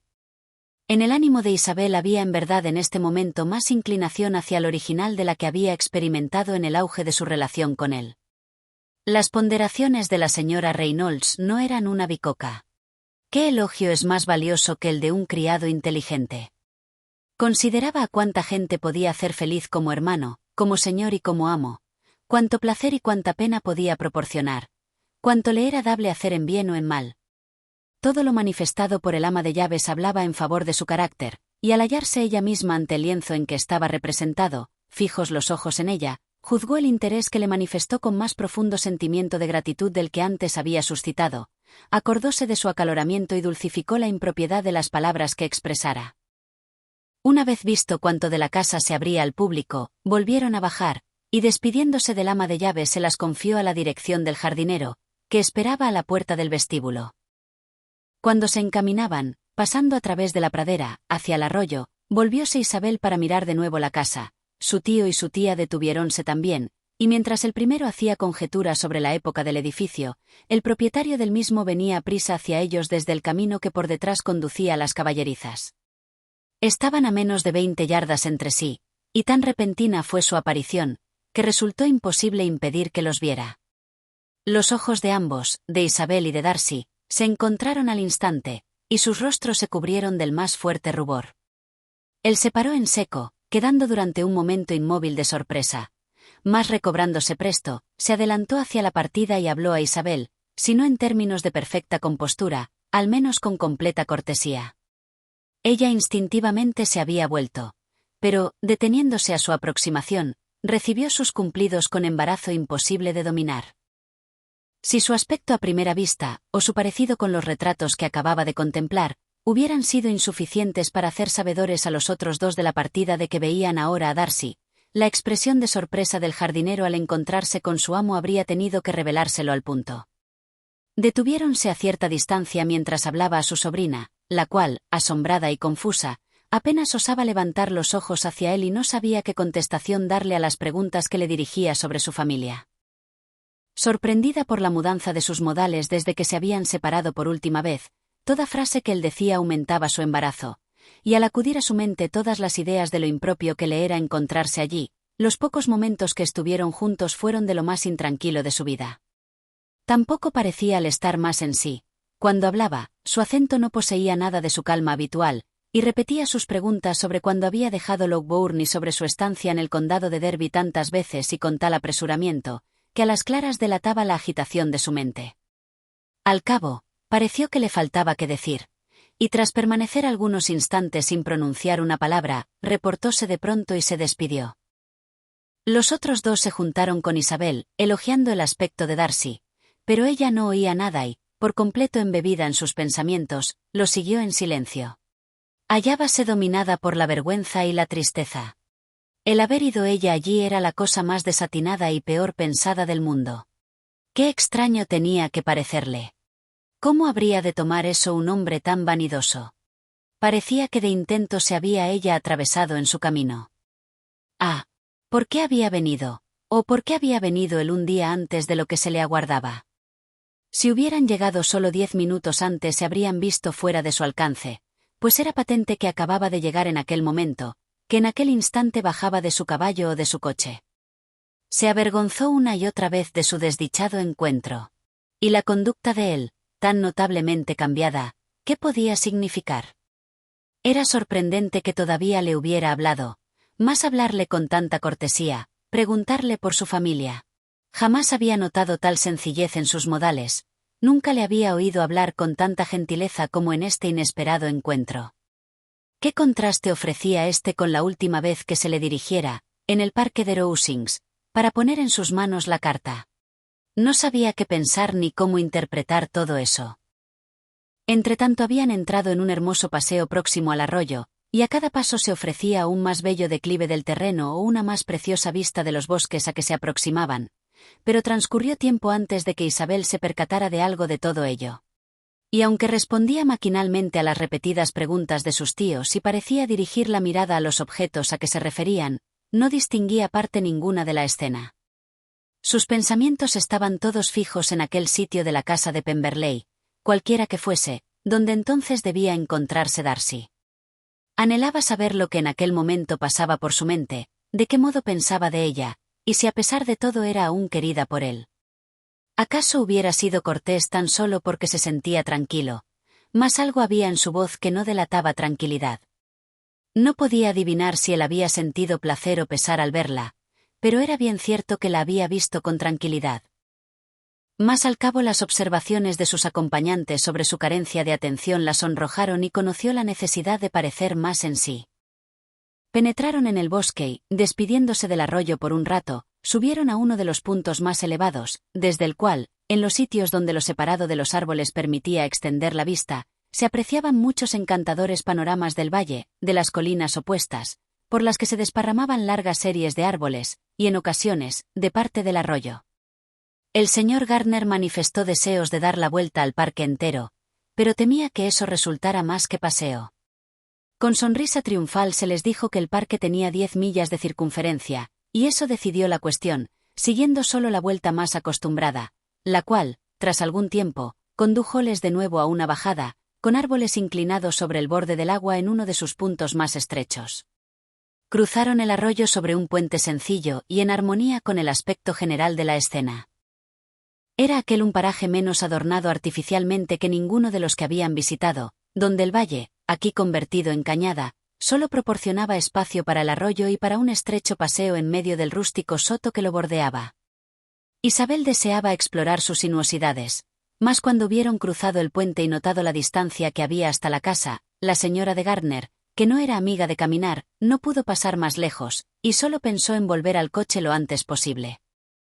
Vióse, pues, su sobrina obligada a someterse, y emprendieron todos el camino hacia la casa por el lado opuesto del arroyo y en la dirección más corta. Pero su andar era lento, pues el señor Gardner era muy aficionado a pescar, aunque pocas veces pudiera satisfacer ese gusto, y se entretenía ahora mucho acechando la aparición de alguna trucha en el agua, y como hablaba sobre eso con el hombre, avanzaban con lentitud. Mientras caminaban a ese lento paso fueron de nuevo sorprendidos, y el asombro de Isabel fue tan grande como el de la vez anterior al percibir que Darcy se les aproximaba y estaba ya a corta distancia. Como el camino aquí no era tan oculto como el del otro lado, pudieron verle a él antes de encontrárselo. Isabel, pues, aunque asombrada, hallábase más prevenida que antes para una conversación, y resolvió manifestar calma en su aspecto y en su lenguaje si realmente él intentaba salirles al encuentro. Por un instante creyó ella firmemente que Darcy se había lanzado por el otro sendero, y esa idea le duró mientras un recodo del camino le ocultaba la vista de aquel. Más pasado dicho recodo se encontró él ante ellos. A la primera mirada notó Isabel que Darcy no había perdido nada de su reciente cortesía, y para imitar su buena educación comenzó, en cuanto se juntaron, a admirar la hermosura del paisaje. Mas no había llegado a las palabras «delicioso» y «encantador», cuando algún desdichado recuerdo se interpuso, imaginando Isabel que elogiar ella a Pemberley sería cosa mal interpretada. Cambió de color y no dijo más. La señora de Gardner venía algo atrás, y aprovechando Darcy el silencio de Isabel preguntóle si le haría el honor de presentarle a sus amigos. Ese fue un rasgo de cortesía para el cual no estaba preparada, y con dificultad pudo evitar una sonrisa al ver que él pretendía conocimiento de algunas de aquellas gentes mismas contra las cuales se revolviera su orgullo al ofrecerse a ella. ¿Cuál será su sorpresa?, pensó, cuando sepa quiénes son. Ahora los toma por personas elegantes. Con todo, la presentación se hizo al punto, y al mencionar el parentesco, miró con rapidez a Darcy para ver cómo lo recibía, y no sin esperar que huyera tan pronto como pudiese de tan poco gratos compañeros. Que quedó sorprendido por aquella noticia se hizo evidente. Soportóla no obstante con fortaleza, y en lugar de continuar adelante retrocedió con todos ellos, entrando en conversación con el señor Gardner. Isabel no pudo menos de alegrarse y considerarse triunfante. Era consolador que él supiese que tenía algunos parientes de los que no era preciso avergonzarse. Escuchó muy atenta cuanto pasaba entre ellos, congratulándose de toda locución, de toda frase de su tío que denotara su inteligencia, su gusto y sus buenos modales. La conversación recayó pronto sobre la pesca, y la joven oyó que Darcy invitaba a su tío a pescar allí siempre que quisiera mientras se encontrase en la próxima ciudad, ofreciéndose además a procurarle aparejos de pesca y señalándole los puntos del río donde de ordinario había más entretenimiento. La señora de Gardner, que paseaba cogida del brazo de Isabel, la miraba con expresión de asombro. Isabel nada dijo, pero agradóle mucho todo eso. El cumplido tenía que ser de seguro por ella. Su asombro, con todo, era extraordinario, y sin cesar se repetía. ¿Por qué está tan cambiado? No puede ser por mí. No puede ser por causa mía el que sus modales se hayan dulcificado tanto. Mis reproches de Hunsford no podían operar un cambio así. Es imposible que aún me ame. Después de pasear algún tiempo de esa guisa, las dos señoras delante y los dos caballeros detrás, al volver a emprender de nuevo el camino, tras un descenso al borde del arroyo, con objeto de contemplar mejor cierta curiosa planta acuática, se efectuó un trueque. Originólo la señora de Gardner, quien, fatigada por el ejercicio del día, encontraba el brazo de Isabel inadecuado para sostenerla, y en consecuencia prefirió el de su marido. Darcy entonces se situó al lado de la sobrina y siguieron así su paseo. Después de un corto silencio habló ella primero. Deseaba hacerle saber que se había cerciorado de su ausencia antes de llegar a ese sitio, y en armonía con esto, comenzó observando que su llegada había sido inesperada, porque su ama de llaves de usted, añadió, nos había informado de que no vendría usted aquí hasta mañana, y aun antes de salir de Bakewell entendimos que no se le esperaba a usted pronto en el país. Él reconoció la verdad de todo eso y dijo que asuntos con su administrador habían motivado que se adelantara algunas horas al resto de la partida con que viajaba. Mañana temprano, prosiguió diciendo, se unirán todos conmigo, y entre ellos hay algunos que tienen títulos de relación con usted, el señor Bingley y sus hermanas. Isabel contestó solo con una ligera inclinación de cabeza. Su pensamiento voló al instante a la ocasión en que el nombre de Bingley había sido últimamente mencionado entre los dos, y a juzgar por el aspecto de Darcy, su mente no debía estar ocupada de modo muy diverso. Figura también otra persona en la partida, continuó diciendo después de una pausa, que muy en particular desea ser conocida por usted. ¿Me permitirá usted, o es pretender demasiado, presentarle a usted a mi hermana mientras están ustedes en Lambton? La sorpresa por semejante demanda fue grande en verdad. Era excesivo para Isabel adivinar cómo aquella pretendía eso, pero al punto comprendió que cualquier deseo de ser presentada a ella que abrigase la señorita de Darcy tenía que ser obra de su hermano, Y por ende, sin que hubiese más que pensar en ello, resultaba cosa satisfactoria. Era grato saber que el resentimiento no le había hecho al pensar de veras mal de ella. Siguieron paseando en silencio, profundamente embebidos ambos en sus pensamientos. Isabel no estaba tranquila, érale imposible, pero sí lisonjeada y complacida. El deseo de Darcy de presentarle a su hermana era atención de lo más subido. Pronto dejaron atrás a los otros, y cuando alcanzaron el coche, los señores de Gardner quedaban a medio cuarto de milla detrás. Invitóla entonces a pasar a la casa, pero Isabel confesó que no estaba cansada, y permanecieron juntos en la pradera.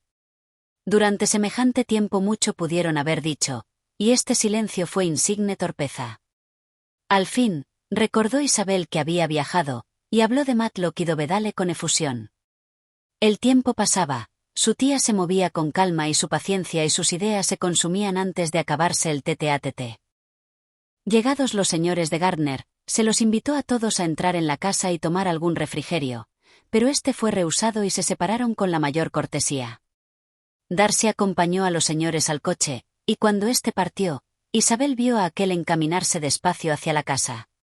Entonces comenzaron las observaciones de sus tíos, declarando ambos a Darcy infinitamente superior a cuanto se podía esperar. Está perfectamente educado, es fino y sencillo, dijo el tío.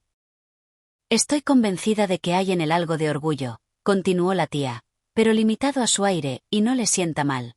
Puedo decir, con el ama de llaves, que aunque se le tilde de orgulloso, yo no he visto en él nada de eso. Jamás me he quedado más sorprendido que con su conducta con nosotros. Ha sido más que cortés, ha sido atento de verdad, y no tenía necesidad de semejante atención. Su relación con Isabel era muy ligera. Cierto, Isabelita, dijo la tía, que no es tan guapo como Wickham, o mejor dicho, que no posee su figura, pero sus facciones son por completo perfectas. ¿Mas cómo hiciste para decirnos que era tan desagradable? Isabel se disculpó lo mejor que supo. Dijo que al encontrarle en Kent le había gustado más que con anterioridad, y que nunca le había hallado tan complaciente como en este día. «¿Acaso sea algo caprichoso en su cortesía?», dijo el tío. «Vuestros grandes hombres lo son a menudo. Por eso no le tomaré la palabra en lo referente a la pesca, no sea que cambie de opinión otro día y me notifique que salga de la finca». Isabel comprendió que habían confundido en absoluto su carácter, pero no dijo nada.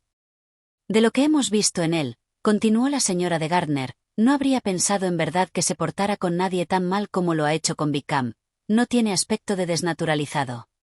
Por el contrario, hay en su voz algo agradable cuando habla. Y también hay algo de dignidad en su porte que a nadie daría desfavorable idea de su corazón. Pero la buena mujer que nos enseñó la casa le atribuía carácter más ardiente. Apenas podía yo entonces evitar el reírme para mis adentros alguna vez. Más será que es amo liberal, y a los ojos de una sirvienta eso comprende todas las virtudes». Isabel se sintió con esto llamada a decir algo en defensa del proceder de Darcy con Wickham, y así, dióles a entender con el mayor miramiento que le fue posible que, por lo oído a los parientes de él en Kent, sus actos podían interpretarse de muy diferente modo, y que ni su carácter era tan malo ni el de Wickham tan bueno como se había creído en el condado de Hereford. En confirmación de lo dicho refirióle las particularidades de todas las transacciones pecuniarias en que habían tomado parte, sin mencionar la fuente de donde las tomaba, más afirmando que eran tales como las dejaba referidas. La señora de Gardner quedó sorprendida e interesada con todo eso, más como en aquel momento se iban acercando al teatro de sus pasados placeres, todas estas ideas cedieron al encanto de sus recuerdos, estando sobrado ocupada en señalar a su marido todos los interesantes puntos que les rodeaban, para pensar en otra cosa. Así que, aun fatigada como había quedado por el paseo del día, no bien hubieron comido, salieron de nuevo en busca de antiguas relaciones, y se pasó la velada entre las satisfacciones de un trato renovado tras muchos años de interrupción. Los acontecimientos del día habían sido demasiado interesantes para permitir a Isabel mucha atención a ninguno de esos nuevos amigos, y no pudo sino pensar con asombro en la amabilidad de Darcy, y más aún en el deseo de éste de que conociera a su hermana. Capítulo 44. Isabel había calculado que Darcy llevaría a su hermana a visitarla al día siguiente de llegada, y en consecuencia, había resuelto no perder de vista la fonda en toda aquella mañana. Pero su cálculo resultó equivocado, pues sus visitantes vinieron el mismo día que llegaron a Pemberley. Habían los de Gardner e Isabel paseado por la población con algunos de los nuevos amigos, y regresaban en aquel momento a la fonda para vestirse e ir a comer con los mismos, cuando el ruido de un carruaje les hizo asomarse a la ventana, viendo a un caballero y a una señorita en un cabriolé que subía por la calle. Isabel, reconociendo al instante la librea, adivinó lo que eso significaba y proporcionó no escasa sorpresa a sus parientes haciéndoles sabedores del honor que esperaba. Su tío y su tía eran todo asombro, y el embarazo en el modo de hablar de ella, unido al hecho mismo y a muchas de las circunstancias del día anterior, les hizo concebir nueva idea del asunto. Nada lo había dado a entender antes, mas ahora convinieron en que no había otro medio de explicarse esas atenciones por parte del sino suponer cierto interés por su sobrina. Mientras acudían a sus mentes esas nuevas ideas, la perturbación de los sentimientos de Isabel aumentaba por momentos. Admirábase por completo de su propia inquietud, pero, entre otras causas de desasosiego, temía ahora que la parcialidad del hermano hubiera hablado a la señorita de Darcy demasiado en su favor, y deseosa más que de ordinario de agradar, creía que no le iba a ser dado el conseguirlo. Retiróse de la ventana, temerosa de ser vista, y mientras paseaba de arriba abajo por la estancia, tratando de calmarse, percibió tales miradas de interrogación de sus tíos, que todavía se empeoró la cosa. Entraron Darcy y su hermana y efectuóse tan interesante presentación. Con asombro notó Isabel que su nueva conocida estaba tan azorada por lo menos como ella misma. Desde su llegada a Lambton había oído que la señorita de Darcy era en extremo orgullosa, pero la observación de muy pocos minutos le convenció de que era solo tímida con exceso. Le fue difícil obtener de ella más que monosílabos. La señorita de Darcy era más alta que Isabel, y aun sin tener sino 16 años, su figura estaba ya desarrollada y su aspecto era femenil y gracioso. Era menos guapa que su hermano, pero había en su rostro inteligencia y buen carácter, y sus modales eran en absoluto sencillos y gratos. Isabel, que había creído encontrarla observadora tan perspicaz y constante como había sido siempre Darcy, se reconoció muy aliviada al observar la diferencia de modo de ser. Poco tiempo llevaban juntos cuando Darcy dijo a Isabel que Bingley venía a visitarla, y apenas había tenido ella tiempo para expresar su satisfacción y prepararse para visita semejante, cuando oyeron los precipitados pasos de Bingley en la escalera, y al momento penetró en la habitación. Toda la cólera de Isabel contra el mismo había desaparecido hacía tiempo, pero de haber sentido todavía alguna, con dificultad habría podido resistir a la franca cordialidad con que se le expresó él al volver a hallarse en su presencia. En amigable modo, aunque en general, preguntóle por su familia, y se condujo y habló con igual buen humor que el gastado por el de costumbre. Para los señores de Gardner era Bingley poco menos interesante personaje que para Isabel. Tiempo hacía que deseaban conocerle. En realidad, todos los presentes les inspiraban la más viva atención. Las sospechas que acababan de concebir sobre Darcy y su sobrina los forzaron a dirigir su observación hacia ambos con examen detenido, aunque cauto, y pronto surgió de éste la absoluta convicción de que uno de ellos al menos estaba enamorado. De los sentimientos de ella quedaron algo en duda, pero que el caballero rebosaba admiración era suficientemente patente. Isabel, por su parte, tenía mucho que hacer. Debía adivinar los sentimientos de cada uno de sus visitantes, debía también contener los suyos propios y hacerse a todos grata. Bien es verdad que en cuanto a lo último, aun temiendo mucho errar, estaba muy segura del éxito, porque aquellos a quienes trataba de complacer se hallaban predispuestos a su favor. Bingley estaba dispuesto a quedar complacido, Georgiana, pronta, y Darcy, resuelto. Al ver a Bingley, los pensamientos de Isabel volaron, como es natural, a su hermana, y con cuánto ardor se dio a penetrar si alguno de los de aquel se dirigían a lo mismo. A veces imaginaba que él hablaba menos que en ocasiones anteriores, y una o dos veces se complació con la idea de que al mirarla trataba el de desentrañar un parecido. Mas, aun siendo todo eso imaginaciones, no podía equivocarse en cuanto a la conducta observada por él con la señorita de Darcy, que fuera presentada como rival de Juana. Ni una mirada se vio por ningún lado que pudiera justificar las esperanzas de la hermana de él. En cuanto a eso, en breve quedó satisfecha. Y aún ocurrieron 2 o 3 menudas circunstancias antes de que se marchasen que, a su ansiosa interpretación, denotaban por parte de Bingley recuerdo de Juana no exento de ternura y deseo de decir algo más, que hubiese podido conducir a mencionarla si se hubiera atrevido. Manifestóle él en un rato en que los demás conversaban, y en tono que revelaba algo de verdadero pesar, que hacía mucho que no tenía el gusto de verla, y antes de poder ella responder añadió: «Hace cerca de 8 meses. No nos hemos visto desde el 26 de noviembre, cuando todos juntos bailamos en Netherfield». Isabel se regocijó de hallarlo tan exacto de memoria, y él, después, cuando los demás no se fijaban, tuvo ocasión de preguntarle si todas sus hermanas estaban en Longbourn. No eran de monta ni la pregunta ni el recuerdo precedente, pero se acompañaron de unas miradas y unos ademanes que les prestaron significación. No podía Isabel a menudo volver la vista a Darcy. Pero siempre que pudo lanzar una mirada notó en él expresión de complacencia general, y en todo cuanto él dijo percibió un acento tan distante de la altanería o del desdén para sus compañeros que vino a convencerla de que la mejora de su modo de ser, de que fuera testigo el día anterior, había continuado por lo menos en el siguiente.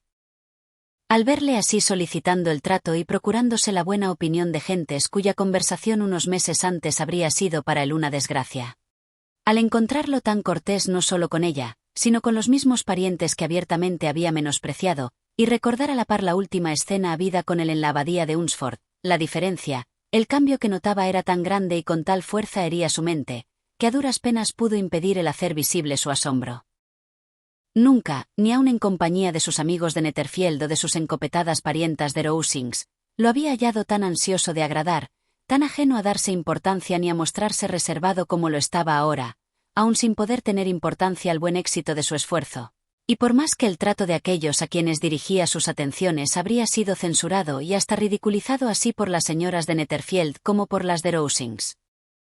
Los visitantes permanecieron allí alrededor de media hora, y cuando se levantaron para despedirse, Darcy invitó a su hermana a unírsele para expresar su deseo de tener a comer en Pemberley a los señores de Gardner y a la señorita de Bennet antes de que abandonasen la comarca. La señorita de Darcy, aunque con temor que denotaba su escaso hábito de invitar, obedeció al punto. La señora de Gardner miró a su sobrina, deseosa de adivinar si ésta, a quien se dedicaba la invitación, se sentía dispuesta a aceptarla, pero Isabel había vuelto la cabeza. Presumiendo, con todo, que su estudiada evasiva significaba más bien momentáneo embarazo que disgusto por la proposición, y viendo a su marido, a quien agradaba la sociedad, deseoso de acceder, se arriesgó a aceptar el obsequio, que se fijó para el día siguiente al inmediato. Bingley manifestó gran contento con esa seguridad de volver a ver a Isabel por tenerle aún que decir muchas cosas y hacerle muchas preguntas sobre todos los amigos del condado de Hereford. Ella, interpretando eso como deseo de oírle hablar de su hermana, se quedó gozosa, y por semejante hecho y por algunos otros, cuando las visitas se fueron se sintió capaz de recordar la última media hora con alguna satisfacción, aunque mientras durara, el placer obtenido fuera escaso. Ansiosa de verse sola y temerosa de las preguntas o imaginaciones de sus tíos, se quedó con ellos solo lo suficiente para escuchar la favorable opinión de los mismos sobre Bingley, y se apresuró a ir a vestirse. Mas no tenía razón en temer la curiosidad de los señores de Gardner, no era deseo de estos obligarle a hablar. Era evidente que estaba mucho mejor relacionada con Darcy de lo que ellos antes creían, era lo que él se hallaba muy enamorado de ella. Habían visto mucho para interesarse en el asunto, pero nada que justificase la averiguación. Era preciso ahora pensar bien de Darcy, y en cuanto a lo que el conocimiento directo de ellos alcanzaba, no se podía encontrar la menor falta en él. No les era dado permanecer indiferentes a su cortesía, y si hubieran de haber dibujado su carácter por lo que ellos mismos sentían y por los informes de su sirvienta, prescindiendo de todo lo demás, el círculo del condado de Hereford en que se le conocía no habría conocido a Darcy en ese dibujo. Inclinábanse a creer ahora al ama de llaves, y pronto concedieron ambos que el testimonio de una sirvienta que le conocía desde los 4 años, y cuyo propio modo de ser indicaba respetabilidad, no era para ser rechazado de buenas a primeras. Por otra parte, en las noticias de sus amigos de Lambton no había nada capaz en puridad de aminorar el peso de aquel testimonio. No tenían que acusarle sino de orgullo, y orgullo acaso lo tuviese, y si no, habíasele de imputar por los habitantes de una localidad pequeña a quienes no visitaba la familia. Más reconocíasele como hombre liberal y que hacía mucho por los pobres. Respecto a Wickham, los viajeros vieron pronto que no era tenido allí en mucha estima, pues aunque lo más substancial de sus relaciones con el hijo de su amo se conocía imperfectamente, Bien notorio era en cambio el hecho de que al salir del condado de Derby había dejado tras de sí muchas deudas, las cuales satisfizo después Darcy.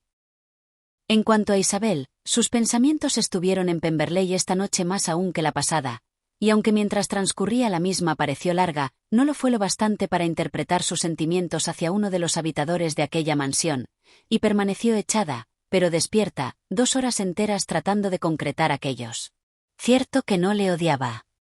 No, el odio se había desvanecido hacía mucho tiempo, y casi durante todo él se había avergonzado de haber experimentado contra esa persona disgusto alguno que pudiera recibir dicho nombre. El respeto debido a la convicción en sus valiosas cualidades, aunque admitido al comienzo contra su voluntad, hacía no poco que cesara de repugnar a sus sentimientos, subiendo de punto, hasta llegar a tornarse amistoso, con un testimonio tan alto en su favor como el que oyera y con las amigables disposiciones que él había dado a conocer el día anterior. Pero sobre todo eso, sobre el respeto y la estimación, había en ella otro motivo de benevolencia que no podía pasarse por alto. Era la gratitud. Gratitud no solo por haberla amado, sino por amarla todavía lo bastante para olvidar toda la petulancia y acrimonia de su manera de rechazarle y todas las injustas acusaciones que acompañaron a su repulsa. El que debía considerarla, y de eso estaba ella persuadida, como su mayor enemigo parecía en este encuentro casual muy ansioso de conservar su relación, y sin ninguna muestra de interés, falta de delicadeza y sin ninguna singularidad de traza, en asunto en que solo los dos estaban interesados. Solicitaba la buena opinión de sus amigos y se decidía a hacerla conocida de su hermana. Semejante cambio en un hombre de tanto orgullo no solo excitaba asombro, sino gratitud, pues al amor, a un amor ardiente había que atribuirlo. Por eso la impresión que le producía era para alentarla, muy opuesta al desagrado, aunque no se pudiera definir con exactitud. Le respetaba, le estimaba, le estaba agradecida, sentía vivo interés por su felicidad, y solo le faltaba saber hasta qué punto deseaba ella misma que esa felicidad dependiera de ella y hasta cuál redundaría en dicha de ambos que emplease el poder, que su imaginación le presentaba aún como suyo, de arrastrar a él a renovar su proposición. Se había convenido por la tarde entre la tía y la sobrina que una atención tan sorprendente como la de venir a verlos la señorita de Darcy el mismo día de su llegada a Pemberley, pues a este punto había llegado a la hora de almorzar, y tarde, debía ser imitada, aunque no pudiera hacerse con igualdad, con algún exceso de cortesía por su parte, y en consecuencia, que sería sumamente acertado visitarla en Pemberley a la mañana siguiente. Estaban, pues, en ir. Isabel encontrábase contenta, aunque cuando se preguntaba a sí misma por qué, tenía muy poco que contestarse. El señor Gardner las dejó en cuanto almorzó. El proyecto de la pesca había sido renovado el día antes y se le había asegurado que encontraría para ella a mediodía a alguno de los caballeros en Pemberley. Capítulo 45.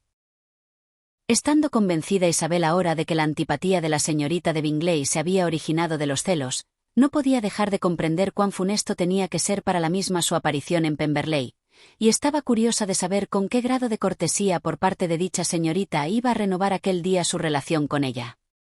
En cuanto llegaron a la casa y atravesaron el vestíbulo, entraron en el salón, cuya orientación al norte hacía lo delicioso para el estío. Sus ventanas, abiertas de par en par, brindaban una muy refrigerante vista de las altas colinas, pobladas de bosque, posteriores a la casa, y de los hermosos robles y castaños de España esparcidos sobre la pradera que entre aquellos y la casa se extendía.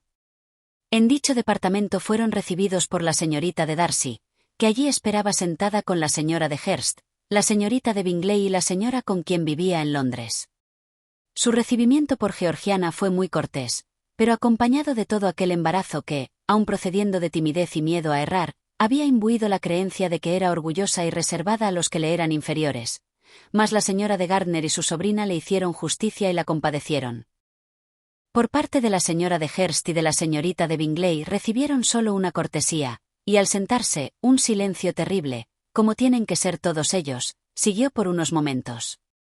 Fue interrumpido primeramente por la señora Annesley, gentil y agradable señora, cuya tentativa para introducir cierta especie de conversación mostróla como más de veras bien educada que ninguna de las otras, y entre ella y la señora de Gardner, con la ayuda en ocasiones de Isabel, fue continuando la charla. La señorita de Darcy parecía desear poseer ánimo suficiente para tomar parte en ella, y de vez en cuando se aventuraba alguna corta frase cuando menos peligro había de ser oída. Isabel conoció pronto que estaba vigilada con rigor por la señorita de Bingley y que no le era dado hablar una palabra, y en especial con la señorita de Darcy, sin llamar su atención. Semejante observación no le habría no obstante impedido hablar con la última si no hubieran estado situadas ambas a inconveniente distancia. Mas no le entristeció el verse libre de hablar mucho, sus pensamientos los empleaba en sí misma. Deseaba y temía a la vez que el dueño de la casa se viese entre ellas, y apenas podía determinar si era más lo que lo deseaba que lo temía.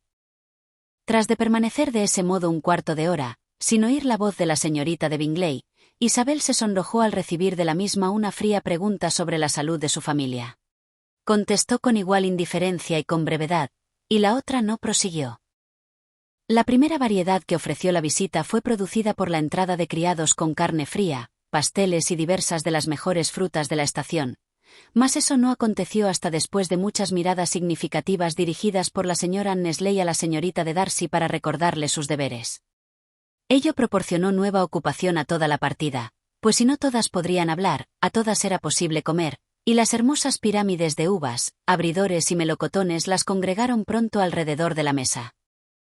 Mientras se ocupaban en eso, Isabel halló vagar para decidir si temía o deseaba más la aparición de Darcy, en vista de los sentimientos que habían de prevalecer en ella cuando entrase en la estancia, y aunque un instante antes había creído que los deseos predominaban, entonces empezó a sentir que llegase.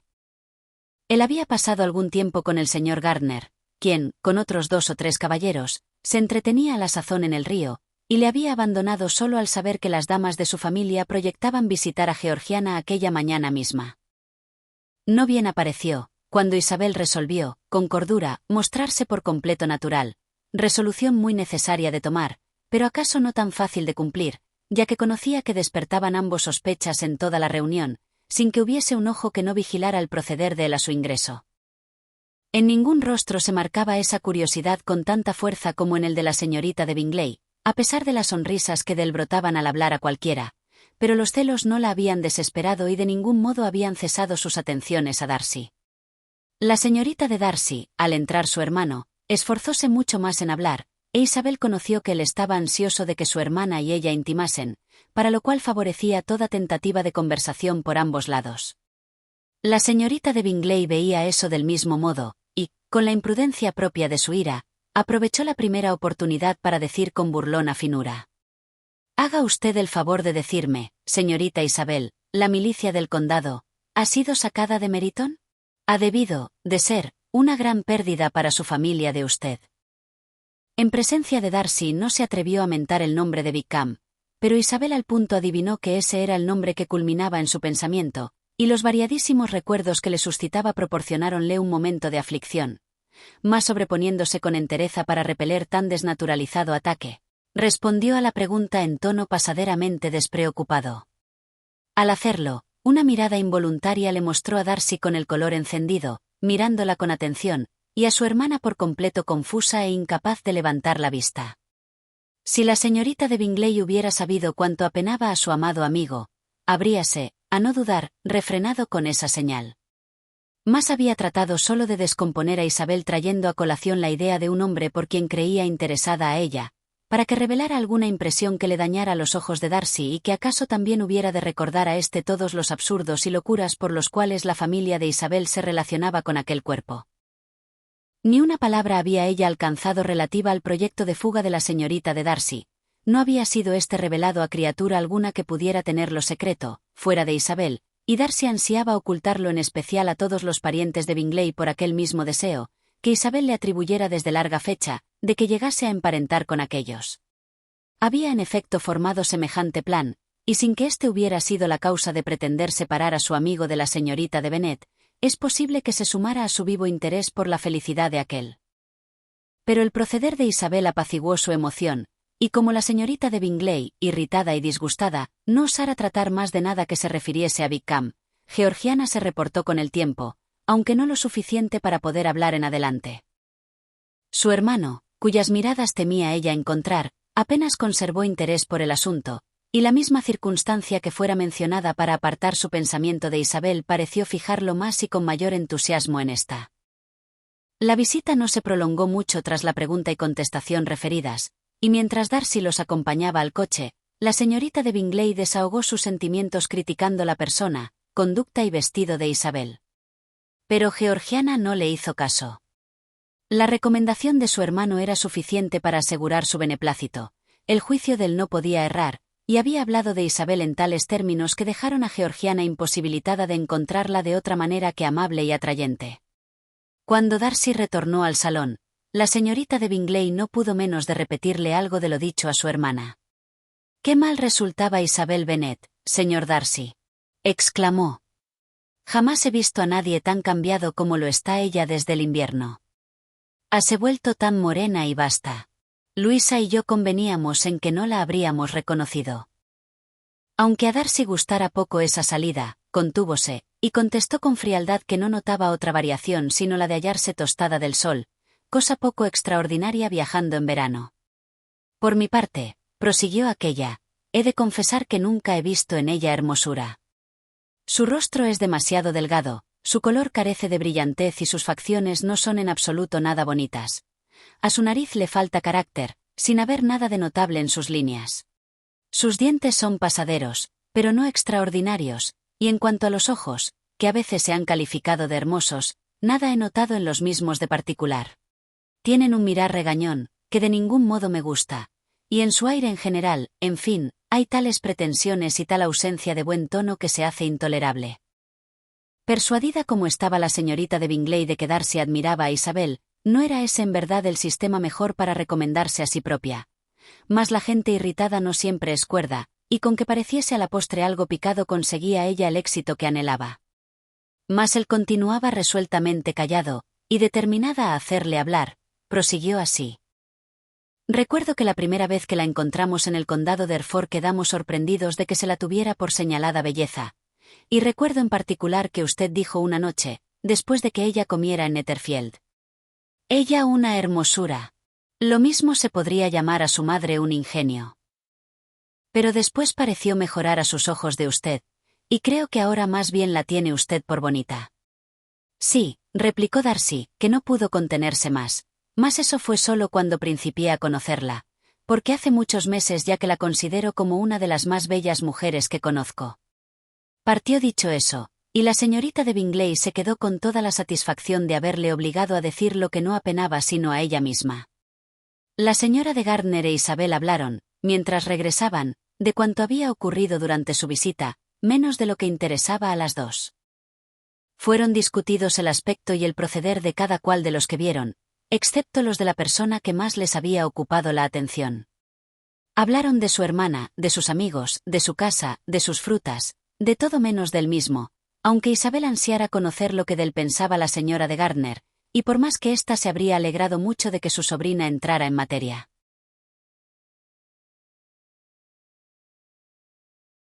Capítulo 46. Isabel había quedado muy disgustada por no hallar carta de Juana a su primera llegada a Lambton, y ese disgusto habíase renovado cada una de las mañanas que hasta entonces había pasado allí. Pero a la tercera de esta su pena desapareció y su hermana quedó a la par justificada por recibir aquella dos cartas de esta a la par, en una de las cuales se indicaba haberse extraviado en determinado punto, lo que no sorprendió a Isabel, pues Juana había escrito en la misma la dirección notablemente mal. Disponíase a ir a paseo en el preciso momento en que arribaron ambas cartas, y para dejarla disfrutarlas con tranquilidad, sus tíos se marcharon solos. Era lógico atender primero a la extraviada, la cual estaba escrita hacía 5 días. El comienzo contenía una relación de sus pequeñas tertulias e invitaciones, con las noticias que el campo permitía, pero la última mitad, fechada un día después y escrita con evidente agitación, daba más importantes noticias. Era de esta suerte. Después de escrito lo anterior, carísima Isabel, ha ocurrido algo de lo más serio e inesperado, pero tengo miedo de alarmarte, ten por entendido que todos estamos bien. Lo que he de decirte se refiere a la pobre Lidia. La última noche, a las 11, precisamente cuando nos íbamos a acostar, llegó un propio enviado por el coronel Forster para informarnos de que aquella se había escapado a Escocia con uno de los oficiales del mismo. Para decir la verdad, con Wickham. Imagina nuestra sorpresa. Con todo, a Catalina no pareció la cosa del todo inesperada. Estoy muy triste. Imprudencia tal por parte de ambos. Pero quiero esperar lo mejor, y que su carácter no haya sido bien comprendido. Por ligero e indiscreto puedo tener con facilidad, pero este paso, y alegrémonos de ello, no le pinta como de mal corazón. Su elección, al fin y al cabo, es desinteresada, pues has de saber que nuestro padre nada puede dar a ella. Nuestra pobre madre está tristemente apenada. Nuestro padre lo soporta mejor. Cuántas gracias doy de no haberle hecho conocer a ella lo que se ha dicho contra él. Nosotras mismas debémoslo olvidar. Se supone que se marcharon el sábado a las 12 próximamente, pero no se les echó en falta hasta ayer a las 8 de la mañana. Entonces vino en derechura el propio. Querida Isabel, han tenido que pasar a menos de 10 millas de vosotros. El coronel Forster dice que le esperemos en breve aquí. Lidia dejó escritas algunas líneas para su mujer informándole de sus intenciones. Tengo que acabar, pues no puedo alargarme por causa de mi pobre madre. Temo que no entiendas lo escrito, y apenas sé lo que he puesto. Sin darse tiempo a meditar, y sabiendo escasamente lo que sentía al acabar esta carta, cogió Isabel la otra, y abriéndola con la mayor impaciencia leyó lo que sigue, escrito un día después de concluida la primera. A estas horas, queridísima hermana, habrás recibido mi apresurada carta. Deseo que la presente sea más inteligible, pero, aun disponiendo de tiempo, mi cabeza está tan extraviada que no puedo ser coherente. Queridísima Isabel, apenas sé si escribir, pero tengo malas noticias para ti y no puedo dilatarlas. Por más imprudente que pueda ser el casamiento de Wickham y nuestra pobre Lidia, estamos ansiosos de que se nos asegure haberse verificado, pues hay sobradas razones para temer que no se hayan ido a Escocia. El coronel Forster vino ayer, habiendo dejado Brighton el día anterior no muchas horas después que el propio. Aunque la breve carta de Lidia a la señora F. daba a entender que iban a Gretna Green, Denny dijo saber algo sobre eso, y expresó su creencia de que W. jamás pensó en ir allí ni en casarse con Lidia de ningún modo, y habiéndoselo contado al coronel Forster, alarmóse y salió al punto de B con idea de seguir el camino de aquellos. Siguió en efecto su rastro con facilidad hasta Clapham, pero no más adelante, porque al llegar ellos a dicho punto se habían mudado a un coche ordinario despidiendo la silla de postas que los llevara desde Epsom. Todo lo posterior que se sabe es que se les vio seguir el camino de Londres. No sé qué pensar. Tras de hacer todas las investigaciones posibles por allí, el coronel F. vino al condado de Hereford, renovándolas ansioso en todos los portazgos y hosterías de Bonnet y Hatfield, pero sin ningún éxito, no se había visto por allí a tales personas. Con el mayor pesar llegó a Longbourn y manifestó sus recelos del modo que más puede enaltecer su corazón. Estoy apenada de veras por él y por la señora de F., y nadie los podrá censurar. Nuestra aflicción, querida Isabel, es muy grande. Mi padre y mi madre esperan lo peor, pero yo no puedo pensar tan mal de él. Muchas circunstancias pueden haber hecho más elegible para ellos el casarse privadamente en la capital que seguir su plan primitivo. Y aun si él pudiera haber formado semejante designio contra una joven con familia, como Lidia, ¿he de suponer a esta tan perdida como todo eso? Imposible. Me apena, con todo, ver que el coronel F. no se ve dispuesto a confiar en el matrimonio. Sacudió la cabeza cuando yo manifesté mis esperanzas, diciendo que temía que W. no fuese de fiar. Mi pobre madre está enferma de veras y no sale de su cuarto. Si pudiera esforzarse sería mejor, mas no hay que esperarlo. En cuanto a mi padre, jamás lo he visto tan afectado. La pobre Catalina está pesarosa de haber ocultado el afecto de aquellos, pero hay que maravillarse de que una cosa así fuera objeto de confidencias. De veras me alegro, queridísima Isabel, de que te hayas ahorrado algo de estas dolorosas escenas, pero ahora que el primer golpe ha pasado, ¿confesaré que anhelo tu regreso? No soy egoísta, sin embargo, hasta el extremo de instarte si hay inconvenientes. Adiós. Tomo de nuevo la pluma para hacer lo que acabo de decirte que no haría. Pero las circunstancias son tales que no puedo evitar el suplicarte vivamente que vengas aquí lo antes posible. Conozco también a mis queridos tío y tía que no temo pedírselo, y aún tengo algo más que pedir al primero. Mi padre se ha ido al punto a Londres con el coronel Forster para ver de hallar a los prófugos. Desconozco en absoluto lo que piensa hacer, pero su excesiva pena no le permitirá tomar las medidas que sean mejores y más expeditas, y el coronel Forster está obligado a encontrarse en Brighton mañana por la noche. En tal situación, los consejos y la asistencia de mi tío serían lo mejor del mundo. Él comprenderá al instante que tengo que sentir, y cuento con su bondad.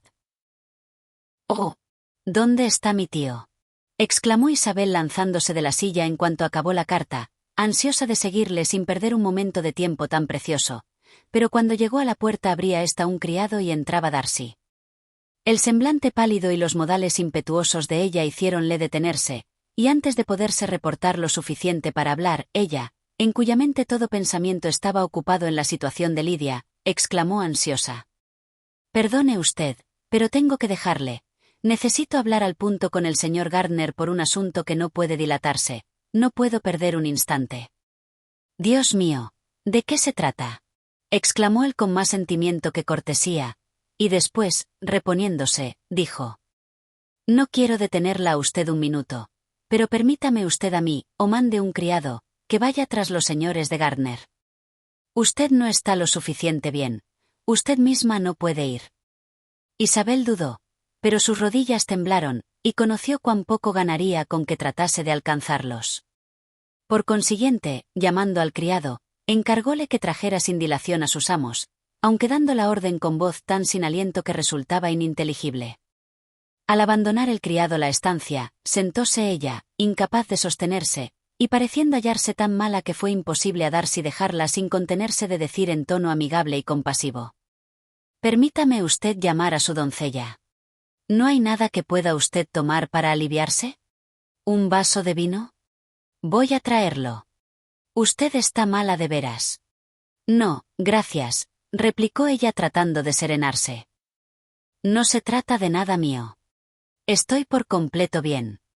Estoy solo desconsolada por una horrible noticia que acabo de recibir de Longbourn». Estalló en lágrimas al decir esto, y durante algunos minutos no pudo hablar más. Darcy, tristemente suspenso, pudo solo decir algunas vaguedades sobre su interés y observarla en compasivo silencio. Al fin habló ella de nuevo. «Acabo de tener carta de Juana con noticias horribles, que no pueden ocultarse a nadie. Mi hermana menor ha abandonado a todos los suyos, se ha fugado, se ha entregado a Wickham. Juntos se han marchado de Brighton. Usted conoce a él sobrado bien para dudar de lo demás. Ella no tiene dinero, no tiene relaciones, nada que pueda tentar a él. Está perdida para siempre». Darcy se quedó quieto de estupor. «Cuando pienso», añadió ella con voz muy agitada, «que yo podía haber evitado eso.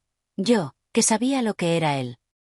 Si hubiera explicado solo parte de ello, algo de lo que aprendí, a mi familia. Si su modo de ser hubiera sido conocido, no habría ocurrido lo que ha ocurrido. Pero ahora, para todo es tarde». «Estoy de veras apenado», exclamó Darcy, apenado y espantado. «Pero es seguro, ¿es por completo seguro?». «Oh, sí. Se fueron de Brighton el domingo por la noche y se les han seguido las huellas hasta cerca de Londres, pero no más allá. Seguro que no han ido a Escocia». «¿Y qué se ha hecho? ¿Qué se ha hecho para encontrarlos?». «Mi padre se ha ido a Londres, y Juana escribe solicitando la inmediata ayuda de mi tío. Espero que nos marcharemos dentro de media hora. Más no cabe hacer nada». ¿Es el hombre para dejarse manejar? ¿Cómo siquiera descubrirlos? No abrigo la menor esperanza. Es horrible por todos lados. Darcy movió su cabeza en silencio. «Oh, si cuando se me abrieron los ojos y vi su verdadero carácter hubiera conocido lo que debía, lo que me habría atrevido a hacer. Pero no lo supe. Temí cometer un exceso. Desdichado, desdichado error». Darcy no contestó. Apenas parecía escucharla, paseando de un lado a otro de la habitación en la meditación más absorta, con las cejas contraídas y el aire sombrío.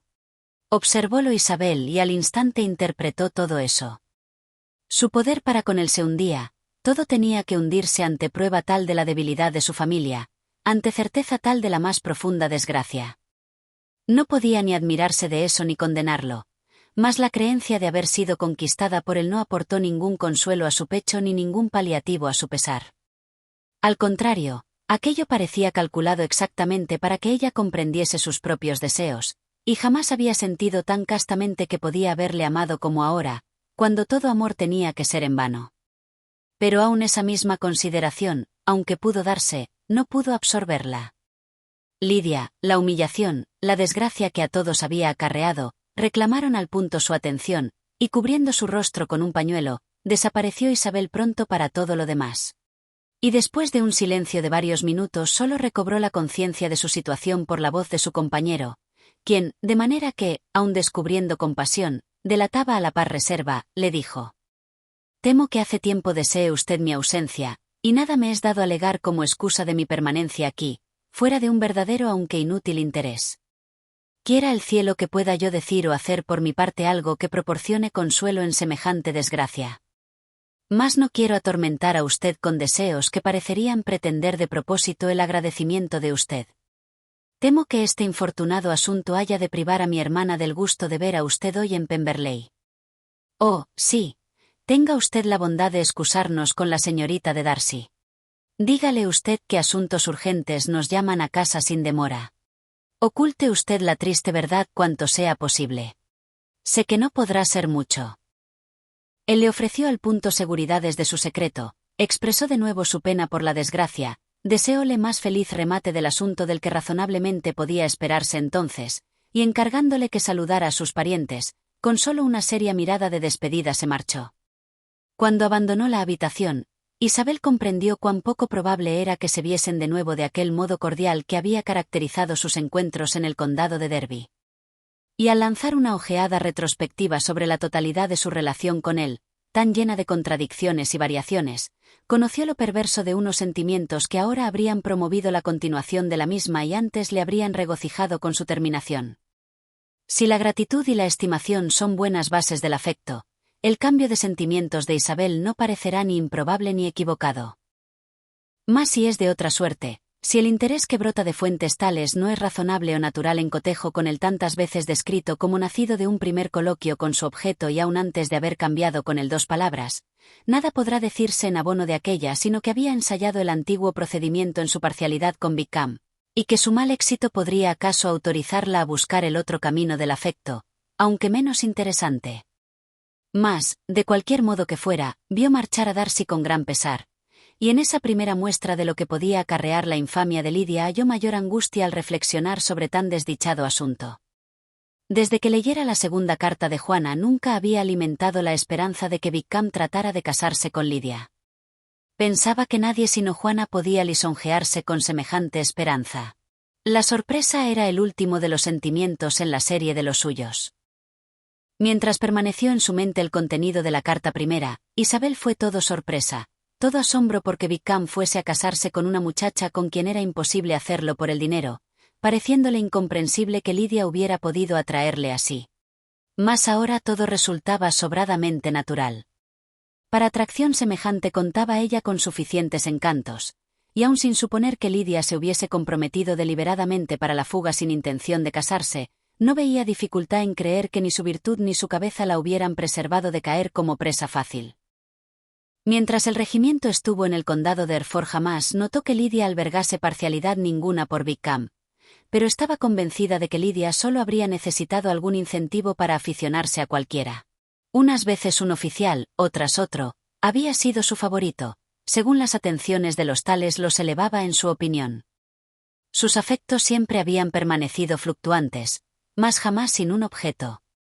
Ah, con qué agudeza sentía ahora los daños del descuido y de la errada indulgencia con semejante muchacha. Ansiaba vivamente estar en su casa para oír, para ver, para encontrarse en situación de compartir con Juana los cuidados que en la actualidad tenían que pesar solo sobre ella, con una familia tan loca, un padre ausente y una madre incapaz de esfuerzo y requiriendo constante atención. Y aun casi persuadida de que nada cabría hacer por Lidia, la ayuda de su tío parecíale de importancia máxima, y así, hasta que él entró en el cuarto fue grande el suplicio en que le puso su impaciencia. Los señores de Gardner habían regresado a prisa y alarmados, suponiendo por el recado que su sobrina se había puesto enferma. Y tras de tranquilizarlos ella al instante sobre ese extremo, comunicóles con gran ansiedad la causa de su llamada, leyéndoles en voz alta las 2 cartas e insistiendo en la posdata de la última con trémula energía. Aun no habiendo sido Lidia nunca su favorita, los señores de Gardner no pudieron menos de afectarse profundamente. No solo a Lidia, sino a todos alcanzaba eso, y así, pasadas las primeras exclamaciones de sorpresa y horror, el señor Gardner prometió cuanta asistencia estuviese en sus manos. Isabel, aún no esperando menos, agradecióselo con lágrimas de gratitud, y animados todos tres de un mismo pensamiento determinaron al punto todo lo referente a su viaje. Iban a partir lo antes posible. «¿Pero qué haremos en lo relativo a Pemberley?», exclamó la señora de Gardner. «John nos ha comunicado que el señor Darcy estaba aquí cuando enviaste por nosotros, ¿es cierto?». «Sí, y le dijo que no estábamos en disposición de cumplir nuestro compromiso. Todo eso queda arreglado».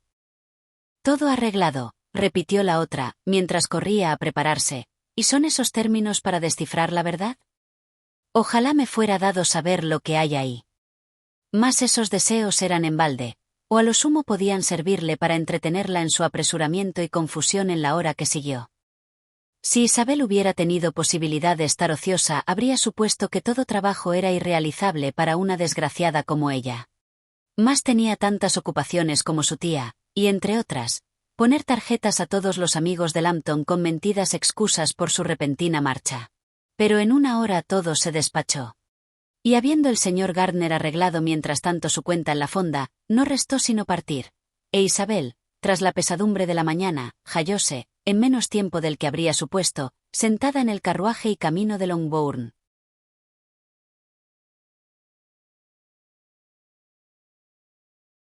Capítulo 47. «He vuelto a pensar en ello, Isabel», díjole su tío cuando salían de la ciudad, «y en realidad, por muy serias consideraciones, me veo mucho más inclinado a pensar del asunto como tu hermana mayor. Paréceme tan poco probable que ningún joven abrigase semejante designio contra una muchacha que no carece de protección y de amigos y que vivía entonces con la familia de su coronel, que me tiento mucho a pensarlo mejor. ¿Podía él pensar que los amigos de ella no pasarían adelante? ¿Cabía que pensase ser admitido de nuevo en el regimiento después de tamaña ofensa al coronel? La tentación no era proporcionada al riesgo. «¿Piensas de veras así?», exclamó Isabel, animándose por un momento. «Palabra de honor», dijo la señora de Gardner, «que yo principio también a ser de la opinión de tu tío. Es en verdad violación sobrado grande de la decencia, del honor y del interés por parte de él hacerse así culpable. No me es lícito pensar tan mal de Wickham. Tú misma, Isabel, ¿le desprecias tanto que lo crees capaz de todo eso? ¿Acaso no en lo que atañe al olvido de su propio interés, pero de los otros olvidos lo juzgo capaz? Si fuera como suponéis. Mas no oso esperarlo. ¿Por qué no haber ido a Escocia siendo ese el caso?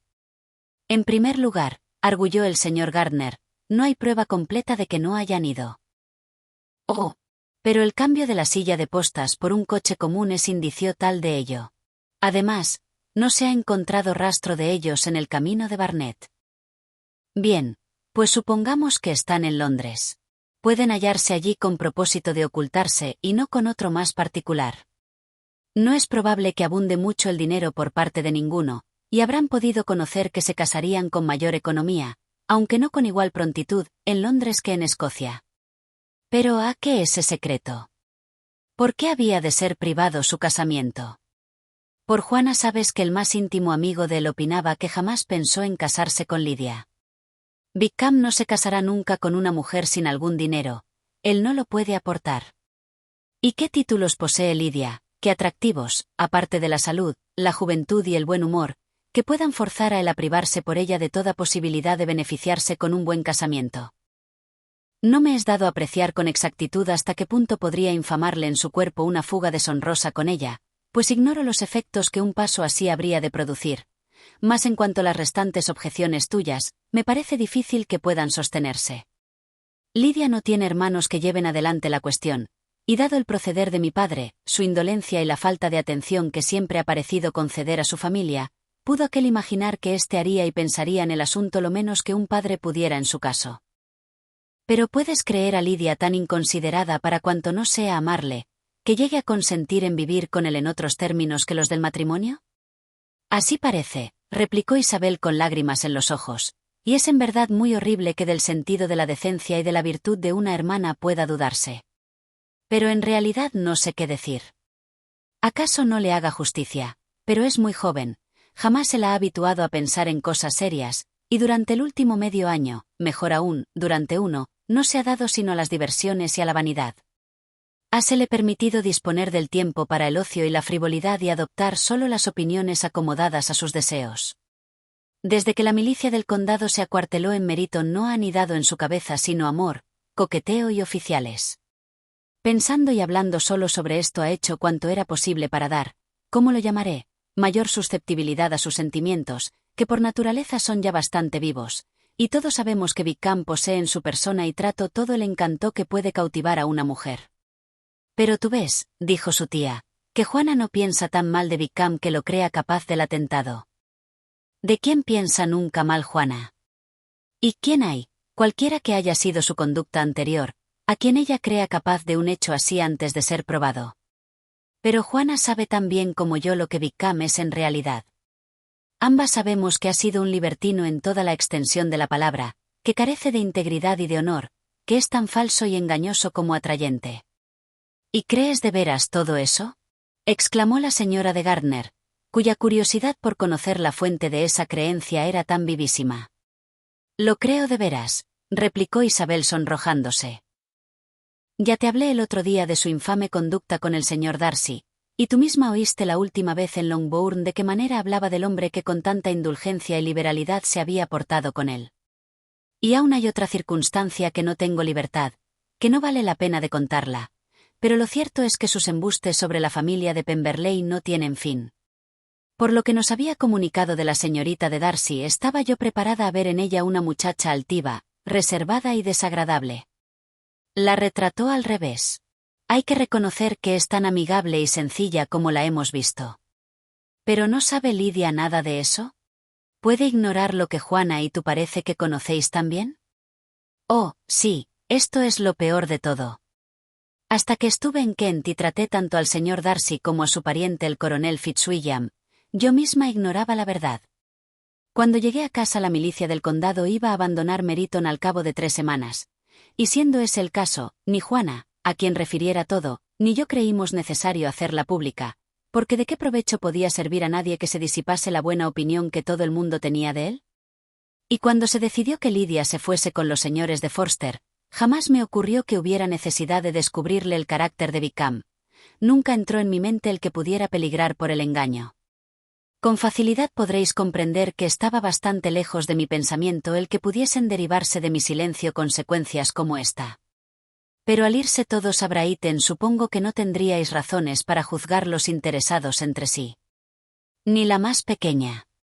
No alcanzo a recordar señal alguna de afecto por parte de ninguno, y algo de ello hubiere sido perceptible.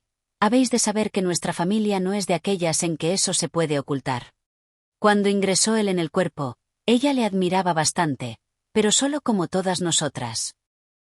Todas las muchachas de Meriton y de sus cercanías perdieron los cascos por él durante los 2 primeros meses, mas él nunca la distinguió con ninguna atención especial, y por consiguiente, después de un periodo de admiración extravagante y desenfrenado cesó de pensar en él, y otros del regimiento, que la trataban con más distinción, volvieron a ser sus favoritos. Sin inconveniente podrá creerse que, aun pudiendo añadir poco de nuevo a sus temores, esperanzas y conjeturas sobre este interesante asunto con su repetida discusión, ningún otro los pudo desviar del durante todo el viaje, nunca estuvo ausente del pensamiento de Isabel. Fija ésta en él mismo por el más penetrante de todos los pesares, por el reproche a sí misma, no le era dado el menor intervalo de alivio o de olvido. Viajaron tan aprisa como fue posible, y tras de dormir una noche en el camino llegaron a Longbourn a la hora de comer del día siguiente. Fue un consuelo para Isabel considerar que Juana no se habría consumido con larga espera.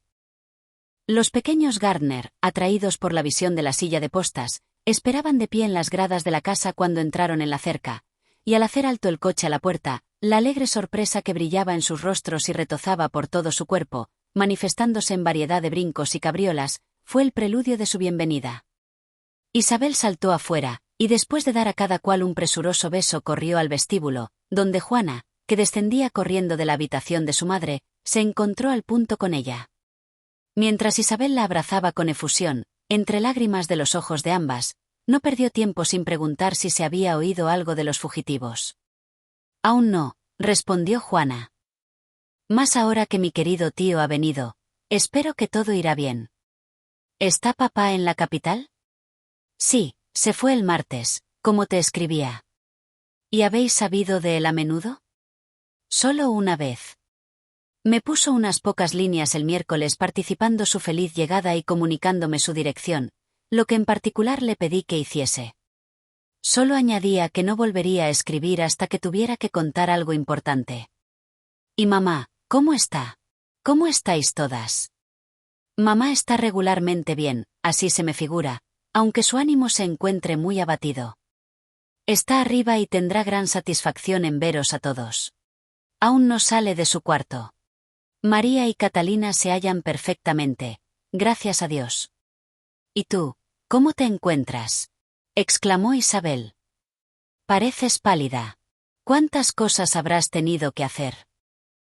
Mas su hermana le aseguró que se encontraba por completo bien, y su coloquio, que se había efectuado mientras los señores de Gardner se ocupaban con sus hijos, acabó con la aproximación de toda la partida. Juana corrió hacia su tío y su tía, dándoles la bienvenida y también las gracias en medio de sonrisas y lágrimas alternadas.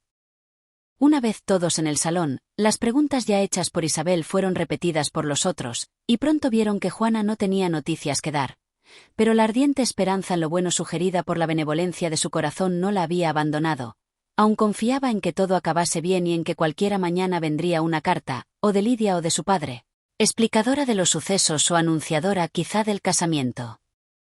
La señora de Bennet, a cuya habitación subieron todos tras cortos minutos de comunicación entre sí, los recibió exactamente como podría esperarse, con lágrimas y lamentaciones de pesar, invectivas contra la villana conducta de Wickham y quejas de sus propios sufrimientos y maltrato, censurando a todo el mundo, salvo a la persona a cuyo indulgente y mal juicio debíanse principalmente los errores de su hija. Si hubiera podido, decía, realizar mi proyecto de ir a Brighton con toda mi familia no habría ocurrido eso. Pero la pobre Lidia no tenía a nadie que se cuidase de ella. ¿Cómo se permitirían los Forster perderla de vista? Estoy segura de que hubo gran descuido o algo así por su parte, pues no es ella muchacha para obrar así estando bien vigilada. Siempre creí que no eran idóneos para cargar con ella, mas yo me veía dominada, como de continuo lo estoy. Pobre hija querida. Y ahora Bennet se ha ido, y supongo que desafiará a Wickham donde quiera que lo encuentre, y como quedará muerto, ¿qué va a ser de nosotras? Los Collins nos echarán antes de estar el frío en el sepulcro, y si tú, hermano, no te muestras cariñoso con nosotros, no sé qué haremos. Todos protestaron contra tan terroríficas ideas, y habiendo el señor Gardner asegurado su afecto para ella y su familia, díjole que proyectaba estar en Londres al día siguiente y ayudaría al señor Bennet en sus esfuerzos para recobrar a Lidia. No os alarméis con exceso, añadió. Aunque bien está hallarse preparado para lo peor, no es ocasión de mirarlo como seguro. No hace una semana completa que salieron de Brighton. En pocos días más averiguaremos alguna noticia suya, y hasta que sepamos que no están casados y que no abrigan propósito de estarlo no demos el asunto por perdido. En cuanto llegue a la capital buscaré a mi hermano, haciéndole ir conmigo a la calle de la Iglesia de la Merced, y entonces, juntos, deliberaremos sobre lo que se haya de hacer. «Oh hermano querido mío», exclamó la señora de Bennet, «eso es justamente lo que más deseaba. Y cuando llegues a la capital descúbrelos en cualquier sitio que estén, y si no están casados, hazlos casar. Y en cuanto a los vestidos de boda, no les permitas demorarlo por eso. Si no, di a Lidia que tendrá cuanto dinero quiera para comprarlos después que estén casados. Y sobre todo, impide que se bata Bennet. Dile en qué horrible estado me encuentro. Espantada, fuera de juicio, con tales temblores y tal agitación, tales convulsiones al costado, dolores en la cabeza y palpitación en el corazón, que no me es dado reposar ni de día ni de noche. Y di a mi querida Lidia que no encargue sus vestidos hasta que me haya visto, pues desconoce los mejores almacenes. Oh hermano, qué bueno eres. Sé que tú lo arreglarás todo.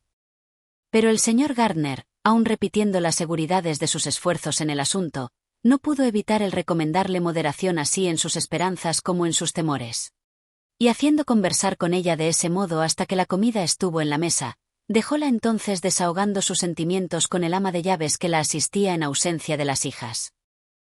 Aunque su hermano y su hermana estaban convencidos de no existir motivo para excluirla de la mesa, no se atrevieron a oponerse a la exclusión por saber que carecía de la suficiente prudencia para refrenar su lengua ante los criados que servían, juzgando mejor que una sola de las domésticas, aquella en quien más podían confiar, conociese todos sus temores y solicitud en el asunto.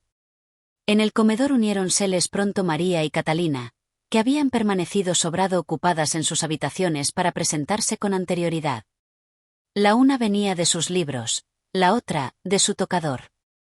Mas los rostros de ambas estaban serenos, sin advertirse cambio en ninguna, excepto que la pérdida de la hermana favorita o el coraje con que había tomado el asunto había tornado más colérico que de costumbre el acento de la segunda.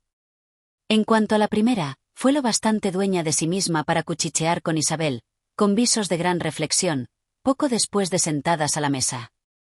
Es este el asunto más desgraciado, y probablemente se hablará mucho de él, pero hemos de sobrepujar la oleada de la malicia y derramar sobre los heridos pechos de cada uno el bálsamo del consuelo fraternal. Al llegar aquí, notando que Isabel no tenía ganas de contestar, añadió: aunque para Lidia haya de ser desdichado el suceso, podemos nosotras sacar del mismo la más provechosa lección, que la pérdida de la virtud en la mujer es irreparable. Que un solo paso en falso lleva envuelta la ruina final, que su corazón es no menos quebradizo que su belleza, y nunca puede resultar demasiado circunspecta en su conducta contra las indignidades del otro sexo. Isabel, asombrada, alzó los ojos, mas se encontró sobrado apurada para contestar. Pero María continuó consolándose con moral por el estilo extraída del peligro que veían ante sí. Por la tarde las dos mayores de las Bennet pudieron estar a solas durante media hora, e Isabel aprovechó al instante la oportunidad para muchas preguntas que Juana tenía igual deseo de satisfacer. Tras de unirse ambas en las lamentaciones generales sobre las terribles consecuencias del suceso, que Isabel daba en absoluto por cierto y que la otra no podía dar por imposible, la primera continuó el tema, diciendo: pero cuéntame todo lo referente a ello que no haya yo oído todavía. Dame más pormenores. ¿Qué dijo el coronel Forster? ¿No sospechaba lo más mínimo la fuga? Seguro que los verían siempre juntos. El coronel Forster confesó que con frecuencia había sospechado algún interés, en especial por parte de Lidia, pero nada que le alarmase. Estoy tan apenada por él. Su conducta fue atenta y amable hasta lo sumo. Venía ya a vernos, para hacernos patente su interés, aun antes de tener idea ninguna de que no hubiesen ido a Escocia. Cuando esa creencia nació apresuró su viaje. ¿Y Denny, estaba convencido de que Wickham no se casaría? ¿Supo que intentaban fugarse? ¿Ha visto el coronel Forster al propio Denny? Sí, pero cuando le interrogó, Denny negó saber lo más mínimo del plan y rehusó dar su verdadera opinión sobre ese punto. No repitió su creencia de que no se iban a casar, y por eso me inclino a pensar que antes se le entendiera mal. Supongo que hasta que el coronel Forster vino ninguno de casa dudaría de que estuviesen casados. ¿Cómo era posible que idea semejante entrara en nuestras cabezas? Reputo algo difícil, algo temible pensar en la felicidad de mi hermana casándose con él, cuya conducta he sabido que no siempre ha sido correcta. Mi padre y mi madre nada sabían de eso, solo reconocían lo imprudente que ese casamiento tenía que resultar. Entonces Catalina confesó, con la natural satisfacción de saber más que el resto de nosotros, que la última carta de Lidia la había preparado para ese trance. Parece que había conocido que se amaban desde hacía varias semanas. Pero no antes de irse a Brighton. Creo que no. ¿Y el coronel Forster parecía opinar mal del propio Wickham? ¿Conoce su verdadero modo de ser? He de confesar que no habló de él tan bien como lo hacía antes. Lo juzgaba imprudente y desatado. Y después del triste suceso díjose que dejó en Meryton grandes deudas, mas espero que eso resulte falso. Oh Juana, si hubiéramos sido menos reservadas, diciendo lo que sabíamos de él, no habría ocurrido esto. ¿Acaso habría sido mejor?, repuso su hermana. Más publicar las faltas anteriores de una persona desconociendo cuáles son sus sentimientos en el momento parece injustificable. Nosotras obramos con la mejor intención. ¿Repitió el coronel Forster las particularidades de la esquela de Lidia a su mujer? La trajo consigo para que la viésemos. Juana entonces sacóla de su libro de bolsillo y dióla a Isabel. Este era su contenido. Querida Enriqueta. Te vas a reír al saber a dónde me he ido, y yo misma no puedo dejar de reírme pensando en tu sorpresa de mañana cuando me eches de menos. Voyme a Gretna Green, y si no puedes adivinar con quién, creeré que eres una tonta, pues no hay sino un hombre en el mundo a quien yo amo, y el tal es un ángel. Nunca sería feliz sin él, y así, no reputo por daño el irme. No tienes que decir palabra de mi ida en Longbourn si no quieres, porque así será mayor la sorpresa cuando les escriba y firme como Lydia Wickham. ¡Qué buena broma será! Casi no puedo escribir de risa. Suplícote que me excuses con Pratt por no cumplir mi compromiso de bailar con él esta noche. Dile que espero que me dispense cuando sepa todo, y añádele que bailaré con él con mucho gusto en el primer baile en que nos encontremos. Enviaré por mis vestidos cuando vaya a Longbourn. Más deseo que le digas a Sally que componga un gran rasguño de mi traje de muselina bordada antes de que lo empaquetes. Adiós. Da mis recuerdos al coronel Forster. Supongo que brindarás por nuestro feliz viaje. Tu afectísima amiga. Lydia Bennet. Oh loca, loca Lydia, exclamó Isabel en cuanto la hubo terminado. ¿Qué carta esta para escrita en semejante momento? Pero a lo menos muestra que tomaba en serio el objeto de su viaje, sea cualquiera la cosa a que él después pueda haberle persuadido, por su parte no era el suyo plan infamante. Pobre padre mío. ¿Cómo lo habrá sentido? Jamás he visto a nadie tan disgustado. No pudo articular una palabra durante 10 minutos seguidos. Mi madre se puso mala al punto, y toda la casa en tal confusión. «¡Oh, Juana!», exclamó Isabel. ¿Hubo algún criado en toda ella que no supiese la historia entera antes de acabar el día? No lo sé, creo que no. Pero ser circunspecto en aquella ocasión era muy difícil. Mi madre estaba con ataques histéricos, y tratando yo de prestarle toda la asistencia posible, temo no haber hecho tanto como era debido. Más el horror de lo que podía haber sucedido me privó casi de mis facultades. Tus cuidados para con ella han sido excesivos para ti. No tienes buen semblante. Ojalá hubiera estado yo contigo. De esa suerte habrías guardado para ti sola todos tus cuidados y ansiedades. María y Catalina han estado muy cariñosas, y estoy persuadida de que habrían participado de todas las fatigas, pero no lo creí conveniente para ninguna de las dos. María estudia tanto, que sus horas de reposo no deben ser interrumpidas. Mi tía Phillips vino a Longbourn el martes, después de marcharse mi padre, y tuvo la bondad de permanecer conmigo hasta el jueves. Fue de gran ayuda y comodidad para todas nosotras. Y Lady Lucas ha sido muy amable. Vino el viernes por la mañana para compadecernos y ofrecernos sus servicios o los de alguna de sus hijas si hubieran servido de alivio para nosotras. Mejor habría sido que se quedase en casa, exclamó Isabel, acaso sus intenciones fueran buenas, pero en desgracias como esta se debe ver muy poco a los vecinos. La asistencia es imposible, la compasión, intolerable. Que triunfen a distancia y estén satisfechos. Comenzó entonces a interrogar sobre las medidas proyectadas por su padre para cuando se viese en la capital con objeto de recobrar a su hija. Creo que piensa, contestó Juana, ir a Epsom, sitio donde ellos cambiaron últimamente de caballos, ver a los postillones y tentar si se puede sacar algo de los mismos. Su principal mira ha de ser descubrir el número del coche que lo sacó de Clapham. Había llegado de Londres con un ajuste, y como opina mi padre que la circunstancia de que un caballero y una señora se muden de coche puede ser advertida, intenta hacer averiguaciones en Clapham.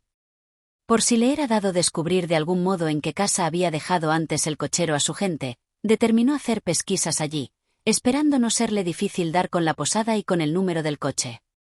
No sé que haya formado ningún otro plan, pero tenía tal prisa por ir y su ánimo estaba tan descompuesto, que hallé dificultad hasta para averiguar lo dicho.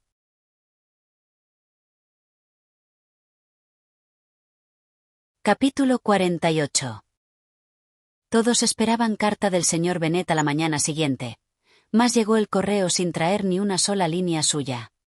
Conocíalo su familia como corresponsal muy negligente y remiso en las ocasiones comunes, pero en aquella había esperado algún esfuerzo. Viéronse, pues, obligados a colegir que no había noticias gratas que comunicar, aunque aún de eso habrían deseado cerciorarse. El señor Gardner solo había aguardado esa carta antes de partir. Cuando se fue, tuvieron los demás seguridad de recibir por lo menos información constante de lo que pasaba, y el señor Gardner les prometió influir con el señor Bennet para que regresase a Longbourn tan pronto como pudiera, para consuelo de su hermana, quien consideraba eso como la única garantía de que su marido no muriese en duelo. La señora de Gardner y sus hijas iban a permanecer en el condado de Hereford algunos días más, pues la primera juzgaba su presencia útil a sus sobrinas. Alternaba con éstas en la asistencia a la señora de Bennet y la servía de gran alivio en sus horas de libertad. Su otra tía visitábalas también a menudo, siempre, como decía, para levantarles el ánimo y darles bríos, pero como nunca dejaba de contarles alguna nueva muestra del desconcierto o desorden de Wickham, rara vez se marchaba sin dejarlas más descorazonadas de lo que las hallara. Todo Meryton parecía empeñado en ennegrecer al hombre que solo 3 meses antes había semejado casi un ángel de luz. Se decía que estaba en deuda con todos los comerciantes de la plaza, y entre todos ellos se habían extendido sus trampas, honradas con el nombre de embaucamientos. Todos afirmaban que era el joven más malvado del mundo, y todos comenzaron a decir que siempre habían desconfiado de su apariencia de bondad. Isabel, aun no dando crédito a la mitad de lo que se refería, creía lo bastante para afianzar su primitiva creencia en la ruina de su hermana, y hasta Juana principió a verse sin esperanzas, en especial al llegar la época en que, de haber aquellos ido a Escocia, habríase probablemente debido recibir noticias suyas. El señor Gardner salió de Longbourn el domingo, y el martes su mujer recibió carta. Decíale que a su arribo había hallado al punto a su hermano y persuadídole a ir a la calle de la Iglesia de la Merced, que el señor Bennet había estado en Epsom y Clapham antes de llegar él, mas sin obtener ninguna noticia favorable, y que ahora se encontraba decidido a preguntar en todas las principales fondas de la capital, ya que el señor Bennet creía posible que se hubieran albergado en una de ellas a su llegada a Londres, antes de procurarse otro alojamiento. El señor Gardner no esperaba ningún resultado de esa medida, mas como su hermano estaba ansioso de tomarla, pensaba ayudarle en la empresa. Añadía que el señor Bennet era en absoluto refractario al presente a dejar Londres, y prometía escribir en breve. Había allí también una posdata del tenor siguiente. He escrito al coronel Forster suplicándole que averigüe por alguno de los íntimos del regimiento si Wickham cuenta con algunos parientes o relaciones que puedan suponer con probabilidad en qué parte de la capital puede estar oculto. Si hubiera alguien a quien se pudiese acudir con alguna probabilidad de pescar ese hilo, se obtendría gran resultado. Por ahora nada tenemos que nos guíe. Seguro estoy de que el coronel Forster hará cuanto esté a su alcance para satisfacernos en este particular. Pero por segunda mano quizá Isabel pudiera señalarnos mejor que otra persona qué parientes le viven a aquel. Isabel no dejó de comprender de dónde procedía esa deferencia a su testimonio, mas no le era dado enviar ninguna información tan satisfactoria como merecía semejante cumplido. Jamás había oído si tenía parientes, excepto su padre y su madre, muertos hacía muchos años. Pero era verisímil que alguno de los compañeros de regimiento pudiera dar mayores informes, y aun sin sentirse inclinada a esperarlos, el preguntarlos lo hallaba acertado. En Longbourn por entonces todos los días eran de ansiedad, pero el momento de mayor ansia de cada uno era cuando se esperaba el correo. La llegada de cartas era el primer motivo importante de impaciencia de todas las mañanas. Por carta se había de comunicar lo que hubiera que decir de bueno o de malo, y cada día que transcurría se esperaba portador de alguna noticia de importancia. Mas antes de que volvieran a saber del señor Gardner llegó para el señor Bennet una carta de otro punto, del señor Collins, y como Juana había recibido orden de abrir cuanto llegase para él en su ausencia, la leyó, e Isabel, que sabía cuán estrafalarias eran siempre tales epístolas, mirando por encima de su hermana, leyóla también. Era como sigue. Mi querido primo. Me siento llamado por nuestro parentesco y por mi situación en la vida a compadecerte por la penosa aflicción que estás sufriendo, de la cual fuimos informados por una carta de ese condado. Ten por cierto, querido, que la señora de Collins y yo acompañamos en el sentimiento a ti y a toda tu respetable familia en la actual calamidad, que tiene que ser de lo más amargo, ya que procede de causa que el tiempo no puede alejar. No se han de esperar de mí argumentos que puedan aliviar tan seria desventura o consolar en circunstancias que han de ser más aflictivas para un padre que para todos los demás. La muerte de una hija habría sido una bendición en cotejo con esto. Y hay que lamentarlo más, ya que existen motivos para suponer, como mi querida Carlota me comunica, que esa licencia de conducta de tu hija ha procedido de un erróneo grado de indulgencia. Aunque al propio tiempo, para consuelo tuyo y de tu esposa, me incline a pensar que su natural debía de ser malo de por sí, pues de otra suerte no se hiciera culpable de tal enormidad en edad tan temprana. De cualquier modo que sea, eres, por desgracia, de compadecer, opinión en la cual voy unido no solo con la señora de Collins, sino asimismo con Lady Catalina de Bourgh y su hija, a quienes he contado el hecho. Convienen ellas conmigo en que ese paso en falso de una hija será perjudicial para la suerte de las demás. Porque, ¿quién, cual la propia Lady Catalina dice afablemente, se querrá unir con semejante familia?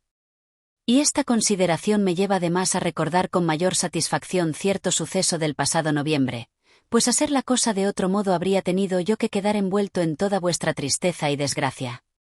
Permíteme, pues, que te advierta, querido primo, que te consueles cuanto sea posible, que arranques a tu indigna hija de tu estimación para siempre, dejándola coger el fruto de su detestable ofensa a sí misma. Quedo, querido, etcétera, etcétera. El señor Gardner no volvió a escribir hasta haber recibido contestación del coronel Forster, y entonces nada placentero pudo comunicar. No se sabía que Wickham tuviese un solo pariente con quien sostuviese relación, y se daba por cierto que no tenía ninguno próximo. Sus primeras relaciones habían sido numerosas, mas desde su ingreso en la milicia no parecía estar en términos de particular amistad con nadie. No había por consiguiente quien pudiese ser juzgado apto para suministrar noticias de él. Y en el desdichado asunto de sus intereses había un poderoso motivo para el secreto, que se sumaba con el temor de ser descubierto por la familia de Lidia, pues se había sabido que dejara tras y deudas de juego en considerable cantidad. El coronel Forster opinaba que serían necesarias más de 1000 libras para satisfacer sus gastos en Brighton. Mucho debía en la ciudad, pero sus deudas de honor eran aún más formidables. El señor Gardner no osó ocultar esas particularidades a la familia de Longbourn. Juana las oyó con horror. «Tramposo», exclamó, «eso sí que era por completo inesperado. No tenía idea de ello». Añadía el señor Gardner en esa carta que podían esperar ver a su padre en casa al día siguiente, que era sábado. Desanimado por el mal éxito de sus pesquisas, había accedido a las instancias de su cuñado para volver a su familia, dejándole obrar a él mientras no se ofreciesen circunstancias a propósito para proseguir juntos sus trabajos.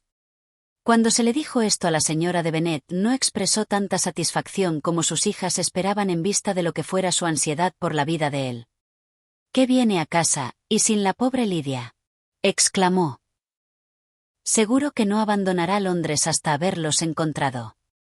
¿Quién habrá de desafiar a Wickham y hacerle casar si él regresa?». Como la señora de Gardner deseaba ya verse en casa, convínose que fuera con sus hijas a Londres al mismo tiempo que el señor Bennet regresaba de allí. Por consiguiente, el coche de la casa llevó a aquellos durante la primera etapa de su viaje y regresó con su dueño a Longbourn. Volvía la señora de Gardner toda perpleja acerca de Isabel y de su amigo del condado de Derby, que en éste la había acompañado. El nombre de Darcy no había sido voluntariamente pronunciado ante ellos por su sobrina, y la especie de semiesperanzas que se habían forjado de que tras ellos viniese alguna carta suya se había desvanecido. Isabel no había recibido desde su llegada ninguna que pudiera venir de Pemberley. El actual desgraciado estado de toda la familia hacía innecesaria toda otra excusa para explicar el abatimiento de ánimo de Isabel. Nada, por ende, podía conjeturarse sobre aquello, por más que la propia Isabel, que por entonces conocía bastante bien sus propios sentimientos, supiese perfectamente que si no hubiera sabido nada de Darcy habría tolerado mejor los temores por la deshonra de Lidia. Pensaba que eso le habría ahorrado 1 o 2 noches de no dormir. Cuando el señor Bennet llegó tenía toda su habitual compostura de filósofo. Habló poco, cual siempre había solido hacer, no mentó el motivo que le hiciera regresar, y transcurrió algún tiempo antes de que sus hijas se revistieran de valor para hablar de aquello. Solo por la tarde, al unirse a ellos a la hora del té, fue cuando Isabel se aventuró a presentarle el tema, y entonces, al expresar ella con brevedad su pena por lo que había tenido que sufrir, contestó él. «No digas eso. ¿Quién merece sufrir sino yo? Ha sido mi propia obra y tengo que dolerme de ella. No debes ser tan severo contigo mismo, replicó Isabel. Bien puedes hacerme advertencias sobre males tan grandes. La naturaleza humana es tan propensa a caer en ellos. No, Isabelita. Déjame una vez en la vida experimentar lo censurable que he sido. No temo quedar dominado por la impresión. Esto pasará bastante pronto. ¿Supones que están en Londres? Sí. ¿Dónde si no podrían seguir tan ocultos? Y Lidia deseaba ir a Londres, añadió Catalina. Entonces es feliz, dijo su padre con retintín, y su estancia allí durará probablemente bastante.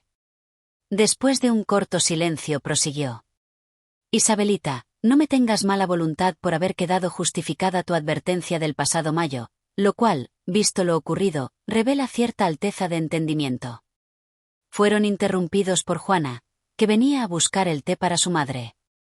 He ahí una cosa que sienta bien, exclamó él, que presta cierta elegancia a la desdicha. Otro día haré yo lo propio. Me quedaré en mi biblioteca con mi gorro de dormir y mi bata y os proporcionaré todo el quehacer que me sea posible, o acaso lo difiera hasta que Catalina se escape. Yo no me escapo, papá, dijo Catalina, colérica. Si yo hubiera ido a Brighton me habría portado mejor que Lidia. Ir tú a Brighton. No me fiaría de ti, ni en un sitio tan próximo como Eastbourne, por 50 libras. No, Catalina. Al fin he aprendido a ser cauto, y tú sentirás los efectos. No volverá a mi casa un oficial ni aun yendo de camino. Los bailes quedan en absoluto prohibidos, a no ser que asistáis a ellos con una de vuestras hermanas, y jamás saldréis de la puerta de casa sin haber demostrado que habéis vivido 10 minutos del día de una manera razonable. Catalina, que tomó por lo serio todas esas amenazas, comenzó a gritar. Bien, bien, dijo él, no te hagas tú misma desgraciada. Si eres buena muchacha durante los 10 primeros años, al cabo de ellos te llevaré a presenciar una revista.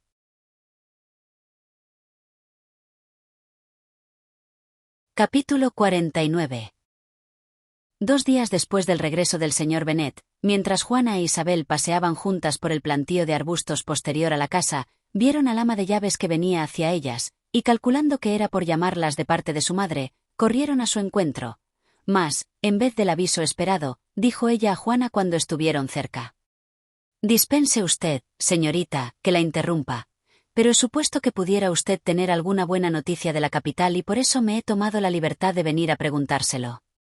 ¿Qué dice usted, Gil? No he sabido nada. Querida señorita, exclamó la señora Gil con gran asombro, ¿ignora usted que ha venido un propio para el amo, enviado por el señor Gardner? Ha estado aquí media hora, y el amo ha tenido una carta.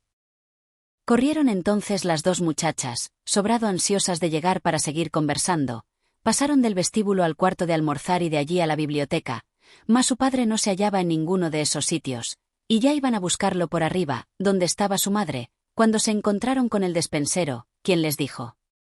Si buscan ustedes a mi amo, señoritas, sepan que está paseando por el sotillo. Con tales informes, al punto volvieron a atravesar el vestíbulo y, cruzando la pradera, corrieron tras de su padre, el cual deliberadamente seguía su camino hacia un bosquecillo al lado de la cerca. Juana, que no era tan ligera ni tenía la costumbre de correr que Isabel, quedóse atrás, mientras que su hermana llegaba palpitante a aquel y exclamaba con ansia. Papá, qué noticias hay? ¿Has sabido algo de mi tío? Sí, he tenido una carta suya por un propio. Bien, ¿y qué noticias trae, buenas o malas? ¿Qué se podía esperar de bueno? Dijo él sacando la carta del bolsillo. ¿Más acaso os guste leerla? Isabel la asió con impaciencia en sus manos. Juana llegaba entonces. Léela alto, dijo su padre, porque yo mismo apenas sé de qué se trata. Calle de la Iglesia de la Merced, lunes, 2 de agosto. Mi querido hermano, al fin puedo enviarte noticias de mi sobrina, y tales en conjunto que espero que te satisfarán. Poco después de que me dejases el sábado tuve suficiente fortuna para averiguar en qué parte de Londres estaban. Los detalles los reservo hasta que nos veamos. Baste saber que están descubiertos, los he visto a ambos. Entonces es lo que siempre he esperado, exclamó Juana. Están casados. Isabel continuó leyendo. He visto a los dos. No están casados, ni puedo pensar que tuvieran intención de estarlo. Mas si quieres llevar a efecto los compromisos que me he aventurado a proponer de tu parte, creo que no pasará mucho sin que lo estén. Cuanto se requiere de ti es asegurar a tu hija como dote su porción igual en las 5.000 libras aseguradas para tus hijas después de tu muerte y la de mi hermana, y comprometerte además a darle durante tu vida 100 libras anuales. Esas son las condiciones, que, considerado todo, no he dudado en aceptar en tu nombre en cuanto me juzgaba autorizado para ello. Envío esta por propio, pues no hay tiempo que perder en tener tu contestación. Con facilidad comprenderás por estos detalles que las circunstancias del señor Wickham no son tan desesperadas como se ha creído en general. El mundo se ha equivocado en eso, y me considero dichoso en decir que, aun satisfechas todas sus deudas, habrá algún dinerillo para dotar a mi sobrina, como adición a la propia fortuna de ésta. Sí, como calculo que sucederá, me envías plenos poderes para obrar en tu nombre en la totalidad de este negocio. Daré al punto órdenes a Hurston para redactar el oportuno contrato. No hay la menor necesidad de que vuelvas a la capital.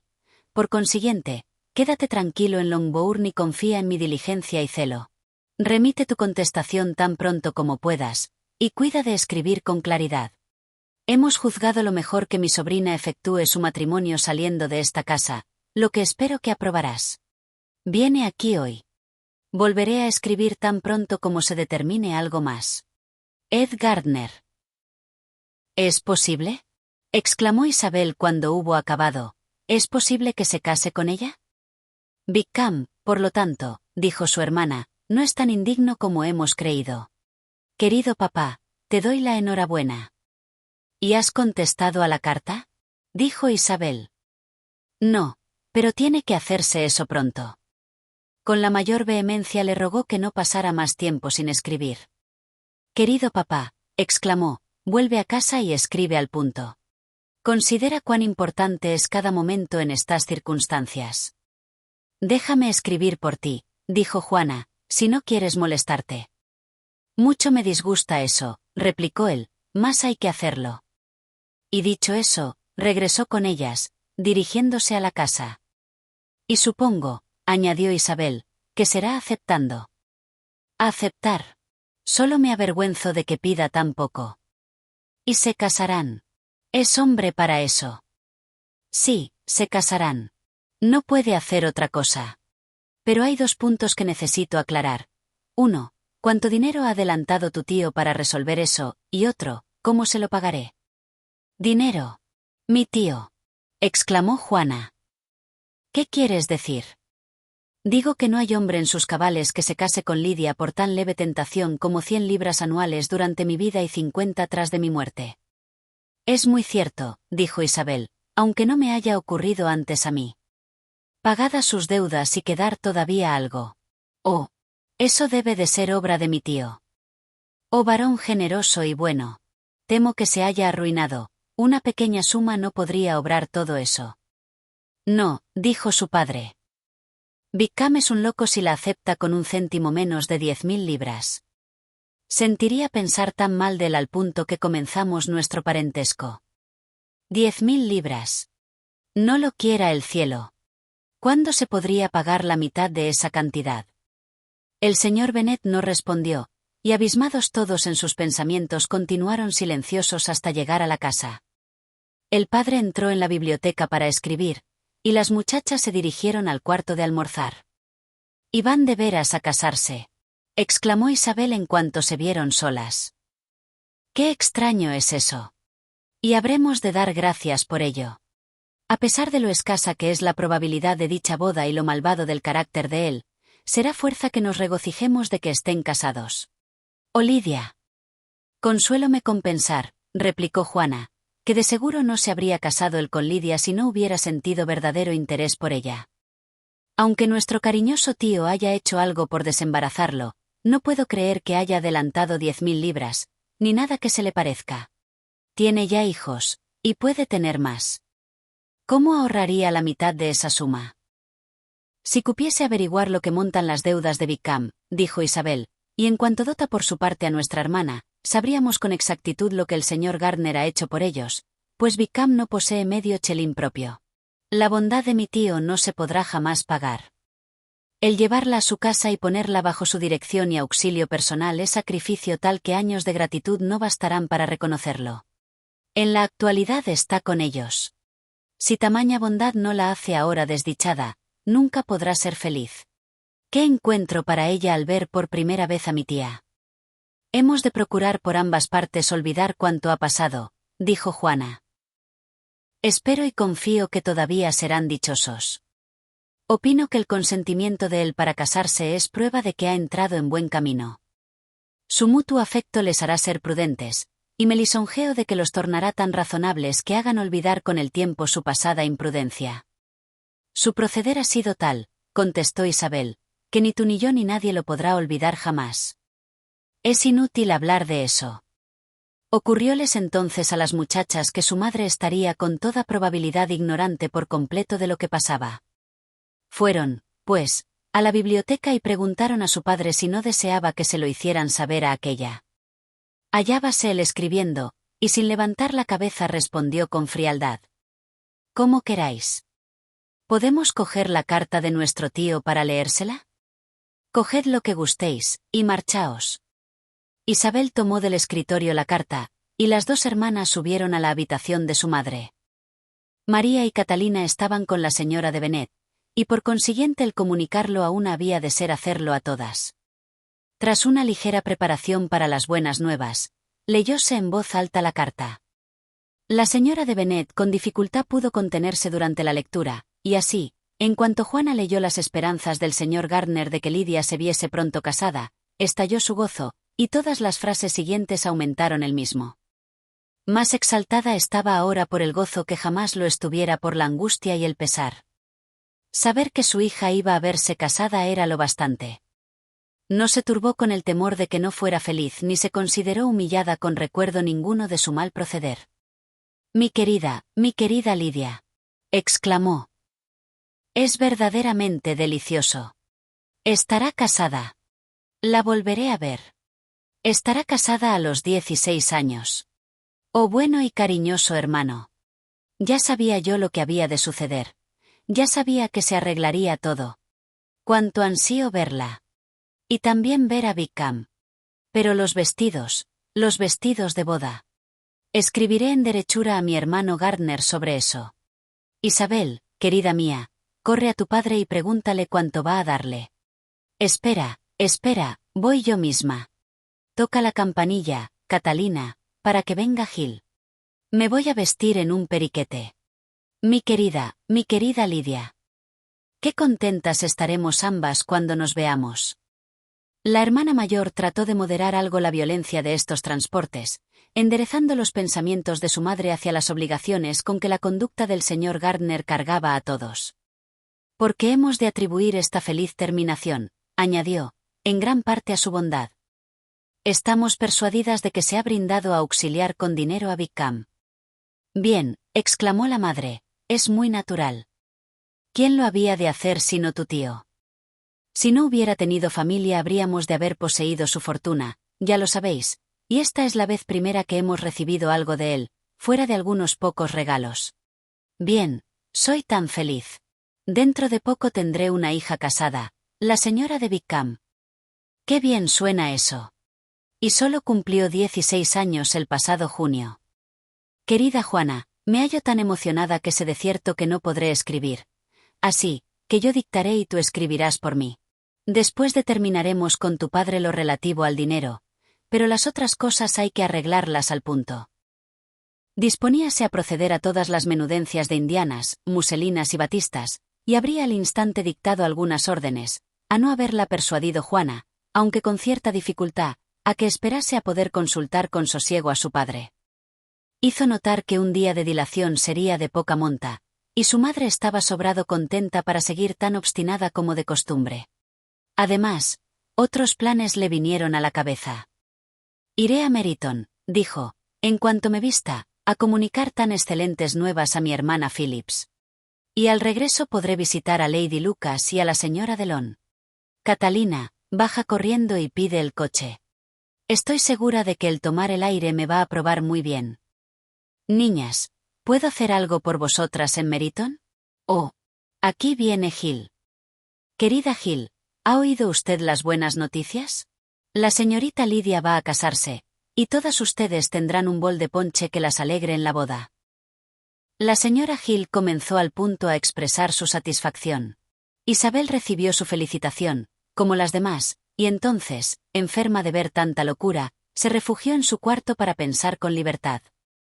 La situación de la pobre Lidia habría de ser, aun dándolo mejor, bastante mala, pero no era eso lo peor, tenía que quedar agradecida.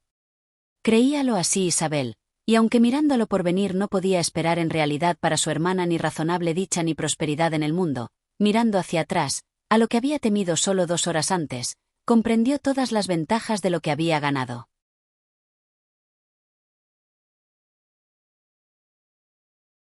Capítulo 50. El señor Bennet había deseado muchas veces antes de este periodo ahorrar cierta cantidad anual para mejorar el caudal de sus hijas y de su mujer si le sobrevivieran, en vez de gastar todos sus ingresos, y ahora deseaba haberlo hecho más que nunca. Si hubiera procedido así, como era debido, Lidia no necesitaría estar en deuda con su tío por cuanto en la ocasión presente se hiciera por ella, así en cuestión de honra como de crédito. La satisfacción de tentar a alguno de los más valiosos jóvenes de la Gran Bretaña a que fuese su marido hubiera estado entonces muy en su lugar. Hallábase en extremo inquieto porque un asunto de tan escasa ventaja para cualquiera fuese llevado a cabo solo por su cuñado, estando decidido a averiguar, si fuese posible, el importe de los auxilios de éste y satisfacerlo en cuanto estuviera a su alcance el efectuarlo. En los comienzos del matrimonio del señor Bennet la economía fue reputada por inútil en absoluto, porque, cual era natural, había de tener un hijo varón, quien heredaría el vínculo al llegar a la edad necesaria, y la viuda y las hijas menores quedarían así aseguradas. Más vinieron al mundo sucesivamente 3 hijas, y el varón aún estaba por nacer, y aunque la señora de Bennet, 3 años después del nacimiento de Lidia, tenía por seguro que aquel vendría, al fin desesperó. Pero era ya demasiado tarde. La señora de Bennet carecía de dotes de economía, y el amor de su marido a la independencia solo había impedido que se excediese de sus ingresos. 5.000 libras había aseguradas en las capitulaciones matrimoniales para la señora de Bennet y sus hijas. Más de la voluntad de los padres dependía la distribución de las mismas. Por fin este punto iba a decidirse por lo tocante a Lidia, y la señora de Bennet no vaciló en acceder a lo propuesto. En términos, pues, de grato reconocimiento por la bondad de su hermano, aunque expresado todo muy concisamente, confió él al papel su completa aprobación de todo lo hecho y su voluntad de cumplir los compromisos contraídos en su nombre. Antes, jamás había supuesto que de persuadirse Wickham a casarse con su hija se hubiera realizado esto con tan escasa incomodidad para sí propio como con el arreglo actual.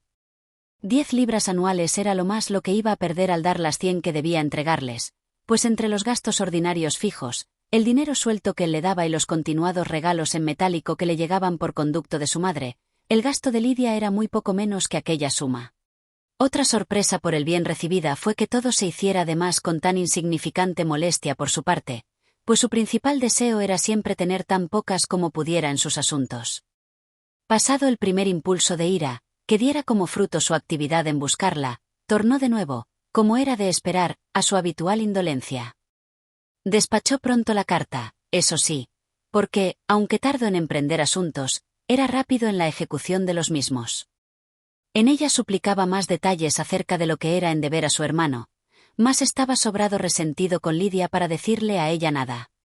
Las buenas nuevas se extendieron velozmente por la casa y con relativa prontitud por la vecindad. Cierto que habría sido más ventajoso para dar que hablar que la señorita Lidia Bennet hubiera venido a la ciudad, o mejor aún, hubiera sido recluida en alguna granja distante. Más había mucho que charlar sobre su matrimonio, y los buenos deseos de que le fuese bien, antes expresados por todas las malévolas señoras viejas de Meryton, no perdieron sino muy poco de viveza por ese cambio de circunstancias, porque con semejante marido la desgracia se daba por segura. Hacía 15 días que la señora de Bennet no bajaba de sus habitaciones, pero en día tan feliz volvió a ocupar su sitio a la cabecera de la mesa con ánimo muy levantado. No enturbiaba su triunfo ningún sentimiento de vergüenza. El matrimonio de una hija, que fuera el principal objeto de sus anhelos desde que Juana tuvo 16 años, iba ahora a celebrarse, y sus pensamientos y sus palabras dirigíanse solo a cosas relativas a bodas elegantes, muselinas finas y nuevos colores y servidores. Hallábase ocupadísima buscando en la vecindad morada conveniente para su hija, y sin saber ni considerar cuáles podrían ser los ingresos, rechazó muchas por falta de amplitud o de ostentación. El parque de Halle, decía, podría servir si los Gouldings lo dejasen, o la casa de Stoke si el salón fuera mayor, pero Ashworth está demasiado lejos. No resistiría yo el tenerla a 10 millas, y en cuanto a la quinta de Purvos, los áticos son terribles. Su marido dejábela hablar sin interrumpirla mientras los criados estaban presentes. Mas cuando se marcharon le dijo: antes de tomar alguna de esas casas, o todas ellas, para tu hija vamos a entendernos. Hay una de las casas de esta vecindad donde nunca serán admitidos. No excitaré la carencia de pudor de ninguno de los dos recibiéndolos en Longbourn. Larga disputa siguió a esa declaración, pero el señor Bennet se mantuvo firme. Pasóse de ese punto a otro, y la señora de Bennet vio con asombro y horror que su marido no quería adelantar ni una guinea para comprar vestidos a su hija.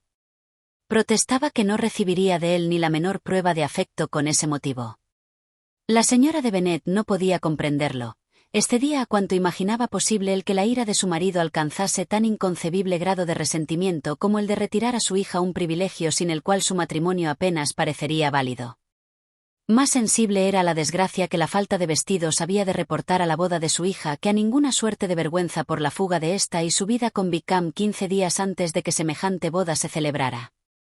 Isabel sentía ahora de modo más profundo haber llegado, impelida por el pesar del momento, a hacer partícipe a Darcy de los temores por su hermana, pues ya que el casamiento iba a dar en breve término feliz a la fuga, debía suponerse que se ocultarían los desfavorables comienzos del asunto a cuantos no se hallaran inmediatos al lugar del suceso.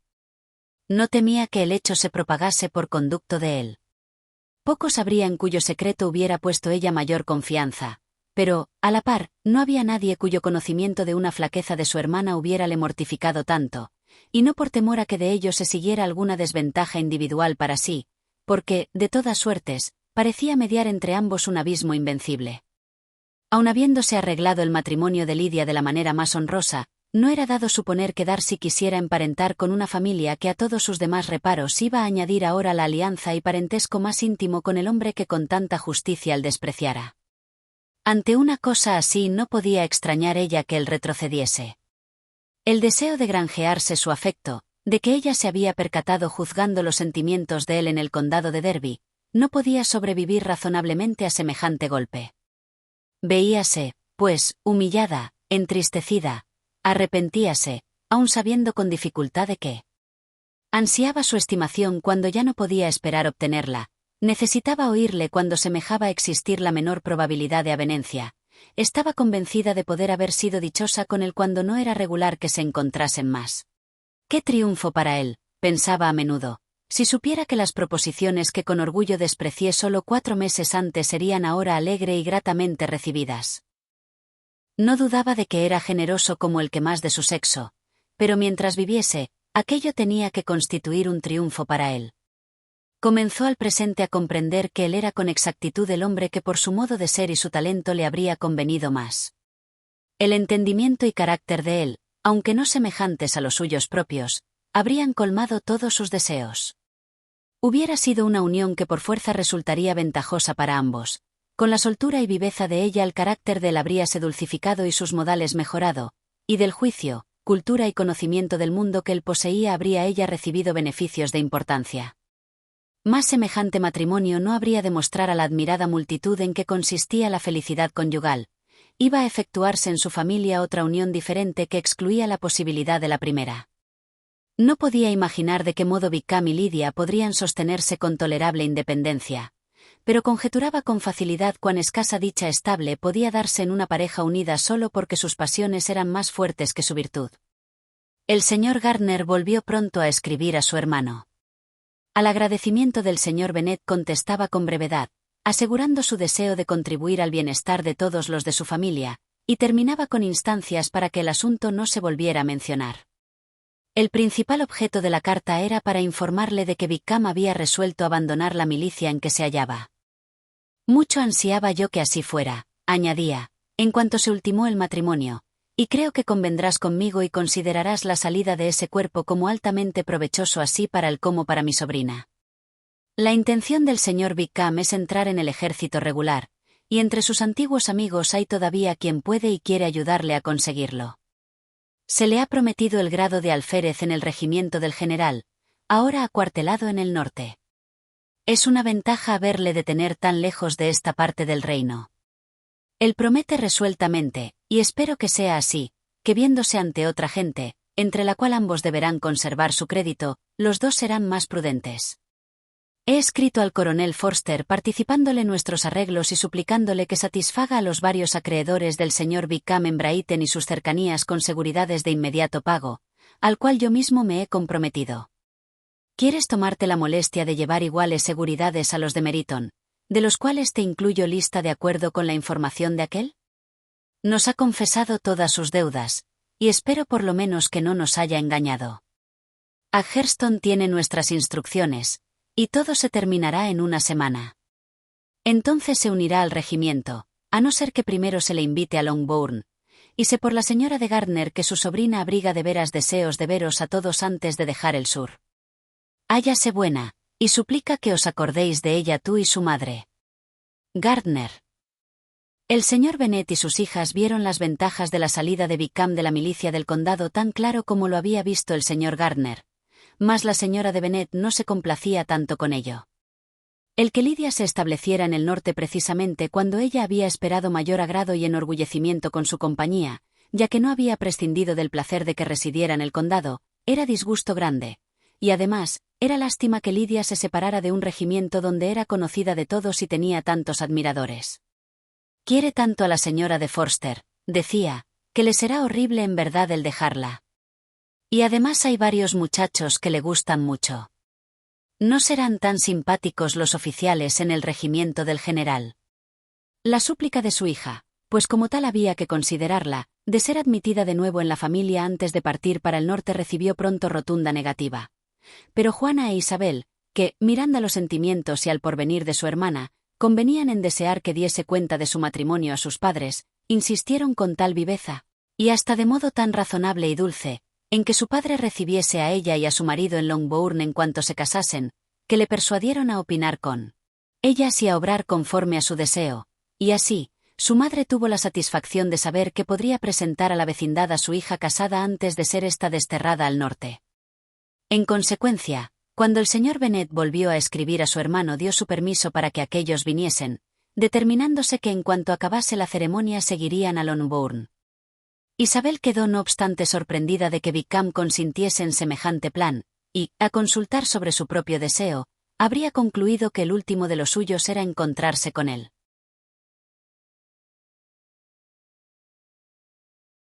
Capítulo 51.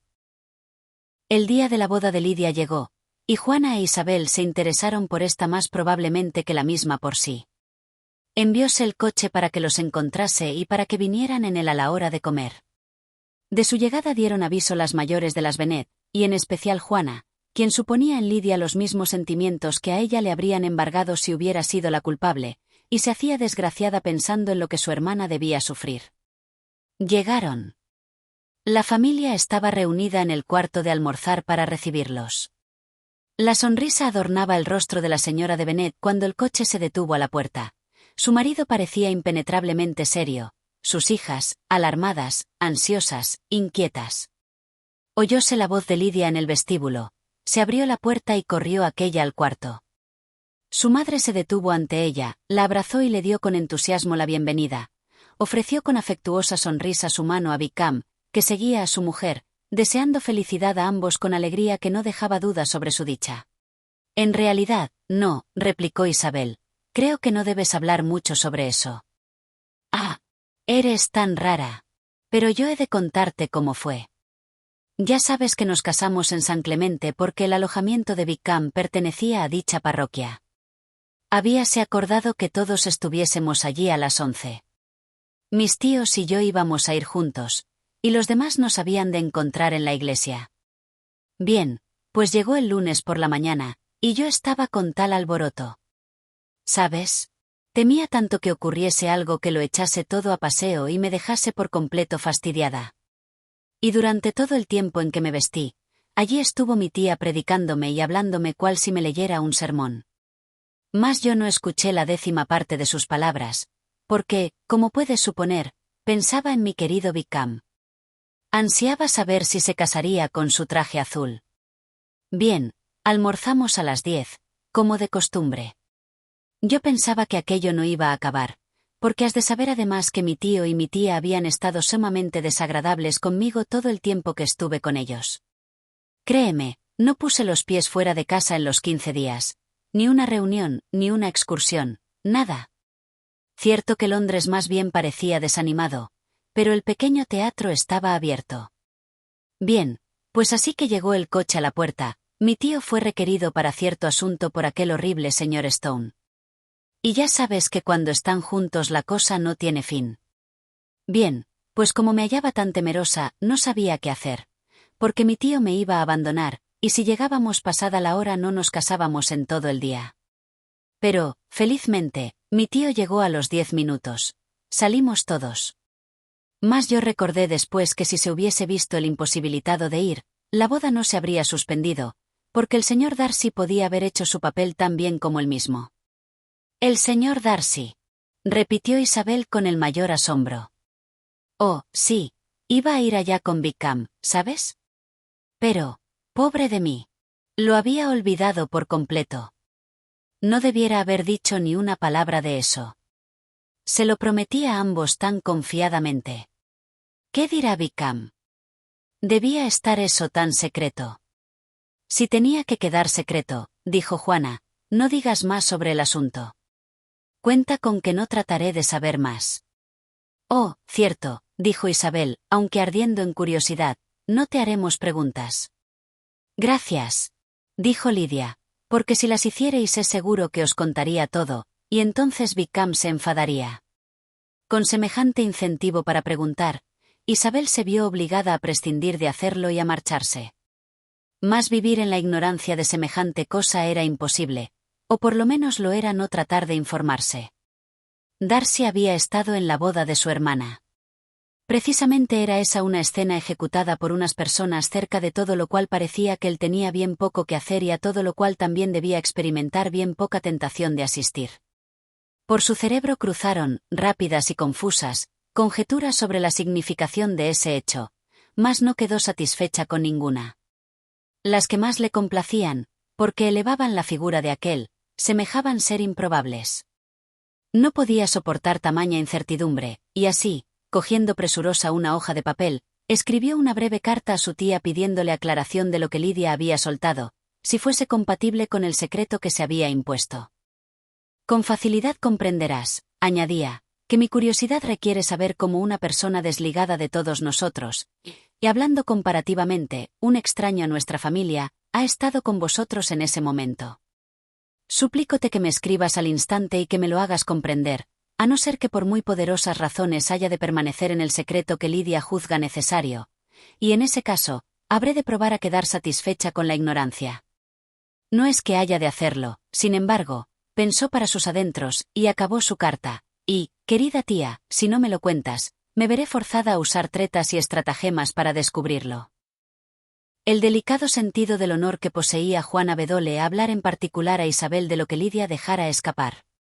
Isabel se alegró de ello, aunque resultaba así que si sus inquisiciones recibían algún éxito se vería privada de confidente. Capítulo 52. Isabel tuvo la satisfacción de recibir contestación a su carta tan pronto como fue posible. Apenas se vio en posesión de ella, corrió al sotillo, donde era menos probable que fuese interrumpida, se sentó sobre un banco y se preparó a la felicidad, pues el final de la carta la convenció de que no contenía repulsa. Calle de la Iglesia de la Merced, 6 septiembre. Mi querida sobrina. Acabo de recibir tu carta y voy a dedicar toda la mañana a contestarla, pues pienso que poca escritura no podrá abarcar lo que tengo que comunicarte. He de confesarme sorprendida por tu pregunta, no la esperaba de ti. No te incomodes, pues solo deseo hacerte saber que no imaginaba que semejantes indagaciones fuesen precisas por tu padre. Si no quieres entenderme, perdona mi impertinencia. Tu tío está tan sorprendido como yo, y solo la creencia de que eras parte interesada le habría permitido obrar como lo ha hecho. Mas por si en realidad eres inocente o ignorante, habré de ser más explícita. El mismo día de mi llegada a casa desde Longbourn, tu tío había tenido una visita muy inesperada. El señor Darcy vino y estuvo encerrado con él varias horas. Todo estaba arreglado cuando yo llegué, así que mi curiosidad no se vio tan horriblemente atormentada como la tuya parece estarlo. Vino a decir a Gardner que había descubierto dónde se encontraban Wickham y tu hermana, y que los había visto y hablado a los dos. A Wickham, repetidas veces, a tu hermana, solo una. Por lo que puedo colegir, él abandonó el condado de Derby solo un día después que nosotros, viniendo a la capital con resolución de buscarlos. El motivo confesado era su convicción de que a él se debía. Que el descrédito de Wickham no hubiera sido tan bien conocido que hiciera imposible a toda muchacha regular amarle o fiarse de él. Con generosidad imputó todo a su ciego orgullo, confesando que antes había juzgado indigno de su persona poner a vista del público sus acciones privadas. Su modo de ser había de hablar por él.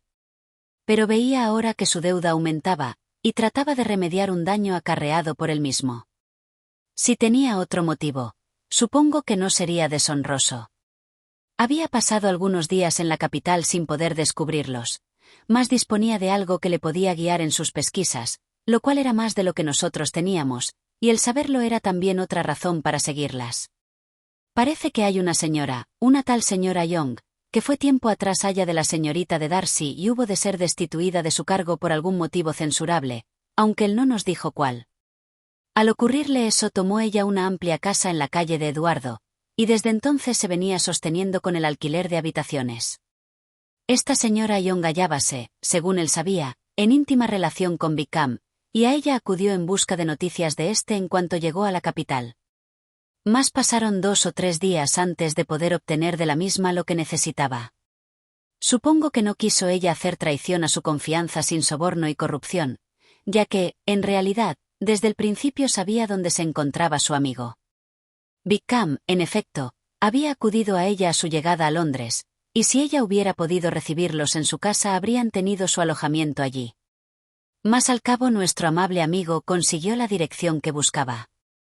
Vio a Wickham, y después insistió en ver a Lidia. Su primer objeto cerca de ella era, cual reconoció, persuadirla a que saliera de su desgraciada situación del momento, volviendo a su familia en cuanto se pudiera conseguir que la recibieran, y ofreciéndole su ayuda hasta donde pudiera alcanzar. Pero encontró a Lidia resuelta por completo a seguir donde estaba. No se cuidaba ella de nadie de su familia, no necesitaba de la ayuda de él, no quería oír nada referente a abandonar a Wickham. Estaba convencida de que se casarían una vez u otra, y no le importaba mucho saber cuándo. Siendo estos sus sentimientos, él pensó que solo restaba facilitar y asegurar el matrimonio, el cual, en su primer diálogo con Wickham, conoció el que no estaba en los planes de éste. Confesóse Wickham obligado a abandonar su regimiento por ciertas deudas de honor que le oprimían, no tuvo escrúpulos en hacer recaer solo sobre la locura de Lidia todas las malas consecuencias de su huida, y en cuanto a su futura situación, poco podía prever de ella. Tenía que irse a alguna parte, pero no sabía dónde, y conocía que no tenía nada para vivir. El señor Darcy le preguntó por qué no se había casado de una vez con su hermana. Aunque al señor Bennet no lo imaginaba muy rico, algo habría podido hacer por él en aquel caso, y su situación habría quedado mejorada con el matrimonio. Pero en la contestación a esta pregunta entrevió que Wickham acariciaba todavía la idea de crearse más sólida fortuna casándose en algún otro punto. Con todo, en las circunstancias en que se veía no parecía irreductible contra la tentación de remedio inmediato. Entrevistáronse muchas veces, porque había mucho que discutir. Wickham, desde luego, necesitaba más de lo que podía obtener, pero al fin se redujo a lo razonable. Cuando todo se halló convenido entre ellos, el primer paso del señor Darcy fue hacer sabedor de ello a tu tío, y entonces vino por primera vez a la calle de la Iglesia de la Merced, en la tarde anterior a que yo llegase a casa. Pero Gardner no le pudo ver, y el señor Darcy supo, gracias a mayores inquisiciones, que tu padre seguía aún con él, pero que iba a abandonar la capital a la mañana siguiente. No juzgó que tu padre fuera persona con quien poder tratar de esto tan bien como con tu tío, y al punto retrasó el ver a éste hasta después de la marcha de aquel. No dejó, pues, su nombre, y hasta el día siguiente se supo solo que un caballero había venido por cuestión de negocios.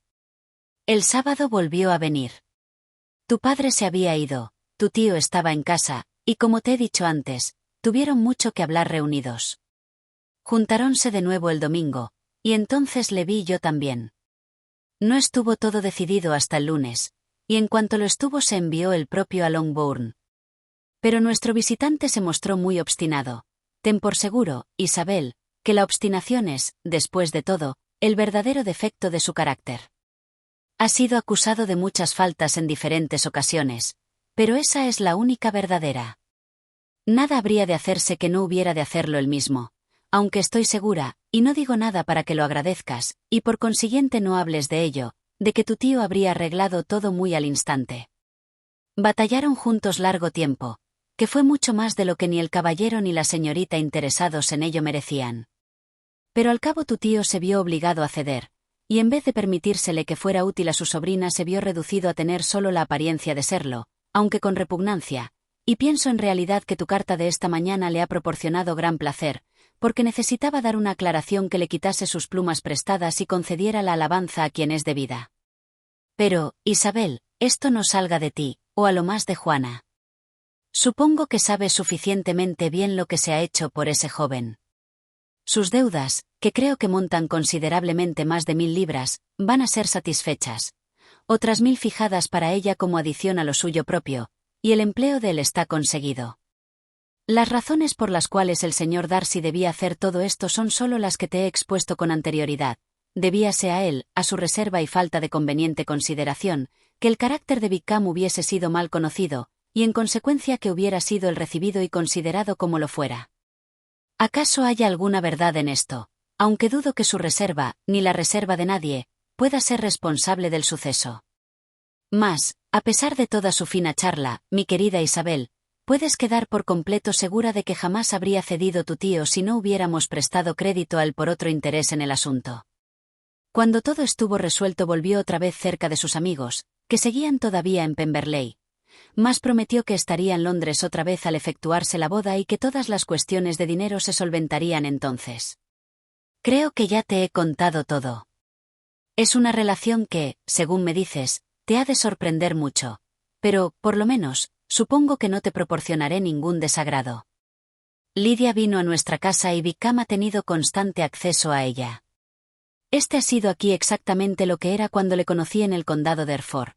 Mas no querría decirte cuán poco satisfecha he estado con la conducta de ella durante su permanencia con nosotros si no hubiera notado por la carta de Juana del miércoles que su proceder al llegar a vuestra casa ha sido con exactitud el mismo, por lo cual lo que ahora te diga no habrá de sorprenderte. Habléle repetidas veces del modo más serio, representándole la desgracia que había acarreado a su familia. Si me oyó, sería por casualidad, porque estoy convencida de que no me atendía. Algunas veces llegó a cargarme, mas entonces me acordaba de mis queridas Isabel y Juana, y por estas me revestía de paciencia con aquella. El señor Darcy fue puntual en su regreso, y, cual os dijo Lidia, asistió a la boda. Comió con nosotros al día siguiente, e iba a salir de la capital el miércoles o jueves. Te incomodarás conmigo, querida Isabelita, si aprovecho esta oportunidad para decirte, lo que nunca me había atrevido a decir antes, ¿cuánto me gusta? Su conducta con nosotros en todo ha sido tan agradable como cuando estábamos en el condado de Derby. Su entendimiento, sus opiniones, todo me es grato, no le falta más que un poco de viveza, y eso, si se casa prudentemente, su mujer se lo podrá enseñar.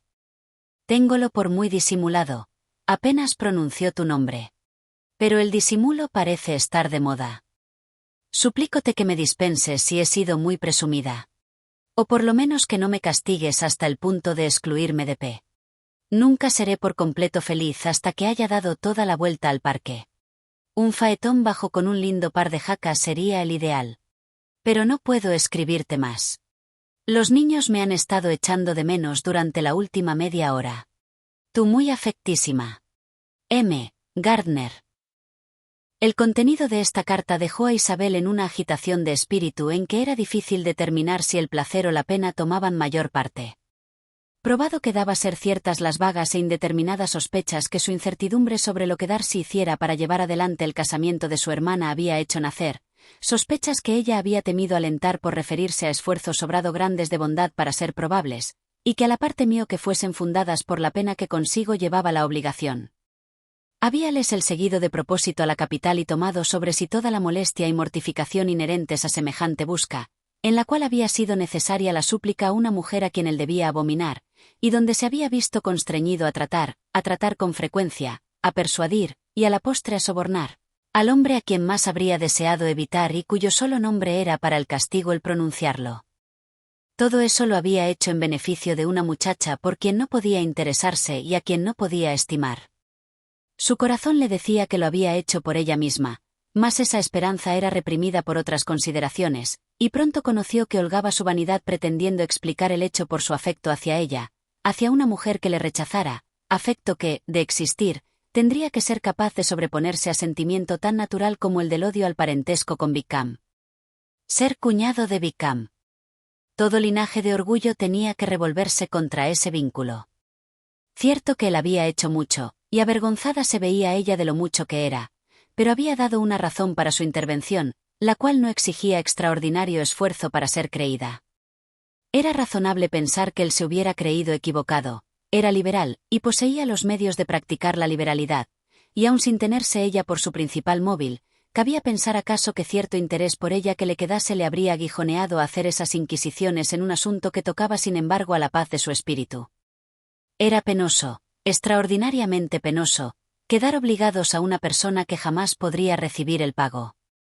Debían la salvación de Lidia, su reputación, todo a él. Oh, cuán profundamente le entristecían todos los sentimientos ingratos que siempre había alimentado por él, todas las palabras insolentes que le dirigiera.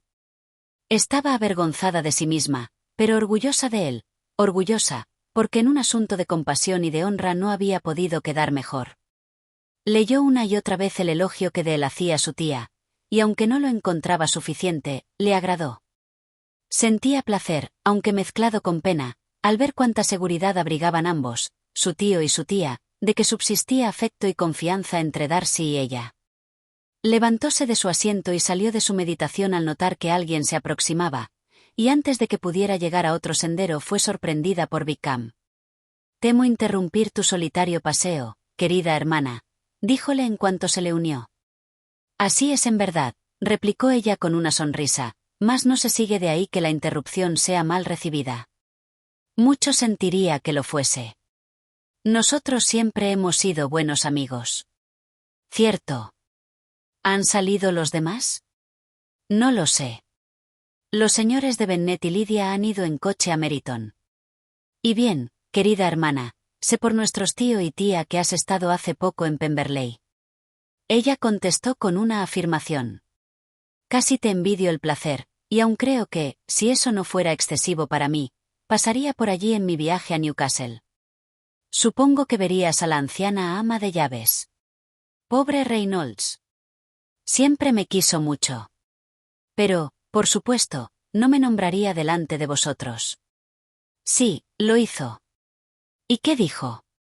«Que te habías marchado al ejército y que temía que no te hubiera ido bien». «De tan lejos, comprendes, las cosas se saben mal». «Cierto», contestó él mordiéndose los labios. Isabel creyó haberlo reducido al silencio. Más pronto dijo él. «Me ha sorprendido ver a Darcy el mes pasado en la capital. Estuvimos juntos muchas veces. Me intriga conocer qué podía estar haciendo allá». «Quizá preparando su matrimonio con la señorita de Bourgh», dijo Isabel. «Debe de ser raro encontrarle allí en esta estación». «Sin duda». «¿Le viste mientras estuvisteis en Lambton?» «Creo haber sabido por los Gardner que sí». «Sí, nos presentó a su hermana». «¿Y te gustó ella?» «Muchísimo.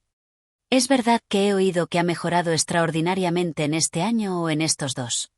Cuando la vi la última vez no prometía mucho. Celebro que te gustase. Espero que le irá bien. Me atrevo a decir que así le irá. Ha pasado la edad más difícil».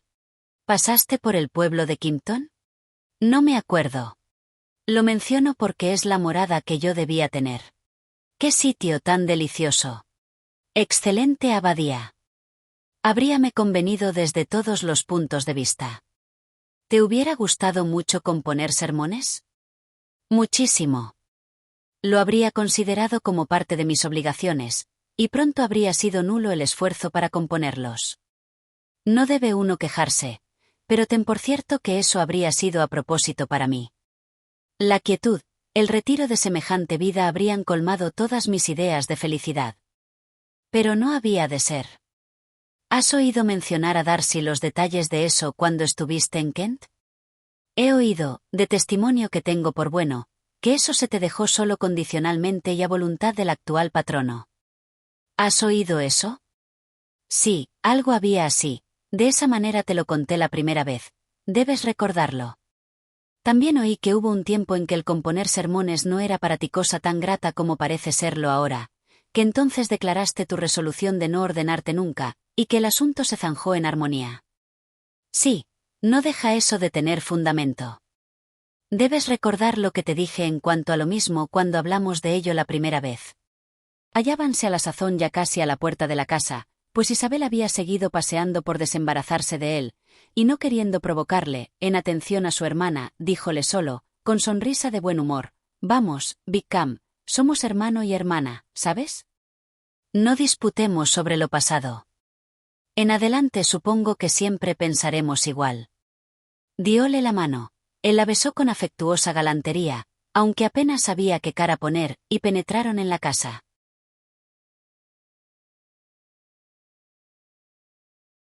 Capítulo 53.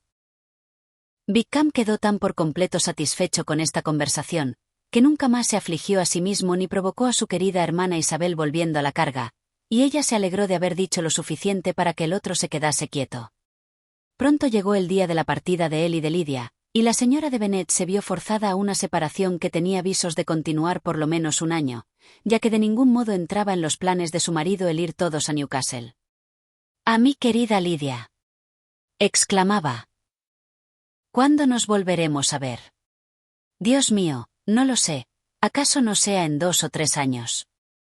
Escríbeme muy a menudo, querida mía. Tan a menudo como pueda. Pero ya sabes que las mujeres casadas no disponen jamás de mucho tiempo para escribir. Mis hermanas son quienes podrán escribirme, no tendrán otra cosa que hacer». La despedida fue mucho más afectuosa por parte de Wickham que por la de su mujer. Sonrióse, miró bonitamente y dijo cosas encantadoras. «Es un muchacho fino», dijo el señor Bennet en cuanto salieron de la casa, «como no he visto jamás. Sonríe y nos hace la corte a todos. Me siento orgulloso de él. Desconfío de que el propio señor Guillermo Lucas resultara mejor yerno». La pérdida de su hija sumió a la señora de Bennet en tristeza por varios días. «Siempre creí», decía, «que nada había peor que separarse de las personas queridas. Se ve una tan desamparada sin ellas». «Pues ya lo ves, esa es una consecuencia de casar a las hijas», dijo Isabel. «Te quedarás más satisfecha con que las otras 4 sigamos solteras. No hay tal.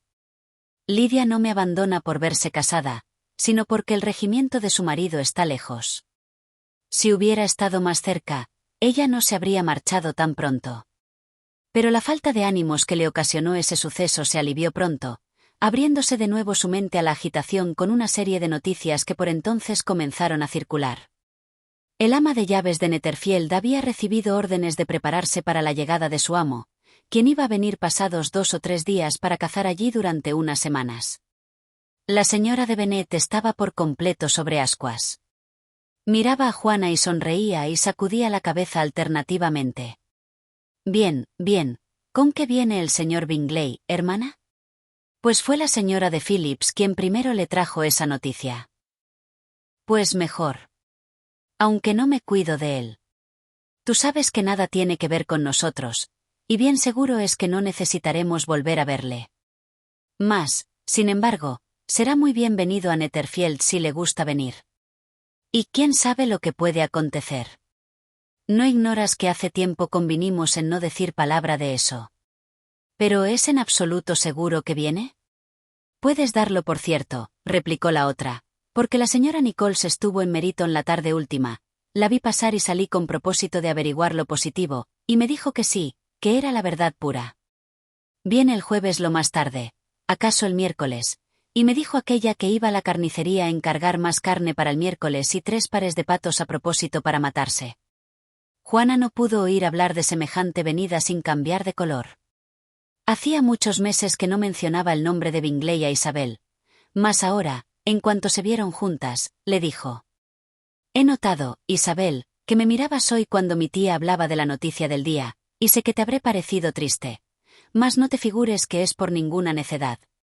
Me quedé confusa solo por un momento porque conocí que se me observaría.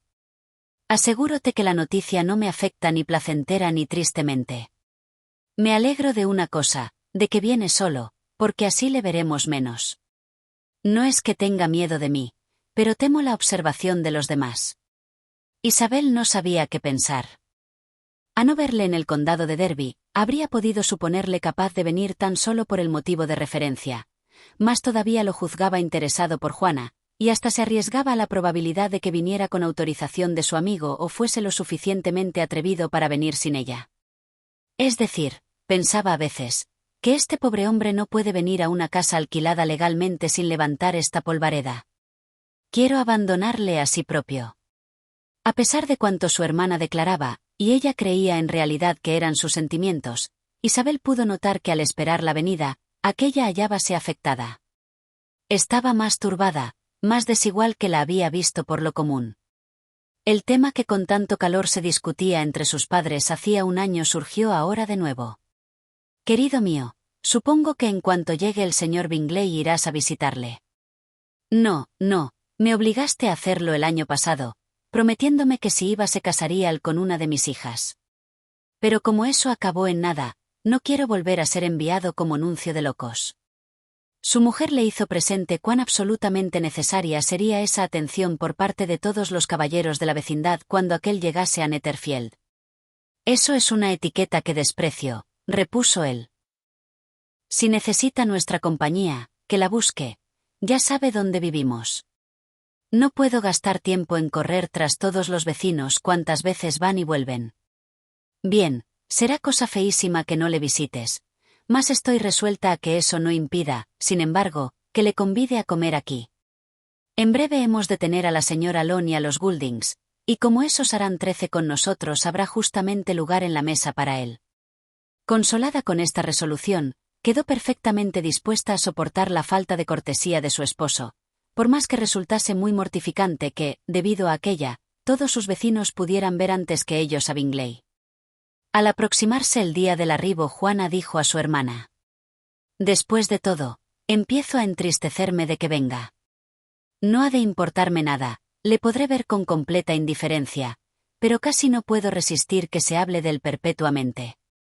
Mi madre tiene buena intención, mas no sabe, ni nadie puede saber, cuánto sufro con lo que dice. Seré feliz cuando haya terminado su estancia en Netherfield». «Querría poder decirte algo para consolarte», contestó Isabel.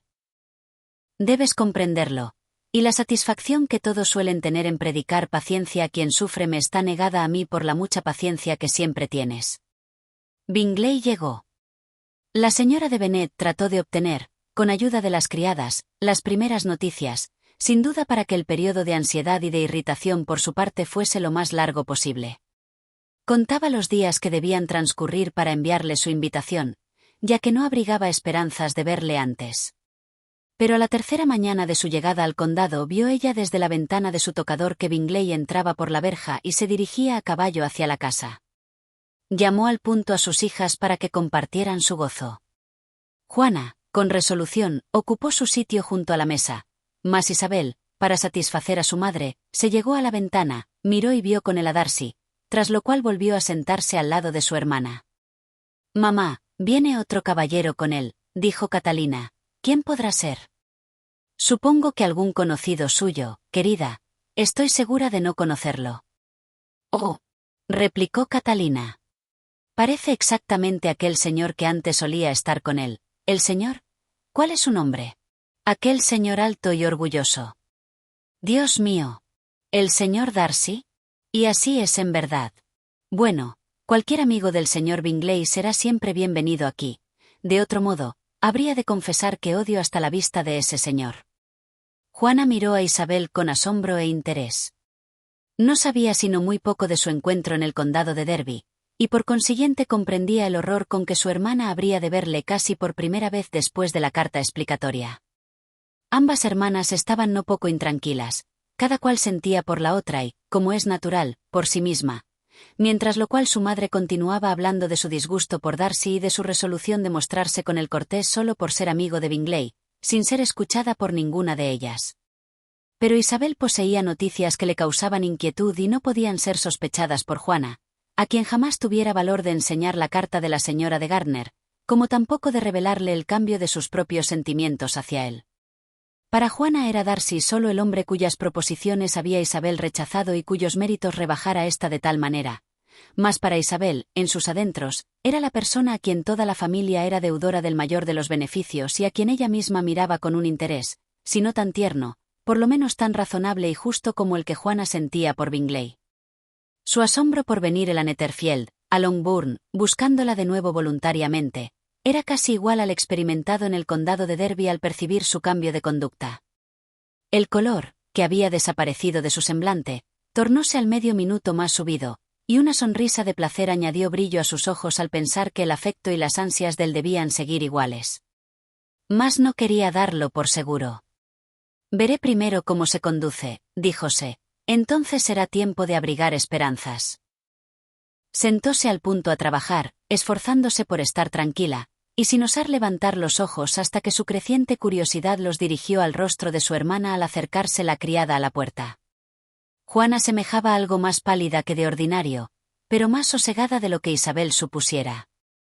Al aparecer los caballeros, su color subió, más todavía los recibió con bastante soltura y de manera así libre de síntomas de resentimiento como de inoportuna complacencia.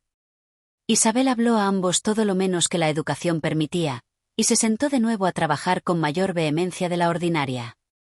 Solo se aventuró a lanzar una mirada a Darcy. Este permanecía tan serio como de costumbre, y ella lo tuvo por más parecido a lo que era en el condado de Hereford que a lo que fue en Pemberley. Mas quizá en presencia de su madre no podía estar como ante sus tíos. Penosa era esa suposición, pero no improbable. Miró también un instante a Bingley, y en ese corto espacio le pareció a la par complacido y embarazado. Había sido recibido por la señora de Bennet con un grado de cortesía que dejara corridas a sus dos hijas, en especial por el contraste que ofreció con la fría y ceremoniosa manera con que saludó y trataba al amigo de aquel. En particular Isabel, que sabía cómo su madre debía darse la salvación de su hija predilecta de una irremediable infamia, se ofendió y entristeció en el más penoso grado por distinción tan mal hecha como esa. Darcy, después de preguntar cómo estaban los señores de Gardner, pregunta a que ella no supo satisfacer sin turbación, apenas dijo nada. No estaba sentado al lado de ella, y acaso a eso se debiera su silencio, mas no había estado así en el condado de Derby. Allí, cuando no podía hablar a ella hablaba a sus amigas, pero ahora transcurrieron varios minutos sin que se oyera el sonido de su voz, y cuando, incapaz ella de resistir los impulsos de la curiosidad, levantaba la vista hacia él, encontrábale con más frecuencia mirando a Juana que a ella, y a menudo solo al suelo. A las claras parecía más pensativo y menos deseoso de agradar que en el último encuentro. Por eso estaba ella descontenta y enfadábase consigo misma. ¿Podía esperar que estuviese de otro modo? Se decía. ¿Cómo todavía ha venido aquí? No tenía Isabel humor de conversar con nadie sino con él, y eso apenas poseía valor para hacerlo. Preguntóle por su hermana, mas no supo hacer más. Mucho tiempo ha pasado, señor Bingley, desde que se fue usted, dijo la señora Bennet. Él convino en eso al punto. Empezaba a temer, continuó ella, que no volviera usted más. La gente dice que proyecta usted abandonar definitivamente este país para San Miguel, mas aún confío en que no sea verdad. Han ocurrido muchísimas cosas en la vecindad desde su marcha. La señorita de Lucas está casada y establecida, y también una de mis hijas. Supongo que lo habrá oído usted, seguro que lo ha visto en los periódicos, sé que venía en el Times y en el Courier, sino que no estaba puesto como debía. Decía solo, últimamente, don Jorge Wickham con la señorita Lydia Bennet, sin mentar a su padre, ni decir dónde vivía ella, ni nada. Venía también el discurso de mi hermano Gardner, y me maravilla cómo hizo una cosa tan desgraciada. ¿Lo vio usted? Bingley respondió que sí, y felicitóle por ello. Isabel no osaba levantar la vista, y por eso no pudo decir qué cara puso Darcy. Es de veras delicioso tener una hija bien casada, siguió diciendo, pero al propio tiempo, señor Bingley, es muy duro que se haya alejado tanto de mí. Se han ido a Newcastle, punto muy al norte según creo, y allí han de estar no sé cuánto. El regimiento de él reside allí, porque supongo que habrá usted oído que ha dejado la milicia del condado, pasándose a los regulares. Gracias a Dios, tiene todavía algunos amigos, aunque quizá no tantos como merece. Isabel, conocedora de que eso iba dirigido a Darcy, cayó en tal extremo de confusión que apenas podía sostenerse en la silla. Con todo, hizo un esfuerzo para hablar como no lo hiciera todavía, y preguntó a Bingley si pensaba permanecer ahora largo tiempo en el campo. Él respondió que unas semanas. Cuando haya usted matado todos sus pájaros, señor Bingley, dijo la madre, suplico a usted que venga y mate cuantos guste en la propiedad de Bennet. Segura estoy de que se tendrá por muy dichoso en complacer a usted y dejará para usted lo mejor de sus nidadas. La angustia de Isabel creció con tan innecesaria y oficiosa atención. Estaba convencida de que, aun brotando ahora de nuevo la bella perspectiva que les lisonjeara hacía un año, todo habría de terminar con el mismo desdichado final. En aquel instante pensó que años enteros de felicidad no podrían compensar a Juana y a ella por estos ratos de tan triste confusión. El primer deseo de mi corazón, se dijo a sí misma, es no estar en compañía de ninguno de los dos. Su compañía no puede proporcionar placer que compense por desdichas como esta. Que no vea yo más ni al uno ni al otro. Pero esa desdicha por la cual años enteros de felicidad no podían brindar compensación suavizóse poco después al observar cómo la belleza de su hermana volvía a excitar la admiración de su anterior enamorado. Al entrar no le había hablado sino poco, pero a cada 5 minutos parecía prestarle más atención. Encontrábala tan bella como el año anterior, de tan buen natural, y tan sensible, aunque no tan decidor. Juana ansiaba que de ninguna suerte se le notase variación, y estaba creída de que hablaba tanto como siempre, pero su mente se hallaba tan ocupada que no siempre se percataba de su silencio.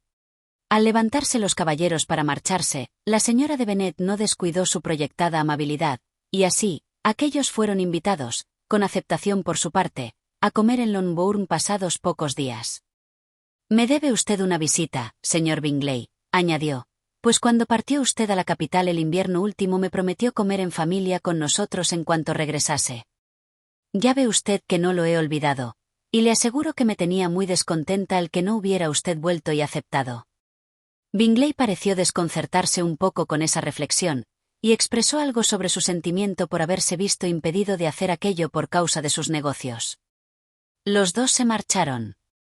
La señora de Bennet había estado fuertemente tentada a convidarlos a comer aquel mismo día, mas, aun teniendo siempre buena mesa, no creía que 2 platos fueran de ningún modo bastantes para un hombre sobre quien abrigaba tan ambiciosos designios, ni para satisfacer el apetito y orgullo de un poseedor de 10.000 libras anuales.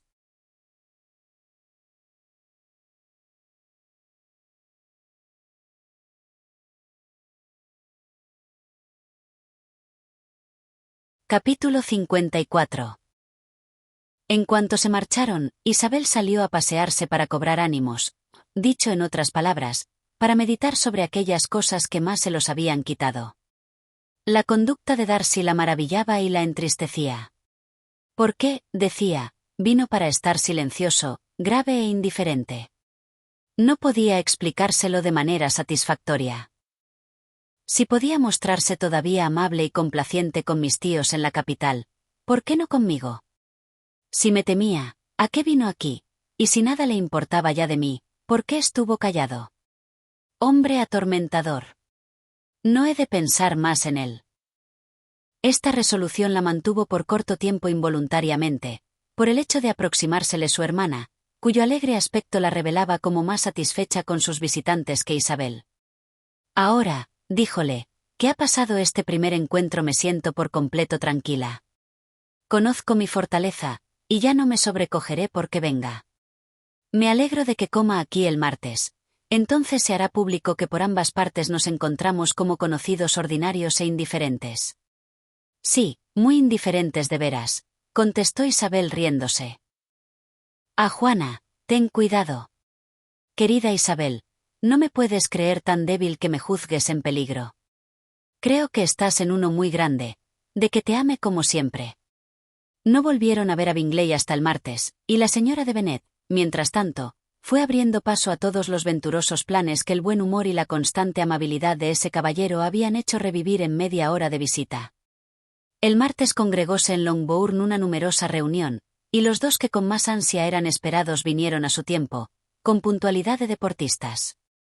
Cuando entraron en el comedor observó Isabel con atención para ver si Bingley ocupaba el sitio que en todas las anteriores reuniones le había correspondido al lado de su hermana, pero su prudente madre, ocupada por idénticos pensamientos, abstúvose de invitarle a sentarse a su lado.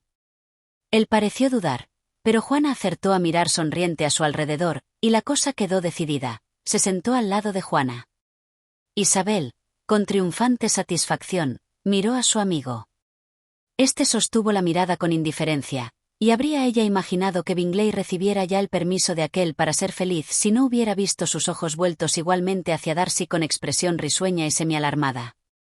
La conducta de Bingley con su hermana durante la comida reveló la admiración que sentía por ella, admiración que, aunque más circunspecta que antes, convenció a Isabel de que, a depender solo de él, la felicidad de Juana y la del mismo pronto quedarían aseguradas. Aún no atreviéndose a confiar en el resultado, quedó Isabel satisfechísima al observar ese proceder. Eso le prestó cuanta animación podía ahora mostrar su espíritu, ya que no estaba de buen humor. Darcy se hallaba tan lejos de ella como permitía la mesa, situábase al lado de su madre, e Isabel conoció cuán poco agradaba semejante colocación a ninguno de los dos que la tenían y cómo no resultaba ventajosa para nadie. No estaba lo suficientemente cerca para oír lo que decían, mas pudo notar lo poco que se hablaban y cuán ceremoniosos y fríos eran sus modales cuando lo hacían. Ese desagrado de su madre por Darcy hizo más penoso para Isabel el recuerdo de lo que todos le debían, y en ocasiones habría dado algo por obtener el privilegio de decir que la amabilidad de él no era ni desconocida, ni inapreciada por toda la familia. Esperaba ella que la velada le proporcionaría alguna oportunidad de juntarse, que no transcurriría toda la visita sin poder entrar en conversación algo más del mero saludo al ingreso. Ansiosa y desasosegada, el período que pasó en el salón antes de llegar los caballeros fue penoso para ella en grado tal que casi la tornó descortés. Consideraba la entrada de Darcy como el hecho de que dependía toda esperanza de placer para la velada. Si entonces no viene hacia mí, decía, prescindiré de él para siempre. Los caballeros llegaron y ella creyó que él parecía responder a sus esperanzas. Mas, ¡ay! Las señoras habíanse agrupado alrededor de la mesa donde la señora de Bennet tomaba el té e Isabel servía el café, y estaban todas tan apretadas que no quedaba ni un lugar que pudiera admitir una silla. Y al acercarse los caballeros, una de las muchachas se aproximó más a ella, diciéndole al oído: «Los hombres no han de venir a separarnos, lo tengo arreglado, no necesitamos de ninguno, ¿no es así?». Darcy entonces se volvió a otro punto de la estancia. Isabel le seguía con la vista, envidiando a todas aquellas con quienes conversaba, apenas tenía paciencia para servir el café, y llegó a enfadarse consigo misma por estar tan necia. Un hombre que ha sido rechazado. ¿Cómo puedo ser lo bastante loca para esperar que renazca su amor? ¿Hay uno solo de su sexo que no protestara contra debilidad tal cual una segunda proposición a la misma mujer? No hay bajeza tan grande en el sentir de los hombres. Mas revivió algo al devolverle su taza de té, y aprovechó la oportunidad para preguntarle: ¿Está su hermana de usted en Pemberley? Sí, permanecerá allí hasta Navidad. ¿Y está sola? ¿La han abandonado todos sus amigos? La señora Annesley está con ella, los demás se han ido a pasar en Scarborough estas 3 semanas. No pudo ella pensar en nada más que decir, mas si él hubiera ansiado coloquio habría tenido mejor éxito. Permaneció a su lado, no obstante, algunos minutos en silencio, y al cabo, cuando la muchacha de referencia comenzó a cuchichear con Isabel, se marchó. Quitada el servicio de té y puestas las mesas de juego, levantaronse todas las señoras, e Isabel creía verse pronto cerca de él, cuando todos sus proyectos vinieron a tierra al verle caer víctima de la rapacidad de su madre por los jugadores de whist. Entonces perdió toda esperanza de dicha. Estuvieron confinados durante la velada a mesas diferentes, y nada tuvo ella que esperar de él, por más que los ojos de éste se movieran tan a menudo hacia donde ella estaba que uno y otro jugaban mal. La señora de Bennet había proyectado tener a cenar a los dos caballeros de Netherfield. Mas, por desgracia, pidieron su coche antes que ninguno de los demás, y no hubo lugar de detenerlos. «Bien, niñas», dijo ella en cuanto se vieron solos, «¿qué decís hoy? Os aseguro que, en mi sentir, todo ha estado hoy por extremo bien. La comida, tan bien presentada como cualquiera de las que he visto, el venado asado, en su punto, y todos decían que nunca vieron una anca tan gorda. La sopa, 50 veces mejor que la que tuvimos la semana pasada en casa de los Lucas. Y hasta el señor Darcy ha reconocido que las perdices resultaban sumamente bien hechas, y eso que supongo que él tendrá 2 o 3 cocineros franceses. Y, por otra parte, querida Juana, jamás te he visto tan guapa. La señora Delon lo afirmó al preguntarle si era así. ¿Y qué crees que me dijo además? A señora de Bennet, por fin estaremos en Netherfield. ¿De veras que lo dijo? Opino que la señora Delon es la mejor criatura del mundo, y sus sobrinas, muchachas muy bien educadas y no del todo feas, me gustan mucho. En suma, la señora de Bennet sentíase muy animada. Había observado lo bastante la conducta de Bingley con Juana para quedar convencida de que lo pescaría al fin. Sus esperanzas de ventajas para su familia fueron tan lejos de lo razonable, gracias a su feliz humor, que se disgustó sobremanera por no verle de nuevo allí al día siguiente para declararse. «Ha sido un día muy grato», dijo Juana a Isabel. La reunión parecía tan bien escogida, tan amigable entre sí. «Supongo que se volverá a repetir». Isabel se sonrió. «No hagas eso, Isabel, que me mortificas. Te aseguro que ahora he aprendido a gozar de su conversación como de la de un muchacho agradable y sensible, sin desear nada más allá. Hallóme por completo satisfecha de su proceder actual, de que jamás haya pretendido ganar mi afecto. Lo que sucede es solo que ha sido enriquecido con gran dulzura de trato y mayor deseo de agradar en general que cualquiera otro». «Eres muy cruel», contestóle su hermana. «No me permites sonreírme y me estás provocando a hacerlo a cada momento. Cuán difícil es en algunos casos ser creído y cuán imposible en otros. Pero ¿por qué pretendes persuadirme de que siento más de lo que confieso? Esa es cuestión a que apenas sé cómo contestar. Ambas queremos dar noticias, aunque enseñando solo lo que no vale la pena de saberse. Perdóname, y si persistes en tu indiferencia no me hagas tu confidente». Capítulo 55. Pocos días tras esa visita, Bingley volvió de nuevo, y solo. Su amigo le había dejado aquella mañana para ir a Londres, mas iba a regresar a los 10 días. Permaneció con ellas alrededor de 1 hora, y se le vio de evidente buen humor. La señora de Bennet invitóle a comer con ellos, pero, con muchas manifestaciones de sentimiento, se declaró convidado en otro sitio. «La primera vez que venga usted», díjole ella, «espero que seremos más afortunados». «Tendría en ello especial gusto», contestó él, añadiendo que, si se lo permitían, aprovecharía alguna ocasión próxima para visitarlos. «¿Puede usted venir mañana?» «Sí». No tenía ninguna invitación para el día siguiente y esa quedó aceptada al punto. Llegó tan temprano, que ninguna de las señoras estaba vestida. La señora de Bennet corrió al cuarto de sus hijas en bata y a medio peinar, exclamando: «Querida Juana, date prisa y ve abajo. Ha venido el señor Bingley, ha venido. Es él, sin duda, date prisa, date prisa. Aquí, Sara, ve enseguida a la señorita Juana y ayúdale a vestirse. No olvides el peinado de la señorita Isabel». «Bajaremos en cuanto podamos», dijo Juana, «pero estoy segura de que Catalina estará más adelantada que nosotras, porque subió hace media hora». «Diantre con Catalina. ¿Qué tiene que hacer ahí? Ven tú, ven pronto». «¿Dónde está tu cinturón, querida?» Mas cuando su madre salió, Juana no se decidió a bajar sin alguna de sus hermanas. Idéntica ansiedad por retenerlo consigo volvió a manifestar la madre durante la velada. Después del té el señor Bennet se retiró a su biblioteca, como de costumbre, y María subió a tocar el piano. Habiendo desaparecido así 2 obstáculos de los 5, la señora de Bennet se puso a mirar y hacer señas a Isabel y Catalina durante bastante tiempo sin que lo notaran. Isabel no lo advirtió, y cuando al cabo Catalina lo hizo, exclamó con la mayor inocencia: «¿Qué hay, mamá? ¿Qué quieres indicarme con esas señas? ¿Qué he de hacer?» «Nada, niña, nada. No te hacía señas». Siguió, pues, sentada durante 5 minutos más, pero, incapaz de desperdiciar ocasión tan preciosa, levantóse de pronto, y diciendo a Catalina: «Ven, querida, tengo que hablarte», se la llevó a su habitación. Juana miró al instante a Isabel, revelando su pesar por semejante marcha premeditada y suplicándole que no hiciera lo propio. Al cabo de otros pocos minutos la señora de Bennet había ya abierto la puerta, diciendo a Isabel: «Ven, querida, tengo que hablarte». Isabel se vio obligada a salir. «Dejémoslos solos, ¿entiendes?», díjole su madre en cuanto estuvieron en el vestíbulo. «Catalina y yo vamos arriba a mi tocador». Isabel no osó discutir con su madre, pero siguió quieta en el vestíbulo hasta que ella y Catalina se perdieron de vista, y entonces volvió al salón.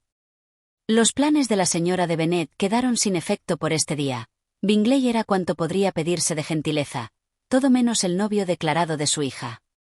Su soltura y alegría contribuyeron mucho al agrado de la reunión de la noche.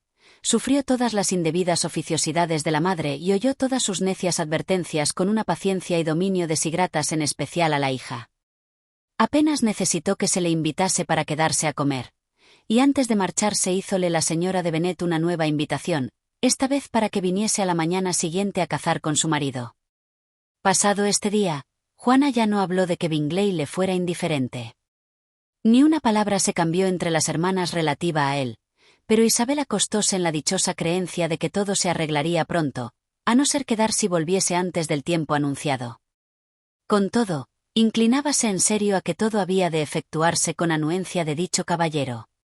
Bingley fue puntual a su cita, y él y el señor Bennet pasaron juntos la mañana del modo convenido, y el último estuvo mucho más agradable de lo que su compañero esperaba. Nada había en Bingley de presunción o locura que pudiera provocar a risa al otro o disgustarle a la callada, y por eso estuvo el señor Bennet más comunicativo y menos excéntrico que cualquiera otro le viera antes. Bingley, por de contado, regresó con él a comer, y por la tarde la señora de Bennet trabajó de nuevo para apartar a todos de él y de su hija. Isabel, que tenía que escribir una carta, fue con ese propósito al cuarto de almorzar poco después del té, porque habiéndose sentado los demás para jugar, no era precisa para frustrar los planes de su madre. Pero al entrar en el salón una vez concluida la carta vio, con infinita sorpresa, que había razón para temer que su madre hubiese sido sobrado ingeniosa. Al abrir la puerta, en efecto, percibió juntos a su hermana y a Bingley, apoyados en la chimenea, cual si estuviesen ocupados en la más interesante plática, y por si eso no hubiera dado ya lugar a sospechas, los rostros de ambos, al volverse con velocidad y separarse, habíanlo dicho todo. Su situación resultó bastante embarazosa, pero pensó que la de ellos sería peor. Ninguno de los tres soltó una sílaba, e Isabel estaba ya tentada a marcharse de nuevo, cuando Bingley, que, al igual que la otra, se había sentado a todo eso, levantóse de improviso y, diciendo algunas palabras al oído de su hermana, salió de la estancia. Juana no podía tener reservas con Isabel pudiendo ser tan satisfactoria la confidencia, y así, abrazándola al instante, confesóle con la más viva emoción que era la criatura más dichosa del mundo. «Es demasiado», añadió, «excesivamente demasiado. No lo merezco». «Ah, ¿por qué no son todos felices?». La enhorabuena de Isabel fue tan sincera, tan ardiente, reveló tanta complacencia, que las palabras no lo pueden expresar.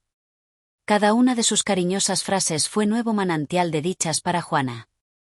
Mas ésta no pudo quedarse con su hermana ni decirle la mitad de lo que le quedaba por comunicar en ese momento. «Voy al punto al cuarto de mi madre», le dijo. «No he de tomar a broma su afectuosa solicitud ni permitir que lo sepa por otro conducto que por mí misma. Él ha ido a hablar a mi padre. Oh Isabel. Lo que voy a contar causará tal alegría a toda mi querida familia. ¿Cómo podré resistir tanta dicha?». Fuese entonces presurosa hacia su madre, quien de intento suspendiera la partida de juego y estaba arriba con Catalina. Isabel se quedó sola, sonriente por la rapidez y facilidad con que quedaba resuelto un asunto que tantos meses de incertidumbre y tristeza les había proporcionado. Y se dijo, es el final de toda la ansiosa circunspección de su amigo, de todas las falsías y maquinaciones de sus hermanas. El final más feliz, cuerdo y razonable. A los pocos minutos estaba reunida con Bingley, cuya conferencia con el señor Bennet había sido corta y ceñida al asunto. ¿Dónde está su hermana de usted?, díjole presuroso en cuanto abrió la puerta. Arriba, con mi madre. Supongo que bajará pronto. Entonces él cerró la puerta, y llegándose a Isabel solicitó su enhorabuena y su afecto de hermana. Isabel expresóle muy de corazón su contento por la perspectiva de su parentesco. Diéronse las manos con gran cordialidad, y hasta que su hermana bajó hubo ella de escuchar cuanto él quiso decirle sobre su propia dicha y sobre las perfecciones de Juana. Y a pesar de tratarse de un enamorado, Isabel creyó de veras que todas esas esperanzas de ventura tenían racional fundamento por tener por base el entendimiento excelente y el más excelente corazón de Juana, sumados a una universal semejanza de sentimientos y gustos en los dos. Fue aquella una velada de inusitada ventura para todos. La satisfacción interior de Juana prestaba a su rostro una brillantez y una tan dulce animación que le hacían aparecer más hermosa que nunca. Sonreíase Catalina, esperando que su turno le llegaría pronto. La señora de Bennet no pudo dar su consentimiento ni expresar su aprobación en términos tan calurosos que satisficieran a sus sentimientos, aun no hablando a Bingley sino de eso durante media hora. Cuando el señor Bennet se les unió para cenar, su voz y su porte delataban con claridad su satisfacción.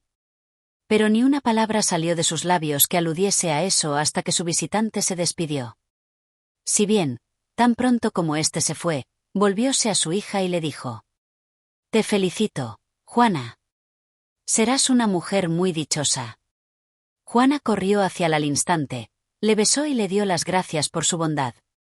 «Eres una buena muchacha», añadió, «y me satisface en extremo pensar que vas a estar tan felizmente colocada.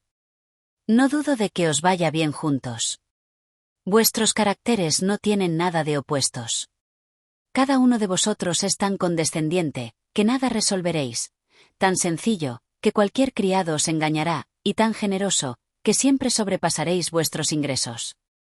No espero esto último. La imprudencia o falta de seso en cuestiones de dinero sería imperdonable en mí». «Sobrepasar sus ingresos, mi querido Bennet», exclamó su mujer. «¿Qué estás diciendo? Él posee 4 o 5 mil libras anuales, y acaso más». Después, dirigiéndose a su hija, añadió: «Oh mi querida Juana, soy tan dichosa que estoy segura de no poder dormir en toda la noche. Ya sabía yo que esto llegaría. Siempre dije que al final habría de ser así. Estaba convencida de que no podía ser tan guapa en balde. Recuerdo que tan pronto como lo vi al venir por primera vez al condado el último año pensé en lo probable que era que vivieseis juntos. Oh, es el hombre más guapo que he visto jamás». Wickham, Lidia, todas quedaron olvidadas. Juana era al presente su hija favorita, sin comparación. En aquel momento no se cuidaba de ninguna otra. Sus hermanas menores pronto comenzaron a pedir a Juana cosas que harían su felicidad y ella podría darles en lo futuro. María pidióle poder usar su biblioteca de Netherfield, y Catalina le suplicó con insistencia unos cuantos bailes allí durante el invierno. Bingley quedó desde entonces, como era natural, cotidiano visitante de Longbourn. Venía con frecuencia antes de almorzar y permanecía siempre hasta después de la cena, menos cuando algún desalmado vecino, a quien por eso no podía detestarlo bastante, le invitaba a comer, y eso en caso de considerarse el obligado a aceptar. Isabel disponía ahora de escaso tiempo para conversar con su hermana, porque mientras él se hallaba presente, Juana no podía prestar atención a nadie más. Pero se consideraba muy útil a entrambos en las horas de separación que a veces tenían que darse. En ausencia de Juana, él siempre se acercaba a Isabel por el gusto de hablar con ella. Y cuando Bingley se iba, Juana buscaba constantemente el mismo medio de alivio. «Me ha hecho tan feliz», díjole una noche, «al participarme que ignoraba por completo que hubiese estado yo en la capital la primavera pasada. No lo había creído posible». «Lo sospechaba», replicó Isabel. ¿Pero cómo lo ha contado? Debe de haber sido cosa de sus hermanas. La verdad es que no querían relación conmigo, de lo cual no puedo maravillarme, pues podían elegir más ventajosamente desde muchos puntos de vista. Pero cuando vean, como supongo que verán, que su hermano es feliz conmigo, se quedarán contentas y volveremos a estar en buenos términos, aunque nunca seremos entre nosotras lo que hemos sido. Esa es la frase más imperdonable que te he oído jamás, dijo Isabel. Pobrecilla. Me irrita de veras viéndote creer de nuevo en la pretendida amistad de la señorita de Bingley. Creerás, Isabel, que al irse a la capital el pasado noviembre me amaba de veras, y que solo la persuasión de que me era indiferente le pudo impedir que tornase de nuevo. Se equivocó un poquito, es verdad, pero eso acredita su modestia. Esto, naturalmente, dio pie para un elogio de Juana a la desconfianza de su novio y al escaso valor que él asignaba a sus buenas cualidades. A Isabel le agradó que no había traicionado a su amigo hablando de la intromisión de éste, porque, aun poseyendo Juana el más generoso y perdonador corazón del mundo, conocía que era esa una cosa que podía indisponerle con él. Capítulo 56. Una mañana, aproximadamente una semana después del arreglo de Bingley con Juana, cuando él y las señoras de la casa hallábanse reunidos en el comedor, su atención se dirigió de pronto hacia la ventana a causa del ruido producido por un carruaje, y percibieron una silla de postas con 4 caballos que atravesaba la pradera. Era demasiado temprano para visitas, y además el tren no correspondía a ninguno de los vecinos. Los caballos eran de posta, y ni el coche ni la librea del lacayo que le precedía les eran conocidos. Mas siendo evidente que alguien venía, Bingley persuadió al instante a Juana a evitar, con irse a pasear al plantío de arbustos, que semejante intruso los retuviese. Fuéronse, pues, ambos, y las 3 que quedaron continuaron sus conjeturas, aunque no muy a gusto, sobre la llegada del coche, hasta que se abrió la puerta y entró la visita. Era Lady Catalina de Bourgh. Verdad es que todas esperaban quedar sorprendidas, pero su asombro a la sazón sobrepujó lo que esperaban, y aunque a la señora de Bennet y a Catalina fuese en absoluto desconocida dicha persona, su sorpresa, con todo, fue menor que la de Isabel. Entró en la estancia con aire todavía más antipático que de costumbre, no dio al saludo de Isabel más contestación que una inclinación de cabeza, y sentóse sin decir una palabra. Isabel había pronunciado a su madre el nombre de su señoría cuando entró, aun sin mediar súplica de presentación. La señora de Bennet, toda sorprendida, aunque congratulándose de tener huéspeda de tan alta importancia, recibióla con la mayor cortesía. Habiendo permanecido sentadas en silencio durante un momento, Lady Catalina dijo con mucha tiesura a Isabel: «Supongo que está usted bien, y calculo que esta señora será su madre de usted». Isabel contestó que sí, con mucha concisión. «Y esta otra supongo que será una de las hermanas de usted». «Sí, señora», respondió la señora de Bennet, complacidísima de hablar con Lady Catalina. «Es casi la más joven de todas se ha casado hace poco, y la mayor está en el jardín paseando con un muchacho que espero que formará pronto parte de la familia. Tienen ustedes aquí un parque muy pequeño», volvió a decir aquella tras un corto silencio. «No es nada en comparación con Rosings, señora, hay que confesarlo, pero le aseguro que es mucho mayor que el de Sir Guillermo Lucas. Esta ha de ser una habitación muy molesta para las tardes de verano. Las ventanas dan por completo a poniente».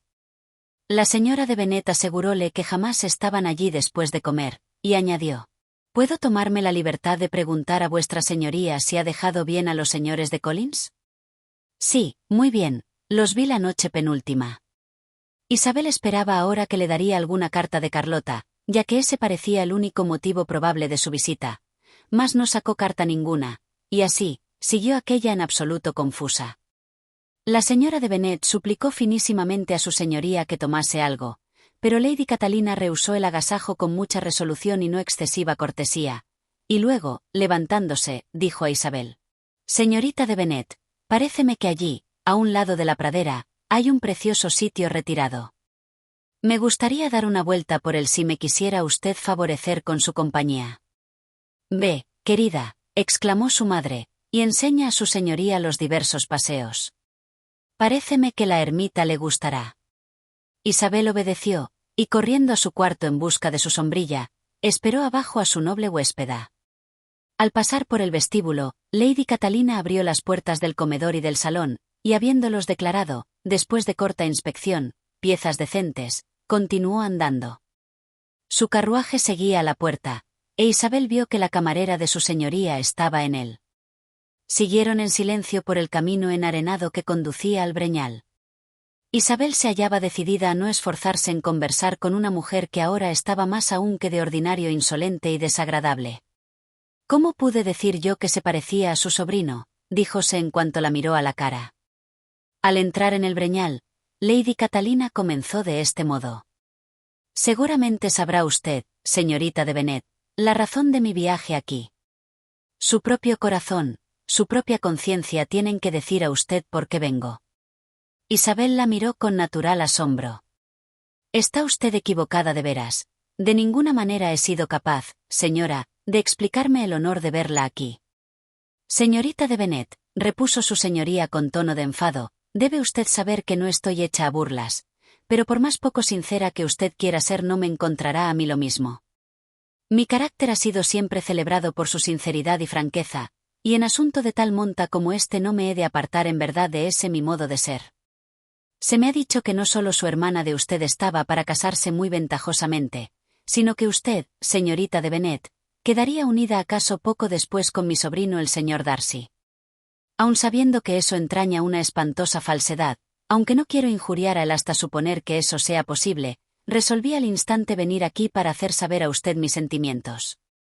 «Si creyó usted que era imposible que eso fuese verdad», dijo Isabel sonrojada de asombro y desdén, «admírame que se haya molestado en venir de tan lejos. ¿Qué se propone usted con eso?».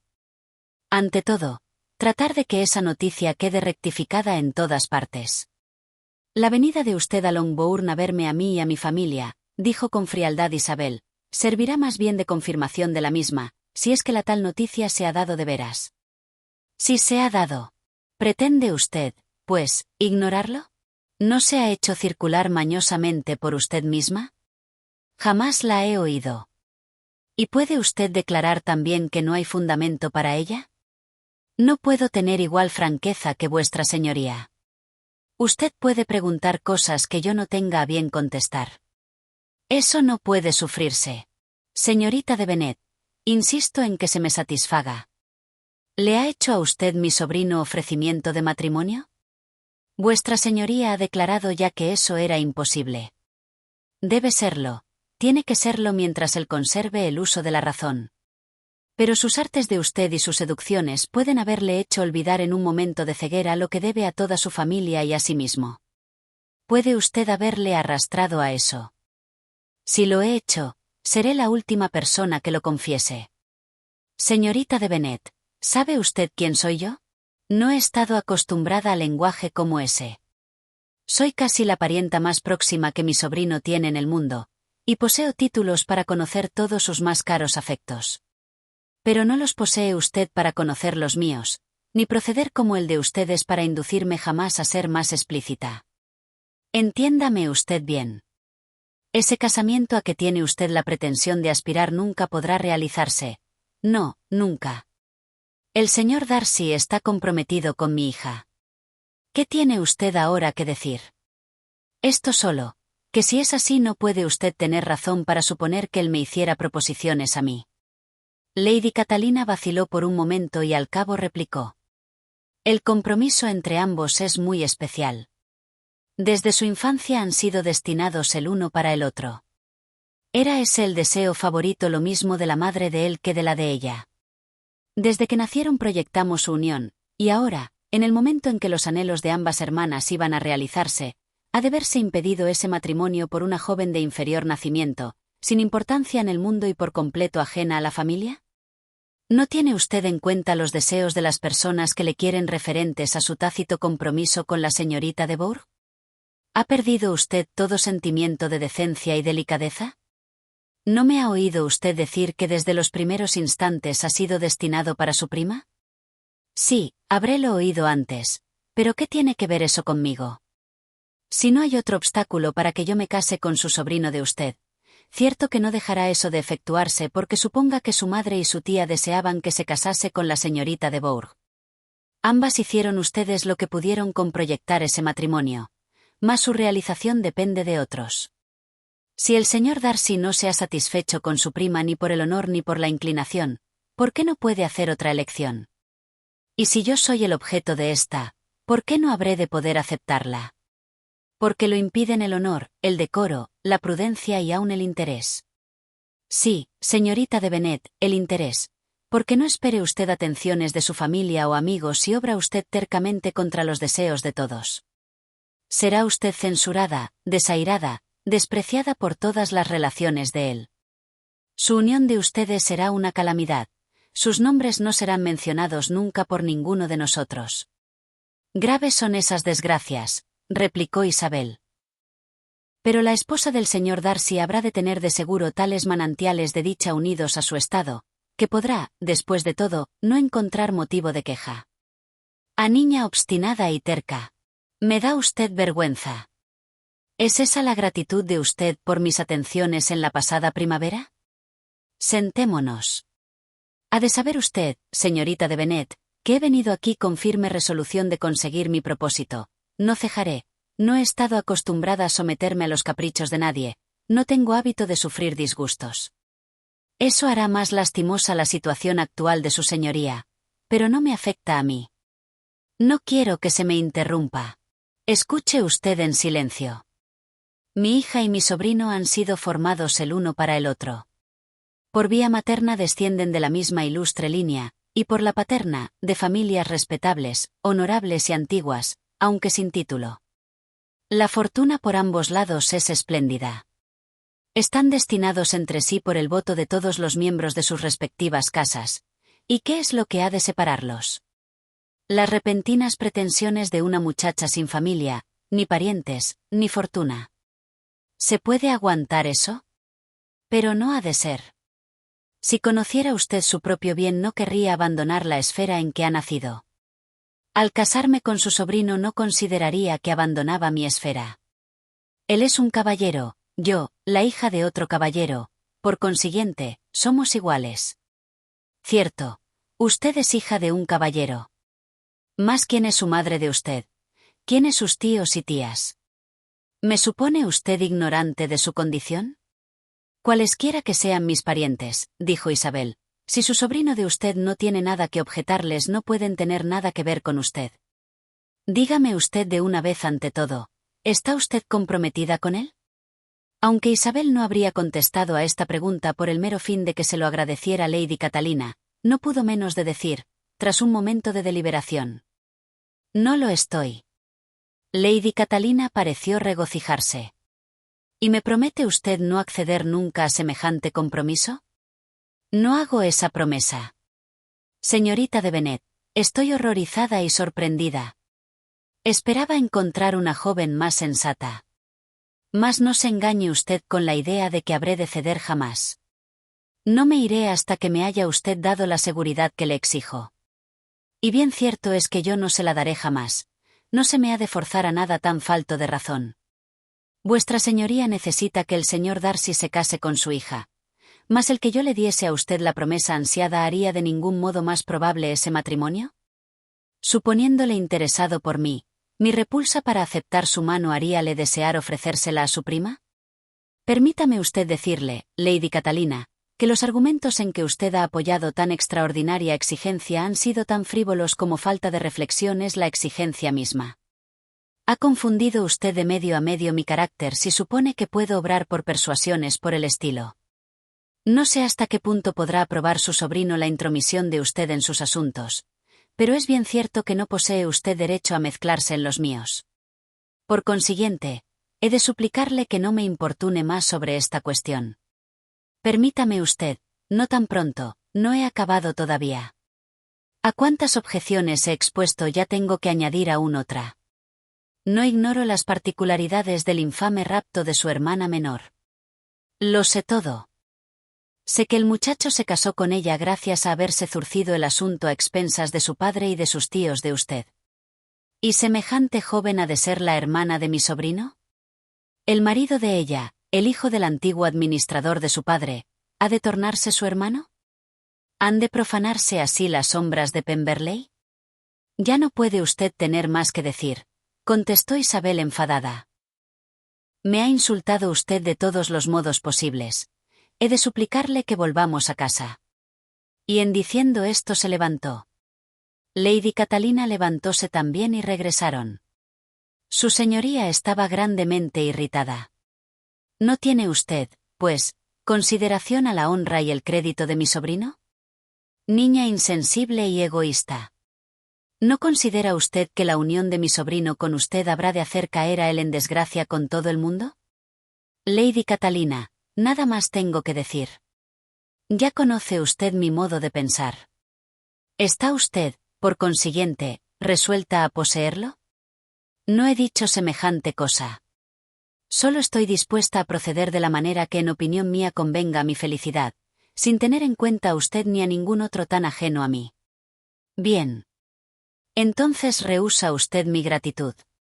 Rechaza usted obedecer al imperio del deber, del honor y del agradecimiento. ¿Está usted determinada a rebajar a mi sobrino ante la opinión de todos sus amigos y hacerle el desprecio del mundo? Ni el deber, ni el honor, ni la gratitud, repuso Isabel, pueden alegar ningún derecho sobre mí en las precisas circunstancias. Ninguno de sus principios quedaría violado con mi matrimonio con el señor Darcy. Y en cuanto al enfado de su familia o a la indignación del mundo, si excitase aquel mi casamiento con su sobrino no me importaría lo más mínimo, y el mundo en general tendrá sobrado sentido común para sumarse a aquella en el desprecio. ¿Y ese es el verdadero sentir de usted? ¿Es esa su última resolución? Muy bien, ahora sé cómo he de obrar. No imagine usted, señorita de Bennet, que su ambición quedará nunca satisfecha. Vine a probar a usted. Esperaba encontrarla razonable, pero tenga usted por descontado que saldré con la mía. Así se expresó Lady Catalina hasta que estuvieron a la puerta del coche, y entonces, volviéndose, añadió. No me despido de usted, señorita de Bennet. No envío mi saludo a su madre, no merece usted esa atención. Estoy disgustada muy seriamente. Isabel no respondió, y, sin tratar de convencer a su señoría de que entrase en casa, se fue sola y despacio a la misma. Oyó partir el coche cuando subía la escalera. Su madre, impaciente, salióle al encuentro a la puerta del tocador para preguntarle cómo no había vuelto Lady Catalina a descansar. No lo ha tenido a bien, díjole su hija, se ha marchado. Es una mujer que parece finísima. Y su visita aquí ha sido el colmo de la cortesía. Porque supongo que habrá venido solo a decirnos que los Collins estaban bien. Supongo que iría a algún sitio y al pasar por Meryton pensó que podría visitarnos. Supongo que no tendría nada de particular que decirte, Isabel. Esta vióse obligada a lanzar aquí una mentirilla, porque revelar la substancia de su coloquio era imposible.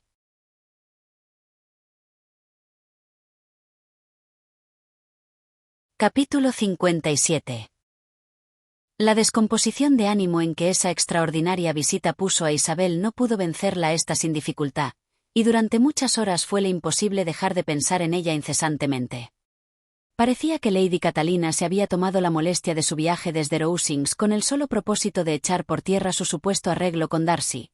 Y aunque eso semejaba proyecto muy admisible en ella, Isabel no podía imaginar de ningún modo de dónde podía haber surgido la noticia de arreglo semejante, hasta que, recordando ser el amigo tan íntimo de Bingley y ella hermana de Juana, tuvo todo esto por suficiente para que hubiese brotado aquella idea, ya que la esperanza de una boda predisponía a suponer otra.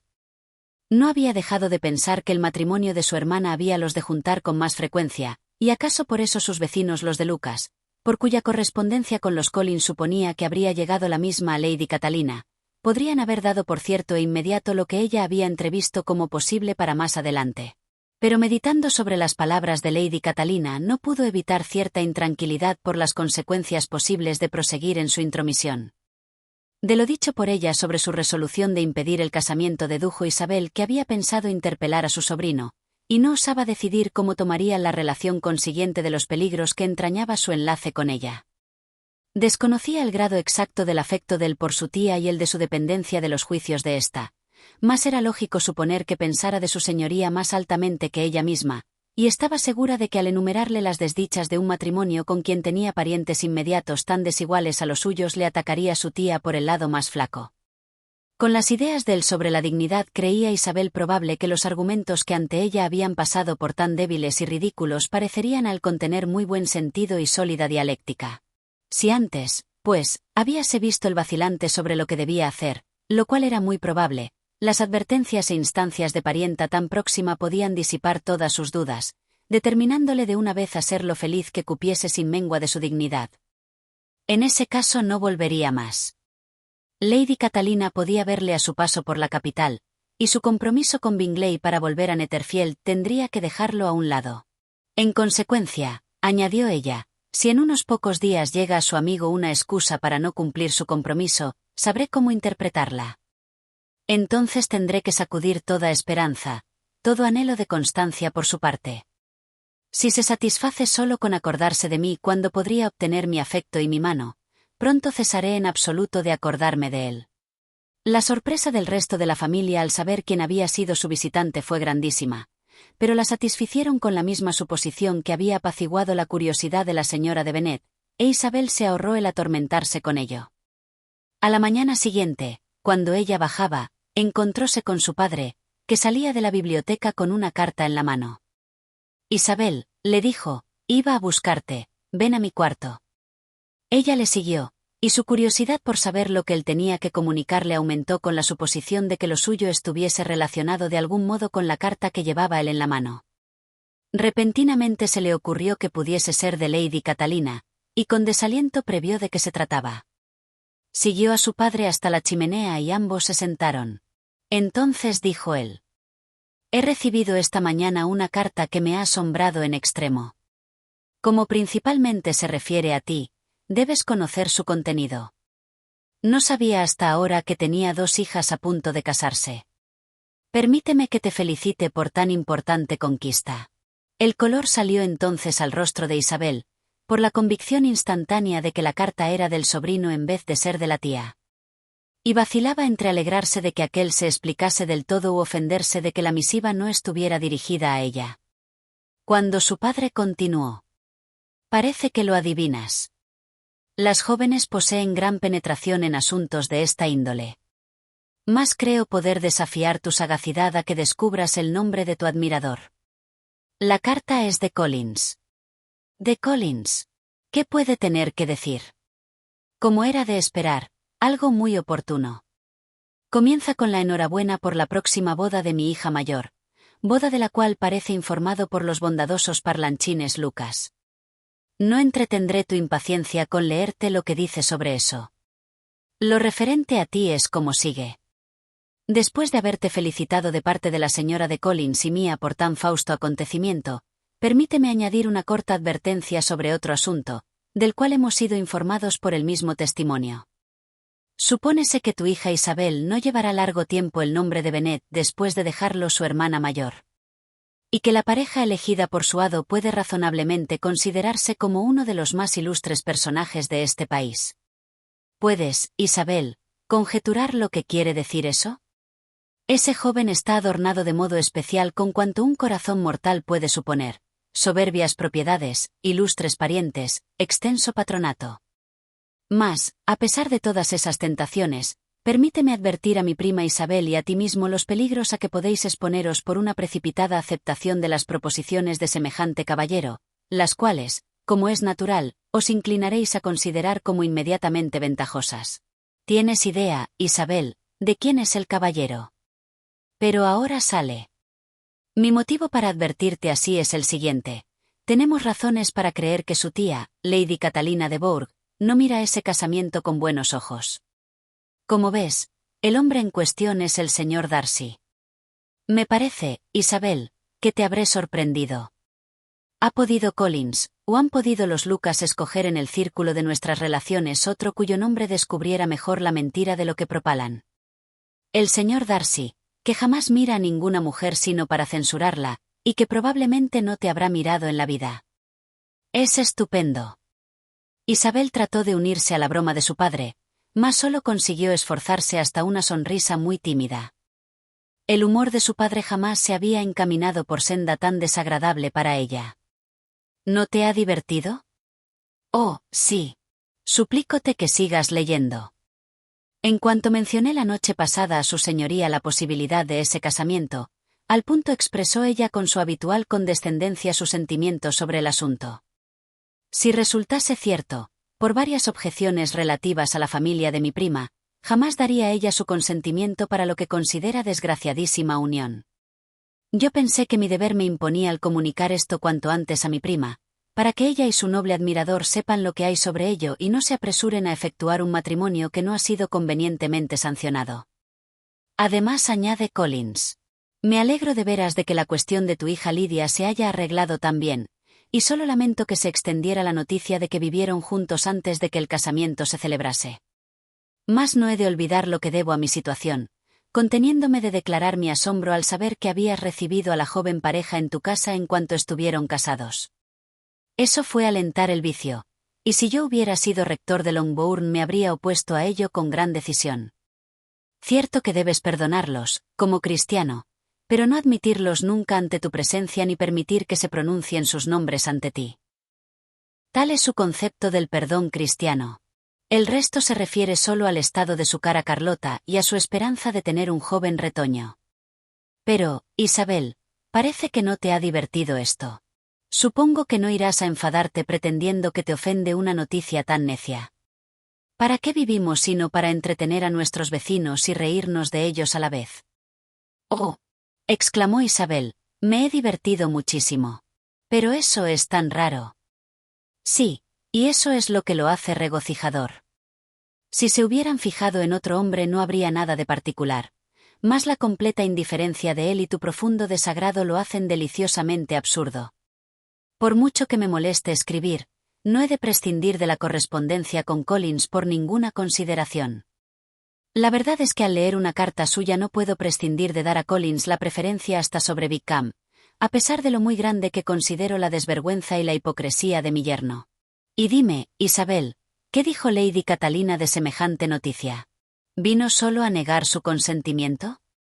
A esa pregunta su hija respondió solo con una carcajada, y como se le había dirigido sin la menor sospecha no se le molestó con la repetición.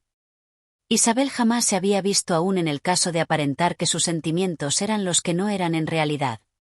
Ahora le fue preciso reírse cuando más bien habría deseado llorar. Su padre la había mortificado muy cruelmente con lo que le dijera sobre la indiferencia de Darcy, no pudiendo menos de maravillarse de tamaña falta de penetración, o temiendo que quizá en vez de ver el demasiado poco hubiera ella imaginado demasiado mucho.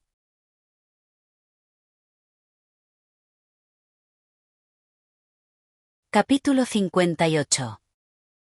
En lugar de recibir Bingley carta ninguna de excusa de su amigo, como Isabel medio esperaba que le sucediese, pudo aquel traer a Darcy a Longbourn antes de pasar muchos días tras la visita de Lady Catalina. Los caballeros llegaron temprano, y antes de tener la señora de Bennet tiempo de decir a Darcy que habían visto a su tía, cosa que Isabel temió al momento, Bingley, que necesitaba estar solo con Juana, propuso a todos salir de paseo. La señora de Bennet no tenía costumbre de pasear y María no podía nunca perder tiempo, pero los 5 restantes salieron juntos. Mas Bingley y Juana dejaron presto que los otros se les adelantaran, y quedaronse detrás, mientras Isabel, Catalina y Darcy siguieron delante reunidos. Poco habló ninguno. Catalina tenía al último sobrado miedo para hablar. Isabel hallábase formando en secreto una resolución desesperada, y acaso el otro estuviera haciendo lo propio. Dirigiéronse hacia la casa de los Lucas porque Catalina deseaba ver a María, y como Isabel vio que eso no podía interesar a los demás, cuando Catalina se alejó continuó audazmente sola con Darcy. Llegó entonces el momento de poner en práctica su resolución, y provista de ánimo, dijo aquel inmediatamente. Señor Darcy, soy una criatura muy egoísta, y por tratar de aliviar mis sentimientos no me cuido de cuanto he podido herir los de usted. No puedo evitar por más tiempo el agradecer a usted su bondad sin ejemplo para con mi pobre hermana. Desde que la supe me he visto muy ansiosa de hacer presente a usted la gratitud que siento por ella. Si el hecho fuera conocido por el resto de mi familia no habría yo de expresar a usted meramente la gratitud mía. Siento muchísimo, contestó Darcy en tono de sorpresa y de emoción, que haya sido usted informada de lo que, erróneamente interpretado, pudiera proporcionar a usted alguna inquietud. No pensaba que la señora de Gardner fuese tan poco de fiar. No censure usted a mi tía. La falta de discurso de Lidia me hizo saber a mí primeramente lo que usted se había interesado en el asunto, y como es natural, no pude sosegar hasta conocer los detalles. Permítame usted que le agradezca de nuevo una y mil veces, en nombre de toda mi familia, la generosa compasión que indujo a usted a tomarse tanta pena y a sufrir tantas mortificaciones para descubrirlos. Si me lo agradece usted, replicó él, que sea solo por usted. No he de negar que el deseo de proporcionar a usted una dicha pudo añadir fuerza a las otras razones que me impulsaron a ello, pero su familia de usted no me debe nada. Aun respetándolos mucho, yo no pensé sino en usted. Isabel estaba sobrado embarazada para decir palabra. Tras una corta pausa, su compañero añadió: «Es usted demasiado generosa para bromear conmigo. Si sus sentimientos de usted son aún los mismos que en abril pasado, dígamelo usted de una vez. Mi afecto y mis anhelos no han variado, mas una palabra de usted me hará callar en ese punto para siempre». Isabel, consciente de lo terrible y ansioso de su situación, esforzóse entonces en hablar, y al punto, aunque no con rapidez, dióle a entender que sus sentimientos habían experimentado cambio tan absoluto desde el periodo a que se refería que le hacían recibir con gratitud y placer sus actuales aseveraciones. El estado de felicidad que semejante contestación proporcionó a Darcy fue tal como probablemente jamás lo había disfrutado, y se expresó en esta ocasión con todo el sentimiento y el calor que cabe suponer en un hombre violentamente enamorado. Si Isabel hubiera sido capaz de contemplar su mirada, habría podido ver cuán bien se retrataba en su rostro la expresión de la delicia que experimentaba su corazón, pero si no le pudo mirar, le pudo escuchar, y él entonces le reveló sentimientos que, al demostrarle el interés que tenía por ella, hiciéronle por momentos más valioso su afecto. Siguieron paseando sin cuidarse de la dirección que llevaban. Había demasiado que pensar y que sentir y que decir para atender a nada más. Pronto supo ella que debían su actual avenencia a los afanes de la tía de él, la cual había visitado a su sobrino a su regreso por Londres y habíale contado su ida a Longbourn y lo substancial de su conversación con Isabel, insistiendo con énfasis en cuantas expresiones denotaban, en especial a juicio de su señoría, la perversidad y descaro de aquella, en la creencia de que semejante relato le serviría de ayuda en su empresa de obtener del sobrino la promesa que ella había rehusado dar. Mas, para desgracia de su señoría, el efecto había sido en absoluto contrario. «Eso me hizo conocer», dijo él, «lo que antes apenas me habría atrevido a esperar. Conocía lo suficiente su modo de ser de usted para saber que, de estar absoluta e irrevocablemente decidida en contra mía, lo habría hecho saber a Lady Catalina con claridad y franqueza». Isabel se sonrojó y rióse mientras contestaba: «Sí, conocía usted suficientemente mi franqueza para creerme capaz de eso. Después de rechazarle a usted tan abominablemente cara a cara, no podía tener escrúpulo en manifestar lo propio a todos sus parientes. ¿Qué me dijo usted que no mereciese? Porque aunque sus acusaciones estaban mal fundadas, mi proceder con usted entonces merecía el más severo reproche. Aquello fue imperdonable, no puedo pensar en ello sin horror. No disputemos sobre quién merece mayor censura por lo de aquella tarde», dijo Isabel. «Mirándolo bien, no puede resultar irreprochable la conducta de ninguno de los dos. Pero me parece que ambos hemos ganado en cortesía desde entonces. No me es dado reconciliarme conmigo mismo con tanta facilidad. El recuerdo de lo que entonces dije, de mi conducta, de mis modales, de mis expresiones durante todo aquello, es ahora, y ha de serlo por muchos meses, inexplicablemente penoso para mí. No olvido nunca su frase de usted, tan bien aplicada: «Si se hubiera usted conducido más caballerosamente». Esas fueron sus palabras. No sabe usted, no puede concebir cuánto me han torturado, por más que confieso haber pasado algún tiempo antes de ser lo suficientemente razonable para hacerles justicia. Bien cierto es que estaba yo muy lejos de suponer que causaran a usted tan triste impresión. No tenía la menor idea de que pudiesen sentirse jamás así. Fácil me es el creerlo. Me suponía usted a la sazón vacío de todo sentimiento elevado, estoy seguro. Nunca olvidaré tampoco su talante de usted al decirme que no podía haberme dirigido a usted de modo ninguno que le decidiera a aceptarme. Oh, No repita usted lo que dije entonces. Ese recuerdo no ha de perdurar. Aseguro a usted que hace tiempo que estaba muy de corazón avergonzada de todo ello. Darcy mencionó su carta. ¿Le hizo a usted, díjole, le hizo a usted pensar mejor de mí? ¿Dio usted crédito a su contenido al leerla? Ella explicó cuál había sido su efecto y cuán gradualmente habían ido desapareciendo sus anteriores prejuicios. Sabía, siguió él, que lo que escribiera había de apenar a usted, pero era preciso. Supongo que habrá usted destruido la carta. Había en la misma una parte, en especial el comienzo, que temería que usted la leyese segunda vez. Recuerdo ciertas expresiones que justamente podían hacer que usted me odiase. La carta se quemará desde luego si usted lo cree esencial para conservar mi afecto, pero aunque ambos tengamos razón para pensar que mis opiniones no son por completo invariables, no creo que hayan cambiado con tanta facilidad como implica lo que usted dice. Cuando escribí semejante carta, replicó Darcy, me juzgaba tranquilo y frío en absoluto, pero después me convencí de que fue escrita con tremenda amargura de ánimo. Acaso comenzaba con amargura, pero no terminaba así. La despedida era la caridad misma. Pero no piense usted más en la carta. Los sentimientos de la persona que la escribió y los de la que la recibió son al presente tan diferentes de lo que eran entonces que cuantas circunstancias desagradables se refieran a ella deben darse al olvido. Ha de aprender usted algo de mi filosofía. Piense usted solo en el pasado cuyo recuerdo le sea grato. No me es dado creer en esa filosofía de usted. Las introspecciones de usted han de verse tan vacías de reproche que el contento que de las mismas le brota no proviene de filosofía, sino de lo que es mejor, de ignorancia. Pero conmigo no se da ese caso. Interponense penosos recuerdos que no pueden, que no deben ser repelidos. He sido toda mi vida un egoísta en la práctica, ya que no en los principios. Cuando niño enseñaronme lo que estaba bien, mas no se me enseñó a corregir mi temperamento. Se me inculcaron buenas normas, pero se me dejó seguir orgulloso y vano. Por desgracia, como hijo único durante varios años, fui echado a perder por mis padres, quienes, aun siendo en sí buenos, mi padre en particular era todo benevolencia y amor, me permitieron, me alentaron, casi me enseñaron a ser egoísta y dominante, a no cuidarme de nadie fuera del círculo de mi familia, a pensar bajamente del resto del mundo, o por lo menos a desear pensar así del sentido y del valor de los otros en cotejo con los míos.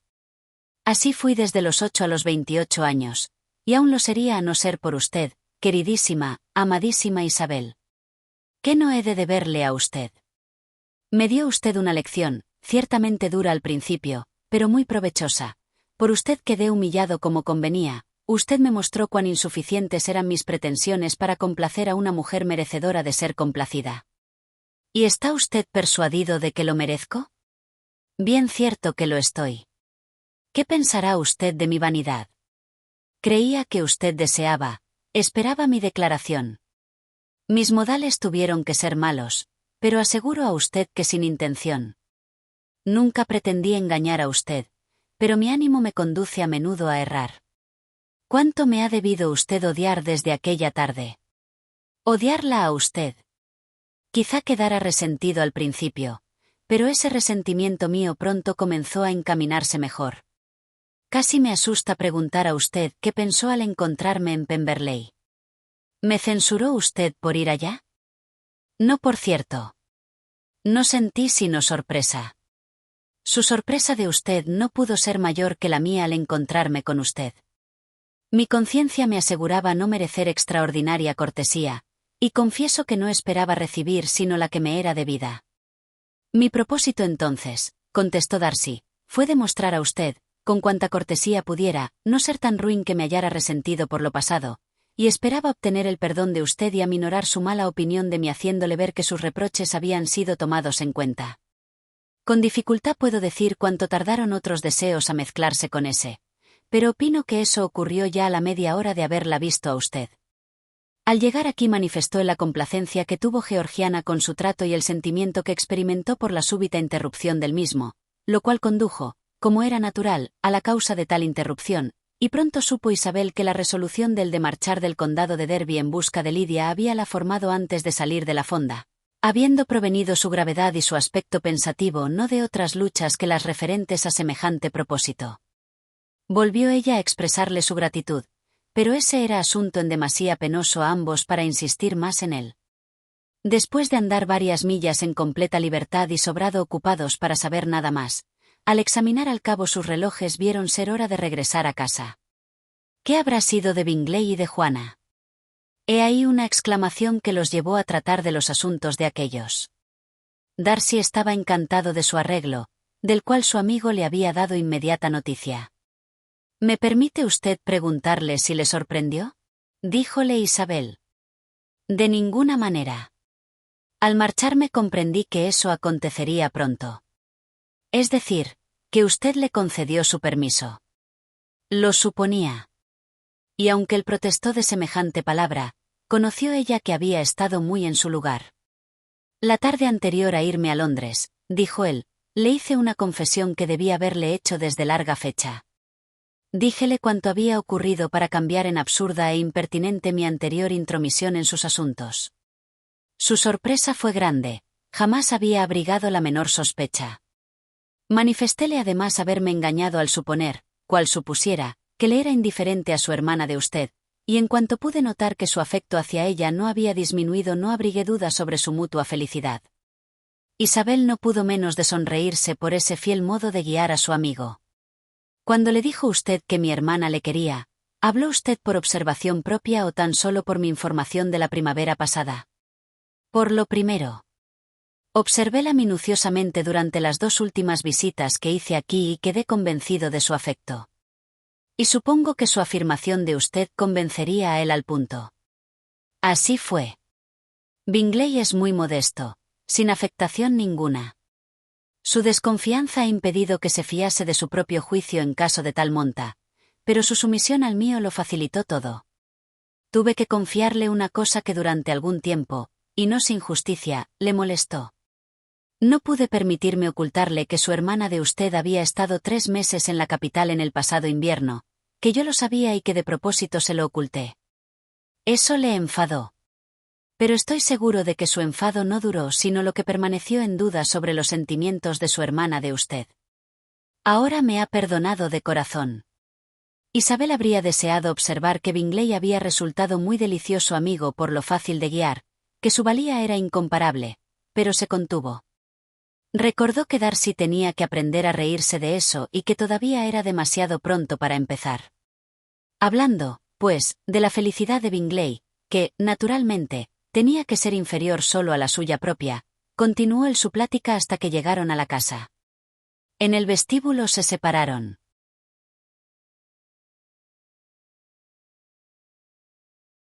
Capítulo 59.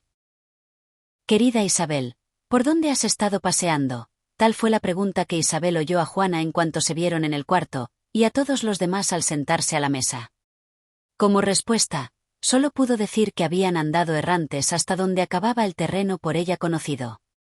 Al decirlo se sonrojó, mas ni aquello ni nada despertó sospecha.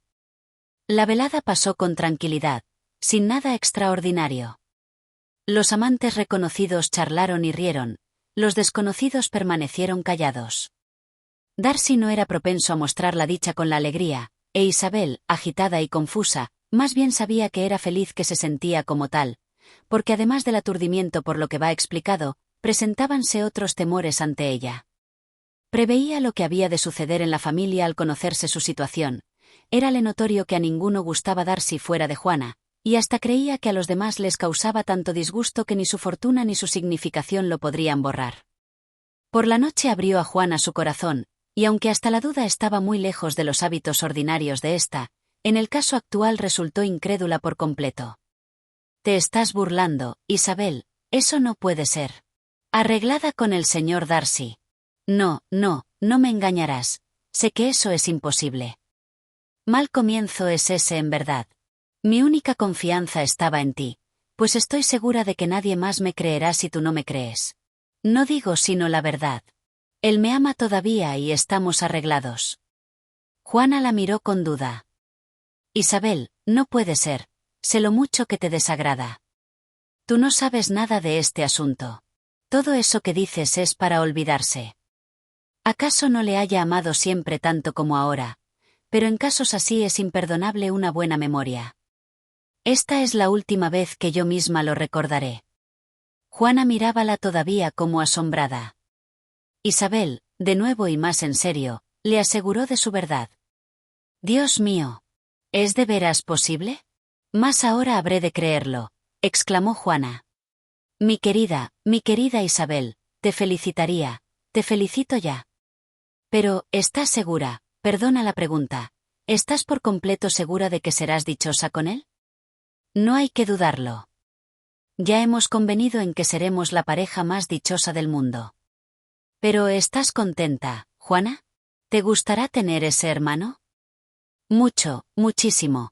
Nada puede proporcionar mayor placer ni a Bingley ni a mí. Mas nosotros hablábamos de eso considerándolo un imposible. ¿Y tú le amas de veras lo suficiente? Oh Isabel, haz cualquier cosa antes que casarte sin amor. ¿Estás en absoluto persuadida de que sientes lo que se debe sentir? Oh, sí.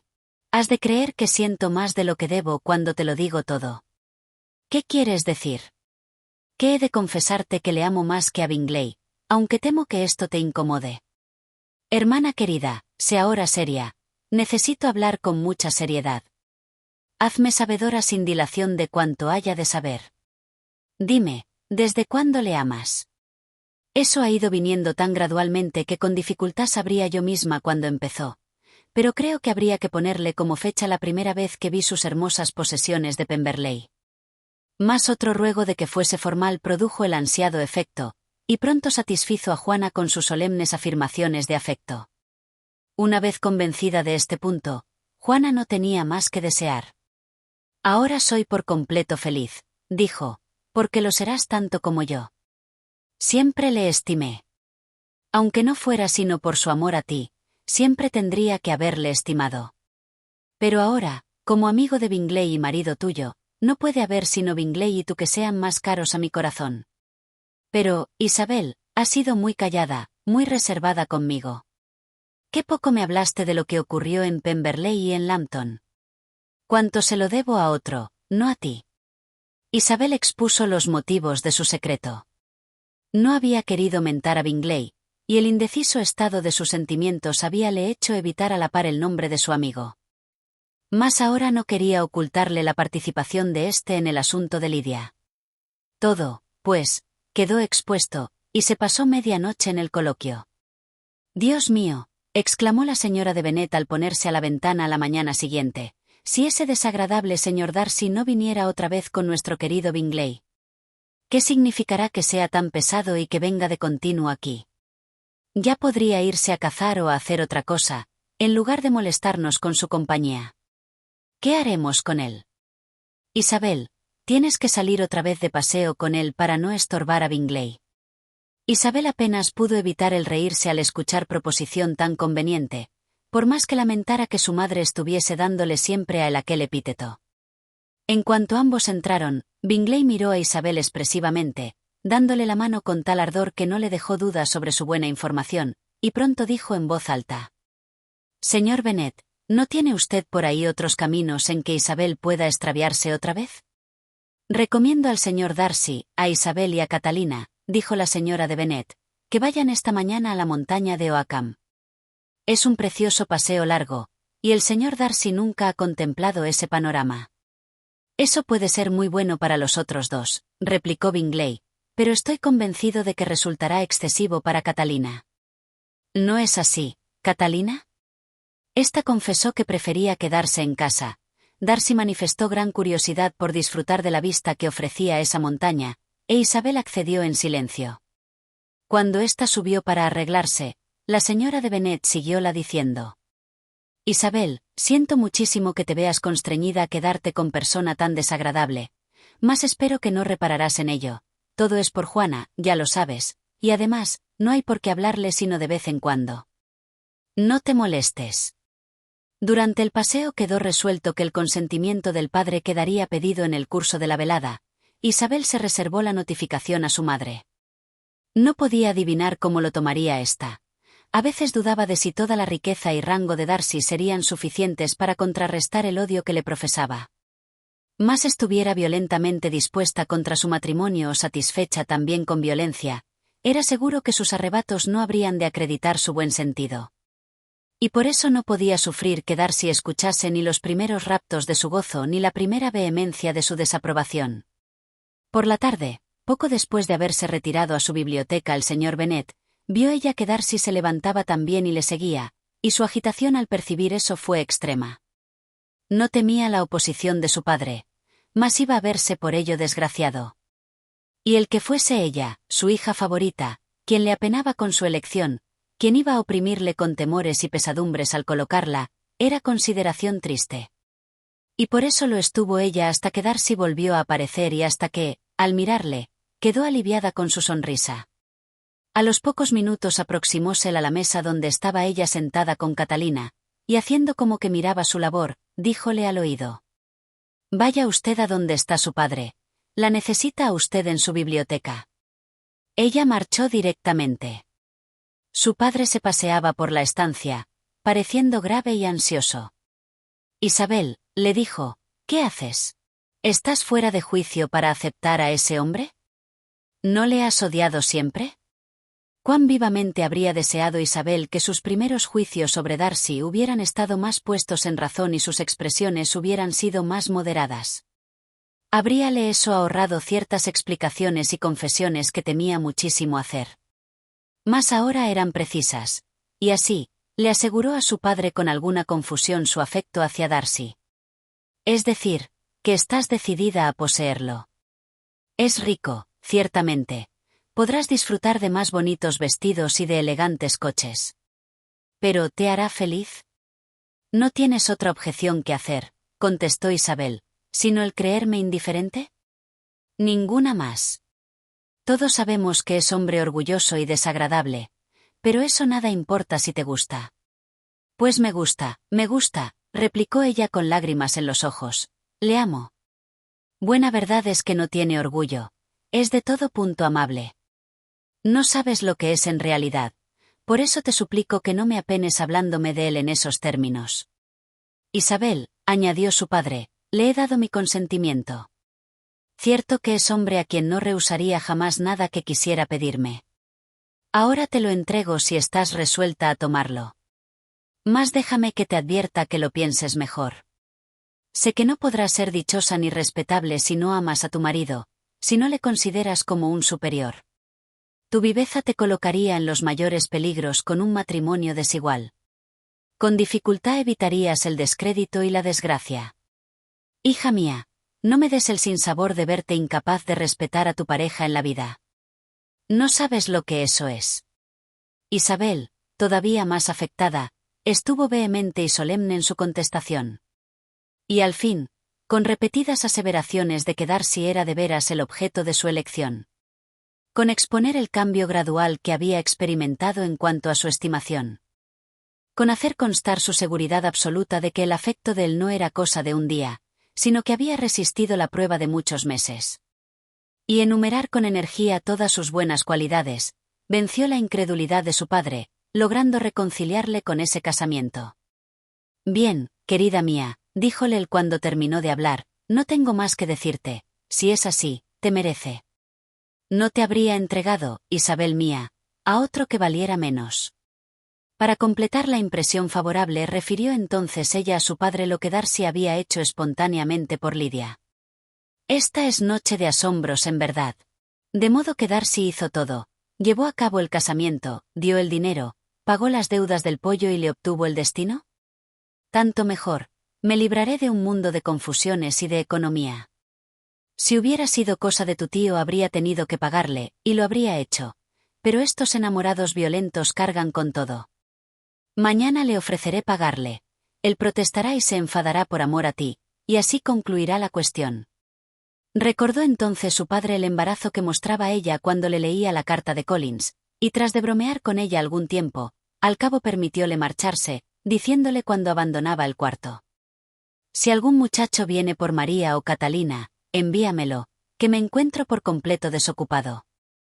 El espíritu de Isabel quedó así libre de un enorme peso, y después de media hora de tranquila reflexión en su aposento hallóse en disposición de unirse a los demás con pasadera calma. Era todo sobrado reciente para la alegría, pero la velada transcurrió con tranquilidad. Nada más tenía que temer, y el bienestar del reposo y de la familiaridad vendría a su tiempo.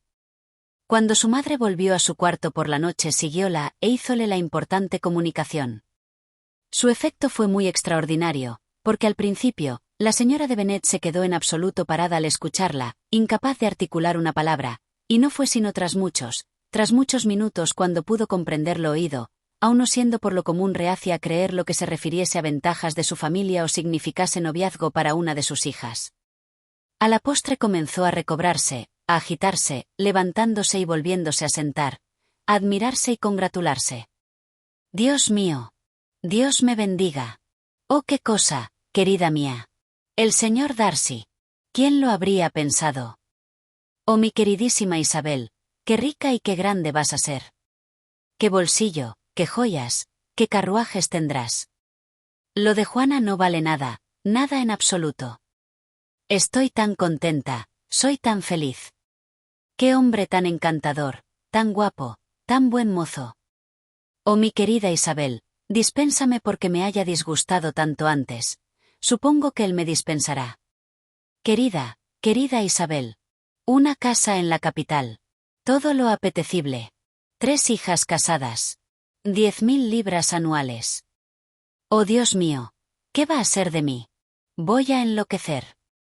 Eso era suficiente para demostrar que su aprobación no había de ponerse en duda, e Isabel, satisfecha de que tales efusiones no hubieran sido oídas sino por ella, marchóse pronto.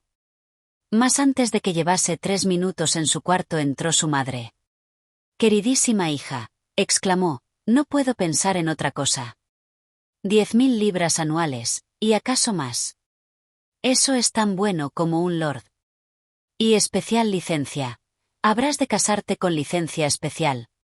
Pero, queridísimo amor mío, ¿a qué plato que yo pueda tener mañana es especialmente aficionado el señor Darcy?» Mal presagio era esto de lo que prometía ser la conducta de su madre para con ese caballero, e Isabel conoció que, aun viéndose en posesión de su más caluroso afecto y segura del consentimiento de su propia familia, todavía tenía algo que desear. Pero la mañana transcurrió mejor que se esperaba, porque, felizmente, infundíale a la señora de Bennet tal temor su futuro yerno que no osaba hablarle sino cuando podía dedicarle alguna atención o hacer notar que asentía a sus opiniones. Isabel tuvo la satisfacción de ver que su padre se afanaba por intimar con él, y aún le aseguró que cada día crecía en su estimación. «Admiro a todos mis 3 yernos», decía. «Wickham acaso sea mi favorito, pero creo que tu marido me gustará tanto como el de Juana».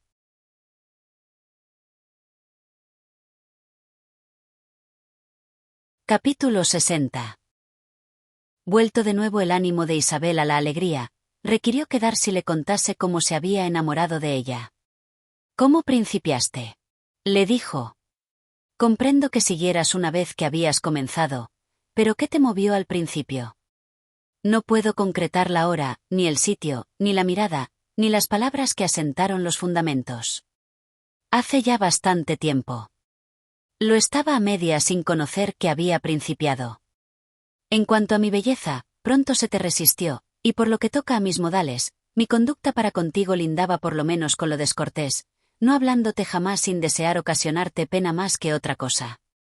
Sé, pues, Franco, ¿me admiraste por mi impertinencia? Por la viveza de tu mente. Puedes llamarla impertinencia desde luego, era muy poco menos que eso.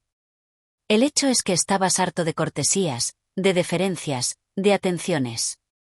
Disgustavante las mujeres que hablaban, miraban y pensaban siempre solo para conseguir tu aprobación. Yo te irrité y te interesé por no parecerme a ellas. Por eso me habrías odiado si no hubiera sido en realidad digno de que se te amase. Mas a pesar de la fatiga que te tomaste en disfrazarte, tus sentimientos fueron nobles y justos, y desde el fondo de tu corazón despreciabas por completo a las personas que te cortejaban con tanta asiduidad. Mira cómo te he ahorrado el trabajo de contármelo, y en verdad que, considerado todo, comienzo a tener eso por perfectamente razonable. Segura estoy de que no reconoces ahora en mí ninguna excelencia, pero nadie piensa en eso cuando está enamorado. ¿No había excelencia en tu afectuosa conducta con Juana cuando estaba enferma en Netherfield? Juana amadísima. ¿Quién podría haber hecho menos por ella? Pero tómalo por virtud si quieres. Mis buenas cualidades quedan bajo tu protección y tú estás para exagerarlas cuanto sea posible. Y en cambio a mí me corresponde hallar ocasiones de contrariarte y de disputar contigo tan a menudo como pueda. Y así, principiaré por preguntarte en derechura. ¿Qué te hacía desear tan poco volver a nuestro asunto? ¿Qué te hizo tan tímido cuando viniste ahora la primera vez, y luego cuando comiste aquí? ¿Por qué, en especial al mirarnos, parecía como si no te cuidaras de mí? Porque te veía seria y silenciosa y no me animabas. Pero es que yo estaba azorada. Y yo también. Bien podías haberme hablado más cuando viniste a comer. Hubiéralo hecho cualquiera que sintiese menos que yo. Qué desgracia es que tenga siempre una contestación razonable, y que yo sea también tan razonable que la admita. Pero me admira lo eterno que habría sido esto por ti. ¿Cuándo me habrías hablado si no hubiera principiado yo? Mi resolución de darte las gracias por tu bondad para con Lidia produjo buen efecto.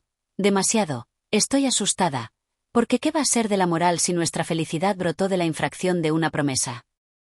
Yo no debía haber mencionado ese tema. No lo haré nunca. No debes atormentarte, la moral quedará a salvo por completo. El injustificable proceder de Lady Catalina para separarnos fue el medio de remover todas las dudas. No debo mi actual dicha a tu vehemente deseo de expresar tu gratitud. No estaba de humor de esperar que me dijeses nada. El relato de mi tía me había prestado esperanzas, y hallábame decidido a saber todo de una vez. Lady Catalina nos ha sido de infinita utilidad, lo cual debería hacerla feliz, ya que le gusta ser útil. Pero, dime, ¿por qué volviste a Netherfield? ¿Fue solo para venir a Lonubourne a azorarte o habías pensado en más serio resultado? Mi verdadero propósito era verte y ver si juzgaba que debía abrigar aún esperanzas de que me amases. Lo que confesaba o me confesaba a mí mismo, era ver si tu hermana estaba aún interesada por Bingley, y de ser así, manifestar a éste lo que con anterioridad había yo hecho. ¿Tendrás valor de anunciar a Lady Catalina lo que le espera? Probablemente más bien me faltará tiempo que valor. Isabel. Más hay que hacerlo, y si me das un pliego de papel quedará hecho a la carrera. Y si yo no tuviera otra carta que escribir podría sentarme a tu lado y admirar la uniformidad de tu letra, cual cierta señorita hizo en otra ocasión. Pero tengo también una tía a quien no he de dejar olvidada más tiempo. Por no querer confesar cuánto se había exagerado su intimidad con Darcy, no había contestado Isabel aún a la larga carta de la señora de Gardner. Más ahora, pudiendo comunicar lo que sabía que sería muy bien recibido, casi se avergonzaba de ver que sus tíos llevaban 3 días perdidos en el disfrute de semejante dicha. Y al punto escribió como sigue. Habríate dado antes, cuál era mi deber, querida tía, las gracias por tu larga, amable y satisfactoria relación del hecho que sabes. Mas, a decir verdad, veíame demasiado afligida para escribir. Pero ahora, supón lo que quieras, da rienda suelta a tu fantasía, permite a tu imaginación todo el vuelo que el asunto permite. Y, menos creerme en la actualidad casada, no podrás errar mucho. Me has de volver a escribir pronto alabándole todavía mucho más de lo que lo hacías en tu última. Agradezco 1 y 1000 veces no haber ido a los lagos. ¿Cómo pude ser tan necia que lo deseara? Tu idea de las jacas es deliciosa. Recorreremos el parque todos los días. Soy la criatura más feliz del mundo. Quizá otros lo habrán dicho antes, pero ninguno con tanta verdad. Soy más feliz aún que Juana. Ella solo sonríe, yo río. Darcy te envía cuanto cariño hay en el mundo de que pueda privarme a mí. Habéis de venir todos a Pemberley en Navidad. Tú, etc. La misiva de Darcy a Lady Catalina fue de otro estilo. Y todavía diferente de ambos esta que el señor Bennet envió a Collins en contestación a la suya. Querido primo, tengo que molestarte una vez más por cuestión de enhorabuena. Isabel será pronto la esposa del señor Darcy. Consuela a Lady Catalina lo mejor que puedas. Pero, yo que tú, me quedaría con el sobrino. Tiene más que dar. Tu afectísimo, etc. La enhorabuena de la señorita de Bingley a su hermano por su próximo casamiento fue afectuosa, pero falta de sinceridad. Hasta escribió a Juana con ese motivo, exponiéndole su satisfacción y repitiéndole todas sus anteriores seguridades de cariño. Juana no se engañó, pero afectóse. Y aun sin sentir confianza con ella, no pudo evitar el remitirle una contestación mucho más amable de la que pensaba que merecía. El gozo que la señorita de Darcy manifestó al recibir noticia análoga fue tan sincero como el de su hermano al comunicársela. 4 páginas de papel parecían insuficientes para expresar toda su satisfacción y todo su vivo deseo de ser amada por su hermana. Antes de poder llegar respuesta ninguna de Collins ni felicitación alguna de su esposa para Isabel, la familia de Longbourn oyó que los Collins en persona iban a venir a casa de los Lucas. La razón de traslado tan repentino hizóse pronto conocer. Lady Catalina se había enfadado tan excesivamente con el contenido de la carta de su sobrino. Que Carlota, que de veras se alegraba del casamiento, hallábase deseosa de marcharse hasta que pasara la tempestad. En semejante ocasión, la llegada de su amiga fue un verdadero placer para Isabel.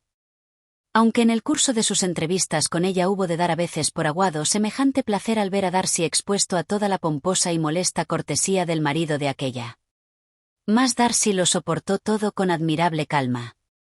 Hasta pudo escuchar también a Sir Guillermo Lucas cuando le cumplimentó por llevarse la más brillante joya de la comarca. Y le comunicó sus esperanzas de encontrarse todos con frecuencia en St. James. Si se encogió de hombros fue solo después de perder de vista a Sir Guillermo. La vulgaridad de la señora de Phillips fue otra, y quizá la mayor, de las contribuciones impuestas a su paciencia. Y aunque dicha señora, lo mismo que su hermana, le profesaba sobrado respeto para hablarle con la familiaridad a que el buen humor de Bingley prestaba alientos. No obstante, cuando hablaba tenía que resultar vulgar. Ni el respeto a él, que la hacía más moderada, pudo tornarla más distinguida. Isabel hacía cuanto le era dado para protegerle contra todos, ansiando tenerle siempre solo para sí y para aquellos de su familia con quienes podía al hablar sin mortificación. Y aunque los sentimientos molestos que de todo eso brotaron quitaron al periodo de noviazgo muchos de sus placeres, añadieron mayores esperanzas para lo porvenir. Y así, ella miraba con delicia adelante, al tiempo en que estuviesen separados de sociedad tan poco grata a ninguno de los dos.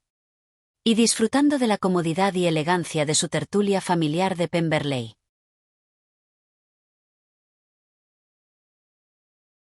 Capítulo 61.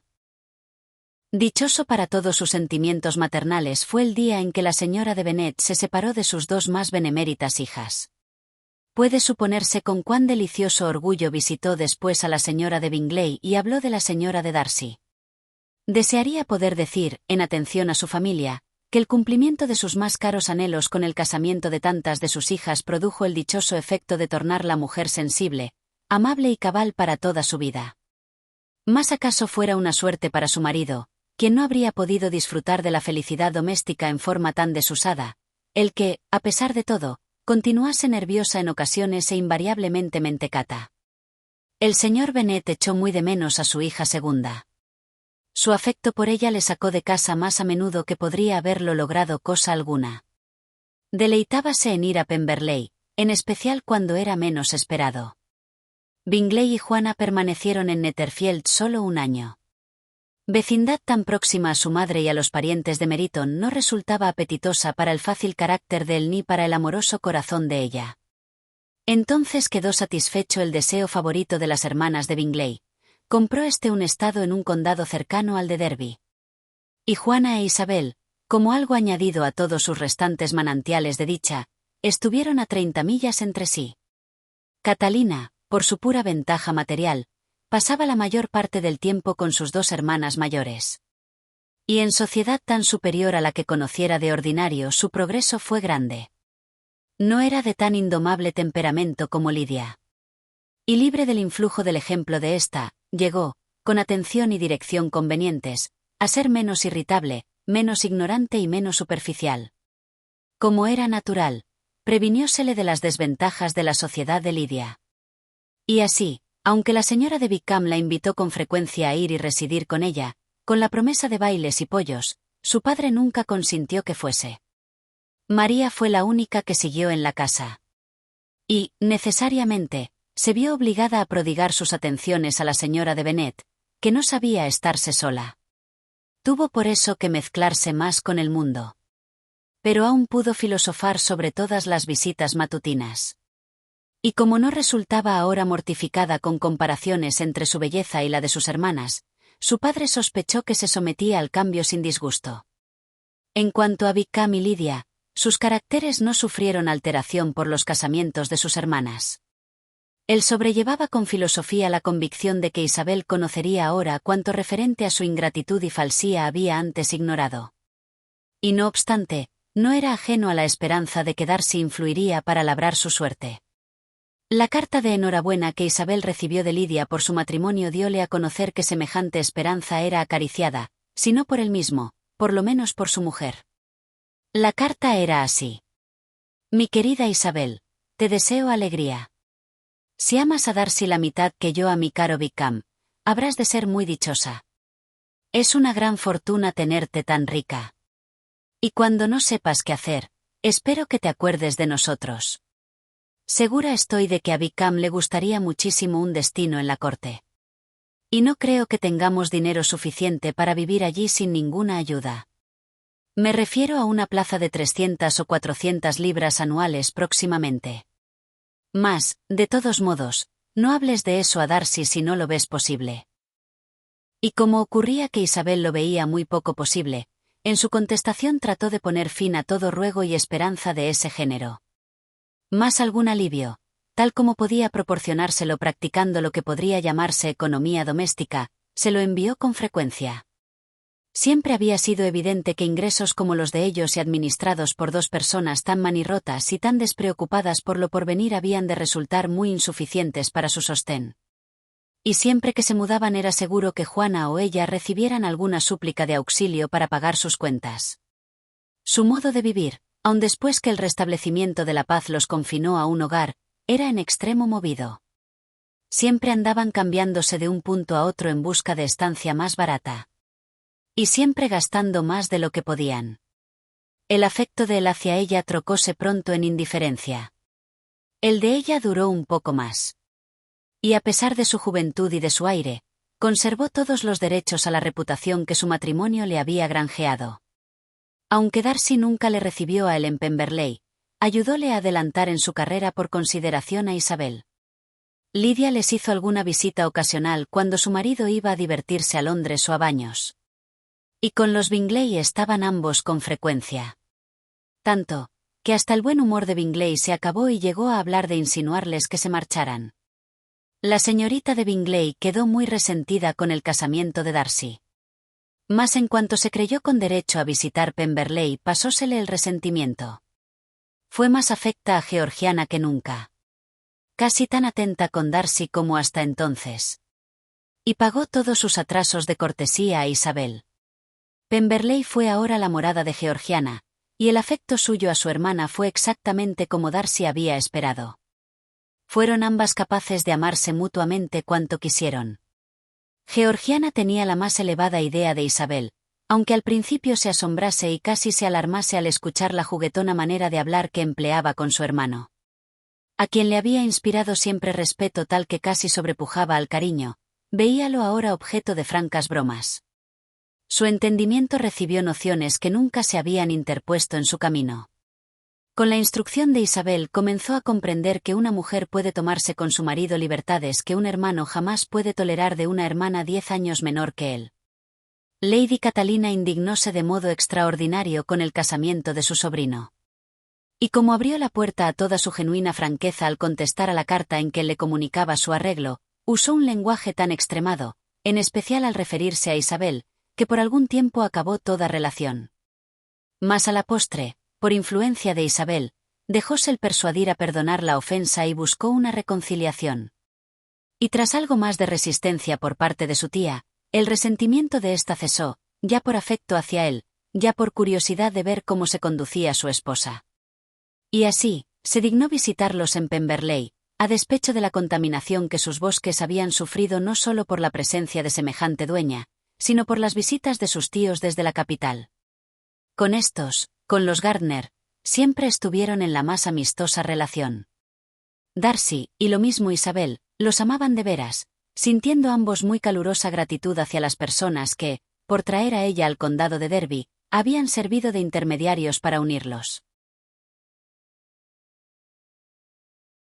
Y así, queridos oyentes, llegamos al epílogo de nuestra inmersión en la atemporal obra de Jane Austen, Orgullo y Prejuicio. Ha sido un verdadero privilegio y un placer inmenso compartir con ustedes cada capítulo de esta historia que, a lo largo de los siglos, ha capturado los corazones de millones de lectores. Esperamos de todo corazón que hayan disfrutado cada momento, cada diálogo ingenioso y cada giro en la relación entre la vivaz Elizabeth Bennet y el enigmático M.R. Darcy. Que hayan reído con las excentricidades de M.R.S. Bennet, se hayan exasperado con la ceguera de M.R. Collins y hayan suspirado con los momentos de genuino afecto y comprensión. Para nosotros, ha sido una labor de amor dar vida a estas voces y personajes, y saber que nos han acompañado en este viaje es la mayor recompensa. Gracias por acompañarnos y sumate a nuestra comunidad. Su tiempo y su atención son increíblemente valiosos para nosotros. Si esta experiencia literaria ha resonado con ustedes y desean seguir explorando el vasto universo de la literatura con nosotros, les pedimos un pequeño favor. Primero, consideren suscribirse a nuestro canal. Al hacerlo, se aseguran de no perderse ninguno de nuestros futuros audiolibros completos, las novedades y todo el contenido cultural que estamos preparando con muchísima ilusión.